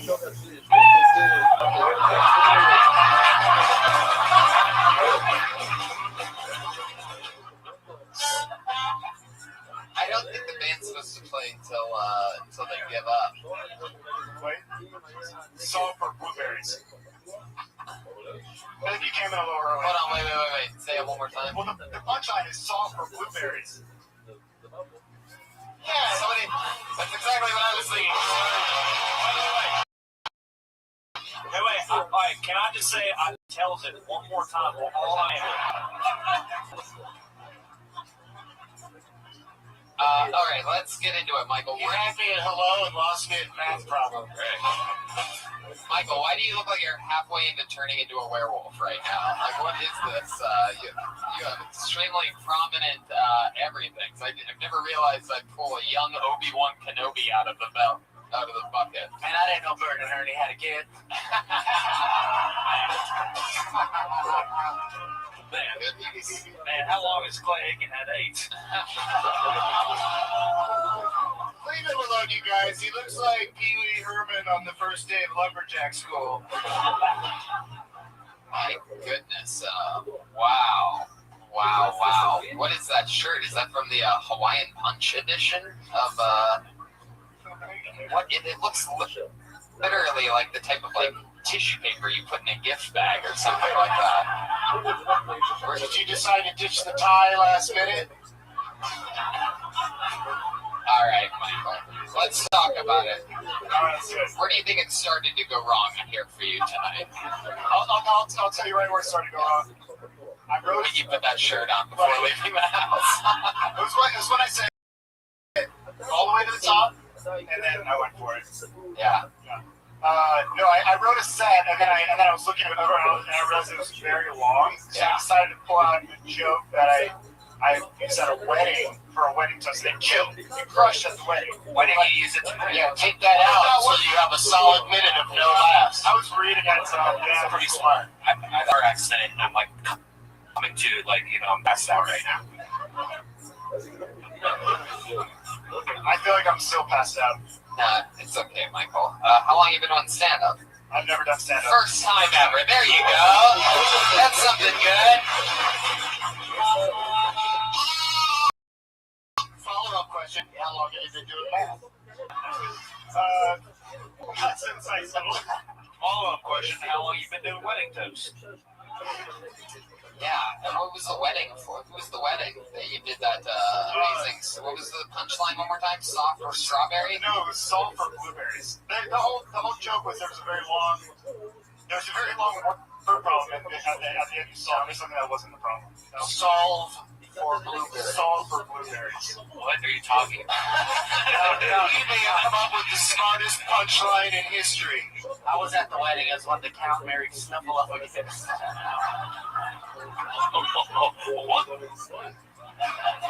Michael, what do you do for a living? I'm a project manager at a tech company. Project manager at a tech company. And then, see, the thing about the tech company people is they never tell you what company they work for. Well, yeah, because we don't want to get fired. Right. So it always just is like a dead end. At least in LA, you can just pretty much only be Uber drivers. And I also have a podcast. I host a podcast. Oh, I bet you do. Podcast. No, we know. Of course. It's more like a problem-solving podcast for those of you that like solving riddles. Math problems. The Riddler. Long math problems, and then you answer doesn't make any sense. That's a good podcast. Wow. What do you do for fun? What are you into? Yeah, other than that. I play softball. I play hockey. Wow, what position are you on the softball field? I'm a center fielder.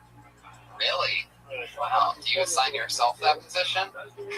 No, my one of my best friends is the captain. So he's here tonight. The Skip's in the building. Wow, the Skip's in the building. Yeah, let's skip that whole part. Wow. Oh. Yes, indeed. What's the name of your softball team? The Productive Outs. I thought it was the methamphetamines.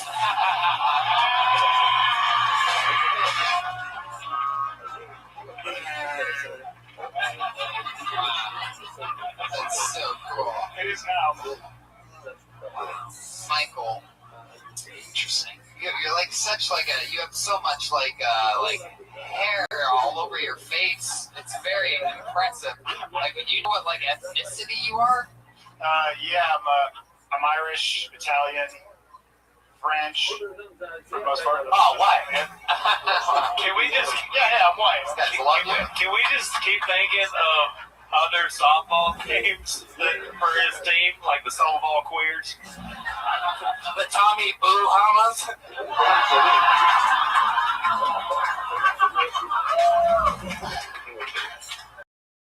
You guys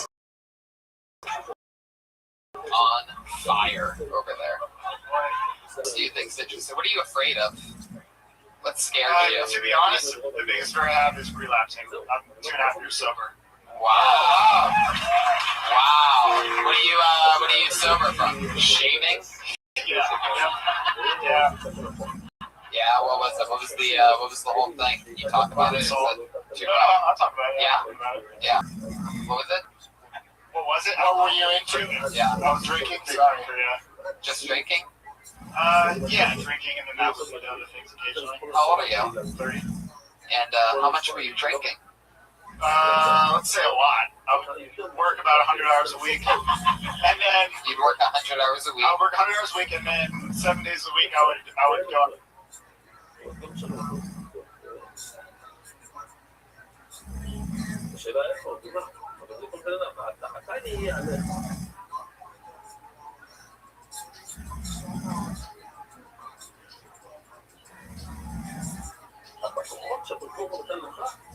מה אתה יכול לעשות? לא, כמובן, אתה לא יכול להיות משומעים, אף אחד לא יכול להיות משומעים. אתה לא יכול להיות רובר ורש"י, אבל מה שקורה בכל... Drink afterwards 7 days a week. Yeah, so I was sleeping like 3 hours a night and then getting up and working. You're describing my life. Yeah, exactly. I know. It's really scary because I've been doing that for 11 years. So, took a day off 7 days a week. So, how many drinks during the 7 days a week were you drinking? As much as I could get down. I got a better blackout drunk. Were you addicted to the booze or the little umbrellas in the drink? Yeah. Pina colada guy over here. Wow.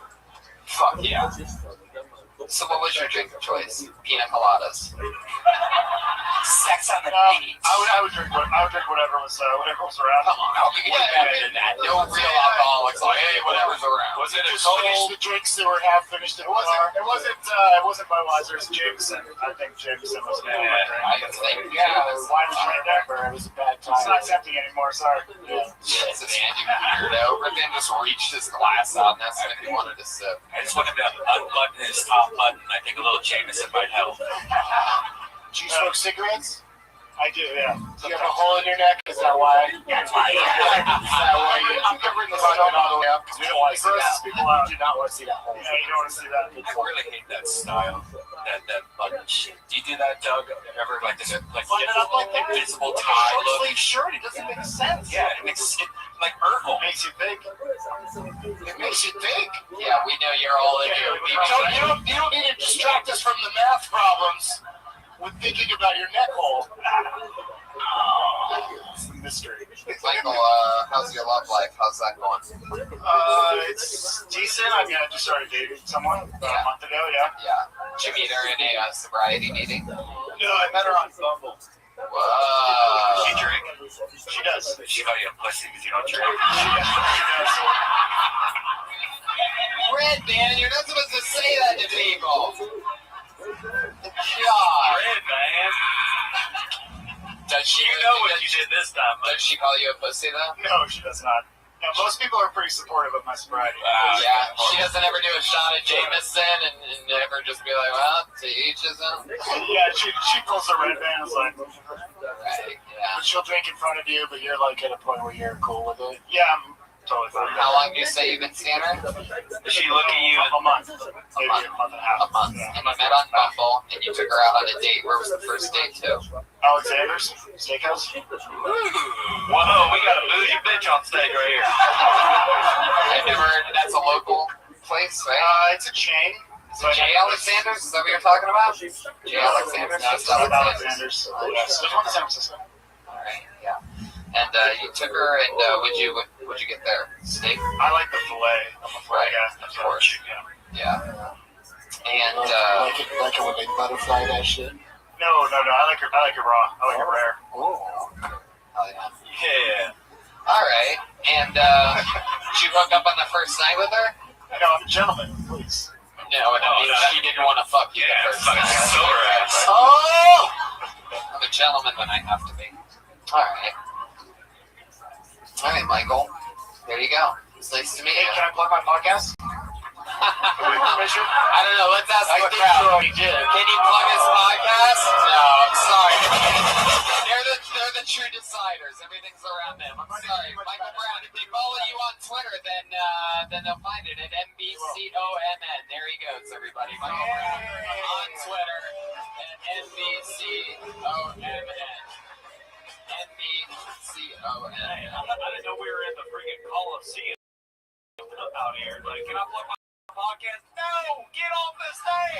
He's the Lions in his audience! A lion will eat you! Hey. Very rarely do we leave it in the audience's hands. That's a special little San Francisco thing right there. Let's pull the liberals. I think he still said it anyway at the end there. I think he said it. All right, this person's got a cool name. Put your hands together for Grayson Gibson. I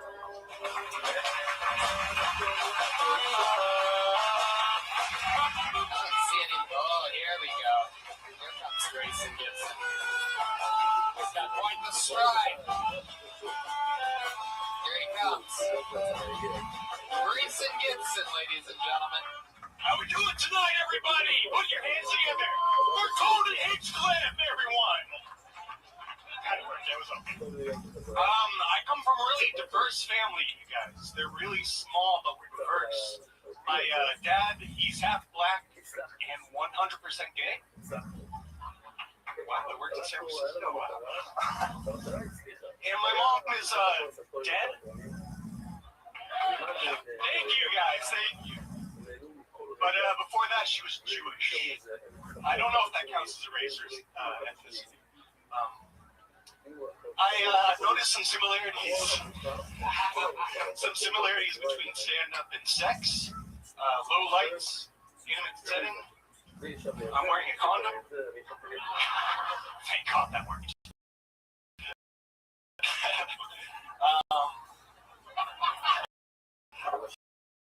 Thank you guys.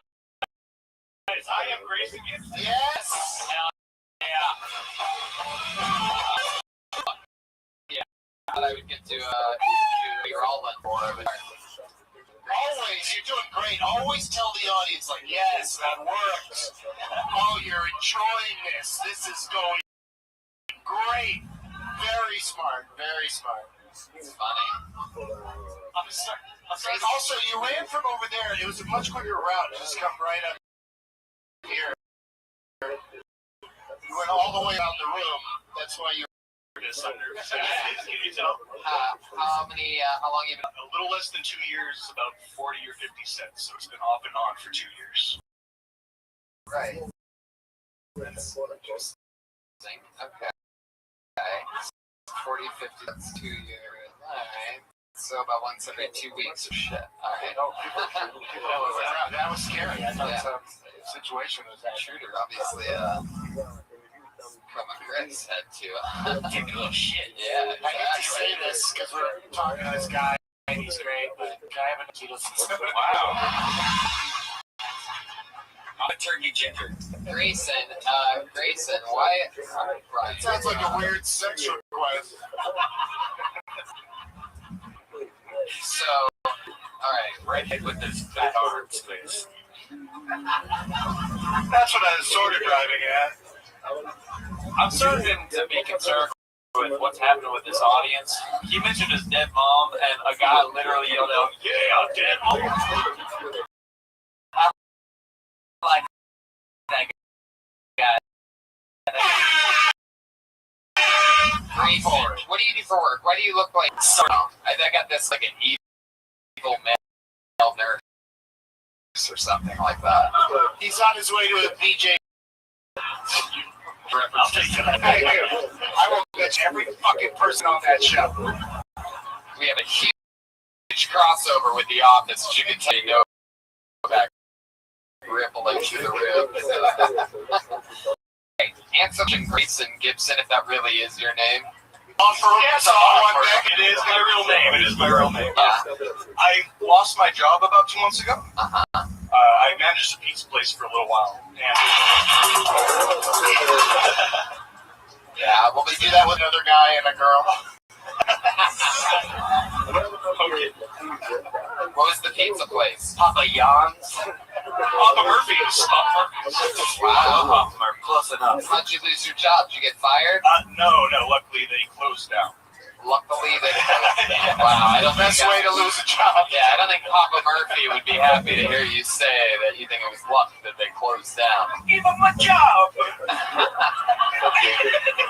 Wait, why would he be Italian? His last name is Murphy. Feed him. What did you do at the pizza place? I made a lot of pizzas. I managed that spot.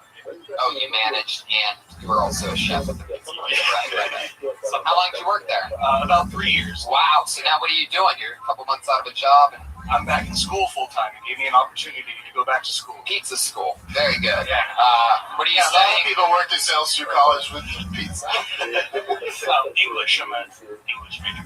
I heard that you can do a lot with that after college, so good luck. Yes, with Papa Murphy accepting the call on your resume, I think everything's gonna go perfect. How would that go, Brian? 100%. Like, why would you ever get an English degree? Like, that is literally the worst degree you could probably get.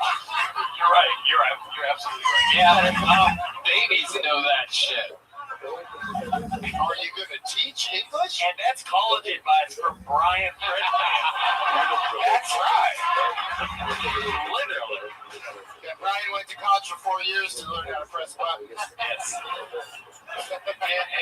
He has a websites, podcasts. I'd like to be a writer, actually. I'd like to be a writer one day. Really? You can do that right now.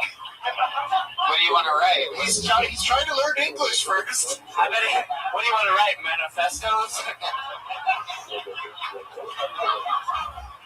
You looks like he's manifesting some kids. You know what I'm saying?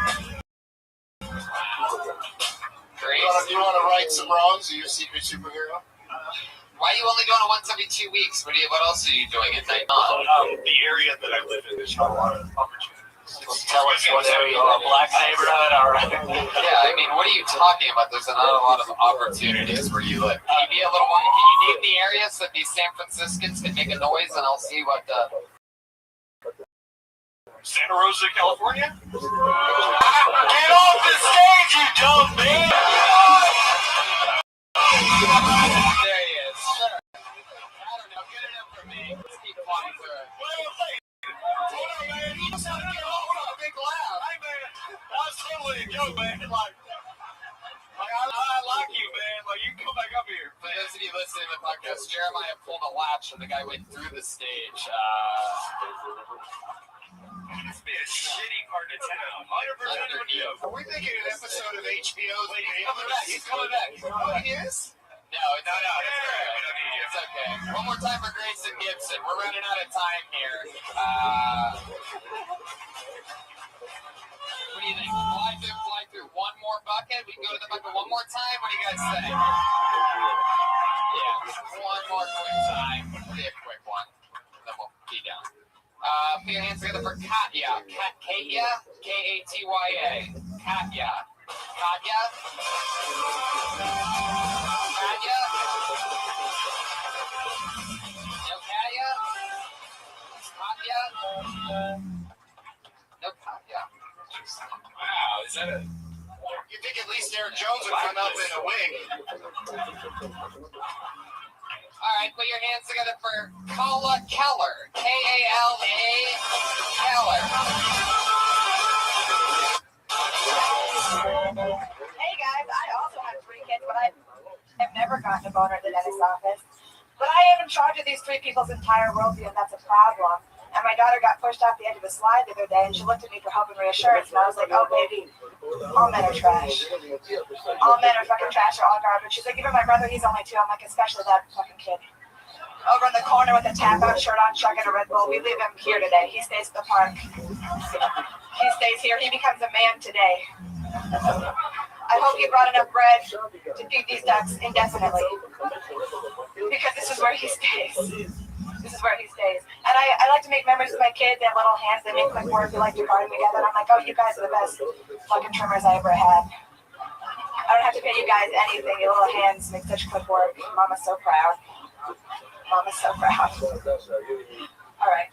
There you go. Alan Keller signing off. 54. How's it going, Kala? How are you? I'm good. Did I say your name right? Kayla. Yeah. Kayla Keller. I've never seen it spelled like that. Any relation to Helen Keller? No, but people would ask me that when I was a kid all the time. I don't think she fucked a lot. And to make up for it not being Helen Keller, you decided that you would speak 7 times faster than Yeah. Gotta get it in where you can. I loved it. You did, Get it in where you can. Talked so fast, it was sort of hard to keep up. Your dad used to sell micro machines. Never mind. What? What was that? An 80s reference right there. Wow, I'm pretty sure. Red man! Wow. All right, I got a 90s reference. Your set was like watching a 1-minute David Mamet play. Oh, no. So, yeah, I was born in the 90s, so I what think character on The Office is David Mamet? Top rising comedian. What do you do for work? What are you, an auctioneer? No. Yeah, I could be. Good evening. So I'd like to talk to you about tonight. So I can it's one of my favorite things in the world. New York comes the What's $1, $2, $1, $1 joke, $2. Jeremiah, what do you think about this? I'm gonna freaking in love with this one.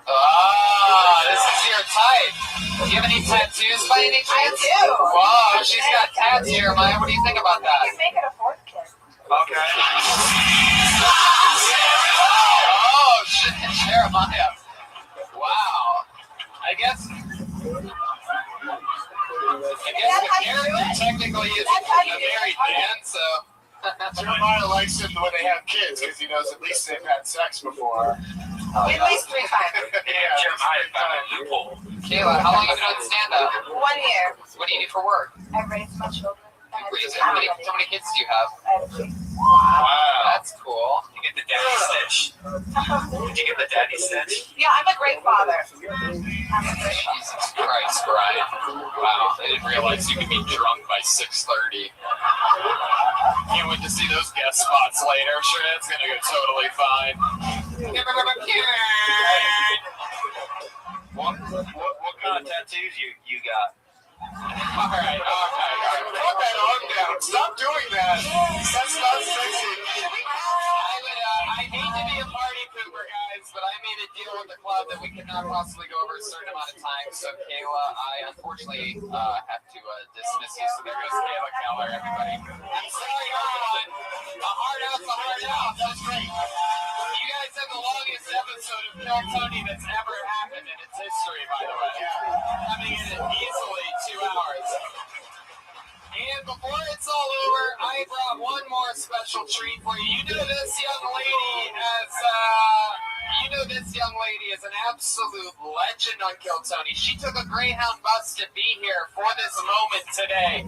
Ladies and gentlemen, for the first time ever on a road Kill Tony, I present to you the great and powerful Aphrodite. Look at that shit. Holy shit. Look at the outline. Oh my God. By the way, this is the first ever standing ovation in Kill Tony history. Wow. Standing up. Yeah. Here she is. Aphrodite, ladies and gentlemen. What's up? I love you too. All right. I got something special for you today. Hello, how you doing? It was a wonderful ride up here. Somebody shit on the bus. Made my day.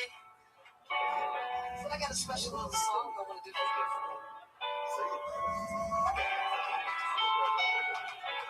Yeah. You feeling good?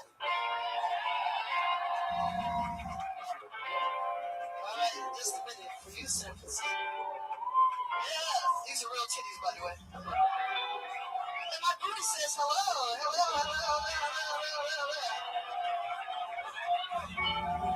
That's all really too. Feels like you're ready to. Yeah.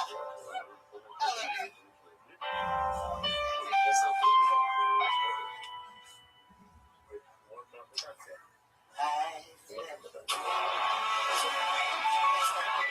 What happened? You fucked me up!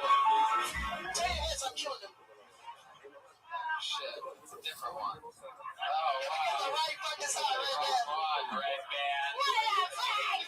Red Man. Hey, no more happiness! No more turkey chicken on top of my bars. Yeah, no.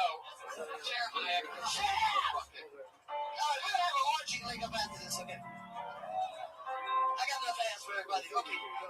Some of y'all go charge. Is this it? Yeah, there's a bunch of opening words.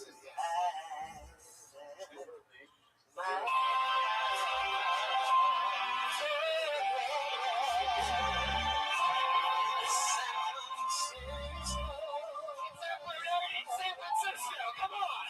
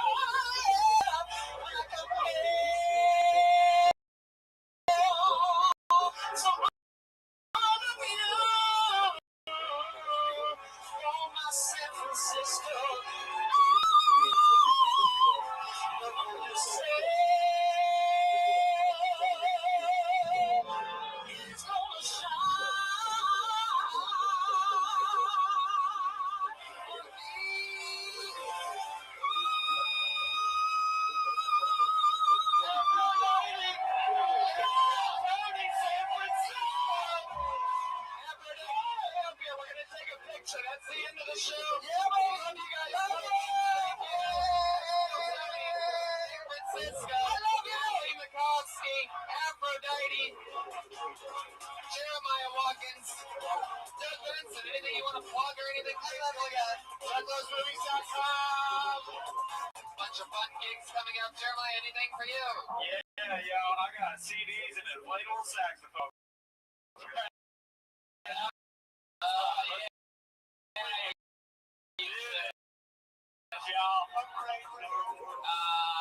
Detroit and Rapids, Lansing, Austin, and Dallas, all in the month of September. Fort Wayne, Indiana, like a couple months. And another big announcement, I have to, we are probably coming up here on Monday. I think so, another fun one. Live audience, thank you so much. Thank you. Brian Redband, I'm sorry, have a good night. Stand up, 2 shows. I think there still might be tickets available, maybe for the 7:30, 9:45. Listen to Jeremiah Wonders. Yeah. Thank you, live audience. Good night.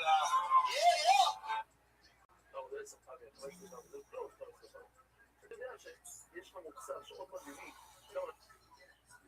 אנשים יותר משנה את החיים שלהם, אז ההשפעה, המילה הזה, זה המילה הנכונה כאן, באנגלית זה אימפקט. אתה עושה אימפקט, אתה עושה השפעה לבן אדם, שינוי, שיהיה משמעותי, לא יודע מה, אימפקט.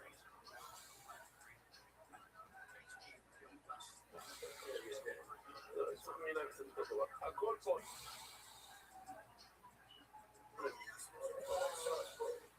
השפועה.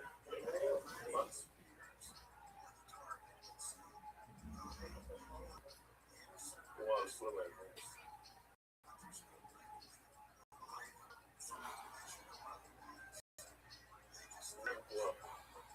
וזה קורה לנו עוד פעם ועוד פעם. כמה דברים, היום היה לנו כזה דבר, אני אגיד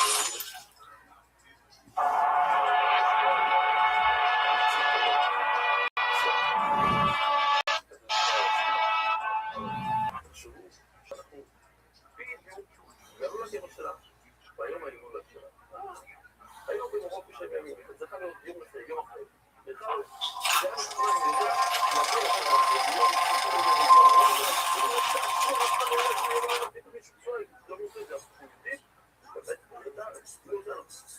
עכשיו הוא יהיה מאות אנשים אף אחד לא היה שם, אנחנו המניין היחידי שאנחנו היינו בשעה הזאת שהיו שם, אמרנו קאדי, אמרנו זה,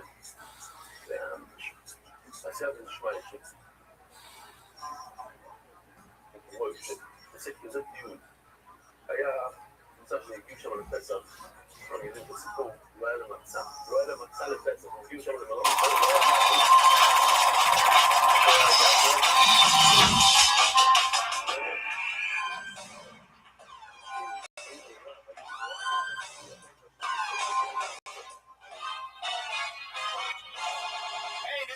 coming to you live from the world famous Comedy Store main room. For a brand new episode of Kill Tony, get up for Tony Hinchcliffe. Hey, everybody.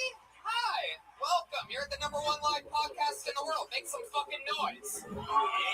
Brian Redband is here. Ryan J. Ebelt's drawing tonight's episode. And Kill Tony is a booming. We just got back from lovely San Francisco where we had an amazing sold-out show.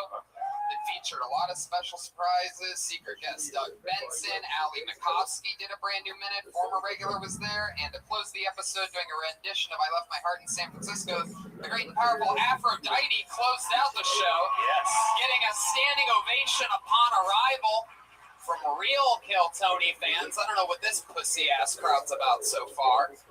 But I'm pretty excited to be back here. Another fun time. We have a lot more Roadkill Tonys coming up soon, don't we?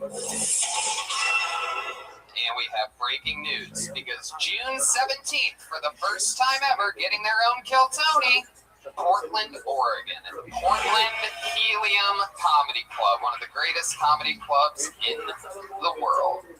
And guess what? We have another announcement. Getting their first ever Kill Tony. Ladies and gentlemen, Cleveland, Ohio, on August 1st. Wow. Which is right before Kill Tony, 3 days later, the 4th of August in Fort Wayne, Indiana, and is different than our Kill Tonys in September in Lansing, Grand Rapids, Detroit, with our guest Danny Brown. And then the next week, Austin, Texas, and Houston, Texas, and Dallas, motherfucking Going all over the place. You can even say Skankfest. Yes, that's true. Breaking news. Kill Tony is also doing Skankfest the weekend of July 13th and 14th, one of the coolest comedy festivals. And there just so happens to be any listeners in Montreal. I don't want to leak anything, but I heard a rumor that they have a big comedy festival there, and there's a slight chance that something might be happening there with, why not book the #1 live podcast in the world if you're going to have a comedy festival, right? Up and coming comedy festival. We celebrate our 5-year anniversary on June 18th here with Joe Rogan and Dom Irera, and a ton of special treats and exciting things happening. And Is there tickets for that still? Did we release more tickets? They did release more tickets. I think they're gone, but there's a slight chance that more will be released as we go, because we're going to figure out what to logistically do with comedians. We're thinking about maybe renting out the belly room, just sort of like lining them up in that back hallway if they could just keep their mouths shut or something like that. I don't know if it's sounds like a bad idea. I know it does sound like a bad idea. Maybe we'll just have you guys stand in that lobby area. That's the way to do it. Either that or you could pay for a fucking ticket, you spoiled assholes. Hell yeah. If I was a comedian, back when I started, I'd sign up for this thing. Tom Segura is going to be the guest the week after the 5-year anniversary. So there's a little fun fact for you. If you can't get tickets to the 5-year, why don't you come the next week, hang out with one of our favorites, Tom Segura. Old fatty. Speaking of our favorites, and speaking of Tom Segura, and speaking of this amazing show, every single week I give you one or two of the funniest human beings in town, some of the greatest comedians on the planet. This week's no different. You've seen these guys on this show before and on many other great things. Make some noise for the motherfucking machine, Bert Kreischer and Bobby Lee. What? Huh? Yeah, baby. Here we are. Back in the saddle again. Bert Kreischer. Bobby Lee. Fuck yeah. You know these guys. We love these guys. Comedy Store monsters. They are back on the show. Welcome back, guys. What's going on? I'm pretty good, buddy.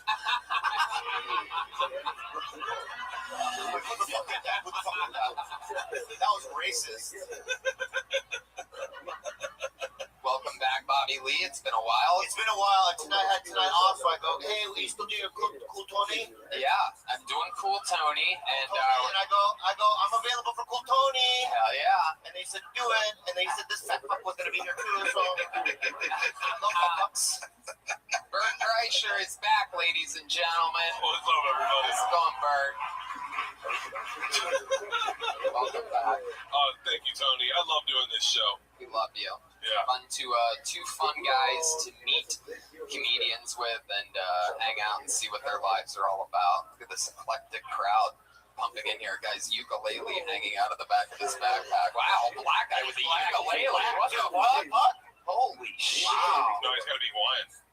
Oh, yeah, he's Hawaii. Yeah, like Sonny Garcia. Yeah. Okie dokie. So we have other fun things like a band. We do have a band, and every single week they commit to doing different characters. You never know what they're going to do. In San Francisco, they were like white trash, Joe Dirt type of like characters. Sometimes they're prison breakout people. You never know what it's going to be. Sometimes it's brand new. So let's see what happens this week. It's one of our favorite things on this show. It's the best damn band in the land, the Kill Tony Band. Jeremiah Watkins, Joel Jimenez, Chroma Chris. Here we go. What's going to happen? The anticipation is killing me. Oh, shit. Oh, shit. That doesn't look like Joel Jimenez at all. Wow. Watch your step, gentlemen. Wow, announcing the Royal Kill Tony Band. Oh, that's going to be loud.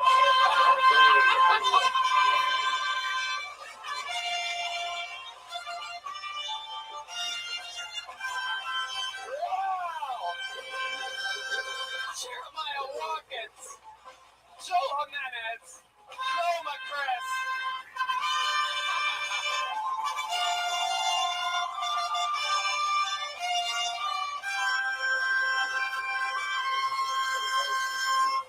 Fuck yes. More than I've ever fucked yes before. This is incredible. For those of you listening to the podcast, Jeremiah is a king. Joel and Chris are knights. Wow. Fuck yeah. There has clearly been a 700% increase to the costume budget here on Kill Tony. Oh, shit. I want to wait for Jeremiah to spend his rent. I thought he wasn't making that much money yet. Wow. I finally started getting paid for Kill Tony. How many inflatable saxophones did he sell in San Francisco? Wow, he looks like the only Lannister boy to survive. We have Chroma Chris, silent but deadly over there, a white knight if I've ever seen one before. And then we have clearly Mega Man from the old Sega Genesis game playing drums tonight. And he's surrounded by I remember them. I love these fucking guys. It's the 10-piece brass band. Am I right about that? The Top Shelf Brass Band. Top Shelf Brass Band, yes. Clearly tonight playing the characters of bumblebees. Wow, I mean that's by far good thread counts. One of the most grandiose entrances I've ever seen on this show. Only fit for a king. So this is exciting. Clearly Jeremiah's going to be a king, and we have some defenders of the universe backing him up. I'm excited as fuck for this. That's not even the entire show. I could end it right there, and we'd all would have had fun. There's a bucket filled with comedians' names in front of me. Sometimes it's a person's first time. Sometimes they've been doing comedy 15 years, and they're here to be discovered by the internet. Thousands and hundreds of thousands of listeners around the world right now. And you never know what's going to happen. They pull your name out of the bucket, you get 60 uninterrupted seconds. You know your time's up, and you hear the sound of a kitten. It sounds like that. Almost can't wait to come out tonight. Wrap it up then, or else you're going to bring out the angry West Hollywood bear. You guys ready to start this shit or what? Here we are. Kill Tony, 200 and something. Almost a 3, I'm sure. End up now. 268. 268 misses. That how big cigars? That's laughs. All right, I pulled a name out of the bucket. Going up first tonight, getting uninterrupted, goes to Sarah. Sarah.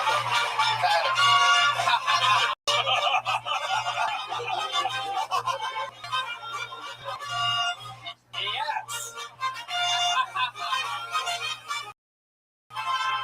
Sarah Fatima, ladies and gentlemen. I just moved here from Ohio a couple years ago. That's not a joke. And I feel more put out here for being from the Midwest than for being Eastern. For your information, stuck up LA people, we do have Uber. His name is Mike. When I first moved out to Hollywood, where my mom was like, "Why can't you accept as Caucasian?" I'm like, the only Caucasian blue car when y'all do not. I own OV. I got it removed last year. Well, one of them. I still have the other one. I will have children, I promise. I want to slowly drive by McDonald's and tell them we got rice at home. Hashtag Persian moms. There you go. It's almost like you didn't know that cat was coming. Sarah Fatimi. Hell yeah, perfect. Sarah, that's awesome. Is this your first time on the show? Yes. Here, just pull the mic out from underneath that. Killing me. Just all the way. Yeah, cords underneath the mic stand. Mercury in retrograde. Still. How the fuck is this No, taking don't do so it long? like there you go. There we go. There you go. Look at that.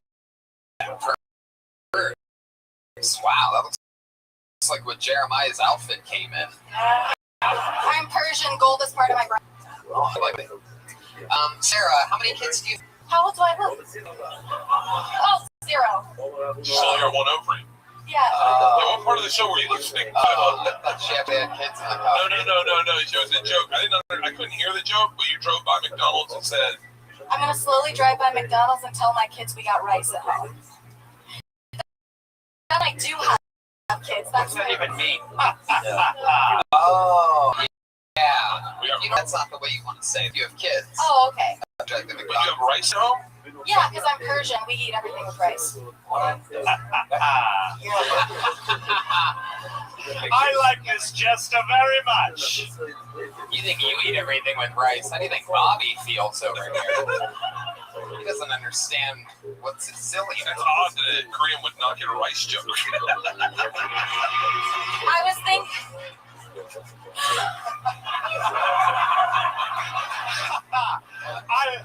I like it when the little one is angry.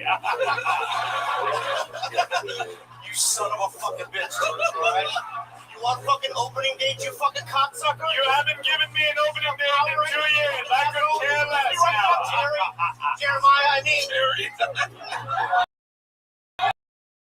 What's your name? Anyway, wow. I said I apologize. No more Mr. Rice Guy. Oh, shit. Sober. No, you can't. No, you can't kill him. You're not allowed to kill him, Bobby. Bobby just reached for the sword after Sober nailed that joke on him. Oh, shit. There's just certain technical things that can you give suggestions or no? Is that what whatever you want? Do whatever you want. All right. Just a couple. You gotta first of all connect with the audience, right? No? Yeah. Like, how are you? Just look at people in the eyes. You know what I mean? Go, how are you guys? Oh, I'll maybe bring the mic stand in back of you because it's a distraction when it's in front of you. Okay. I think the mic stand's not your strength. I would definitely take the approach that pretend I don't know anything about Persians. Okay. It's good. So I think that's a good approach. Like Sarah, how long you been on stand-up? 2 years. 2 years. Yeah. All in LA? Yeah. You're from LA. No, I'm from Ohio. Where were you, Tony?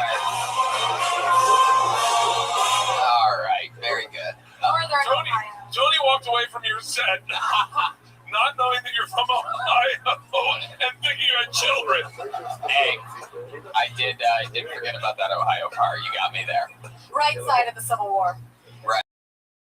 Where in Ohio? Toledo. And how long have you been in LA? 3 years. What'd you do that first year before you stand up? I came out here for school. Where'd you go to school? Loyola Mill. What'd you study there? Writing and producing for television. Oh, interesting. How do you make money? How do you survive? Well, I just graduated last weekend, so that's a good question. Wow. Thank you. But my web series just dropped last Sunday. I bet it did. So, scripted web series. Scripted web series? Yeah. Hashtag Virgin Moms. No, hashtag actually Saffron and Rose. Oh, Saffron's very big with you people. Yeah. Really? You people. Yeah. Well, I don't know. I'm trying to get into the Persian. I don't know what you call it. Yeah, you people. Yes, Jeremiah. Is it true that Persians have scales and hide gold in caves? All up in Bel Air, baby. Man, watch out. Sarah, so you've been living the college life pretty much? Yeah. So what's that been like? What are the kids up to nowadays in college? What do they do for fun? The whip and the nay-nay? Yes. I mean, I don't know. I'm like 25 years old, so I'm like supposed to be past the whole like getting drunk at frat parties. I'm 45.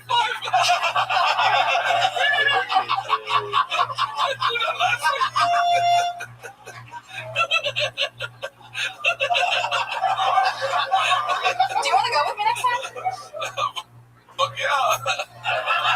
I'll freak you kids out. Oh, who wants to squirt a little brown, huh? What? Oh, I'm shitting blood again, guys. Brown is the color of all of her family members as well. Sarah, so what do you do at these frat parties? You ever do crazy stuff? Cake stand? Anal chugs? Jaeger? No, unfortunately. I'm a good girl, unfortunately. You never drank? Well, no, I don't drink. You smoke pot?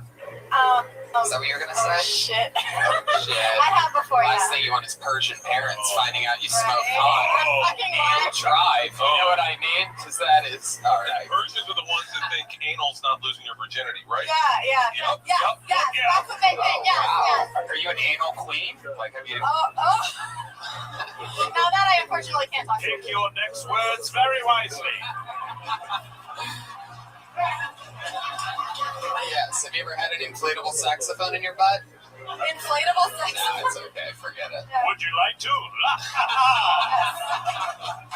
I'm loving Jeremiah's character. Yeah.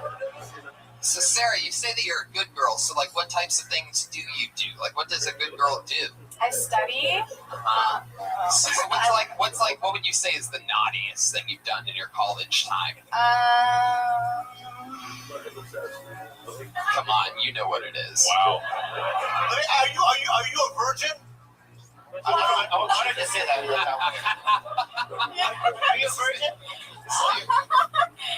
Bobby said that like he was trapping her into sex. Like, we can get more for her. Play your cards right and I'll show you. Whoa, play your cards right. I think she thinks you're Vietnamese. They can play cards. Yeah. So watch out, there's a game of Mahjong coming up. Did I say that right? Funny enough, my web series is about that. Whoa, I bet it is.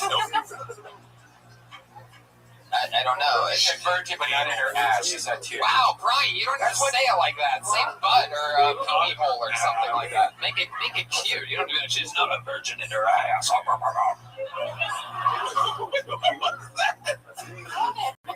right, Sarah, but you have a boyfriend? No. No? No, it sucks. You on any of like the dating sites or something like that? I just deleted my Tinder because it made me feel like shit. Wow. Why did it make you feel like shit? I think you just need better pictures or something like that. You seem really cute to me. I mean, if it wasn't working for you. I mean, but you know. No, I'm not really like the hookup type, you know what I mean? I'm like, I expected to go find my Prince Charming on Tinder. Can I ask you something? Yeah. You say you're not the hookup type. Yeah. How do you know? Have you ever tried it? I'm just curious. Would you like to? It's funny, Jeremiah. I used to have a huge crush on you.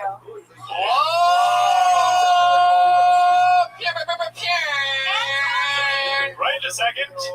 Keywords being used to. What happened?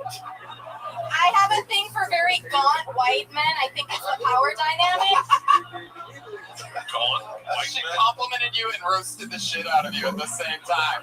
I used to be in love with you because I like disgusting people. That's not disgusting. Sorry, I've been eating like a king lately.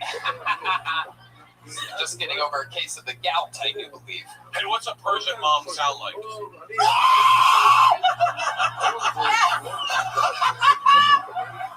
Normally I come.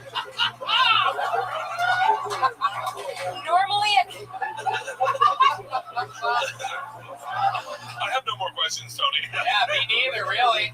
Normally accompanied by a shoe in her hand when you haven't cleaned your room. Really?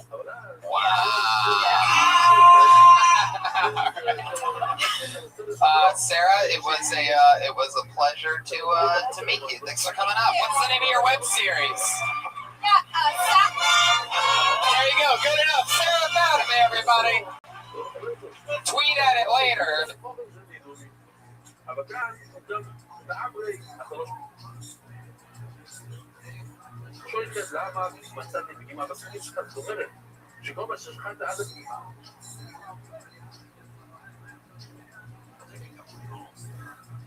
עד היום, מסתכל על זה, מאז שהיה לו איזה פגימה עד היום, אז אני רואה שזה טרייף. גם?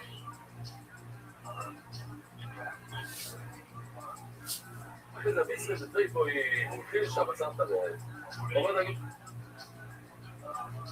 לא מערכות ורבן שלגבי, הגיעו מערכות ורבן לרב, Afron intro. There you go. Find her on Twitter. It's Sarah_KI_JOON. She's going the wrong way. Wow, there she goes. Oh. Oh, wow. One more time for Sarah Fatamy, ladies and gentlemen. Getting the party started. I do believe we have another lady coming to the stage. Put your hands together for Paulina Combal. Wow, it's a big pop there in the middle of the room. Here she comes.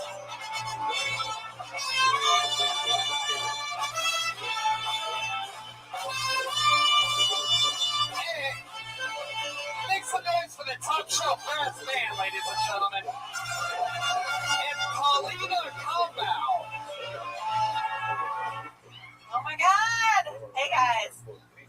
No, you just wrapped it around the other way. Oh, sorry. I'm going to take the mic stand out entirely. It's driving me fucking nuts. Here we go. I got you. All right, and an uninterrupted 60 seconds for Paulina Combal.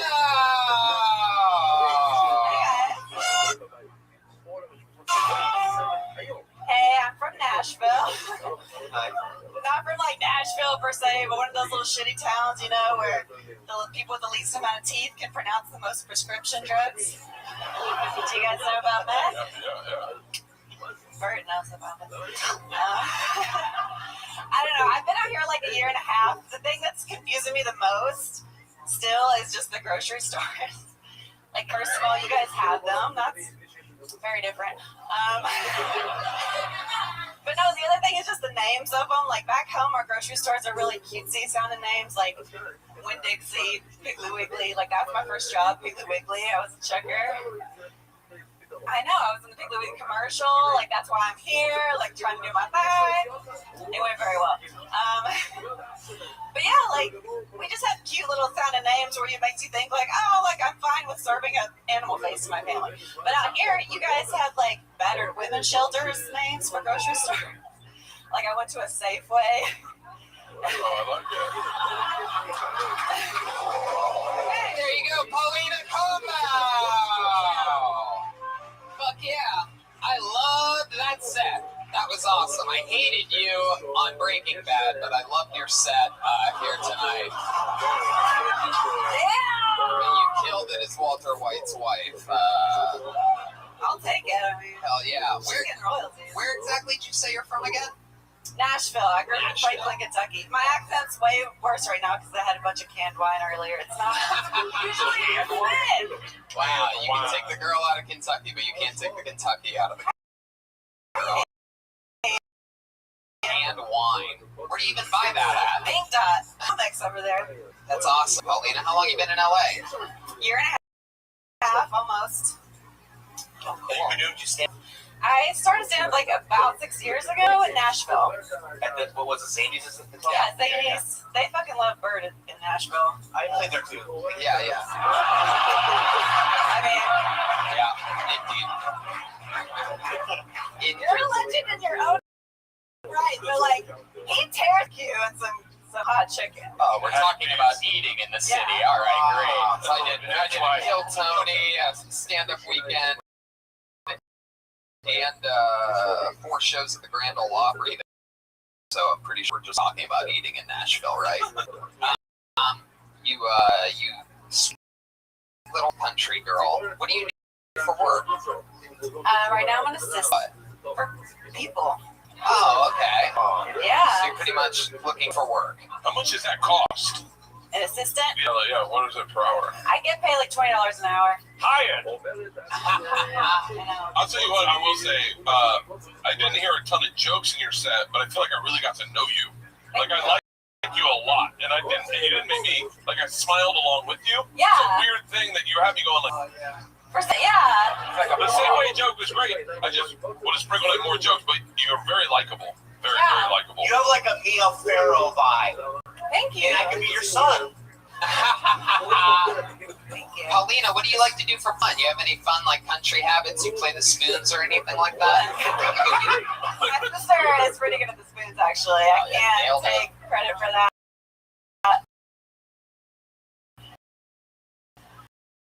I like to build miniatures. That's my thing. I know. Which one the kid? The most recent miniature that you made, what is it? I'm working on a little fashion, Can-Ham camper. It's a miniature version. Like a trailer. Yeah. Oh, yeah.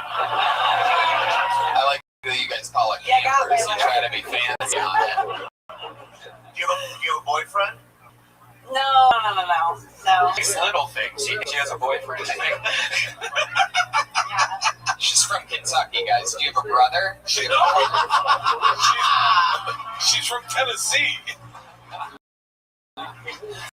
Originally from Kentucky. I paid attention. I'm not going to let you do that to me again. Not Sarah, yeah. I like saying you use letters. Miniatures. Miniatures. I practice. I was like, if he asks me my hobby, I'm going to say miniatures. Jeremiah Watkins. This one confuses me. Sorry. Why do you look like a princess but sound like a stable boy?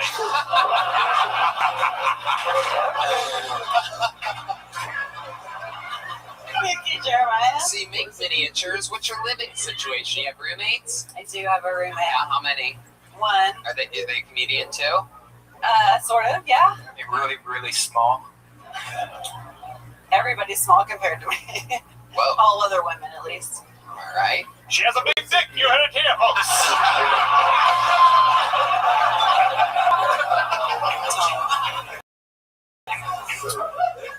What's your favorite thing that you've done since you moved to Los Angeles? Is this your first time living in like a big city other than Nashville? I lived in New York for a little bit. Yeah. Yeah, for just 6 months. Huh? What was that like? Did you have fun there? No, it wasn't the greatest. Right, all the cars and lights and everything. Dominicans, people. Hey, not what he is. All right. What did you not like about it? The winter. I hated the winter. Right. I moved here in, January. Winter is coming. I like your Safeway joke. I like the angle of like all the things you see are different.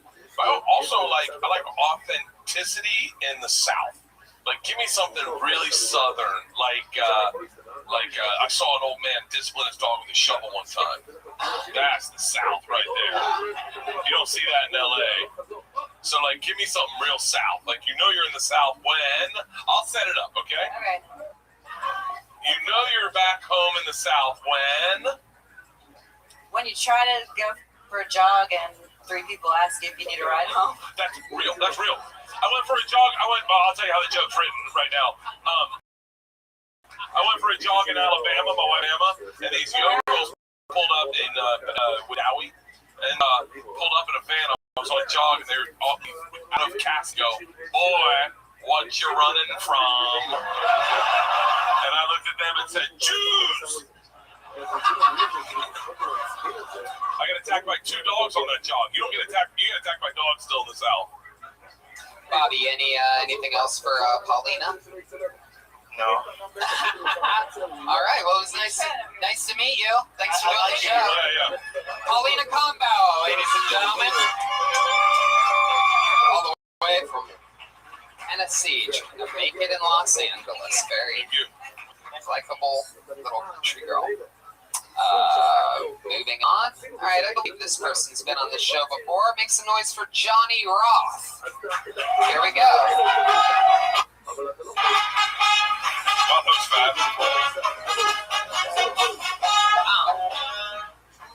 Hey, bro, what's happening? We got action. Like you 60 seconds, who this? Well, I'm from the South also. I'm from Texas. And one thing about Texas people, we don't like to see nobody sober. And they don't like to see us drunk because they know we be acting a donkey. Eeyore. Now, back home, you know, in Texas, I walked some long miles.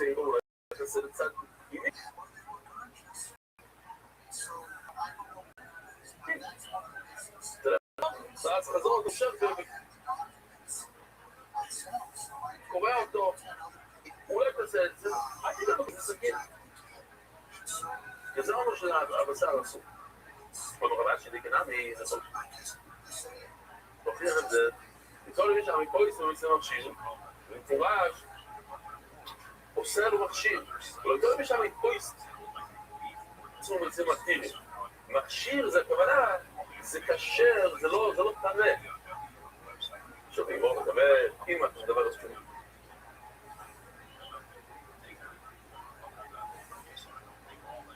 מה בטערה? זה לא נביא, אין נביא, ויש לי שם מטעמים. And I think that's the reason why I'm doing comedy now. Like, you know, we have some real hard time. One time, my ex, I wouldn't help her paint her room, so she told me she thinks about guys with really long ones, and it still haunts me. One time, I mixed my lean with Dr. Pepper, and it tastes like medicine, and it still haunts me. My favorite college football player, Johnny Football. There you go. Sure, go ahead, finish it. Wait, finish it, Johnny. Finish the joke. My favorite football player, Johnny Football, didn't pan out, and it still haunts me. Oh, there you go, Johnny Roth. Fuck yeah. Should have finished it. Much like Manziel, we could have cut that one short, right? This was fun. I never thought I'd get to have CNN's Van Jones on the show. It's only for only 15 people. I'm going to be on CNN again. What did you say when you first came to stage? You went, oh, said something. I think I said main room was happening. Was happening. Hell yeah. I've never seen somebody wear a shirt color of their skin for it. What'd you do? Go to the store like, I have something this color right here? Something to make it wonder if my nipples look like buttons? So it's a shirt, okay. Tony, how did you say that? I said main room was happening. That should be your hook line. Like, You definitely need a hook. Yeah, you need a hook for sure. So say that up front, do a joke, and then do the same line again. What's happening? So go ahead. Main room was happening. Yeah, do a joke. Now do a joke. What's happening? Yeah, really good delivery, which is fitting because he's dressed like a UPS driver. Johnny, how long you been? Going on about a year and a half. I started last year, or the end of 2016. What ethnicity are you? What are you? Oh man, my mom's Spanish, so I'm Spanish. Spanish. By Spanish, you mean Mexican. Yeah, but What is your father's name? But we also got a lot of family from Louisiana. We also got a lot from Louisiana. Oh yeah, we got some Cajun family from Louisiana too. Freeport. And you've been out of Texas for like a year and a half, you said? Yeah, just since I've been here. Other than that, I've never been out of Texas. Were you in a major I've city been in to Texas? Louisiana. Are you in a major city in Texas or a suburb? I don't know what's happening.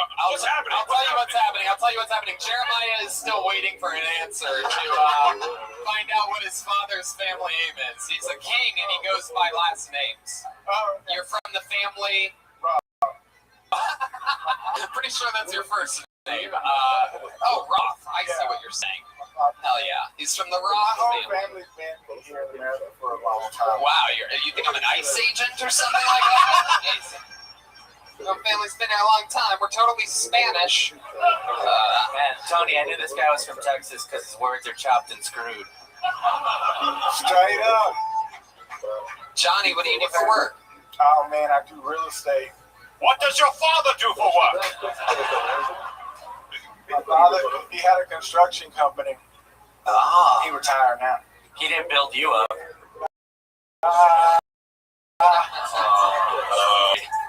you like men or women sexually? Women. That's my thing. That's what did you just say? No. Oh, I said that's my thing. You definitely are a catchphrase guy. I don't even think you need jokes, just a bunch of good catchphrases. Yeah, I'll be down with that. Okay, that's a good one. I'll be down with that. You're just a catchphrase maker. You're like up on my phone for catchphrases. Okay, I'm gonna go home and you know what? Maybe okay. I'll tell a joke and you do the catchphrase. Okay. Straight up. Okay. Let's run it. Let's run it. Let's run it. Here we go. All right. Oh, I gotta think of a joke real quick. I got one. Okay. All right. Bartender walks into a bar. What up, bartender walks into a bar? Fuck, I fucked up. Oh, I got it. Fuck you, man. Fuck you. Let's run it. Grasshopper walks into a bar. Bartender says, we have a drink named after you. Grasshopper says, you have a drink named Steve. What happened to you? What happened to you? What happened? I thought you were doing an Asian accent. What happened to you? Don't fucking do that again, all right, dude? 1%, all right. You could be a great compliment on a one-liner comics act. Like if you just strutted out on the stage, you said, "I'm gonna Google that." I don't know what you're saying. I said, I'm gonna Google that. I'm gonna Google that. Yeah, I'm gonna Google that. Your Texas, Louisiana, Mexican accent is going to impede you your entire career, no matter what happens. More catchphrases. I just say something that happened in your day and drop a catchphrase. Like went to McDonald's. What's happening? Try it. I went to McDonald's. No, what I just said. Do something that really happened in your day that would surprise us. Yeah, that would be like interesting. Like I rolled out of bed. What's happening? Hey, that's pretty good. We're gonna have to workshop this a little more. So, Johnny, what do you do for fun? You seem like a guy that would have some interesting habits. Work in real estate, Let's cut to the chase. What do you jack off to? What I do for fun, I like to stay inside for 3 days straight. 3 days straight. Not see nobody. Repeating questions to Alexa. I ain't got Alexa. Can you repeat that again, please? Oh, what's happening? I'm sorry, I did not quite get that. Please repeat. Hey, I'm gonna keep you on your toes. I'm gonna drop a joke and I need a catchphrase. Quick, ready? I wish Alexa had a flashlight attachment so I could shut her up the way I want to. We got action. There he goes, Johnny Rock, ladies and gentlemen. Let's keep flying through it. That's it. Johnny Rock, ladies and gentlemen. Moving through smoothly. It's a fun episode. You guys having fun out there? Can I? Of course you are. Would someone please? Can I get another double Tito's and soda in a big glass, no lime? 2 double Tito's and soda. Double Tito's and soda for the Diet Coke, please. Wait, how many vape pens do you have? He has a quiver of vape pens. It really does. Okay. I pulled another name out of the bucket. We met this young lady for the first time a few weeks ago. Everybody absolutely fell in love with her. She comes pretty much every week. Put your hands together for the great Cassandra Cass.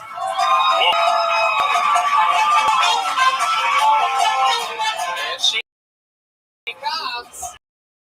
She's been on the show where it was very Cassandra, ladies and gentlemen. Holy shit. Okay, damn it, I haven't been right, I've been so busy. Okay, but I'm gonna talk about eating ass. I don't know if anybody in here has done it. I know you have, sir. Eating ass is like eating yogurt without a spoon. It's very, very difficult. You know the Yoplait container? It's like Holy shit, can you guys just roast me? I've been such a bad girl. I haven't really studied. I know, I'm sorry, Aphrodite. Okay, let me think. Damn, I just bombed. I'm sorry. What? A booty picture, shake my ass? What is happening? Cassandra Cass, ladies and gentlemen. Let's just... I'll jump in.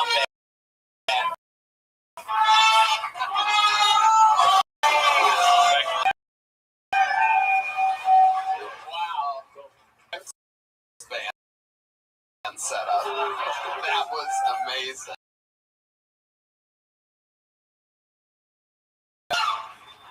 Top shelf brass band. So Cassandra, I mean, you have all the likability and charisma in the world. We would have had no idea had you just said anything. I know. You could have literally said anything for 60 seconds, except for I haven't prepared. No, I had a photo shoot at 6 a.m. I'm shooting a new calendar. It's not an excuse. And I was like, I want to come and support. I wasn't going to put my name in the bucket, but I thought, oh, well, I wouldn't be called. And, well, I mean, I wish you gave us the same effort you give your calendar. I mean, it's not like I'm going to buy your calendar in February and December. You're right. You're right. I'm sorry. Calendar jokes, people. All right. I wanted you to succeed so badly. Yeah. I can sit on your lap if that will make up for anything. Okay, you can just slap it. Whoa, Jesus. Use me, goddammit, use me. Rich, get the Rich off stage. Rich. She is a temptress. Wow. Off with its head. I think its head's already been removed, Jeremiah.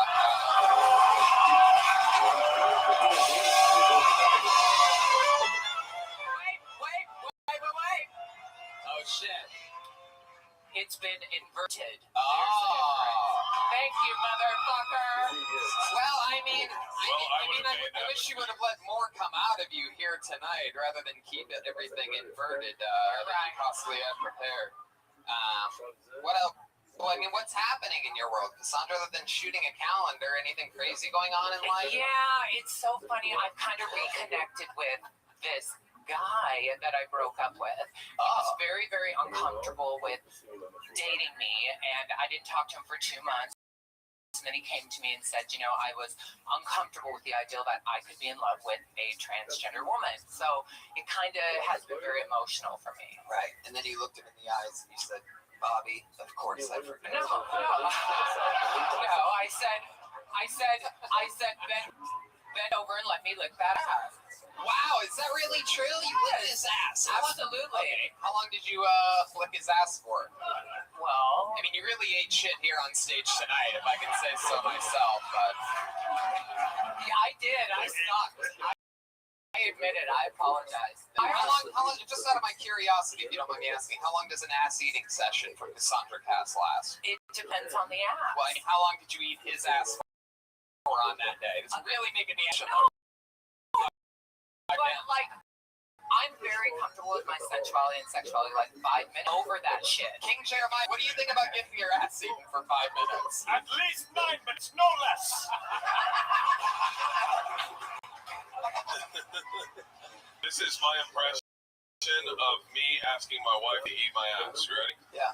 Hey, will you eat my ass? What? Nothing.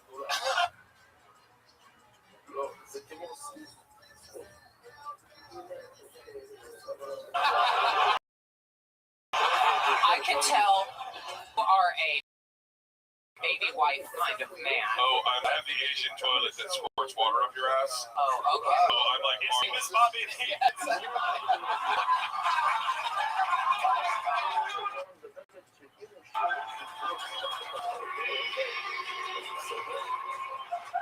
I gotta be honest with you, I hope this is a progressive statement, but why is all transgender men are so hot these days? Oh. Anytime I see a really hot chick, I go, no, that's a dude.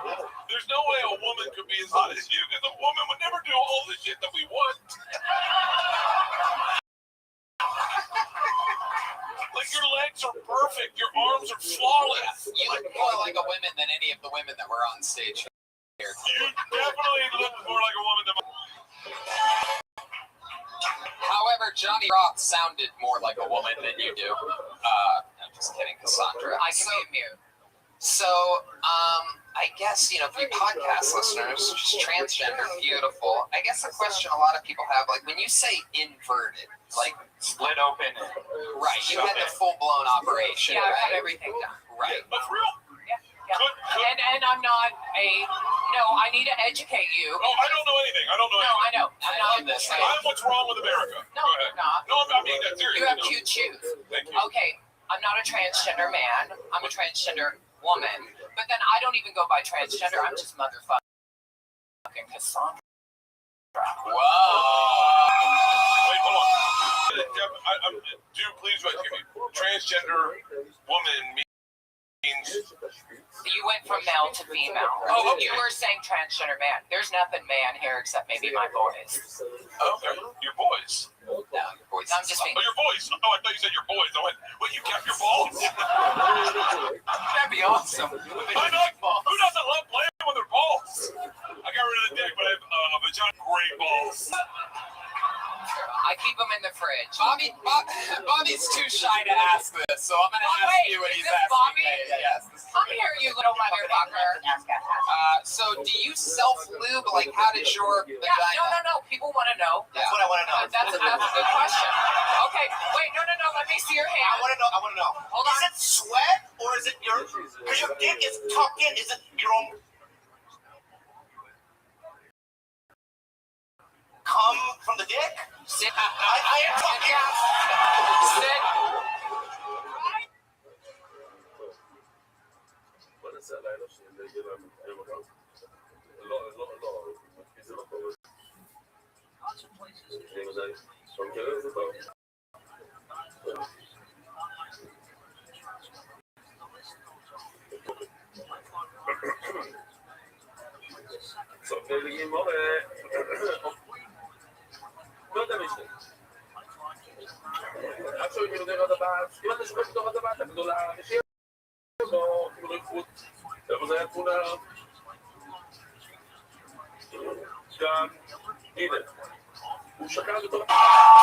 Bobby is being manhandled here tonight. Oh, I'm sorry.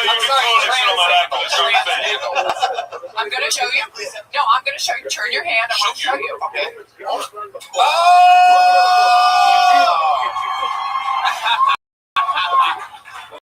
He just jerked off.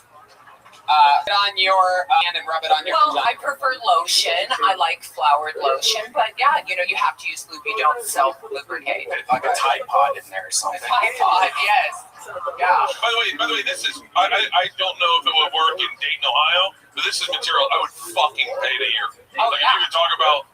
I'm dying to know more about this. Yeah, I don't want like. I mean, never mind. Am I wrong? That's his way of saying I believe he wants his ass eaten. Yeah. No. Or like he wants. I could have sex with you. What? I could have sex with you. You're not my type. I meant no. I'm sorry. What is your type?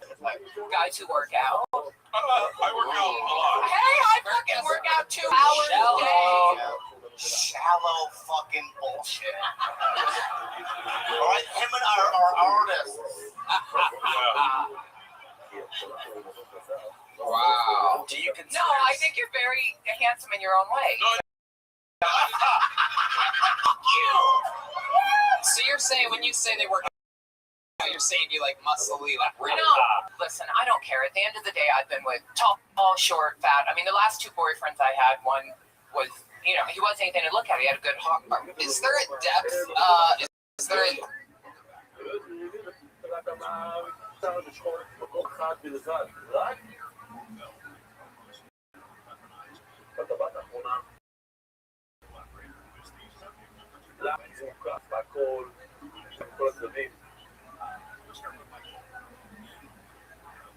שרת המות הם לא שווים כלום, למה?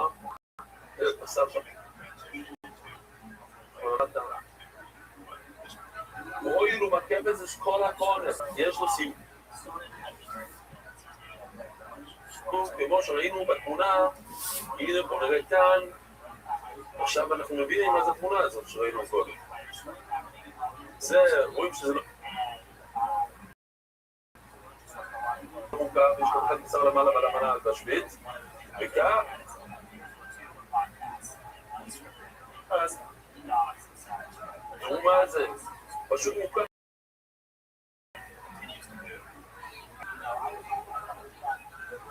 זה תלמידים, כמו שאישה לא חושב.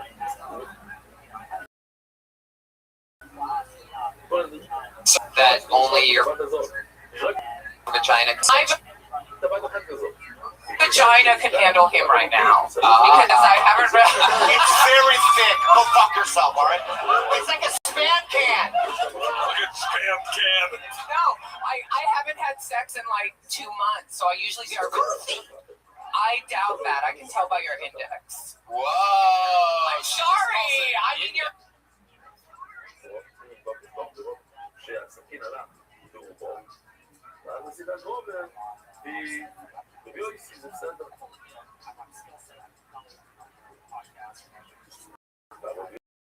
לא איסי, בוא נזכור את זה, כן? אנחנו בעצם מביאים את זה, לא, אוי לבקר את הספרד.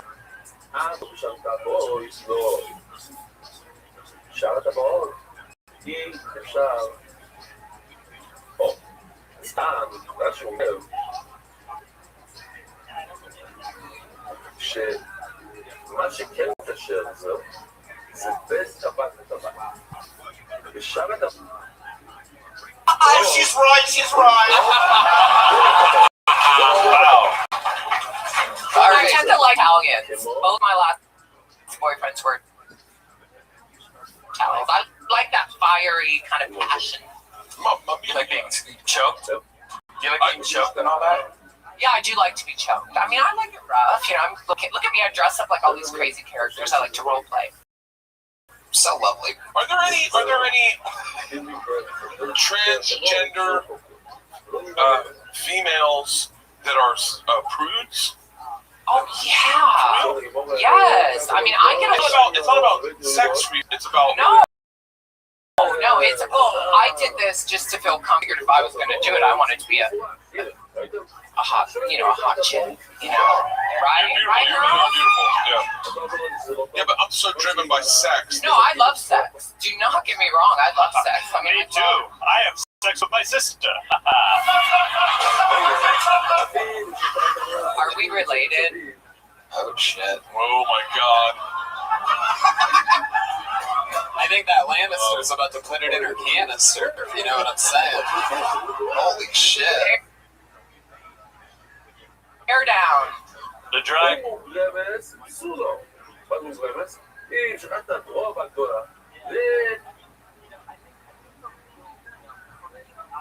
אתה סתית ונגעת בה. איפה? לא. בכובע. היית בדבר לגבולה ונכנסת לכובע, סתית לתוך הכובע. כן.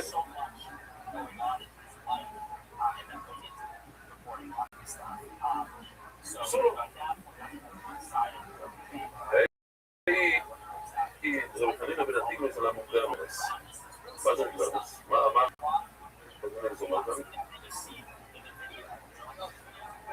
המוקרמס שני, שאומר רש"י, מי שלא רוצה להסתכל לפני לכל כאן. Zember's burn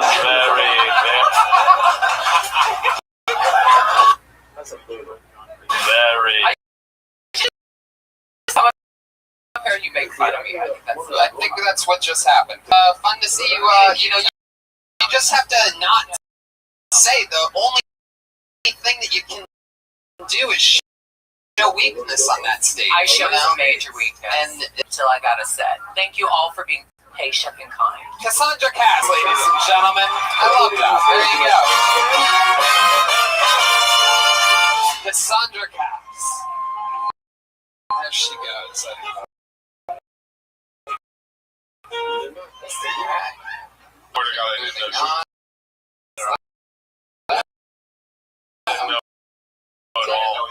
She's so my type.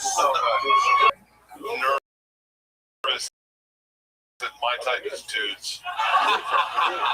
And then a whole like, and then as you know, like, he said, he was like, I was like, shut the fuck up.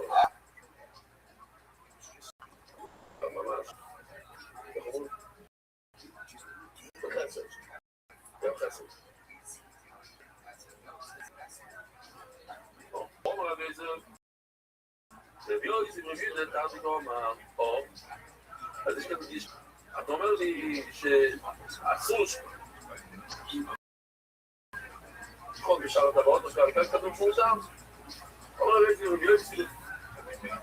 רביעו נותרתי כבר ממש שתי דברים.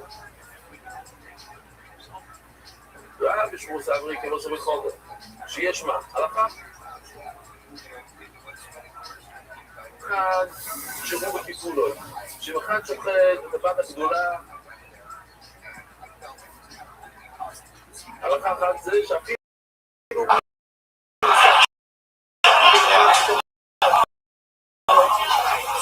I got the name out of the book.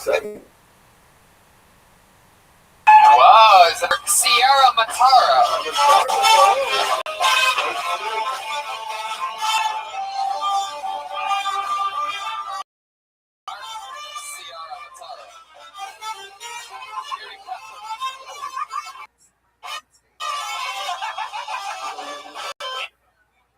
In uninterrupted 60 seconds for Mark Sierra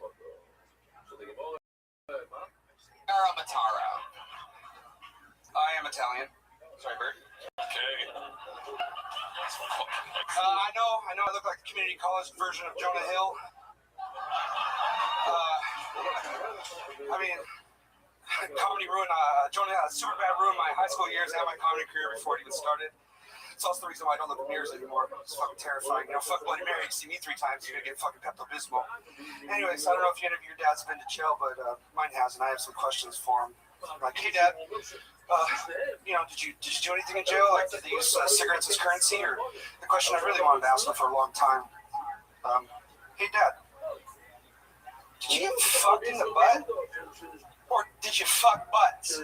Because that's a really fucking hard question to ask. Anyways, I got a question for you fellas. Hey, how do you shave your cock? I shave it like this. I grab the tip of my hand and I pull it out. Shave my cock like that. My buddy looked at me like it was the most inhumane thing I'd ever seen. I was like, look, dude, so I don't have a cock around to show you. Oh, okay, sorry.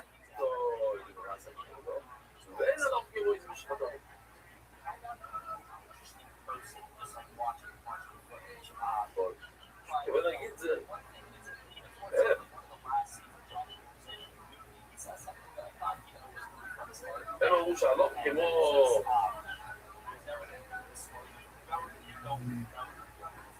רבי יויסי לטובת סקטורים, שמה הוא לא אפילו בסטייה זה בסדר, אלא לא כמו יויסי בשאר תבואים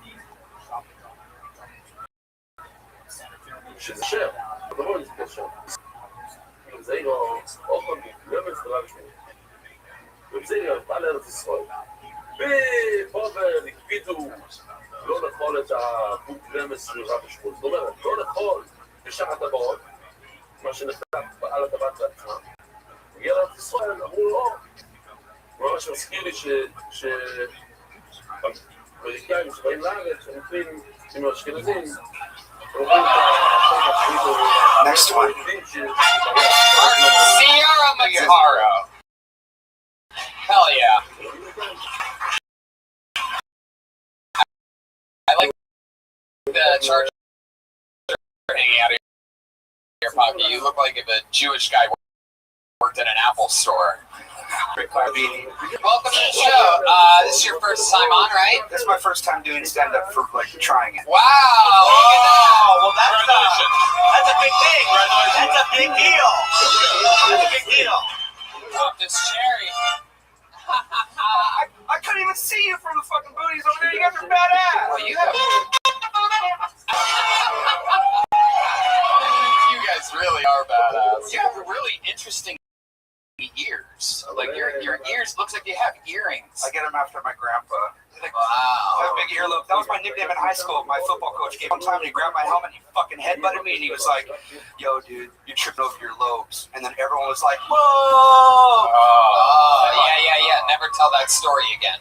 So you said your dad was in jail, right? Your dad was in jail. Why was your dad in jail? He actually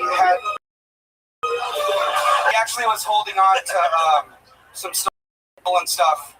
Somebody was like, "Here, hold it." Just happened to be a couple paintings from OJ's house. Oh, wait, hold on. Wow. The old house.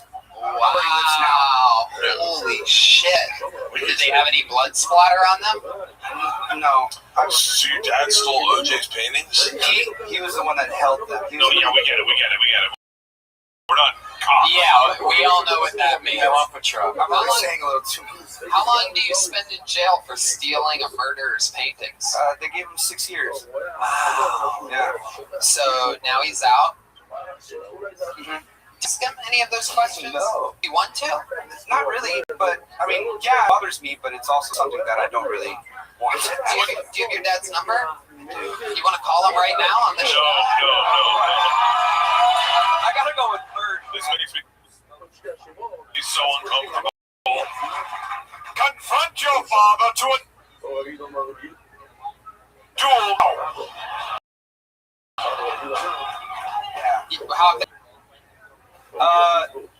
I went fishing with him on Friday. That was the first time I saw him. You guys seem pretty close. Why don't you call him? Let's ask him if he ever got butt fucked. Come on, give him a call. Put him on speakerphone. There you go. Yeah, perfect. Here we go. Mark Ciara Mataro calling. By the way, hold on. If he was raped in prison, we're bringing up the worst day of his life. But if he was the rapist in prison, we're bringing up the best day of his life. Come on, Bert, you gotta look at the positives. All right, so when you put it on speakerphone, and then put the butt end to the microphone, which is probably what your dad did in prison, by the way. Wait, did he go to a federal prison or like a what kind of prison? He went to Corcoran. He's in Corcoran State. I think that's rough. All right, hit send, put it on speakerphone. Calling his father, Mark Ciara Mataro. Yeah, did you want to get to be really quiet? I think so. He had to get rid of a bulldog tattoo. Everybody has to be quiet. Sorry, T-Mobile. Pretend like we're not here. Yeah, you just called out of the blue to find out if he got fucked in prison. You woke up looking like, yeah, dad. He's gonna be a normal dad like he always is. Okay. Yeah, just be like, Dad, I was just curious. Don't let your phone number be.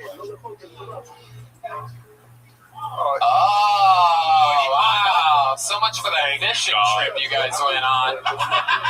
Oh, yeah. Hey, wait. Here's what I would say. Wise, what did you really ask him? Like.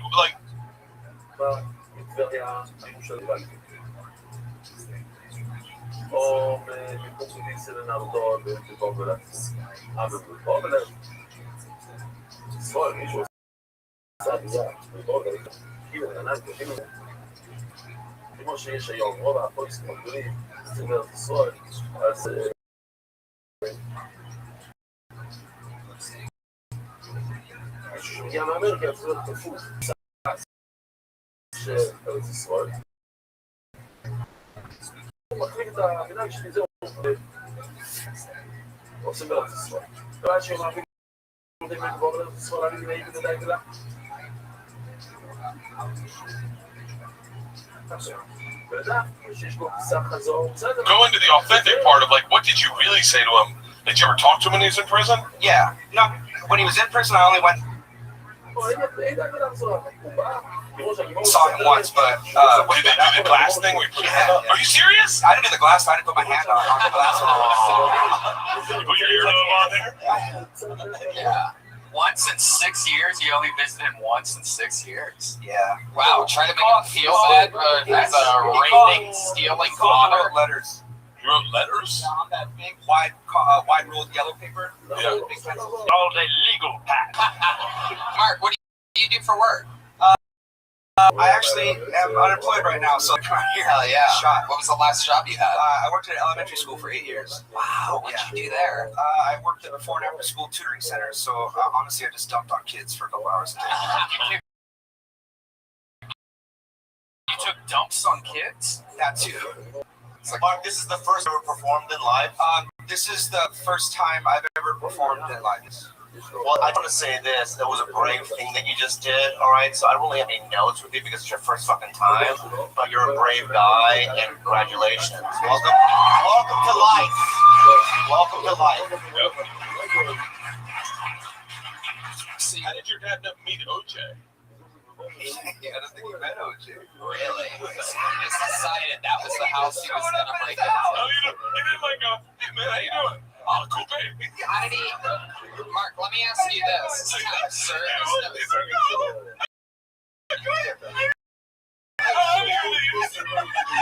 Wow, the machine. Amazing. Two fucked up balloons. Mark, how did your dad get caught? He was walking down the street with a painting.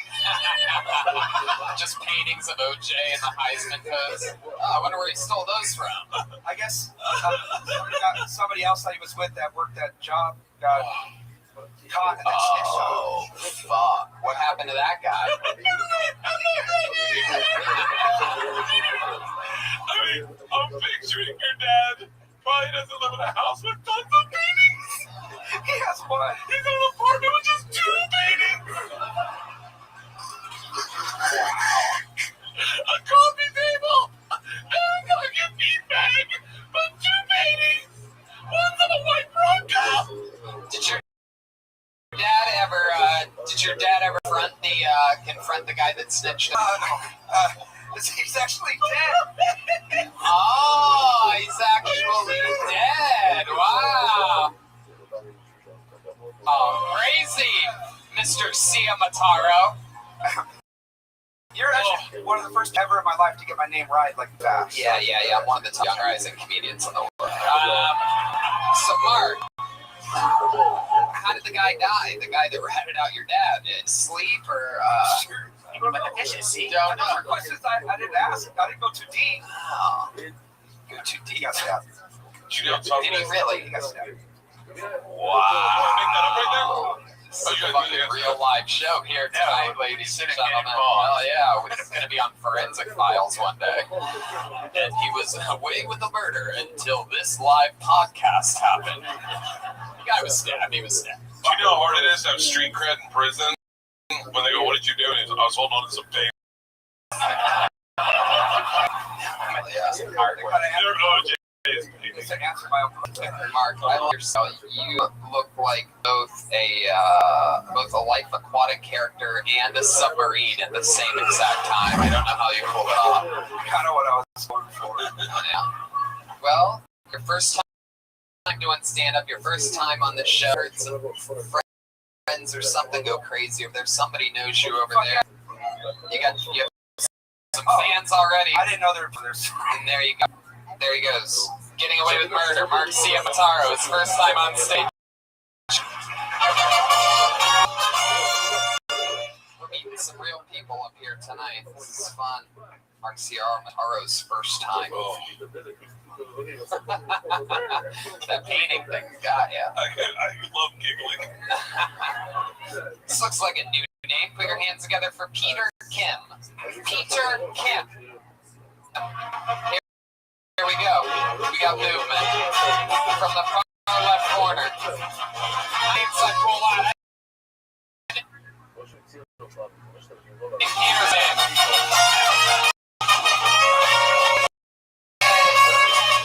That's my boy! He opens for me! Here, hands in for Peter Kim, ladies and gentlemen. Peter fucking kills him! Hey guys, hi, it's me, Gay Bobby Lee.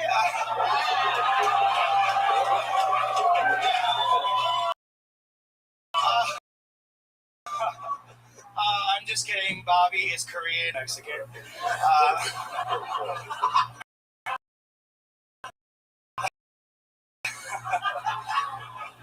That wasn't a risk. I'm trying to be a better Asian. I'm trying to rep people. But it's hard because I actually am a very bad driver, and I know, It really does.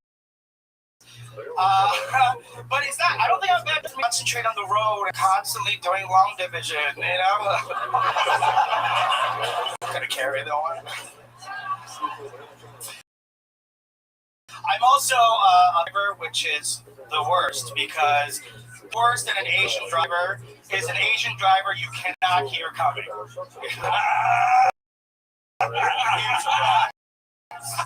Peter Kim, ladies and gentlemen. Fuck yeah. Wow. Peter Kim, great job. Thank you. Show, right? First time. Yeah, no one else is done properly is handle that mic fucking stand. Like I'm telling you when I say this, in regular car, like even when I go on the road, sometimes you will get the mic cord stuck under the mic, and it'll fuck you up your first couple minutes. And that as soon as you did that, I went, oh, what's the smooth sailing? Cool. That's the first thing I learned in stand-up. Yeah. First time, right before I even went up, someone was take the mic that out shit out of the and way. move the mic stand over to the fucking side. That was great. I love that. I love that silent deadly Asian joke. Oh.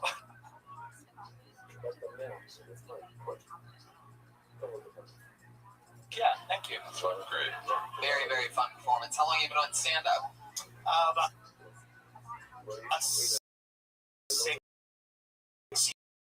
years. Yeah. Yeah, really shows. Really, really fun. I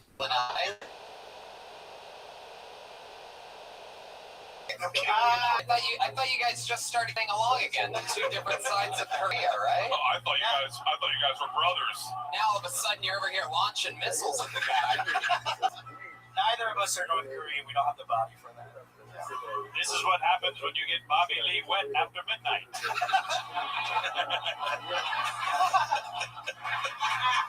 But this kid, you were friends with my girlfriend first, right?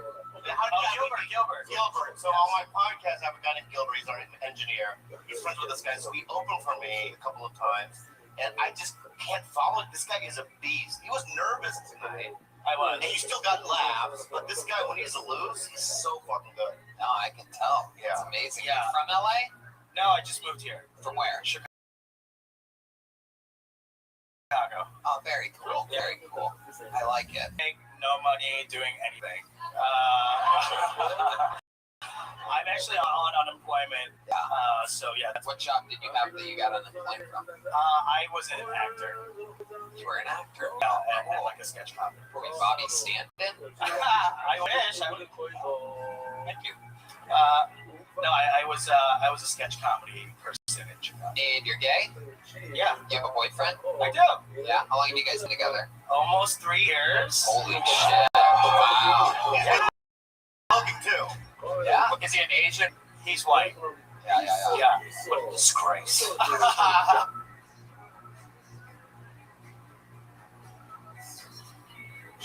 אתה הגזמת, זה גץ משהו. איך אתה יכול ללכת? אני אומר שזה גם לנשום אותי. אתה מרגיש קיסו, לכן אומרתי במים. גז, קיס, אתה קיס גז. קיס גז. קיס גז. אתה קיס גז. זה מילה חדשה על המוצאים. קיס גז. או רבי משמדו ובודי פה. אם נגעת בחידי, מה זה חידי? זה כבר לעבוד בפסנים. Have you ever sucked an Asian dick, Peter? I have. Is it nice?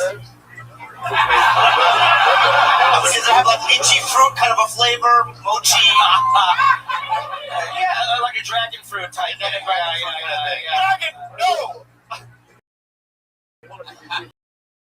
Peter, have you ever seen my penis? I haven't seen it in person. I'm in videos. Online. Yeah. It's ugly, is it not? It looks like an orc. Yeah, more like a hobbit, but no. We have the same exact penis. No, mine looks like a sick alien now. Remember when E.T. was in the river and he was dying? That's what it looks like. If I pull it out, flowers die, glow is gone. Mine looks like the pig from Charlotte's Web. That's cute. Peter, your boyfriend, sorry, were you going? No, go ahead. Did your boyfriend move out with you from Chicago? Yeah. So you guys came out here at the same time? We did. Huh. What does he do? He's an actor and a comic and writer. Very cool. Yeah. Very fun. And he's white? He's white, Like yeah. how white? How pure is his butt bite? Blonde hair, blue No. He has. anytime you hear that pause before telling the I truth. don't know. It's we talk about it a lot and how he wants to say it. Yeah. He wants to say it. He wants to say it so bad. In what, the bedroom or something? Call me what? No. Is he ever like when you're making love toward you, just like, you fucking fat gook? What the fuck? Where did fat come from? Well, you're not skinny. Okay, all right. Wait, does he ever say racist stuff to you? Like, No, he doesn't. He's actually real, like, he's a cool dude. He's from Minnesota. His parents raised him right. Yeah. I know, it sucks. I wish there was, like, some kind of... Wait, let's work a bit where your boyfriend's a racist. I have a joke about that. Oh, I like it. Let me hear it. Okay. I have a joke about how, Do the fucking job. okay, so, woke, and I wish he was a little less woke, you know? He gets very, like, uncomfortable when I try to... The other thing is he is beautiful. He's 6'1", eyes, you know, and I look like Kim Jong-un. And, Fat Kim Jong-un. Just Kim Jong-un. I fucked that up. The dad who started eating kale. But who cares? Anyway, so one thing I really love doing is because he kind of looks like a young Harrison Ford. And I look like Fat Short Round. That was the joke. And so I like to do this. I like to be in the bedroom and be like, no, Indy, no!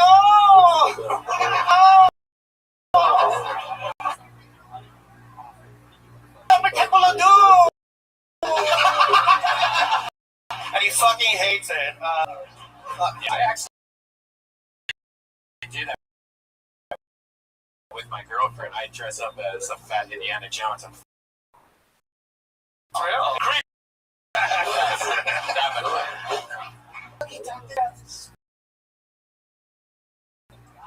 We did not leave the act out. Good job. So fun. Thank you so much. People all shapes and sizes. The sexier comedy. Peter Kemp dropping in for the first time ever to do a minute on Kill Tony. What do you think? Should we bring up our regular? Why not? This guy is an absolute Kill Tony sensation. You know him as the newest fragrance, a brand new minute every single week. In his short time as a regular on the show, he's gotten signed by a big agency and manager and all that great stuff. He's a true example of what can be accomplished with a positive attitude and funny jokes. Let's see what happens this week. Put your hands together for the great Malcolm Hatchett.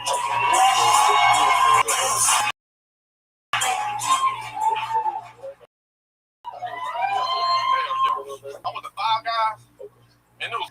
I was like, man, what type of shit is this? Man, I'm sorry, what can we do about it? Man, I need a discount or something. Everybody in here, so all my money here either. I got a cousin, he killed 2 people, but scared of dogs. Every time he said he gonna shoot me, I'm like, all right, I'm gonna get a chihuahua on your ass. I started barking.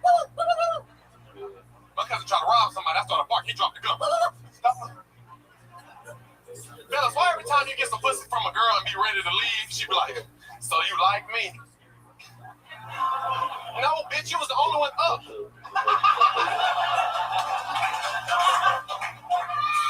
Now give me my damn... אז נתחיל שוב שאלה מעניינת. מתי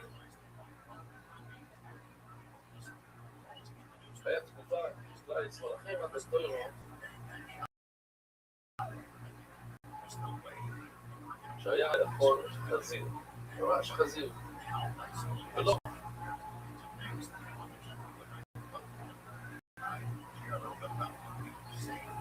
רק שבוע כמה שנים טובות, שבוע לצפות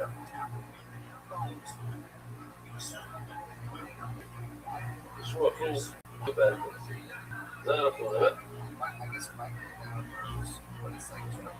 בעצם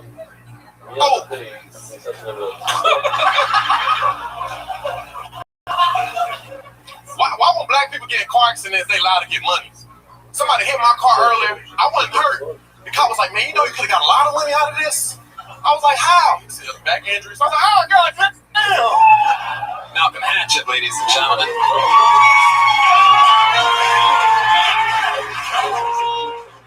Fuck yeah. Another new from the great Malcolm Hatchett. Guys' first time seeing Malcolm. Initial thoughts. Go ahead. Please. You're great. What I like the little stuff that I feel like are jokes written for me. When you go, bitch, give me my coat. Little stuff like that, like those little specifics, make me know that it really happened. Exactly. I love those. Don't ever It's so real. Bitch, give me my coat. It's like you're intrinsically funny. You know, you see somebody like Chris D'Elia is a good example of somebody whose jokes are good, but he's right, you know what I mean? But Chris, when I first saw him, he has this light, fun energy, and you have that same thing. And it's hard to find. And you're how long have you been doing stand-up? 3.5 years. Yeah, so you're young in it, and yeah, just moved here 7 months ago. Yeah, just moved here 7 months ago. Still in his car. Down up to all the Celtic fans and twice the money of his GoFundMe to get a nice car. Did your car really get fucked up? Yeah, man, it was crazy. Yeah, it'd be like, man, somebody hit a ramp. And that shit, I was shocked. I was like, damn. If you want to. Bobby Lee's giving you a handful.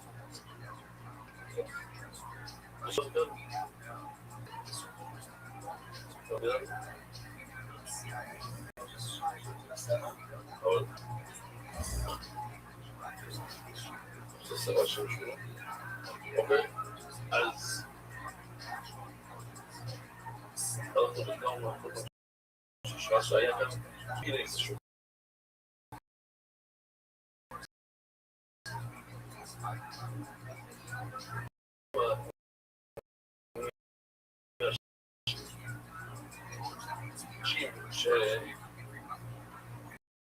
והדברים אבל אני גם כאילו עכשיו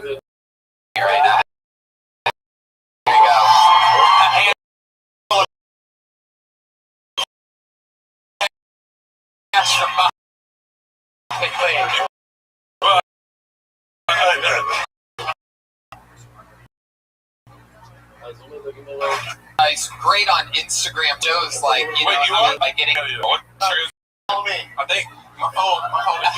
What's your fucking money back? There he goes. Malcolm just went. What's Instagram? Malcolm H12. MCOLL 2L. You disrespect Malcolm. How many Instagram followers do you think? 20,000. That's a good amount. I just had 5,000. Malcolm 12. Malcolm H12. I'm at You gotta. The only thing you got.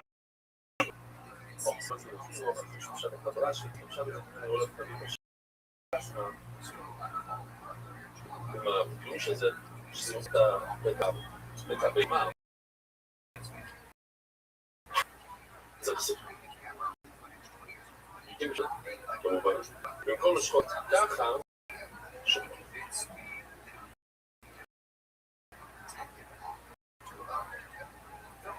ככה זאת אומרת מהלסת עד לחזה משחוט של פעם ניסיים אמר בשבוע הקודם, שכמו לראות בבימה. בראש. ולהראות אותו בצורה שזה לא שלי.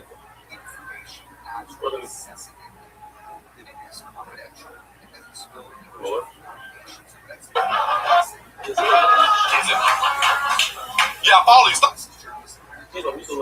playing, man. Damn. Follow back. I'm gonna follow back. Wow. Oh, here, let me get it. Yeah, let me get you some followers by doing a story with you. Hell yeah. And you just pointed. What were you thinking about, Bobby? This fucking motherfucker.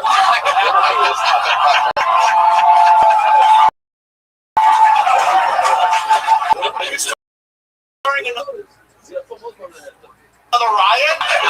Follow him. He looked like an iPhone emoji. Hey, fuck you! Give my money back. I love you. I'm with CA too. You are? CA too, dog.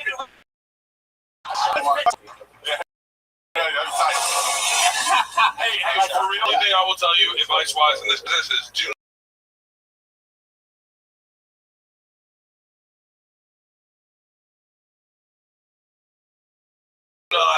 do not report me. I know. Like that. Okay, you could literally eat cracker on stage and people die laughing. That was racist as fuck. Yeah, it was. Wait, I didn't say. Wait, that wasn't racist. Black people are no eating crackers. Oh, eat crackers. Oh, I get it. Oh, I didn't realize. You could eat. Oh, you could eat crackers on stage. You could eat crackers on stage. Oh, you got to use that as a joke. I ate a cracker one night, and she was on her period. I love that. Everything else in life going good? Things picking up? Did you do any thing crazy last week? Oh, last week. Not that I can remember. Where are you from? North Carolina. What's Geechee mean? Geechee. Yeah. Look at that Geechee motherfucker. Oh, crazy. Okay. You know that shit. Do you know who he reminds me of? Is a young Mike. Did it all the time. Dude, I saw him when I first started stand more than anyone I've ever seen. Fuck, That's my favorite class. That's crazy. Yeah, he's a D-Rock. Yeah, whoa. I love this guy. I smell words, so he probably did it right. I would be comfortable getting schizophrenic voices in my head. Yeah. No, it's true. That's why we made him the first ever male regular in the history of the show, and we're excited for a new minute every week from him live here on the internet and on Kill Tony. He'll be here every week, and on the 5-year anniversary. It's Malcolm Hatchet, ladies and gentlemen. What do you think? Back to the bucket, right? Should we? Should we meet somebody? Should we get another number? There you go. Great job. Another double Tito's and soda for Bert Kreischer. All right. This looks familiar. Put your hands together for Jess Wood. Jess. Here she comes. This is a fun one. Oh, yeah. She was on a few weeks ago, a couple weeks ago. Good side food. Put your hands together for Jess Wood, ladies and gentlemen. Come on. Nice. Hey. So I was raised.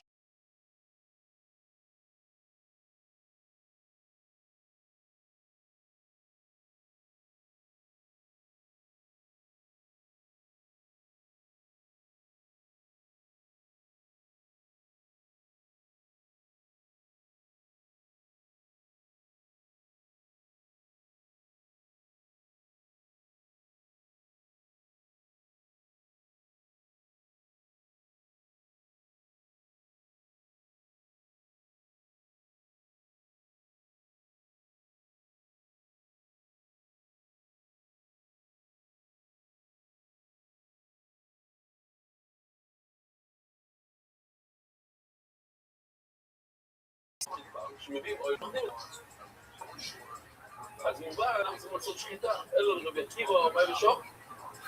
Just naked. Pretty sure I breastfed off 5 different ladies. You know, just like, here, it's free and it's love. Just take it. It's free love. Who made this baby? It's awesome. I just found out what my first word was as a baby. I was so excited. I was like, oh my God, was it mama? Was it dada? No, apparently my first word was ear. So exciting to find out. It's kind of scary when, especially your dad, maybe you're looking for him one day and you're just like, Daddy, Daddy, Daddy, oh, Daddy, oh my God, true story. Oh, Jesus Christ, I heard that. Oh, thank you. There you go, Jess Wood. How about that? Oh, I remember you. You were on the show 3 weeks ago. You've been doing stand-up. Was it 7? No, wait, no, you didn't admitted to us how long you've been doing it. Was it 7 years? Was it? I'm 7. Yes. So it's been a while that you've been doing stand-up. Yes.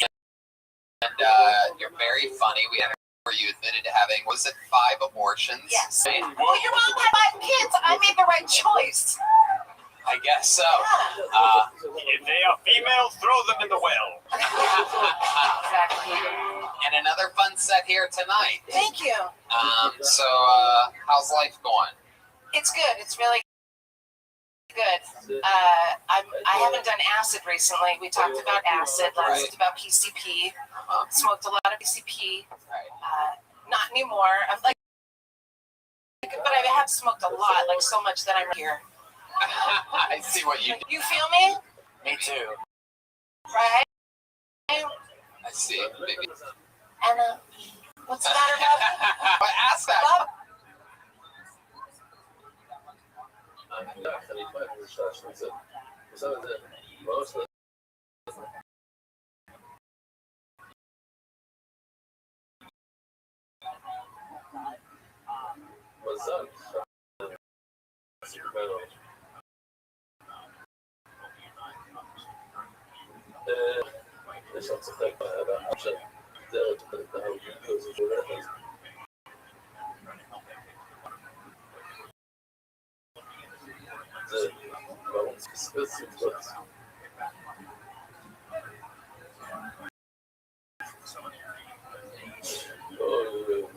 Do it. I'm not going to tell you who, but somebody up here wants to know why you just never use condoms with a guy. Why do you just keep getting abortions? Oh, I did get pregnant. Are you allergic to rubber or something? No, I did get pregnant off a condom once off the diaphragm because I'm 92, and once off the sponge, and once off. Are you putting him near your ass or something? Are you putting him in? How can you get pregnant all the times using all those different things? You're lying. Very fertile. Yeah, that's so funny. But I like what you just did right there. I got pregnant off a diaphragm. I'm 92. I don't think anyone knows. Like, I don't use diaphragm. That's funny. But the sponge, what was that about? You would just get the sponge up there? Was the shit. That sounds like I remember using the sponge. I would have carried around, if I was alive back then, I would have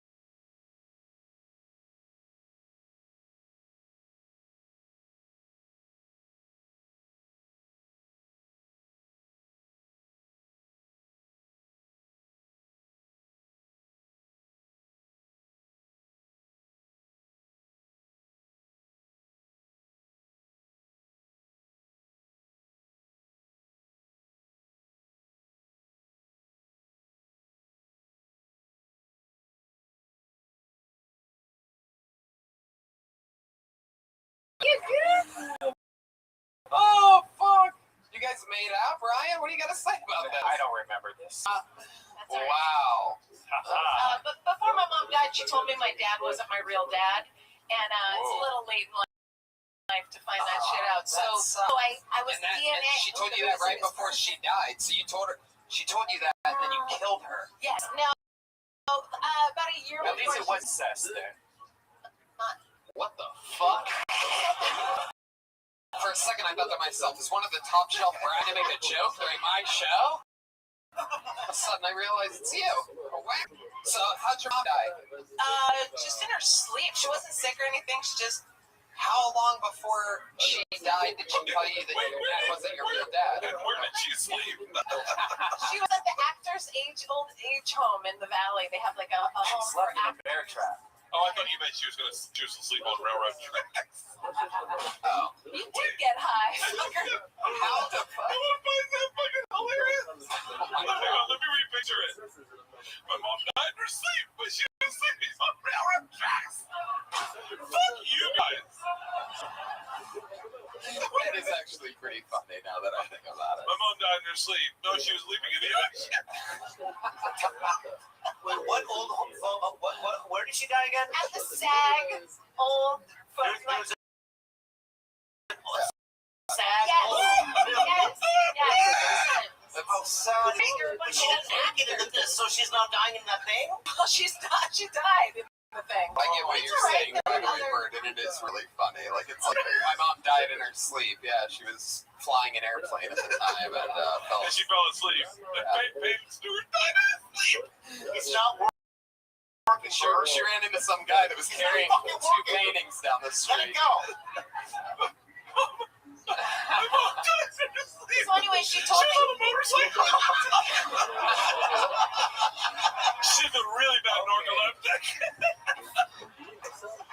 Jess, you are such a fun interview. I'm gonna pass out. Talking about I was going to tell you that I DNA'd with a guy that was a criminal for 35 years that I'd never met before I DNA'd with him. What do you mean DNA'd with Like him? we swapped spit in the car in his Mercedes that he was driving, and I was like, "Fuck you! You have a Mercedes." I was raised on welfare. I need to, maybe he's my dad. I was really excited that he would be my dad. He sold coke to Richard Pryor. Like I wanted this guy to be my fucking dad. Right. He was a cool, drug dealing on the lam guy, but he died too. It's a fucking great story. Wow. Did he die in his sleep? Yeah. On railroad tracks. Okay, kidding me? All right, there she goes, Jess Wood. Thank you. Great stuff, Jess. Thank you guys. I love Come on, she's a comedy veteran. Make some noise for Jess Wood. It takes a lot of guts to some.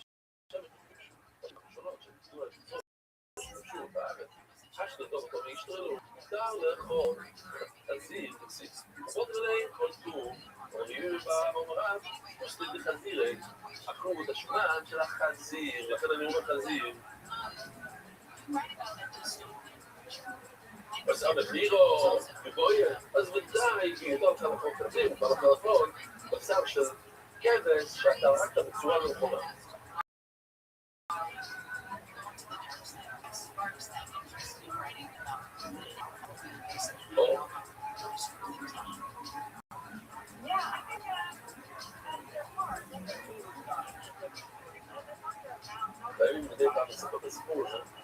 Sign up for this show, whether you have a lot of experience or not. What do you guys say? We go to the bucket one more time? I don't know, the second level didn't really make any noise. You guys think so? One more? Alright, let's do it. Alright, put your hands together for Sid Williams. Here we go. Sid Williams.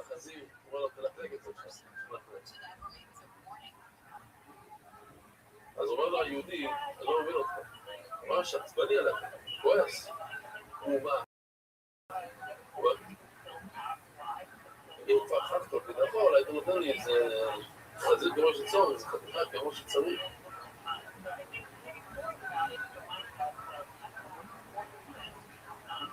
אז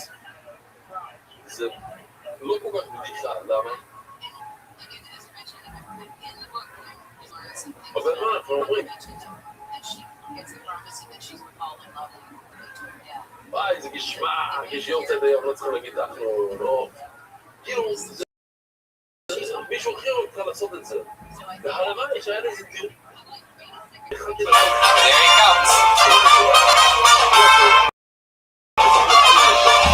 He's your final comedian of the night, getting an uninterrupted 60 seconds.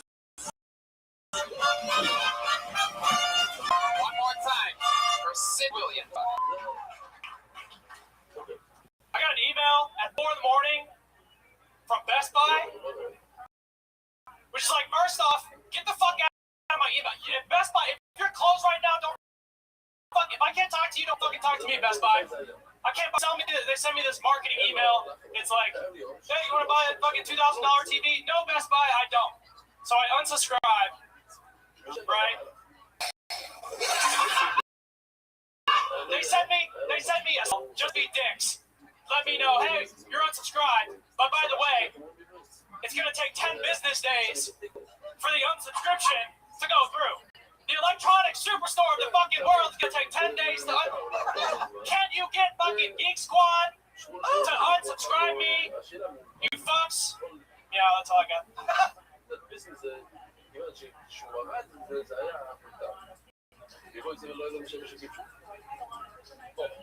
Oh, I love it. Wow. That guy is... He's like Bill Burr, but with no punchline. Hey.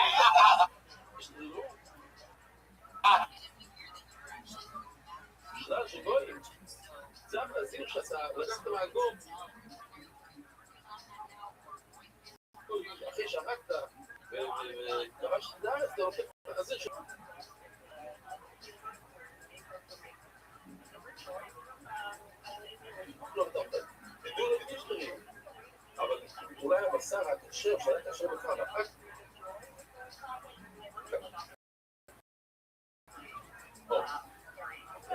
ספור לזה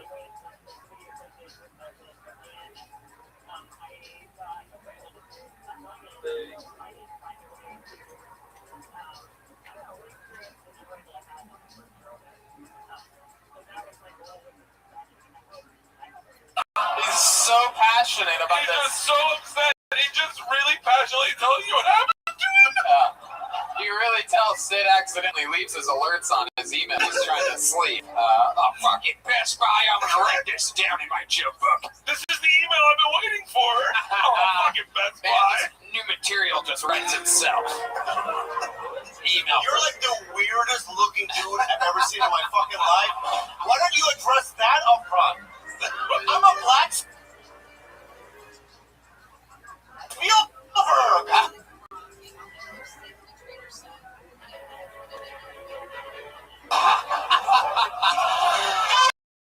I mean, there's something. Don't get angry. Don't get angry. No, he's okay. I can. Let me just catch you. Look like Tim Burton drew you. Yeah. Let me just catch you guys up. Human. Address that up front. I haven't quite figured that out. Yeah.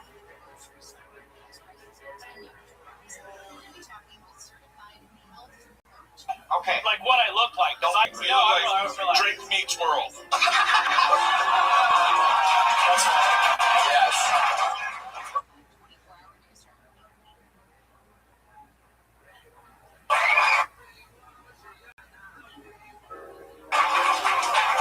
Yes, we've been over this with Sid a couple times, telling him what he looks.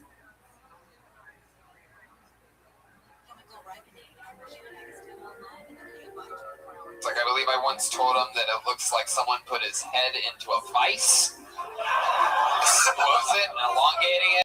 I believe I've said that he has a face that looks like an athlete's foot. Right?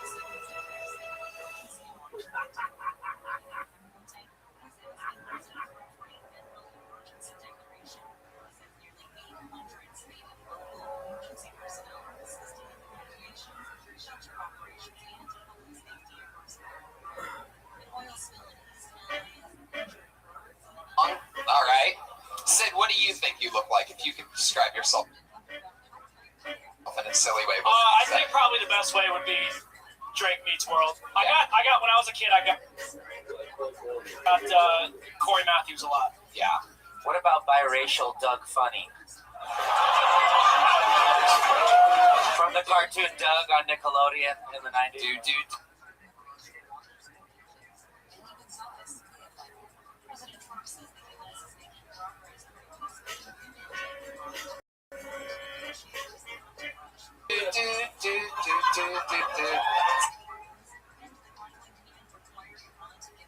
Is that Rugrats? I didn't watch. Yeah. I didn't watch. It kind of looks like you took his face and then like pinched it and zoomed, but you know what I mean? Like, yeah, you mean like put it in a vice? Yeah. I don't know what.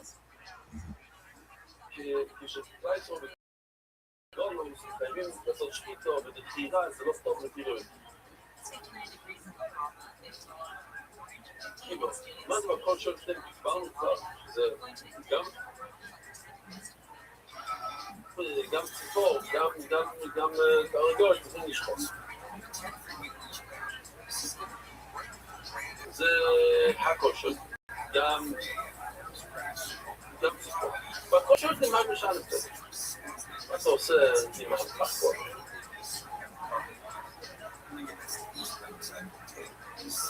עוד הגמר מסידים ובמצור באינגליסמוס. ביקורס שאנחנו מדברים על איך לשחוט עם איזה כלי, גם כזה, רגע, עודו מדי. Zoom is. Hard to do rant type of comedy in 60 seconds. It is. Yeah. Your style. I have a 15-minute rant. That's like my email. No, it's about my previous jobs. It's a 15 minutes. I've been working on it for like 7 months or so. It's pretty sharp. 15 minutes? Yeah. What's longer, the joke or your face?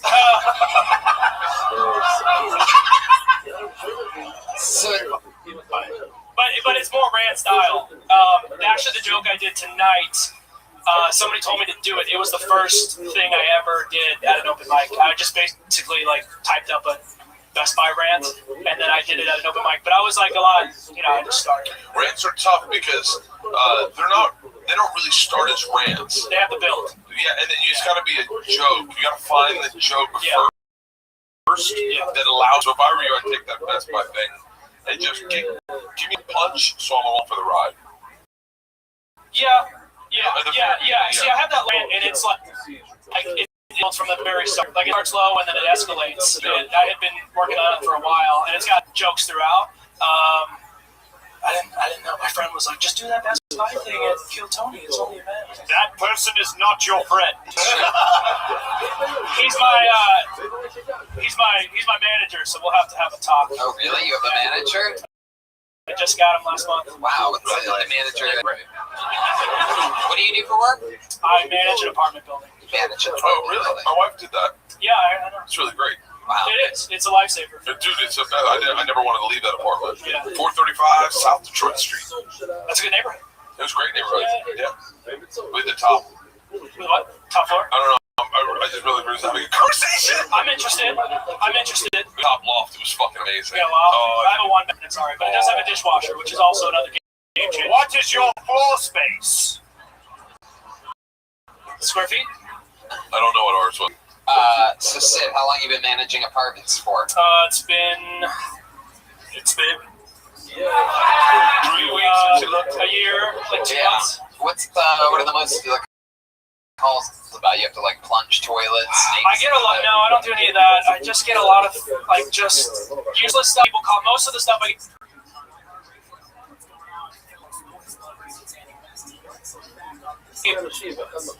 He calls about is like stuff that doesn't matter. You know, they're like, "Hey, my smoke detector is out." It's like, all right, fuck off, change the battery. You know, I go, it's a lot of that stuff. You get a real microcosm of managing an apartment building. My wife had a bulimic, schizophrenic, a person who was addicted to meth. We had a drug dealer. Like, there's bizarre things like a drug dealer, and the cops would just try to bust them all the the time, but he was our neighbor. He'd be like, you want turtle this week? And he'd be like, yeah, sure. I would definitely delve into that. That's one guy. Yeah, I'm kind of waiting until I'm out of it. Oh, yeah. Kind of, you know what I mean? It's kind of a lifesaver. What's the craziest person you're going right now? This old Filipino dude, he just won't ever leave me alone. Like, he'll come to our door at 6 in the morning. And everybody else texts and emails. He'll come to what? To our door. Oh my God. Like everyone else texts and emails because everyone's, you know, and then he'll 6 in the morning just ringing the doorbell, and it'll be over nothing. You know, and it's just like you wake up like, don't you know, it was just 2 hours ago by an email. Yeah.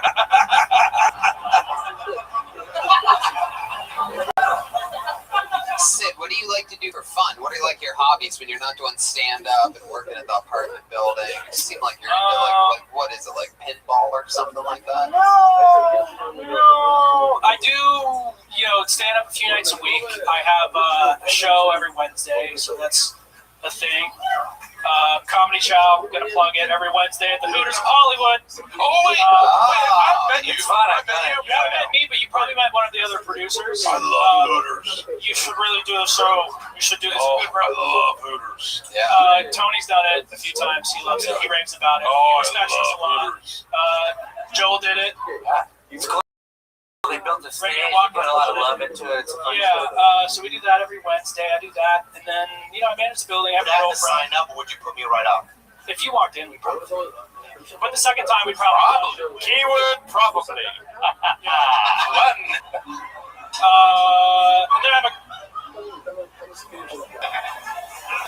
And then I have a girlfriend that takes up a few nights a week as well. How long have you been doing that Hooters show? I've been involved personally for about a year and a half. I've been hosting my portion for about a year. Is your girlfriend here? She does. See what she looks like. She manages the building with me, and she bartends at night. And she does like modeling and shit like that. Modeling. Tony, the band said she looks like Patty Mayonnaise. It's another Doug. I'm really bad with references. I don't get it. Yeah. All right. What is your? I'm half white Puerto Rican. Oh really? Wow. His ethnic background is Are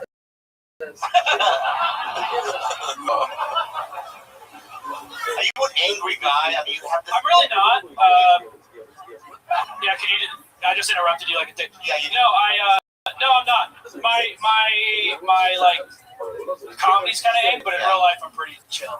But I think comedy's kind of like the venue for me to get it out. I don't know if it's because you look like McEnroe or you have McEnroe range. I don't get the.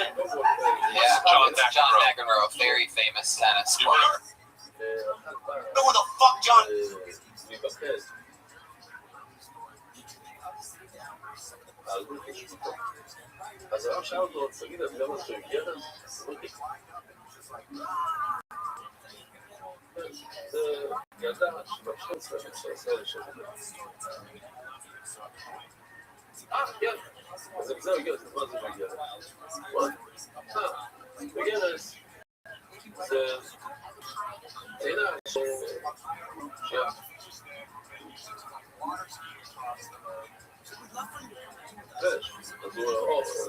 McEnroe is? What does he do? No, they would. There's no way he would. Why? Tennis. Yeah, no. Tennis when we were kids. No. Yeah, very Even famous. tennis today.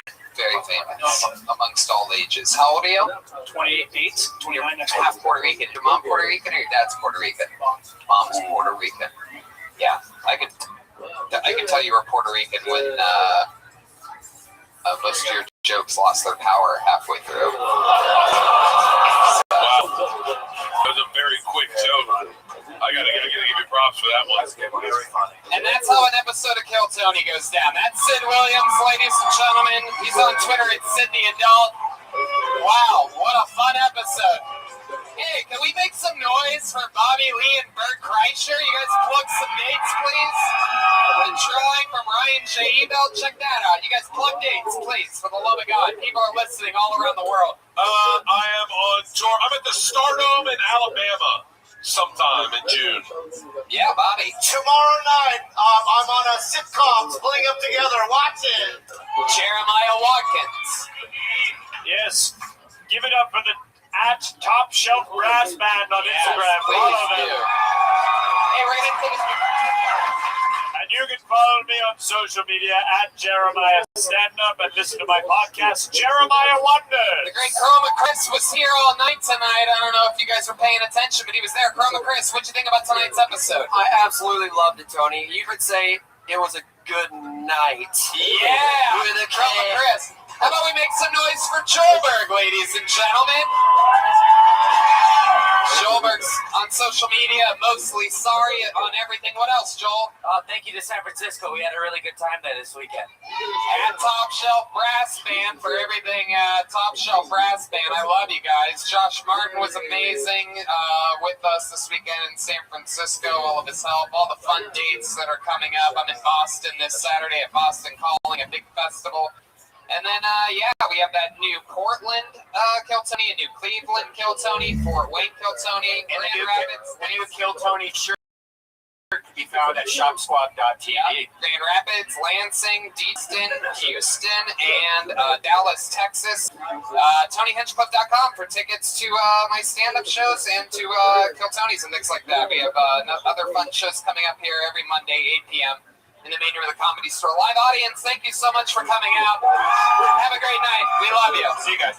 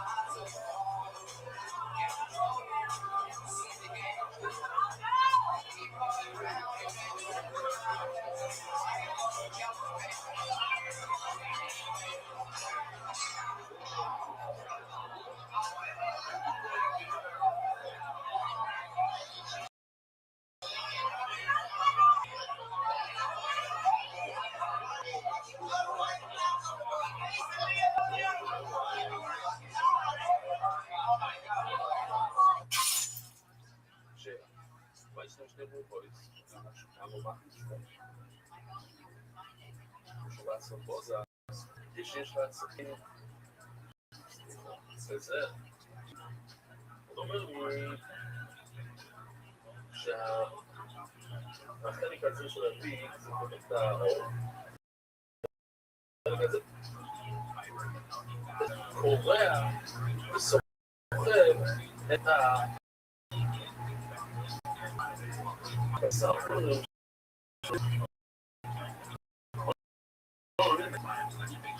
יש לנו כאלה, היה לנו פעמים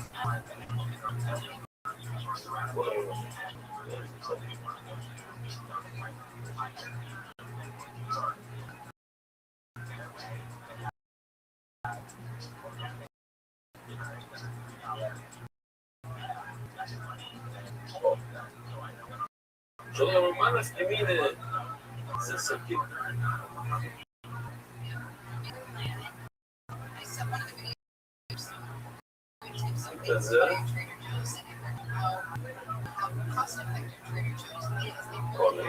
זה אתם רואים, אתם יודעים שזה קורה אתה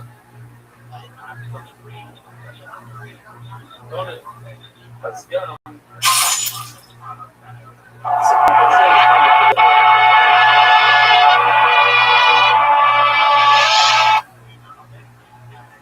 מה יש לנו משהו קרה במחרש שהחלק הראשון מחליש את האור, הוא שהוא באסבוזה, החלק השני ואז זה הוא קורא לסכין לו מחליש, כל הסכין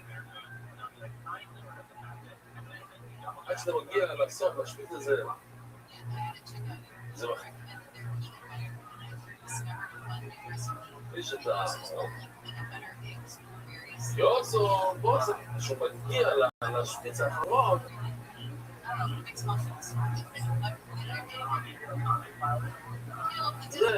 זה בסוף, זה חותר את הכלב.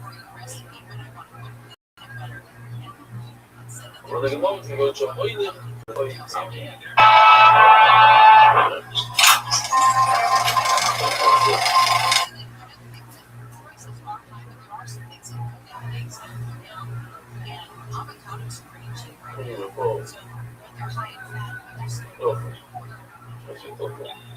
רואים את ה...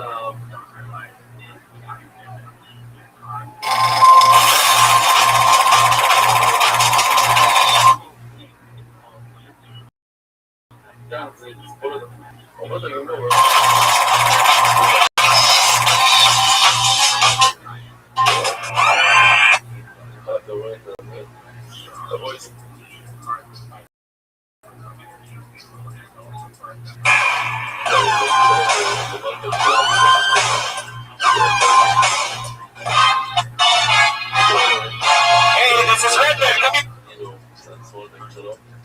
הוא היה איתי בערב שבס, עד חצי שעה לפני הזמן בערב.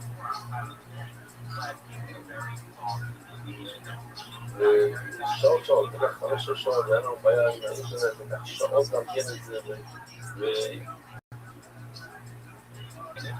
לקחנו חצי שיעור, והיינו צריכים להעיף חצי זה, והתקרנו עוד שלישים, וזה היה... Live from the Red Famous Comedy Store main room for a brand new episode of Kill Tony. Get up on that. Hey, what's up, everybody? Welcome. How are you? Hell yeah. I like this. It's a mellow little Monday. Just a little half-packed main room for you. Memorial Day. That's right. Happy Memorial Day, ladies and gentlemen. How about that? We're here. A lot of people celebrating barbecues, not us. We came for blood, people. You're the #1 live podcast in the world. You guys having fun so far? Brian Redman's here. What's up, guys? Ryan Chaibel. Sitting there drawing tonight's episode. And a lot of fun stuff planned for us tonight. And Tony's going on the road. Yeah, we're going to Portland. This one got booked. זה שמידה טובה. רואים אותך חוזר, אתה נתקל בכחול, זה בעיה. זה מאוד דבר אותו.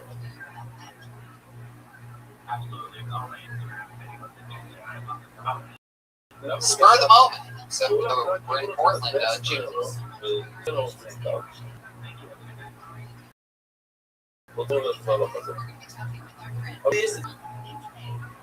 כי בכתחילה אתה לא רוצה לשמוש מסכן, כי אולי כן זה ימשוך את המסע. לא שואל, אולי...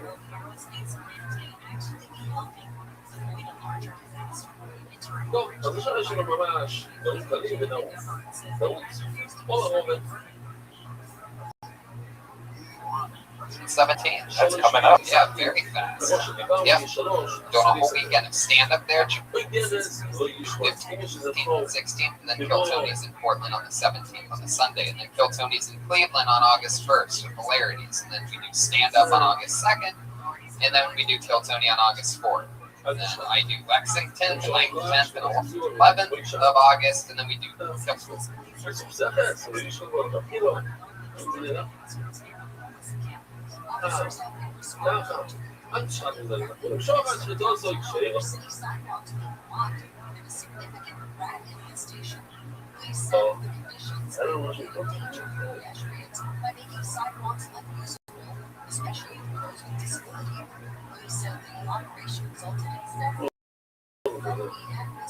That's it.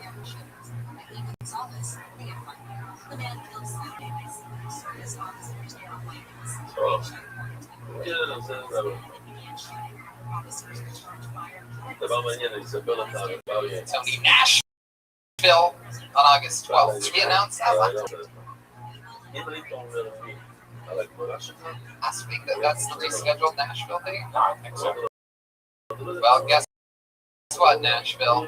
I got some breaking news for you. August 12th, we're back at you. Again, September 20th, Grand Rapids, 21st in Detroit. Kill Tony with Danny Brown on the 22nd. Yes, that's Danny Brown on the phone. Yes.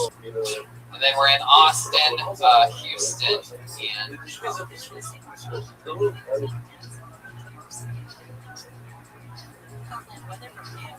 Fort Worth after that. So. Kill Tony shirt is available for pre-order. It ships this week. If you haven't ordered yet, go to shopsquad.tv. We also ordered a bunch of them we're going to have for the 5-year anniversary that you can buy here. Just want to think about that's on the 5-year anniversary. That's June 18th. it's already sold out. But the week after, the guest will be Tom Segura. So get tickets for that. Why not? Everybody loves Tom. And let's just jump right into it, Chef. Oh wait, should we bring up tonight's guest? Every week, I always have two of the funniest, amazing, and awesome comedians in the world on this show. This week's no.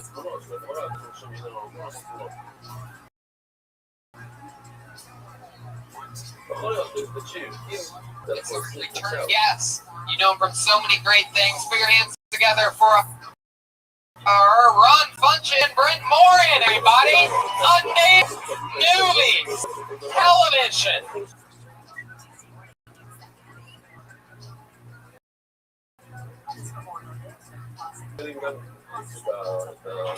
Conan, The Tonight Show. Plethora of great things. You guys have been on Kill Tony before. Welcome back. Always a pleasure to have you. How you guys doing tonight? Hell yeah. How about you, Brent? I feel great. Love it. I'm excited.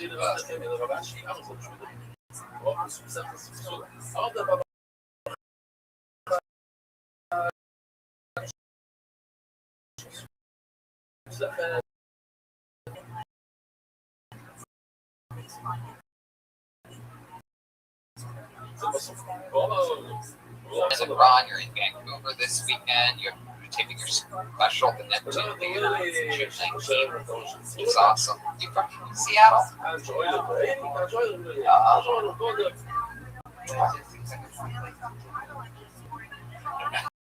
God, I love the way you talk. It's so romantic, so soothing. It's like.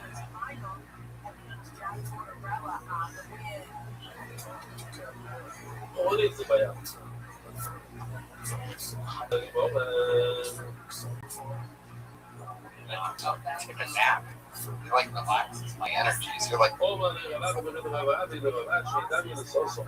my dog whisper or something like that. You like make me more mellow. Yeah, it's true. It is true. Speaking of opposite energies, guys, we have a big crazy band that's part of the show. How many people out there have any idea what show you're at right now? There's a band that comes out every week and they commit to characters. We never know what they're gonna do. Last week, the N-Piece Brass Band come out and back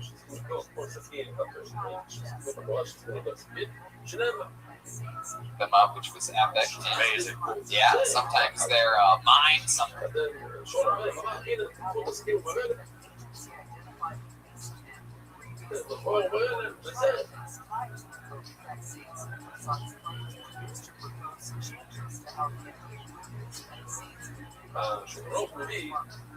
Times they just broke out of prison. I don't know what they're going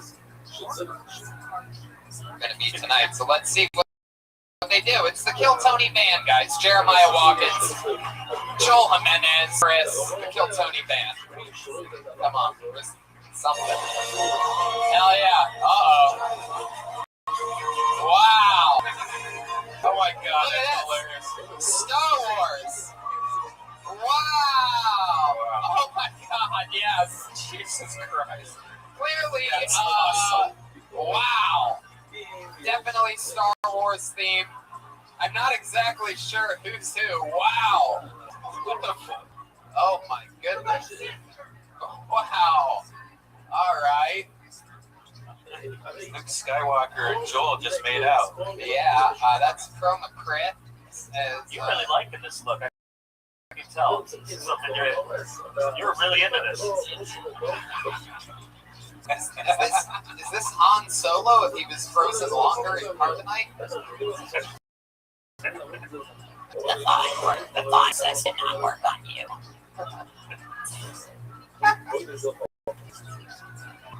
Hey, Johnny. Hey, there he is, Han Solo. And then we clearly have, yeah.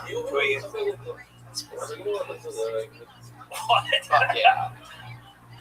We have Chroma Chris. costume actually does, in a weird way, look like Luke Skywalker. I never really noticed it before, so we found your true calling here tonight. And then look at this dirty slut back here. I think we've seen this wig a few times. It's for Princess Leia, and you can see those brown nips. Yeah, no problem.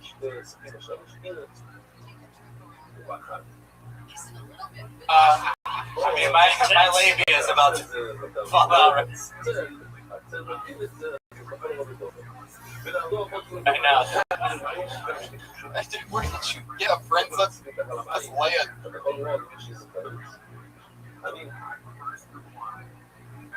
Dress from? I don't want to talk about it. I love it. Well, everything's in place. I have a bucket filled with community. Pull your name out of the bucket. You get 60 seconds of uninterrupted stage time. Anything can happen. You know your 60 seconds is up.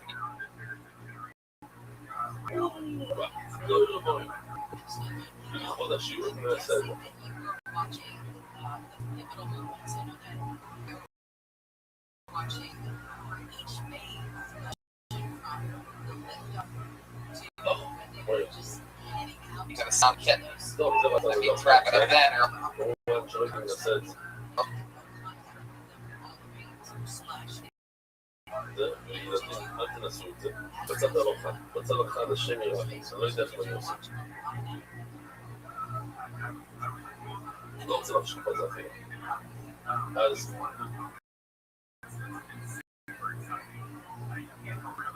she's gonna bring out the angry West Hollywood bear.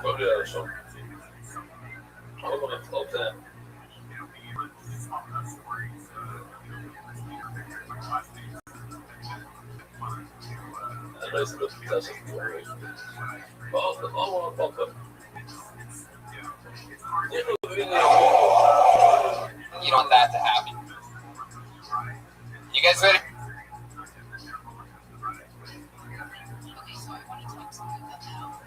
אז החוק אומר שצריך לבדוק עם האצבע שלך כאן, אתה שם את הסכין על האצבע, לבדוק על האצבע, שנראה את הספורט שלך.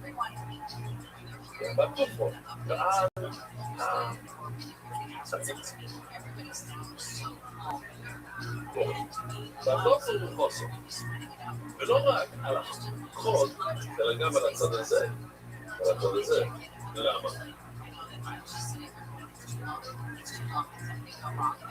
שאם יש איזה סגימה בצד, זה יכול להרוס את הכל מהמשק. או נראה בדיוק. משהו, או לא, רב סמו בלגן, רב שם שמשפוך. רב סמו אמר, הבן של רב אמר,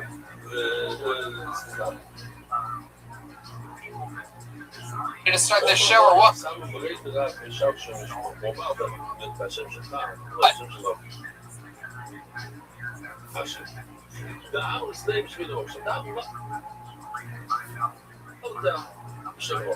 Here we are. This is it. 3 weeks away. Yeah, that's from the 5-year anniversary. Oh, yeah. All right, this looks like a new name. Put your hands together for Alexander Rizzo. Here we go. Here we go. I don't see any movement. I don't see any movement. Uh-oh. Black.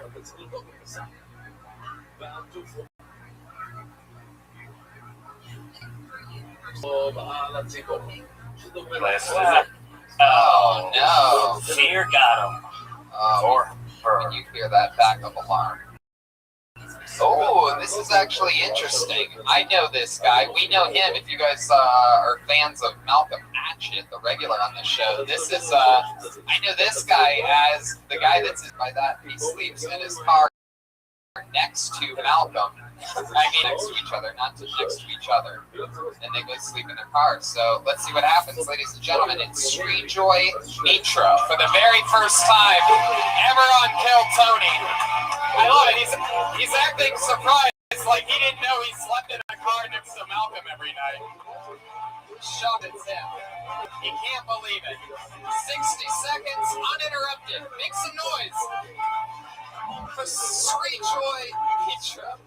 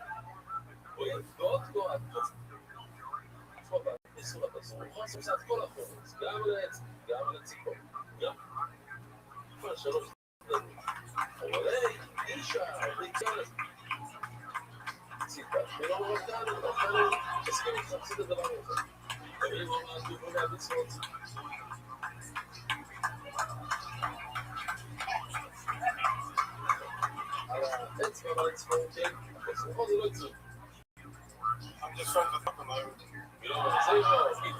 I just do music. I don't do nothing else. And I like Tony and like hang out with him sometimes. So Your power is so incredible. You broke the soundboard, Sweet Troy. The cat literally fell asleep during whatever note you hit there. Fuck yeah, Sweet Troy Mitra, ladies and gentlemen. There you go. It's a huge breakdown in show's format. Sweet Joy, wow, I love what's happening here. I thank you for taking a break from doing yoga to be on this show, first of all. You seem so shocked. Is this you that signed up tonight? yes, yeah, it definitely was.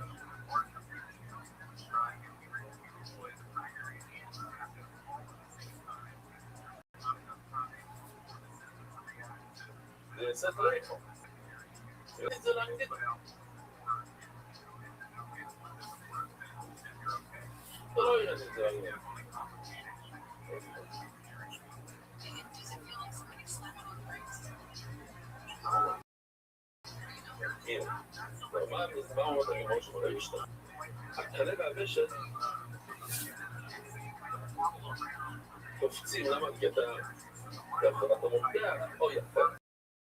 אתה מותח את הגרון. אז גם הקנה והבן שלנו מותחים.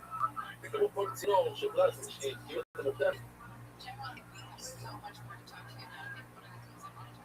זה לא פעם זה טוב של קרש, לגמור. לגמור שמעתי שעושים את זה.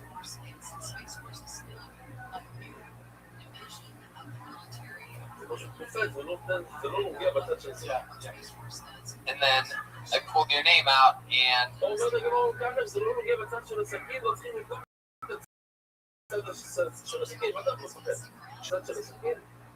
you seem so excited, right? Like it was unbelievable. Yeah. Are you okay? Yeah, I'm good. So, how many times have you ever done stand-up comedy?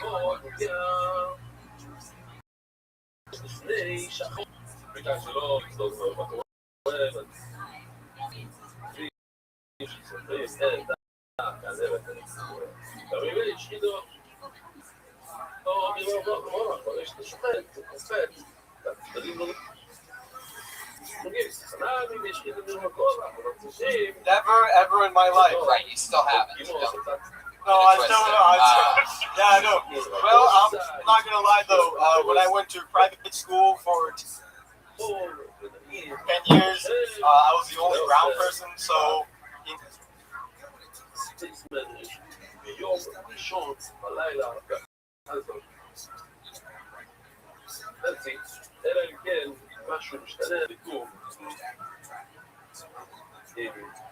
כל הקבוצות, כל הדברים האלה, רבו ישראל, סתם טוב.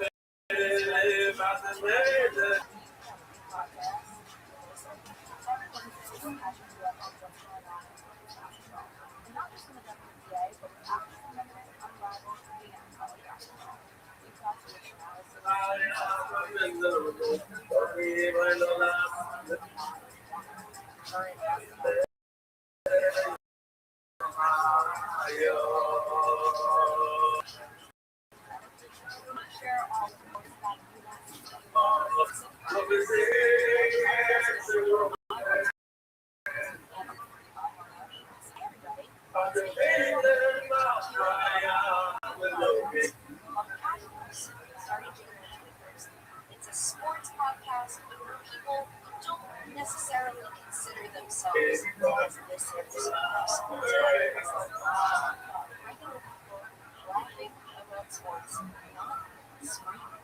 I mean, you might scream, but it's going to be about something very serious, not about something serious. We're just not going to take it seriously. It's not going to take it seriously. It's going to get wrong. Tuesdays and Thursdays, if you're feeling froggy,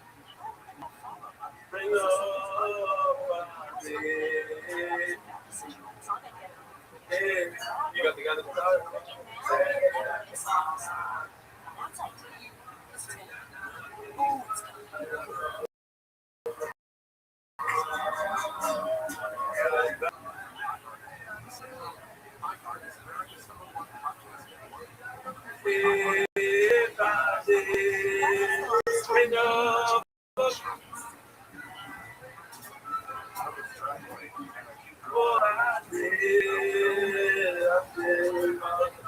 I'm Francesca Street, CNN travel journalist, and this is Chance Encounters, a podcast about the incredible connections we make on travel.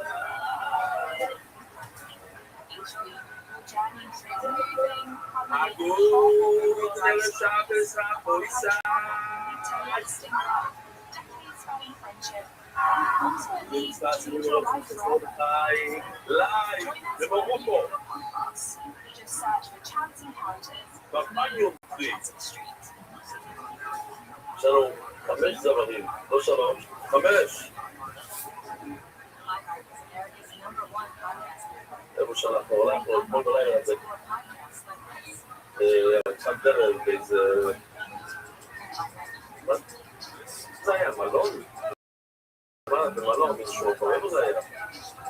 לא, אתמול, לא. שהיה מסעדה. והביאו ציוד. וזה היה שר עצור מצ נפלא. חושב שבא. בנה של שבוע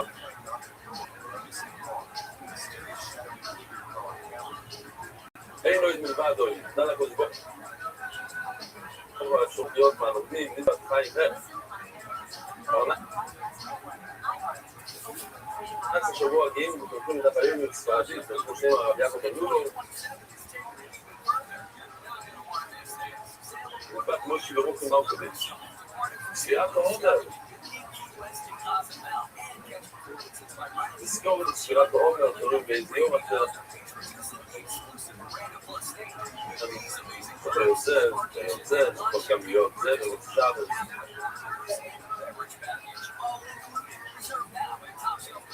כמובן זה הכל מסתוי, זה נסיע דאבל, שבשימי וייס.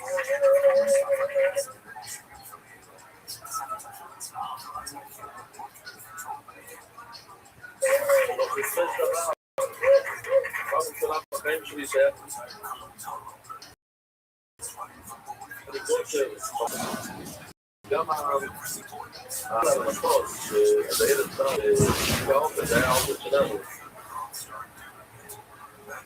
וכל הדברים, וכל השפיעה שלנו, היה אפילו פעם על המטח ועל המטח, זה הפעם ראשונה בהיסטוריה.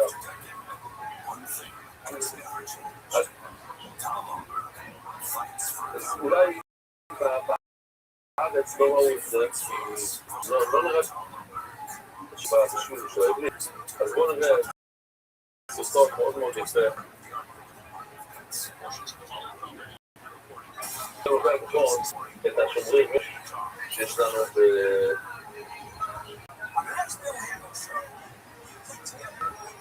שהיה לנו כל הנסיעה וגם נמצאים כאן איתנו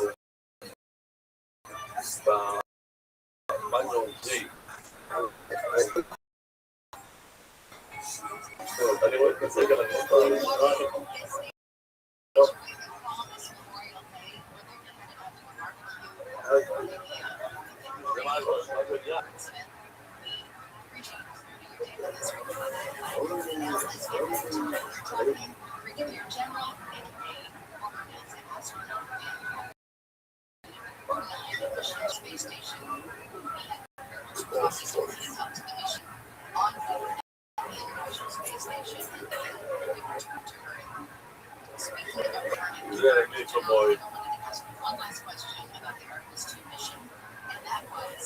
which of these tools is invalid?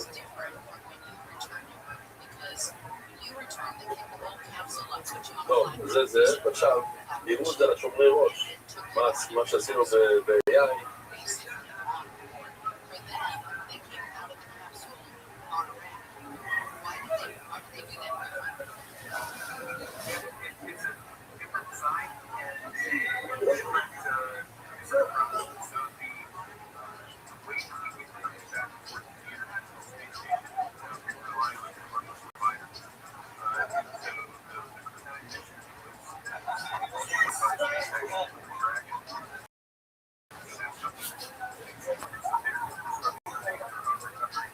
לא שומרי ראש, ביטחון, נקרא להם ביטחון, עכשיו, היה משפט, שתי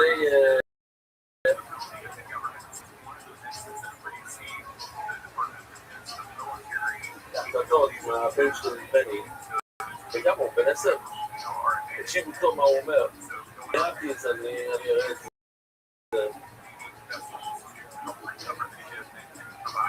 יש אולי את זה,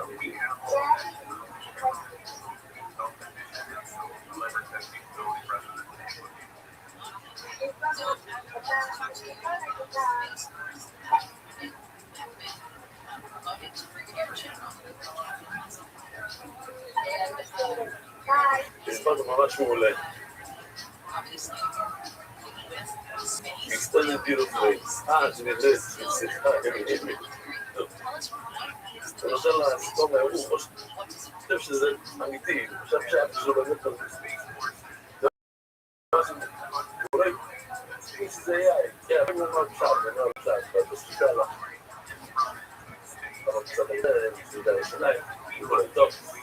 כמה מיילים דווקא? יש לי המון מיילים, יש לי עשרות מיילים שלא קראתי, ואני משתדל ככה לאט לאט. שלום רב בני, משתדל לקצר, בסוף אותם בייס. 2,000 ימים, רבוי זה 2,000 ימים.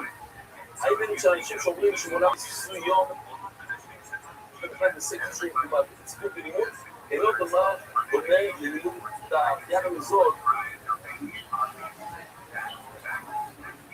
גם אם אדם לא יכול לומר שמעולם לא יסוד, הוא לא באותה אחד עובדה. היום כל יום עומד בפני עצמו בדיונים, ובגלל שלא שהוא היה אתמול, תודה על 2,000 ימים, ואת המייל שלי בתאריך 2020, וואו. אפשר שרייבר, צורה שיר כל שבת, אפשר היה בנגיסי, נתון לראות זה, יהודה גרין, משהו בעברית, לא יכול בפלטפורמות, אז תראי, אני לא חושב לזה.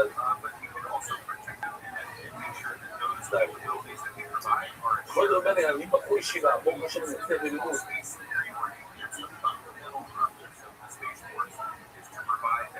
האחרונה, אז רציתי לראות אותם, גם במיינסטרים, בישיבה, אז אחרי קודם, היום שתיים קיבלתי כאלה, מצליח בלימוד, אבל לאחרונה בזמן ההפסקות התחלתי להיכנס לפסקי סרטים ותמונות טלוויזיה. אחד החברים שלי הקשיח לי, נתן לי וואי, והתחלה דחיתי את זה ואמרתי, נו, מה אני צריך? הלכו ישיבה, אני לומד, אני רואה איזה סיבה לבית. אבל הוא מתעקש, אמר לי כמה אני אוהב את זה, שזה אקטיבי, מעניין ומענה, אז החלטתי להסתרב לחו"ל. עכשיו אני יודע שלא כדאי לדבר מנתה מדי. אבל מאז שהתחלנו, חשבו לי, פשוט שינה אותי. כל לבד אחרי בזמן הפסקות ברוצות. לא ללמוד את השיעור, גם שכבר למדתי בעבר, את החלק הזה שיפור לי במצב הרמה אחרת לגמרי. כל המידעים והתכונות, אני מאוד מקווה שזה ימשיך לאור כמו וכולי, ובאתי לחתום, ואולי ימשיך גם לכל מפגע. אמר לכם, מייל שעדי. זה משהו. בואו נראה, שדוד לא כתבו כל המכתבים. בואו הוא אחר בכל זה. אני לומד כל יום, כל היום בכל יום. נהנה מאוד הלימוד, יש לי סיפור דתי. עכשיו דרך כשאני כבר סיפור. לא, זה לא למצוא בשביל חשיבות. בדרך כלל רק עשו דברים. שזה אומר שכל 100% את כל השיעור מהתחלה לסוף. וזה מכניס לי שמחת חיים, ויש גם דברים שהבנתי יותר טוב בזכות הסיפורים. ברבה, רציתי להעיר כמה דברים. היה סיפור של שילוח, השעיר המשתלח, שהקו שהגרוע זה היה שזר, ושזץ. סיפור של עגל הגופו, אז אומרים את הפירוש של הרמב"ם, אבל לפי רש"י, זה ממש עבד, מקום קשה, לא אין מים. איך קוראים לו? לא רוצה להגיד השם? אסטר ברנד קוראים לו. אוקיי? שלום כל הרסות. אוקיי? עבד, להודות להכות.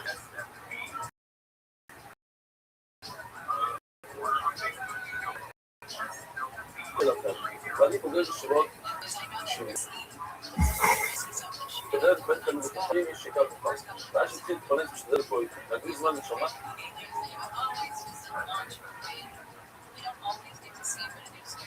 לתת מקום משכירה בבית וכל בית שתורה ניסה פה ושם ונשאר לבית תושבים מתפללת ועודדת מחפש דרכים ומסגרת ועוד להעצים את השלהבת העיקרה שמורים שכוללת כל הכבוד בשבולה השבוע הגיע הזמן לגבולה, מול הפעלים מקום נעים, כולם ביחד כמו יפתחה מוכר סביב עם האווירה של שיחה ושייכות טבעית בזמן החוכמה וניחוד כל העסק בין צורכי ציבור והמונה הרבם מישהו שלם אבל איך משלם זו? כל הברכות אז דיברנו על זה כמה פעמים ונזכיר עוד פעם, נשים יכולות לעודד את הבעלים שלהם, נשים יכולות לעודד את החברות שלהם, לעודד את הבעלים שלהם יש לנו הרבה, מה זה הדבר הזה? רגע, אני יודע אנחנו ציבים יש חייב לי את הדברים האלה מה זה? זה בשביל הסטאר?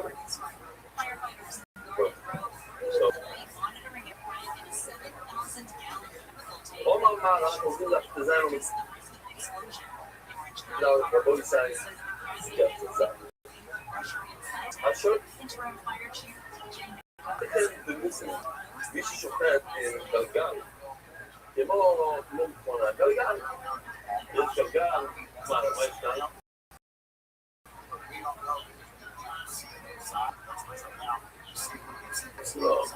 לא סלייסר זה גם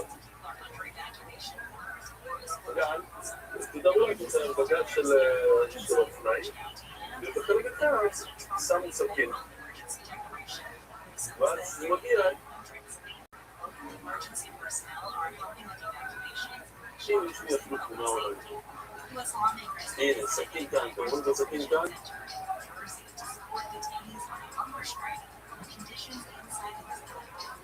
כאן זה הסכין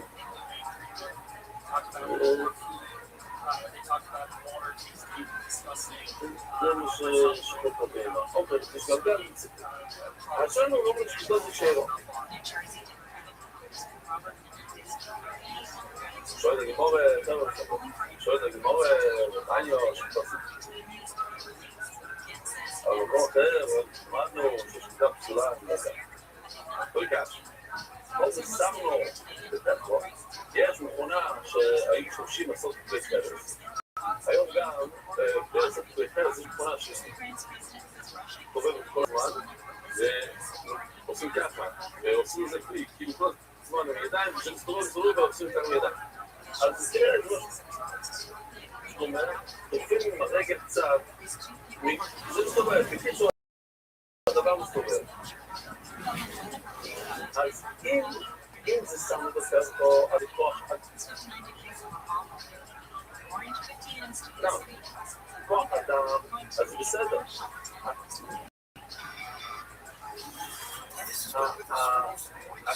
הסיבה שזה מסתובב בפוליסה היא בגלל שהאדם סיבב אבל שמו זה מים.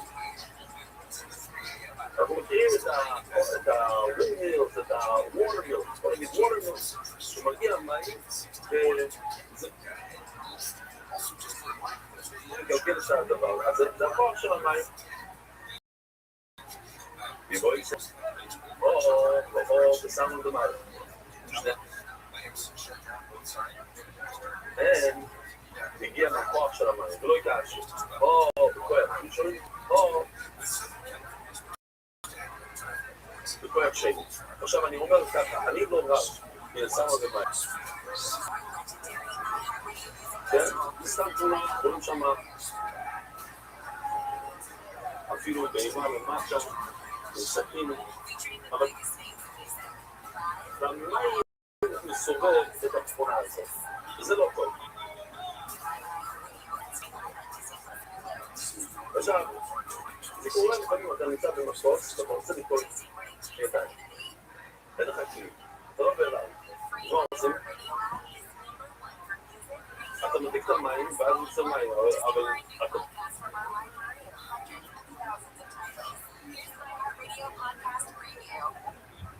ממשיך, לא, זה לא טוב. אתה נמצא במנות. עכשיו במנות, לא יודע, בפייס, זה לא בפייס. לא יש שם את הכלי, לא מצאתי כל שם. אבל יש כאלה, זה אולי, לא יודע. מה עושים? תשאלו את הרב שלכם, מה שאני חושב, הולכים בשנייה. אז המים הראשון שיוצא זה המים שאתה סוגרים, הולכים עוד פעם. אבל אם אתה מפתח, אתה ממשיך את זה, זה כבר כל שני, שלישי, רביעי, אז אי אפשר בכל מידה ככה. חק, כן? אתה ככה שמעתם? אוקיי, מצוין. אולי מה לא, עכשיו כל כאלה שאתה רב שלי. אז גם כאן, כשהוא פותח את המחסור, לא יודע איך קוראים לזה בעברית, את המחסור, בוא נגיד, זה שלא נותן לה מים לעבוד, הוא משהו את הסכר, אבל יש שם חתיכת ברזל, כל מהברזל הזה של הסכר. אוקיי, את הסכר, הוא את הברזל שלו.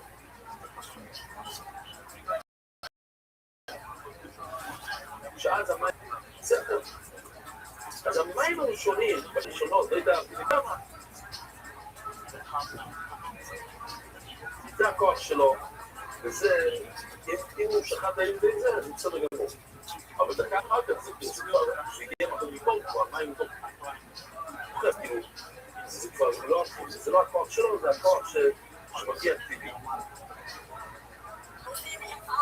אבל בעברי שלו, בגלל זה כבר לא שחטה פה. לא, הפוך, אני נקעתי לחבר. במי? מה?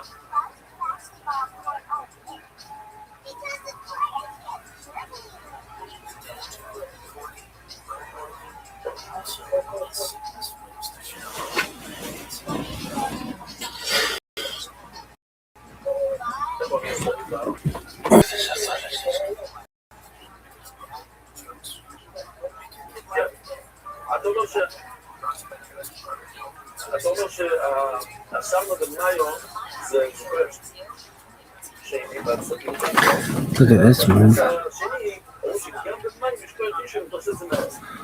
This is athleticism.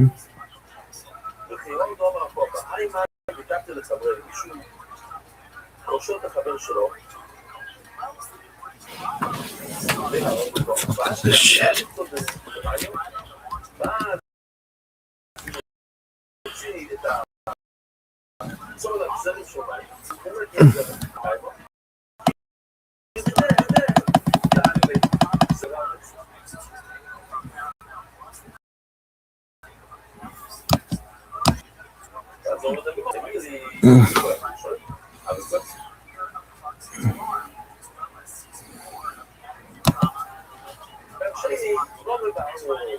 זה דווקא בכוח הראשון, אבל כמה שניות אחר כך, מספר שני, נחשב אז בטוח, בוא סיפור מאוד יפה.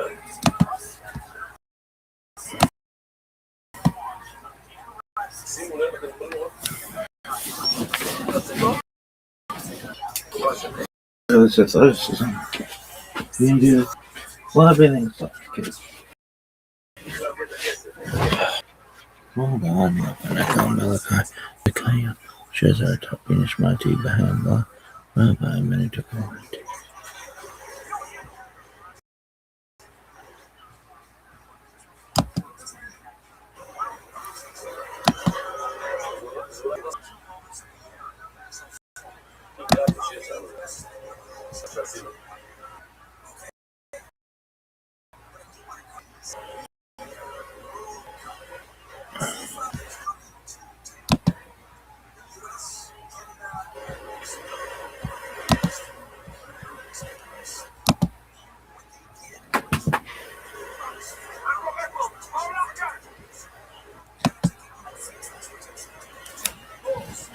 Look at this, athleticism, folks.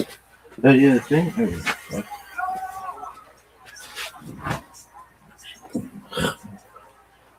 Let me look on that like that. She's hard to be up onto the hard. Rabbi, Minutakorat.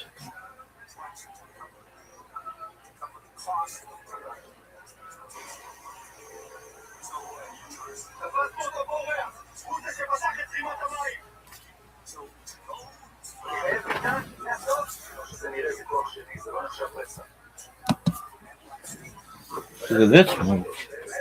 I got black snake moan on my hand.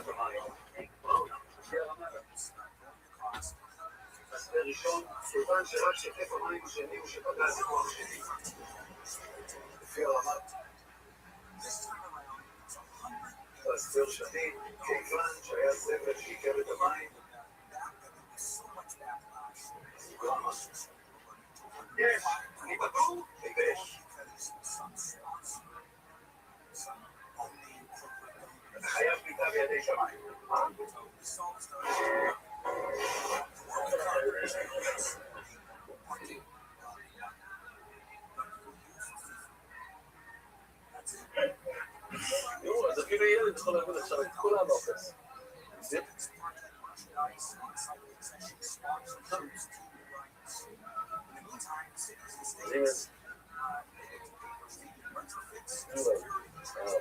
הבן שלך בסדר? מישהו שיש שם ממזר, שוקר.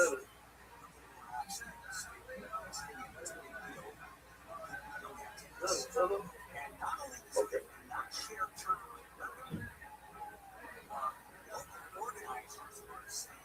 יוסי רב אחרי רבי קיו, אז בוא נגיד, טוב, לא נגיד כך תלמוד מכאן, רב ישב מאחורי רבי קיו.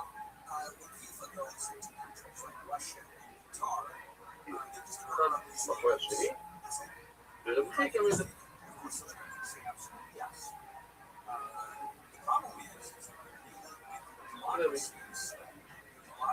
הרב שומר את השיעור ברבי, זה שותף את המשנה, רבינו הרבי, והתחיל הראשון בשורה, ואחריו יש ונראה של רבי. ויוצא רבי אומר, מנהל השקידו שלי בפולוש, אתם יודעים ששוחסים סללות משהו שלא מחובר לקרקע, שלמה, והיא גם קצת מאחלת לשלושה, אבל רבינו לוקח את הסכין שלו. הוא אומר לי, רב לרביתי, או מה יקרה, מה קורה כאן? הוא אומר, היי,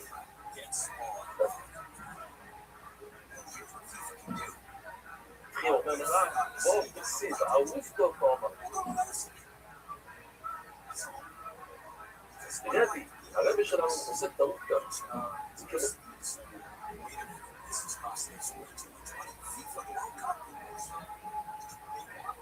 פה שנכתב הקחזץ, בוא נראה. הנה. פה שפרמוס פה. ביקשתי מיושי שהייתי משנה את זה. וואו, הוא שנה את זה, מוזיות. זה היה לכיוון הפוך, שזה גם שיטה אחת, אני יותר אוהב את השיטה הזאת. כשרודפים כבר, ואתה כותב את זה על עץ ככה, ויש כל כך הרבה חריצים בתוך העץ, זה נראה כזה שבור, מאוד שבור, אבל. אז, רבי משהו שבור, לא פשט טוב. עכשיו לגמור לו משהו בקרוש, הוא אמר משהו שבור בקרות, הוא אמר. הוא מביא פסוק שם, הוא מביא לו ענק מביא סכין, זה אומר שזה היה סרוס. לא. כל הציבור של העברות הוא משהו. אפילו רוצה להגיד שהשבור אמר לעברות, יש לך את הבן שלך, הוא רץ מביא סכין כדי לדרס, הוא לא יצטרך לחפש שם. וברוך השם, אין לי את הסכין איתי כאן, בחדר, אבל אני לקחתי מעבור אבינו להזדרס. לא להביא סכין, הבאתי את הסכין של השכין ועד מורוקו. שיהיה משהו, צריכים להזדרס, לא? רוצה להביא את זה עכשיו?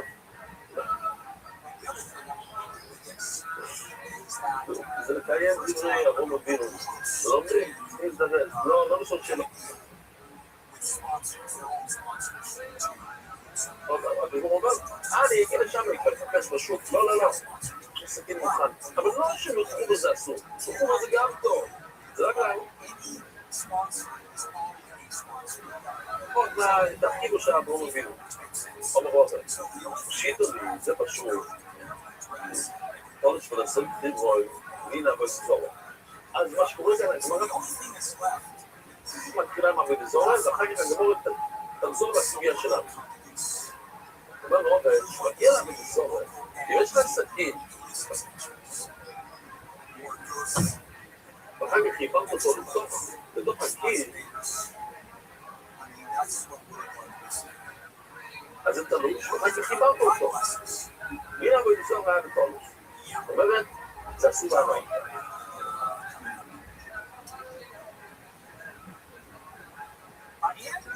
ואסור לנו כמו תלוש.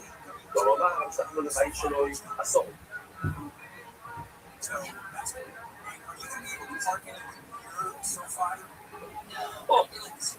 לא ידעים את זה.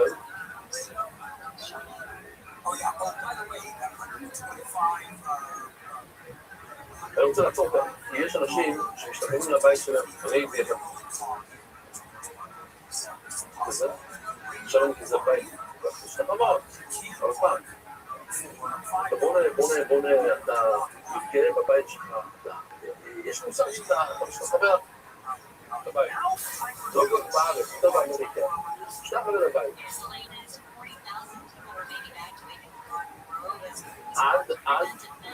עד שהחבר שלך, אתה בונה משהו ב-1,000 מטר, חבר שלך בונה ב-1,200 מטר. ואז זה כבר לא, אתה כבר לא משתחרר לבית שלך, כי לא יתבריכה, יש לו פאולים, בתוך הבייסמנט, וגם נקרא כדורגל, כדורסל.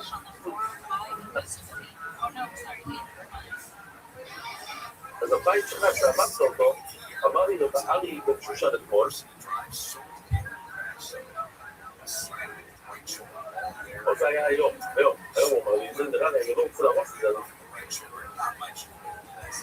עכשיו אותו, הוא חשוב מגניב, הוא מגיע, הוא אמר, הגהנם הכי גרוע זה, שאתה מגיע לגהנם,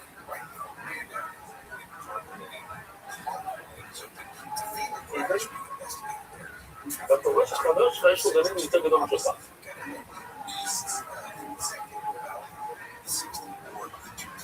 זה גהנם של גהנם. אתה גהנם?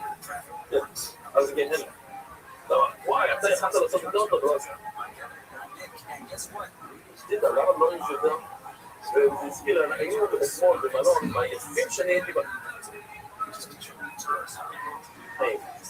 היינו בפס, במלון ממש מפואר, סידרנו את התקרה וזה.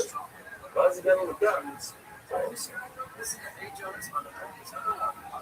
איזה מלון דפוק זה היה, וואי, זה כאילו, זה נכון, זה לא היה דפוק, אבל פתאום אתה, רגע, זה לא רמה אפילו. זה היה, אתמול זה היה למלון אחר, ראיתי בהרבה מלון, שהמשטרה שלנו נמצא בביזנס. זה, וגם פניתי מלון בעצמי כבר. זה לא טוב, אתה פתאום שיש למישהו משהו קצת יותר, טוב, אבל בואו נמצא משתחת בישראל. אז אם מישהו השתחווה לבית שלו, שהשתחווה ועשה לזה בביזוריה, אתה לא בבית שלו עשור. איך הוא עושה את הבית שלו? הרי הבביזוריה, אולי בצפתית, הבביזוריה, כמו שמואל תגיד עוד שנייה, אתה לא יכול להשתחוות להר ולהגיד, זה הבביזוריה, ההר לא יעשו בנו. אבל בית, כן, מה להפקיד? שניהם מחוברים בקרקע. אז למה הבית והר לא? והתשובה, שבית היה תלוש מגור. זה פעם היה תלוש, הבלוקים, הכל היה תלוש, ואז חיברת את זה.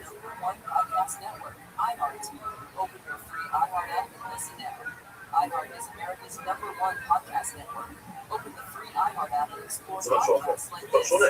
עוד הרב בפשיטני כבר לא שתדע בסוף חיבור, הנה הבנזון, זה היה לך הבנים, ובסוף חיברת דבר לעשות, כי הוא הסתמך בית. אחד טוב, זה עכשיו תלוש, לעניין הבנזון, שזה עשו בהנות. טוב הבא, עכשיו, ולבית שלו יעשור, אם אתה משתקבל. לבית, אתה עושה, אז ניסו כדאי בחרים לחובות,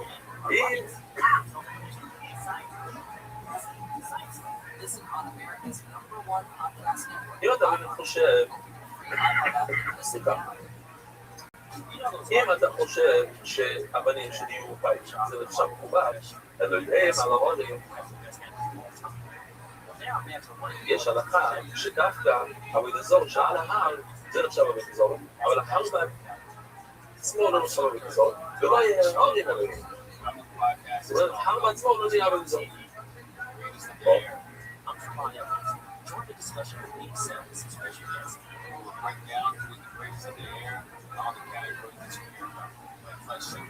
מה פתאום שאחת יסע בגזור להר? מה פתאום? אז הנה?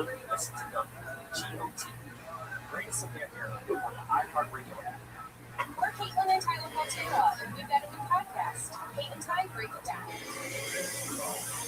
I see you remember to read the sets of videos again.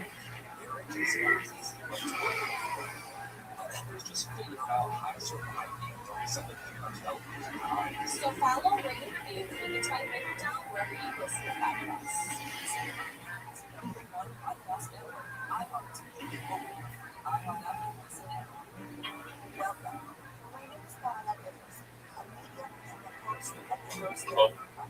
אז היא הולכה להשתתף ולהר, זה כלום. עכשיו, איך שזרוק, תלוי. אז בואו, מכיוון שזה היה סרטון כל כך יפה, ויש גם כל כך דברים יפים בסרטון הזה, שמוסיף תלמידים, ודברים, חייב להראות את זה עוד פעם. יש מושג.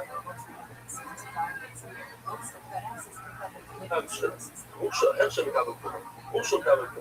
מה זה? זה עובר? כל אוכל, כדי שהוא יקבל תרומה, צריכים להכשיר אותו, צריכים לעשות כל משהו. מה עושים? צריכים לשפוך עליו קצת מים, והמים הזה מכשיר אותו לקבל תרומה. הנה.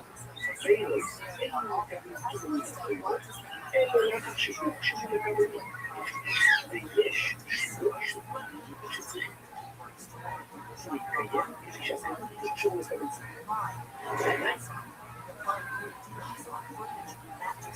יש אישור שלא שרוצים שבוע להסתכל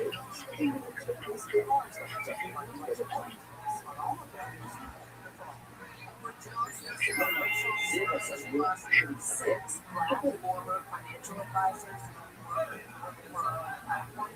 ואנשים שיכתוב עליהם ממש לקבל את זה.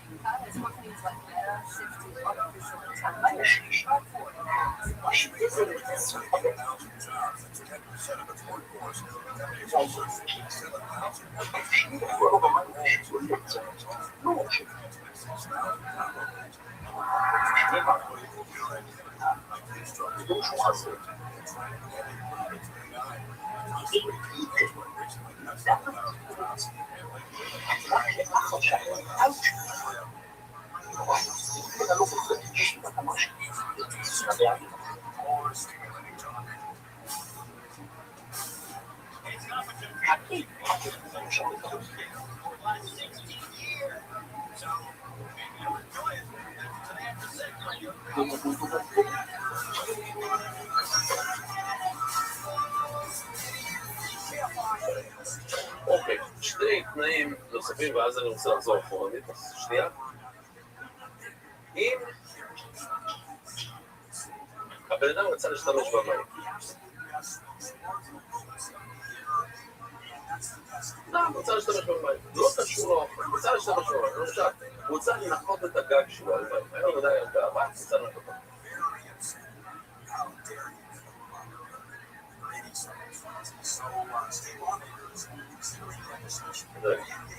אז המים האלה נפלו על הפרי, בלי הרצון שלו.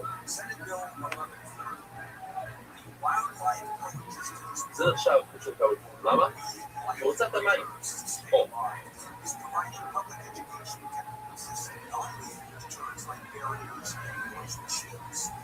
אבל אם הוא רוצה לשטוף משהו שהוא מורבר, למשל גג, זה לא גג, זה לא מים. אבל אם הוא רוצה שהמים ישטפו איזה כלי,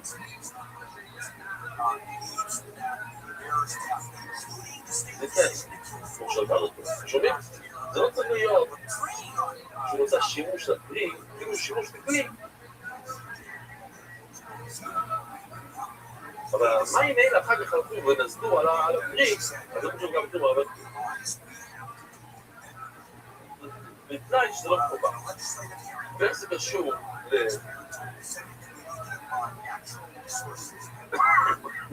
איך זה קשור לשני?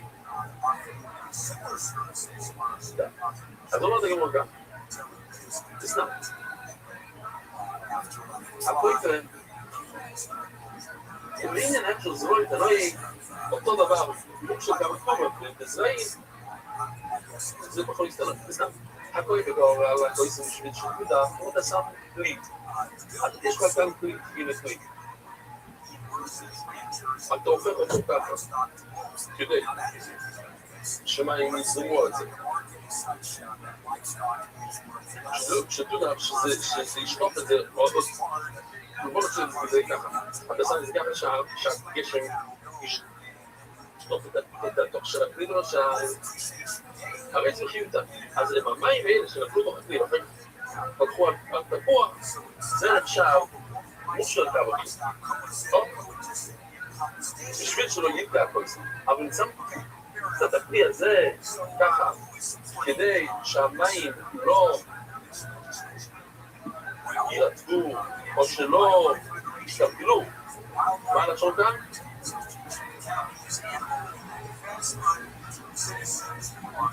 שלא יתקלקל.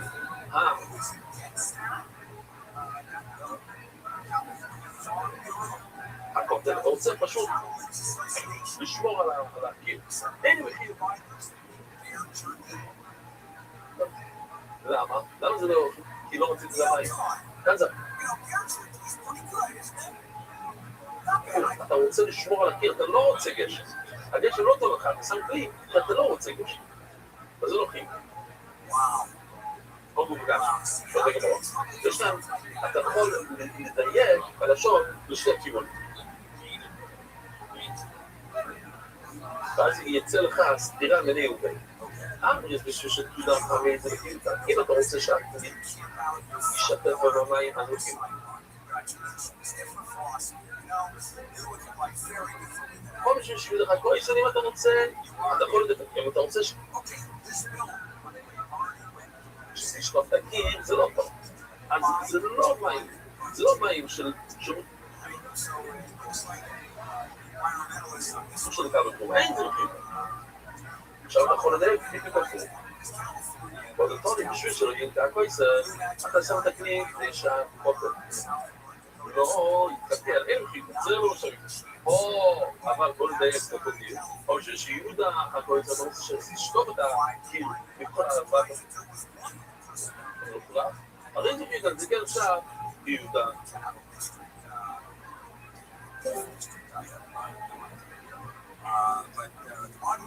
גם לא יותר שיכול להיות שזה יתפר. הראשון, זה העבודה שלי, זה התפר הראשון. שמתי לב שלפני כמה זמן נזכר בקופטר, לא היה.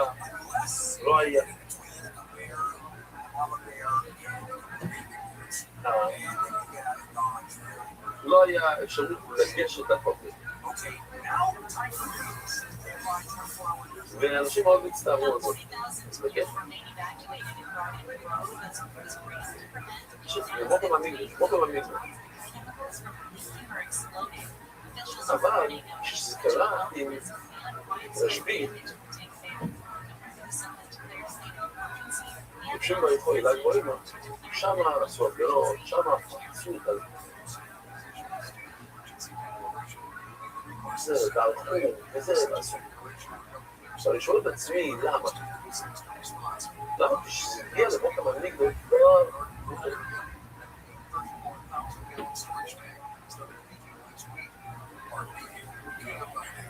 אנשים שתראו מזה, וגם מישהו איתם.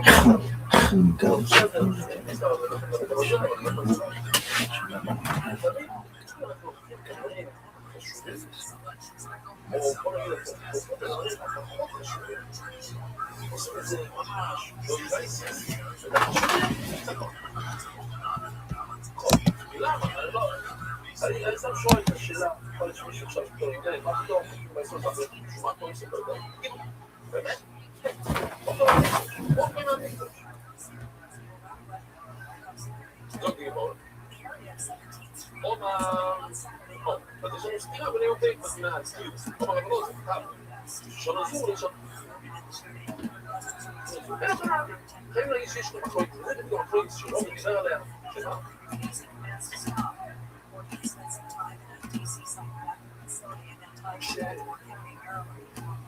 יש מושג של כל שוחק שנייה מובר, שמה זה נחשב מחוב במחוב, סליחה, כל שוחק מובר זה אסור יש, כל שוחק מובר שזה בסדר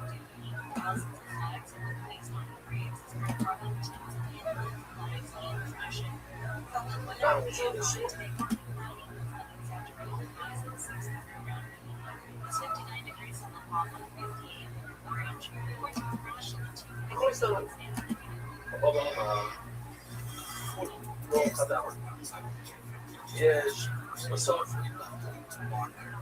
אם הוא חיבר את זה זה נחשב טוב זה מה לא אומר לך לא נחשב טוב מה? או בכל סבבה בכל סבבה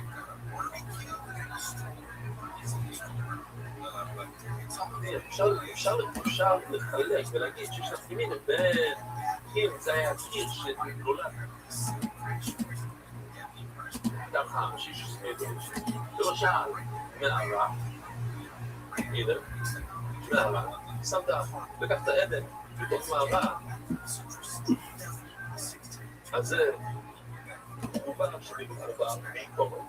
יש אבן שאתה הכנסת לתוך קיר. אתה חיפרת את זה. זה עושה אחר כך. זה דבר, זה קשר לשפיטה. או, בכל זה מילים. זה בא סיבורה?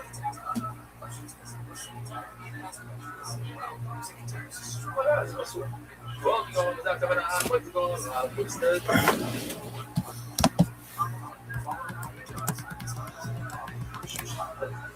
אתה שמת את זה על הקיר, בשביל שם.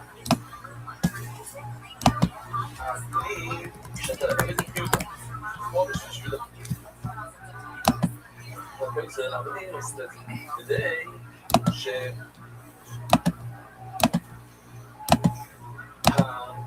ישתף, לשתוף את הקיר. אין כלומר. אז זה לא עכשיו, קבל בו, תוכנות, דווקא במערש, זה לא חייב כבר, שזה מברית, אבל כל זה נראה.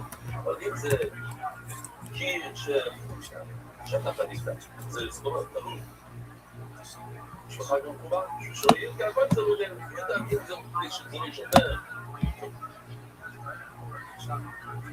לא יערב, אז זה לא פיתה, בשביל שאם זה מגו את זה, יראה את זה פיתה.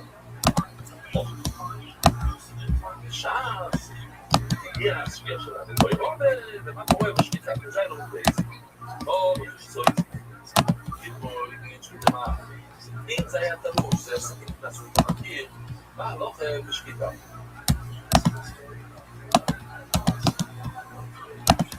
לא נשמע, כאילו מפורש שיוצאו יוצאו מהכל, אם היה לך אבן שיוצא בקיר, או אישו יקום עובד לבעיר, או אישו בבוא שלו, זכות. עכשיו, הקיר זה לא היה, זה תלוש אותה, אז רואים שזה לא, אבל הזכירו בכל ספור, לא, כל דבר הקיר בניתה, הוא הקיר שהגיע את החמשי שני פרישות, ואלה אין לך ראייה על השאלה שלנו, זה היה תלוש אותה כספה. וכן, המדיקון לא אלה מאלו, הרי שנייה, רגע, עכשיו כנראה, זה דבר ככה, אז לא בצריך דבר, בשנייה הראשונה. באמת, זה קיר שהיה שם לפני שספור, עוד ראייה, לא נשמע, לא הצגת בכל זה משור בו, זה שאלו. אם נכנס לסכין לתוך הקיר, כל דוגמה, ופה, ואז זה שחיטה עושה. אז השחיטה כשרה, לא, מה רואים? זה היה סלוש, אז זה היה וכן הלאה, לא משהו את זה. רואים כמו שאני סעקים של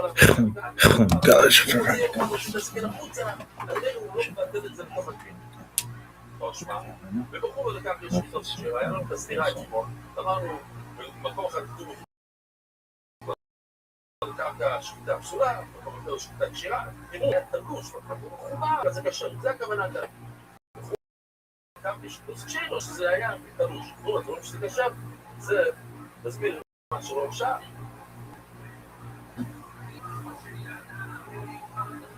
אבל נגמור לו, דין פירוש קורתנו שלו, אולי מפרשים, וכן מים בחור לקרקע, סעקת, ולא. לא.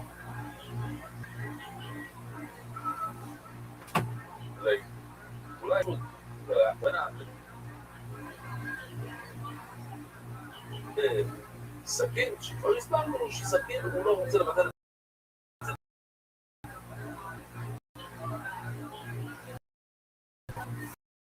שואל, האישה הנה, כן. שני הציורים האלה. כאן יש כאן גדי שהראש שלו עומד על הסכין והוא שופט אותו ככה, וכאן יש גדי שהסכין, הרסט, הסכין לא זז בכלל. אתה עוד מזיז את הגרון של הגדי, יהלוך חזור. אבל כאן תאורה מתחת. האם יש נפקמינה להלוך עוד שני? התירוצים שיש כן. או אמר, לא הצגים וכל זה שוחד פה שקידות זה כשם. אם שחדת בסכין שבתוך הגיל, זה כשם.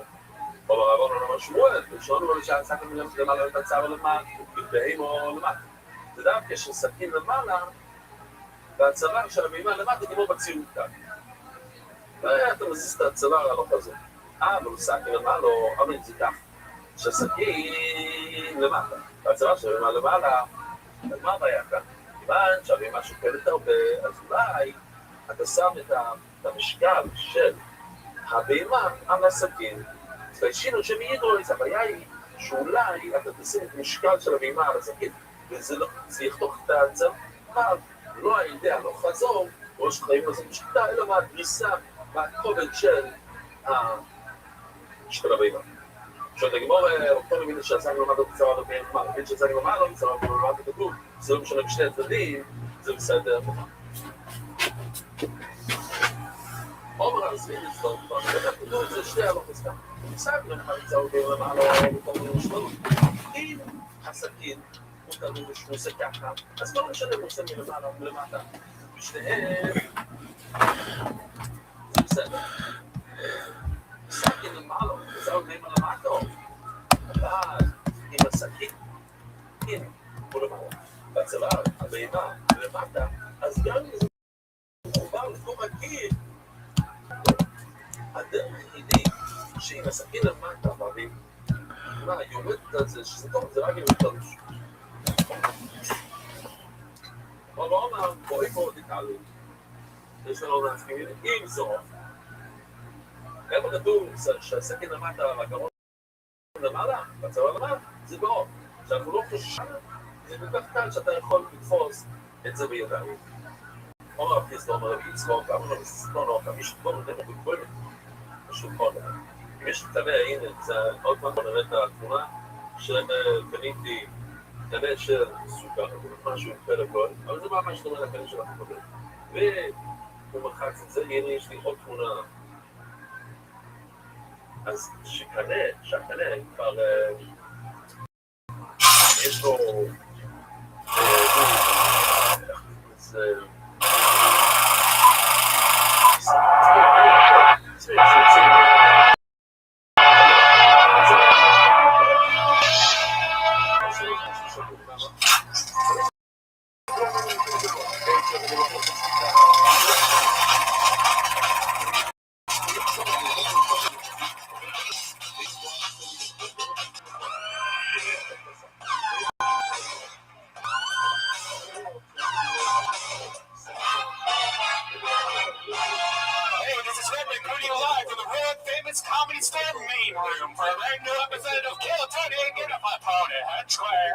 What's up, everybody? Make some fucking noise. Come on, more energy.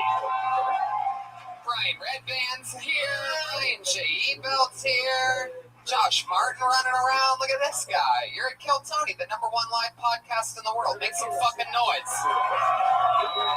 Patty Reagan doing a low energy set tonight, getting the crowd cooled down before getting the party started. Red Band, I'm excited to be back with you. We have some fun stuff coming up just 2 weeks away from the already sold out 5-year anniversary of Kill Tony right here in the main room. And the week after that, we have Tom Sugden for Kill Tony, June 17th. We're going to stand up there on the 15th and 16th. Then we go to Skankfest. That's going to be a lot of fun. July 13th and 14th. We're doing a Kill Tony in Cleveland. Kill Tony in Fort Wayne, Indiana, the first week of August, and Lexington, Kentucky. I do stand up, and then we do Kill Tony in Nashville, Tennessee, that made up Nashville big theater shuffle. And then Lansing, Grand Rapids, Detroit, with Great Candy Ground. So much fun stuff that's going on. And we're getting older doing all this fun stuff. Sometimes it's not easy, you know. Red Band's on a full-blown diet right now, and he's staying healthy. Can you guys tell? Look, he has a little color to his face. Can you tell I lost 6 pounds? Andy has sexual performance issues, and they're more common than you think. Over 25% of new ED cases are guys under 40. With forhims.com, there's a one-stop shop for hair loss, skincare, sexual wellness for men. I just actually took one right before the show. That's my new thing to do, take a Viagra before the show. Yeah. But you can go on this website and you can meet with a doctor. Like, you don't even have to go to a doctor's office if you have a problem. and they will prescribe you over this website, and then I think it's like $30 a month to get generic Viagra. Well, I'll tell you exactly how much it is a month. You can try Hims for a month today for just $5. We'll get you started for just $5 while supplies last. See website for full details. This would cost hundreds if you went to a doctor or pharmacy. Go to forhims.com/kill. That's forhims.com/kill. forhims.com/kill. Hell yeah. Yes. I can't wait to get hard during the show. There you go. That'll be a running gag that you have with yourself over there. It'll be a funny thing. You and some weird scumbucket over here, I'm sure will probably laugh at. There he is right there. Look at that guy. What's up? I'm excited about all this stuff. Oh, and also KillTony.tv is a new streamlined video footage of Kill Tony. It's every episode streamlined with the gas and the number and everything. But you could also go to DeathSquad.tv. I think a lot of people know that we have videos of this show. It's a big live video podcast. Every episode's at DeathSquad.tv. Most of the people that consume this show listen to it. Some crazy, like 90%. Anyway, fun times. Excited about everything. Should we get tonight started? I'm pumped. Let's bring up our guest first. He's been on the show new times. One of my favorite human beings. One of the funniest. Comedy Central. All of the shows. Tons of writing gigs. Tons of acting gigs. You know him. You love him. Put your hands together for the great Byron Bowers, everybody. Come on. Here we go. It's all coming together. Yeah. Yeah. Hi, Byron. Byron's back. What up? Oh, this is a shot group, huh? Okay. What? Shot. It's shell shock right now. They Is it a wrestling jacket that threw you off? That's what it is. It's ironic a black man wearing an Undertaker on his back, huh? Especially when cops shoot niggas the way they are. Just preparing. Well, anyway, the Undertaker jacket. I'm gonna dig us out of this hole right now. It's not no hole. No, I know. I'm kidding. You've been on the show before. How's everything going? Everything good? You excited to be back? Man, I'm excited to be back, man. The crowd's looking better. You're doing better in life. Yeah, like Yeah, look at you got a little cult following, huh? we also have a band. I don't know if you know this, but every single episode we have the best damn band in the land. Every week they commit to different characters. I never know what they're going to do or what they're going to be. They stay in character throughout the show. They're truly some of the funniest human beings. At least 2 out of the 3 of these guys are some of the funniest human beings. Put your hands together for the Kill Tony band. Jeremiah Watkins, Joel Jimenez, and Chroma Chris. Here we go. All right. These intros get a little long. Oh my God. There's no way. Hey! Is this the cast of Roseanne?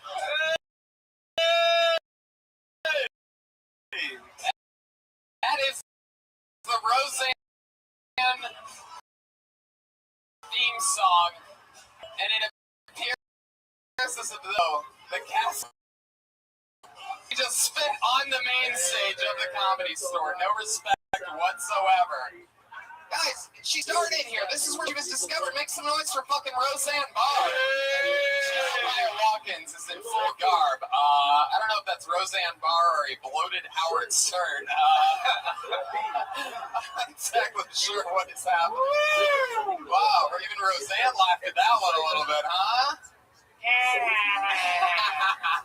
Wow. Roseanne, that's crazy. It appears as though you have a broken arm because on Instagram today I saw that band leader Jeremiah Watkins actually broke his arm skateboarding. Now the cast broke my arm, so I'd stop tweeting. I think it's too late for that. Can I say that I love 2/3 of the panel tonight? Hey! And your face! Chroma Chris is in full John Goodman garb, I'm guessing. Just glad I didn't actually die off on season 9. I came back. Fuck yeah, Chroma Chris. Can you guess who the 1/3 of the band is? And then back here, as if there wasn't enough, there's a Mexican Howard Stern in it here for some reason. I can literally make it. We've all seen Private Parts. This is 2 different phases of his career. This is college Howard Stern, and there you have Fart Man over here. The name's Darlene, Tony. Wow, look at you. I got my eye on Ryan J. He's an artist. Wow, Ryan J. Ebel, who draws every episode. He's drawing tonight's episode. You can get all those prints at RyanJebel.com. Brands. Did he do his beard too? Whose beard? Did he draw his own beard? That is a thick pellet that he has. So shall we get it started? All the pieces are in place. The cast of the Roseanne show. I guess Roseanne's gonna play with a broken arm. Look at that! Wow. Roseanne, you ready for this shit? Okay. Yeah, bring it on, bitch. Wow. All right.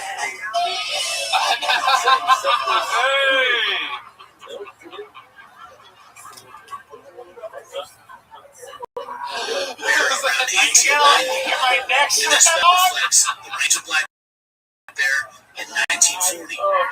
But the Black Bear were nearly wiped out in San Texas due to fragmentation of loss of habitat. In recent years, there has been a resurgence of black bear because of conservation in Texas and Edwards Plateau. You guys ready to start this shit? Huh? This is a real live episode. Just goes to show you that anything could happen here tonight.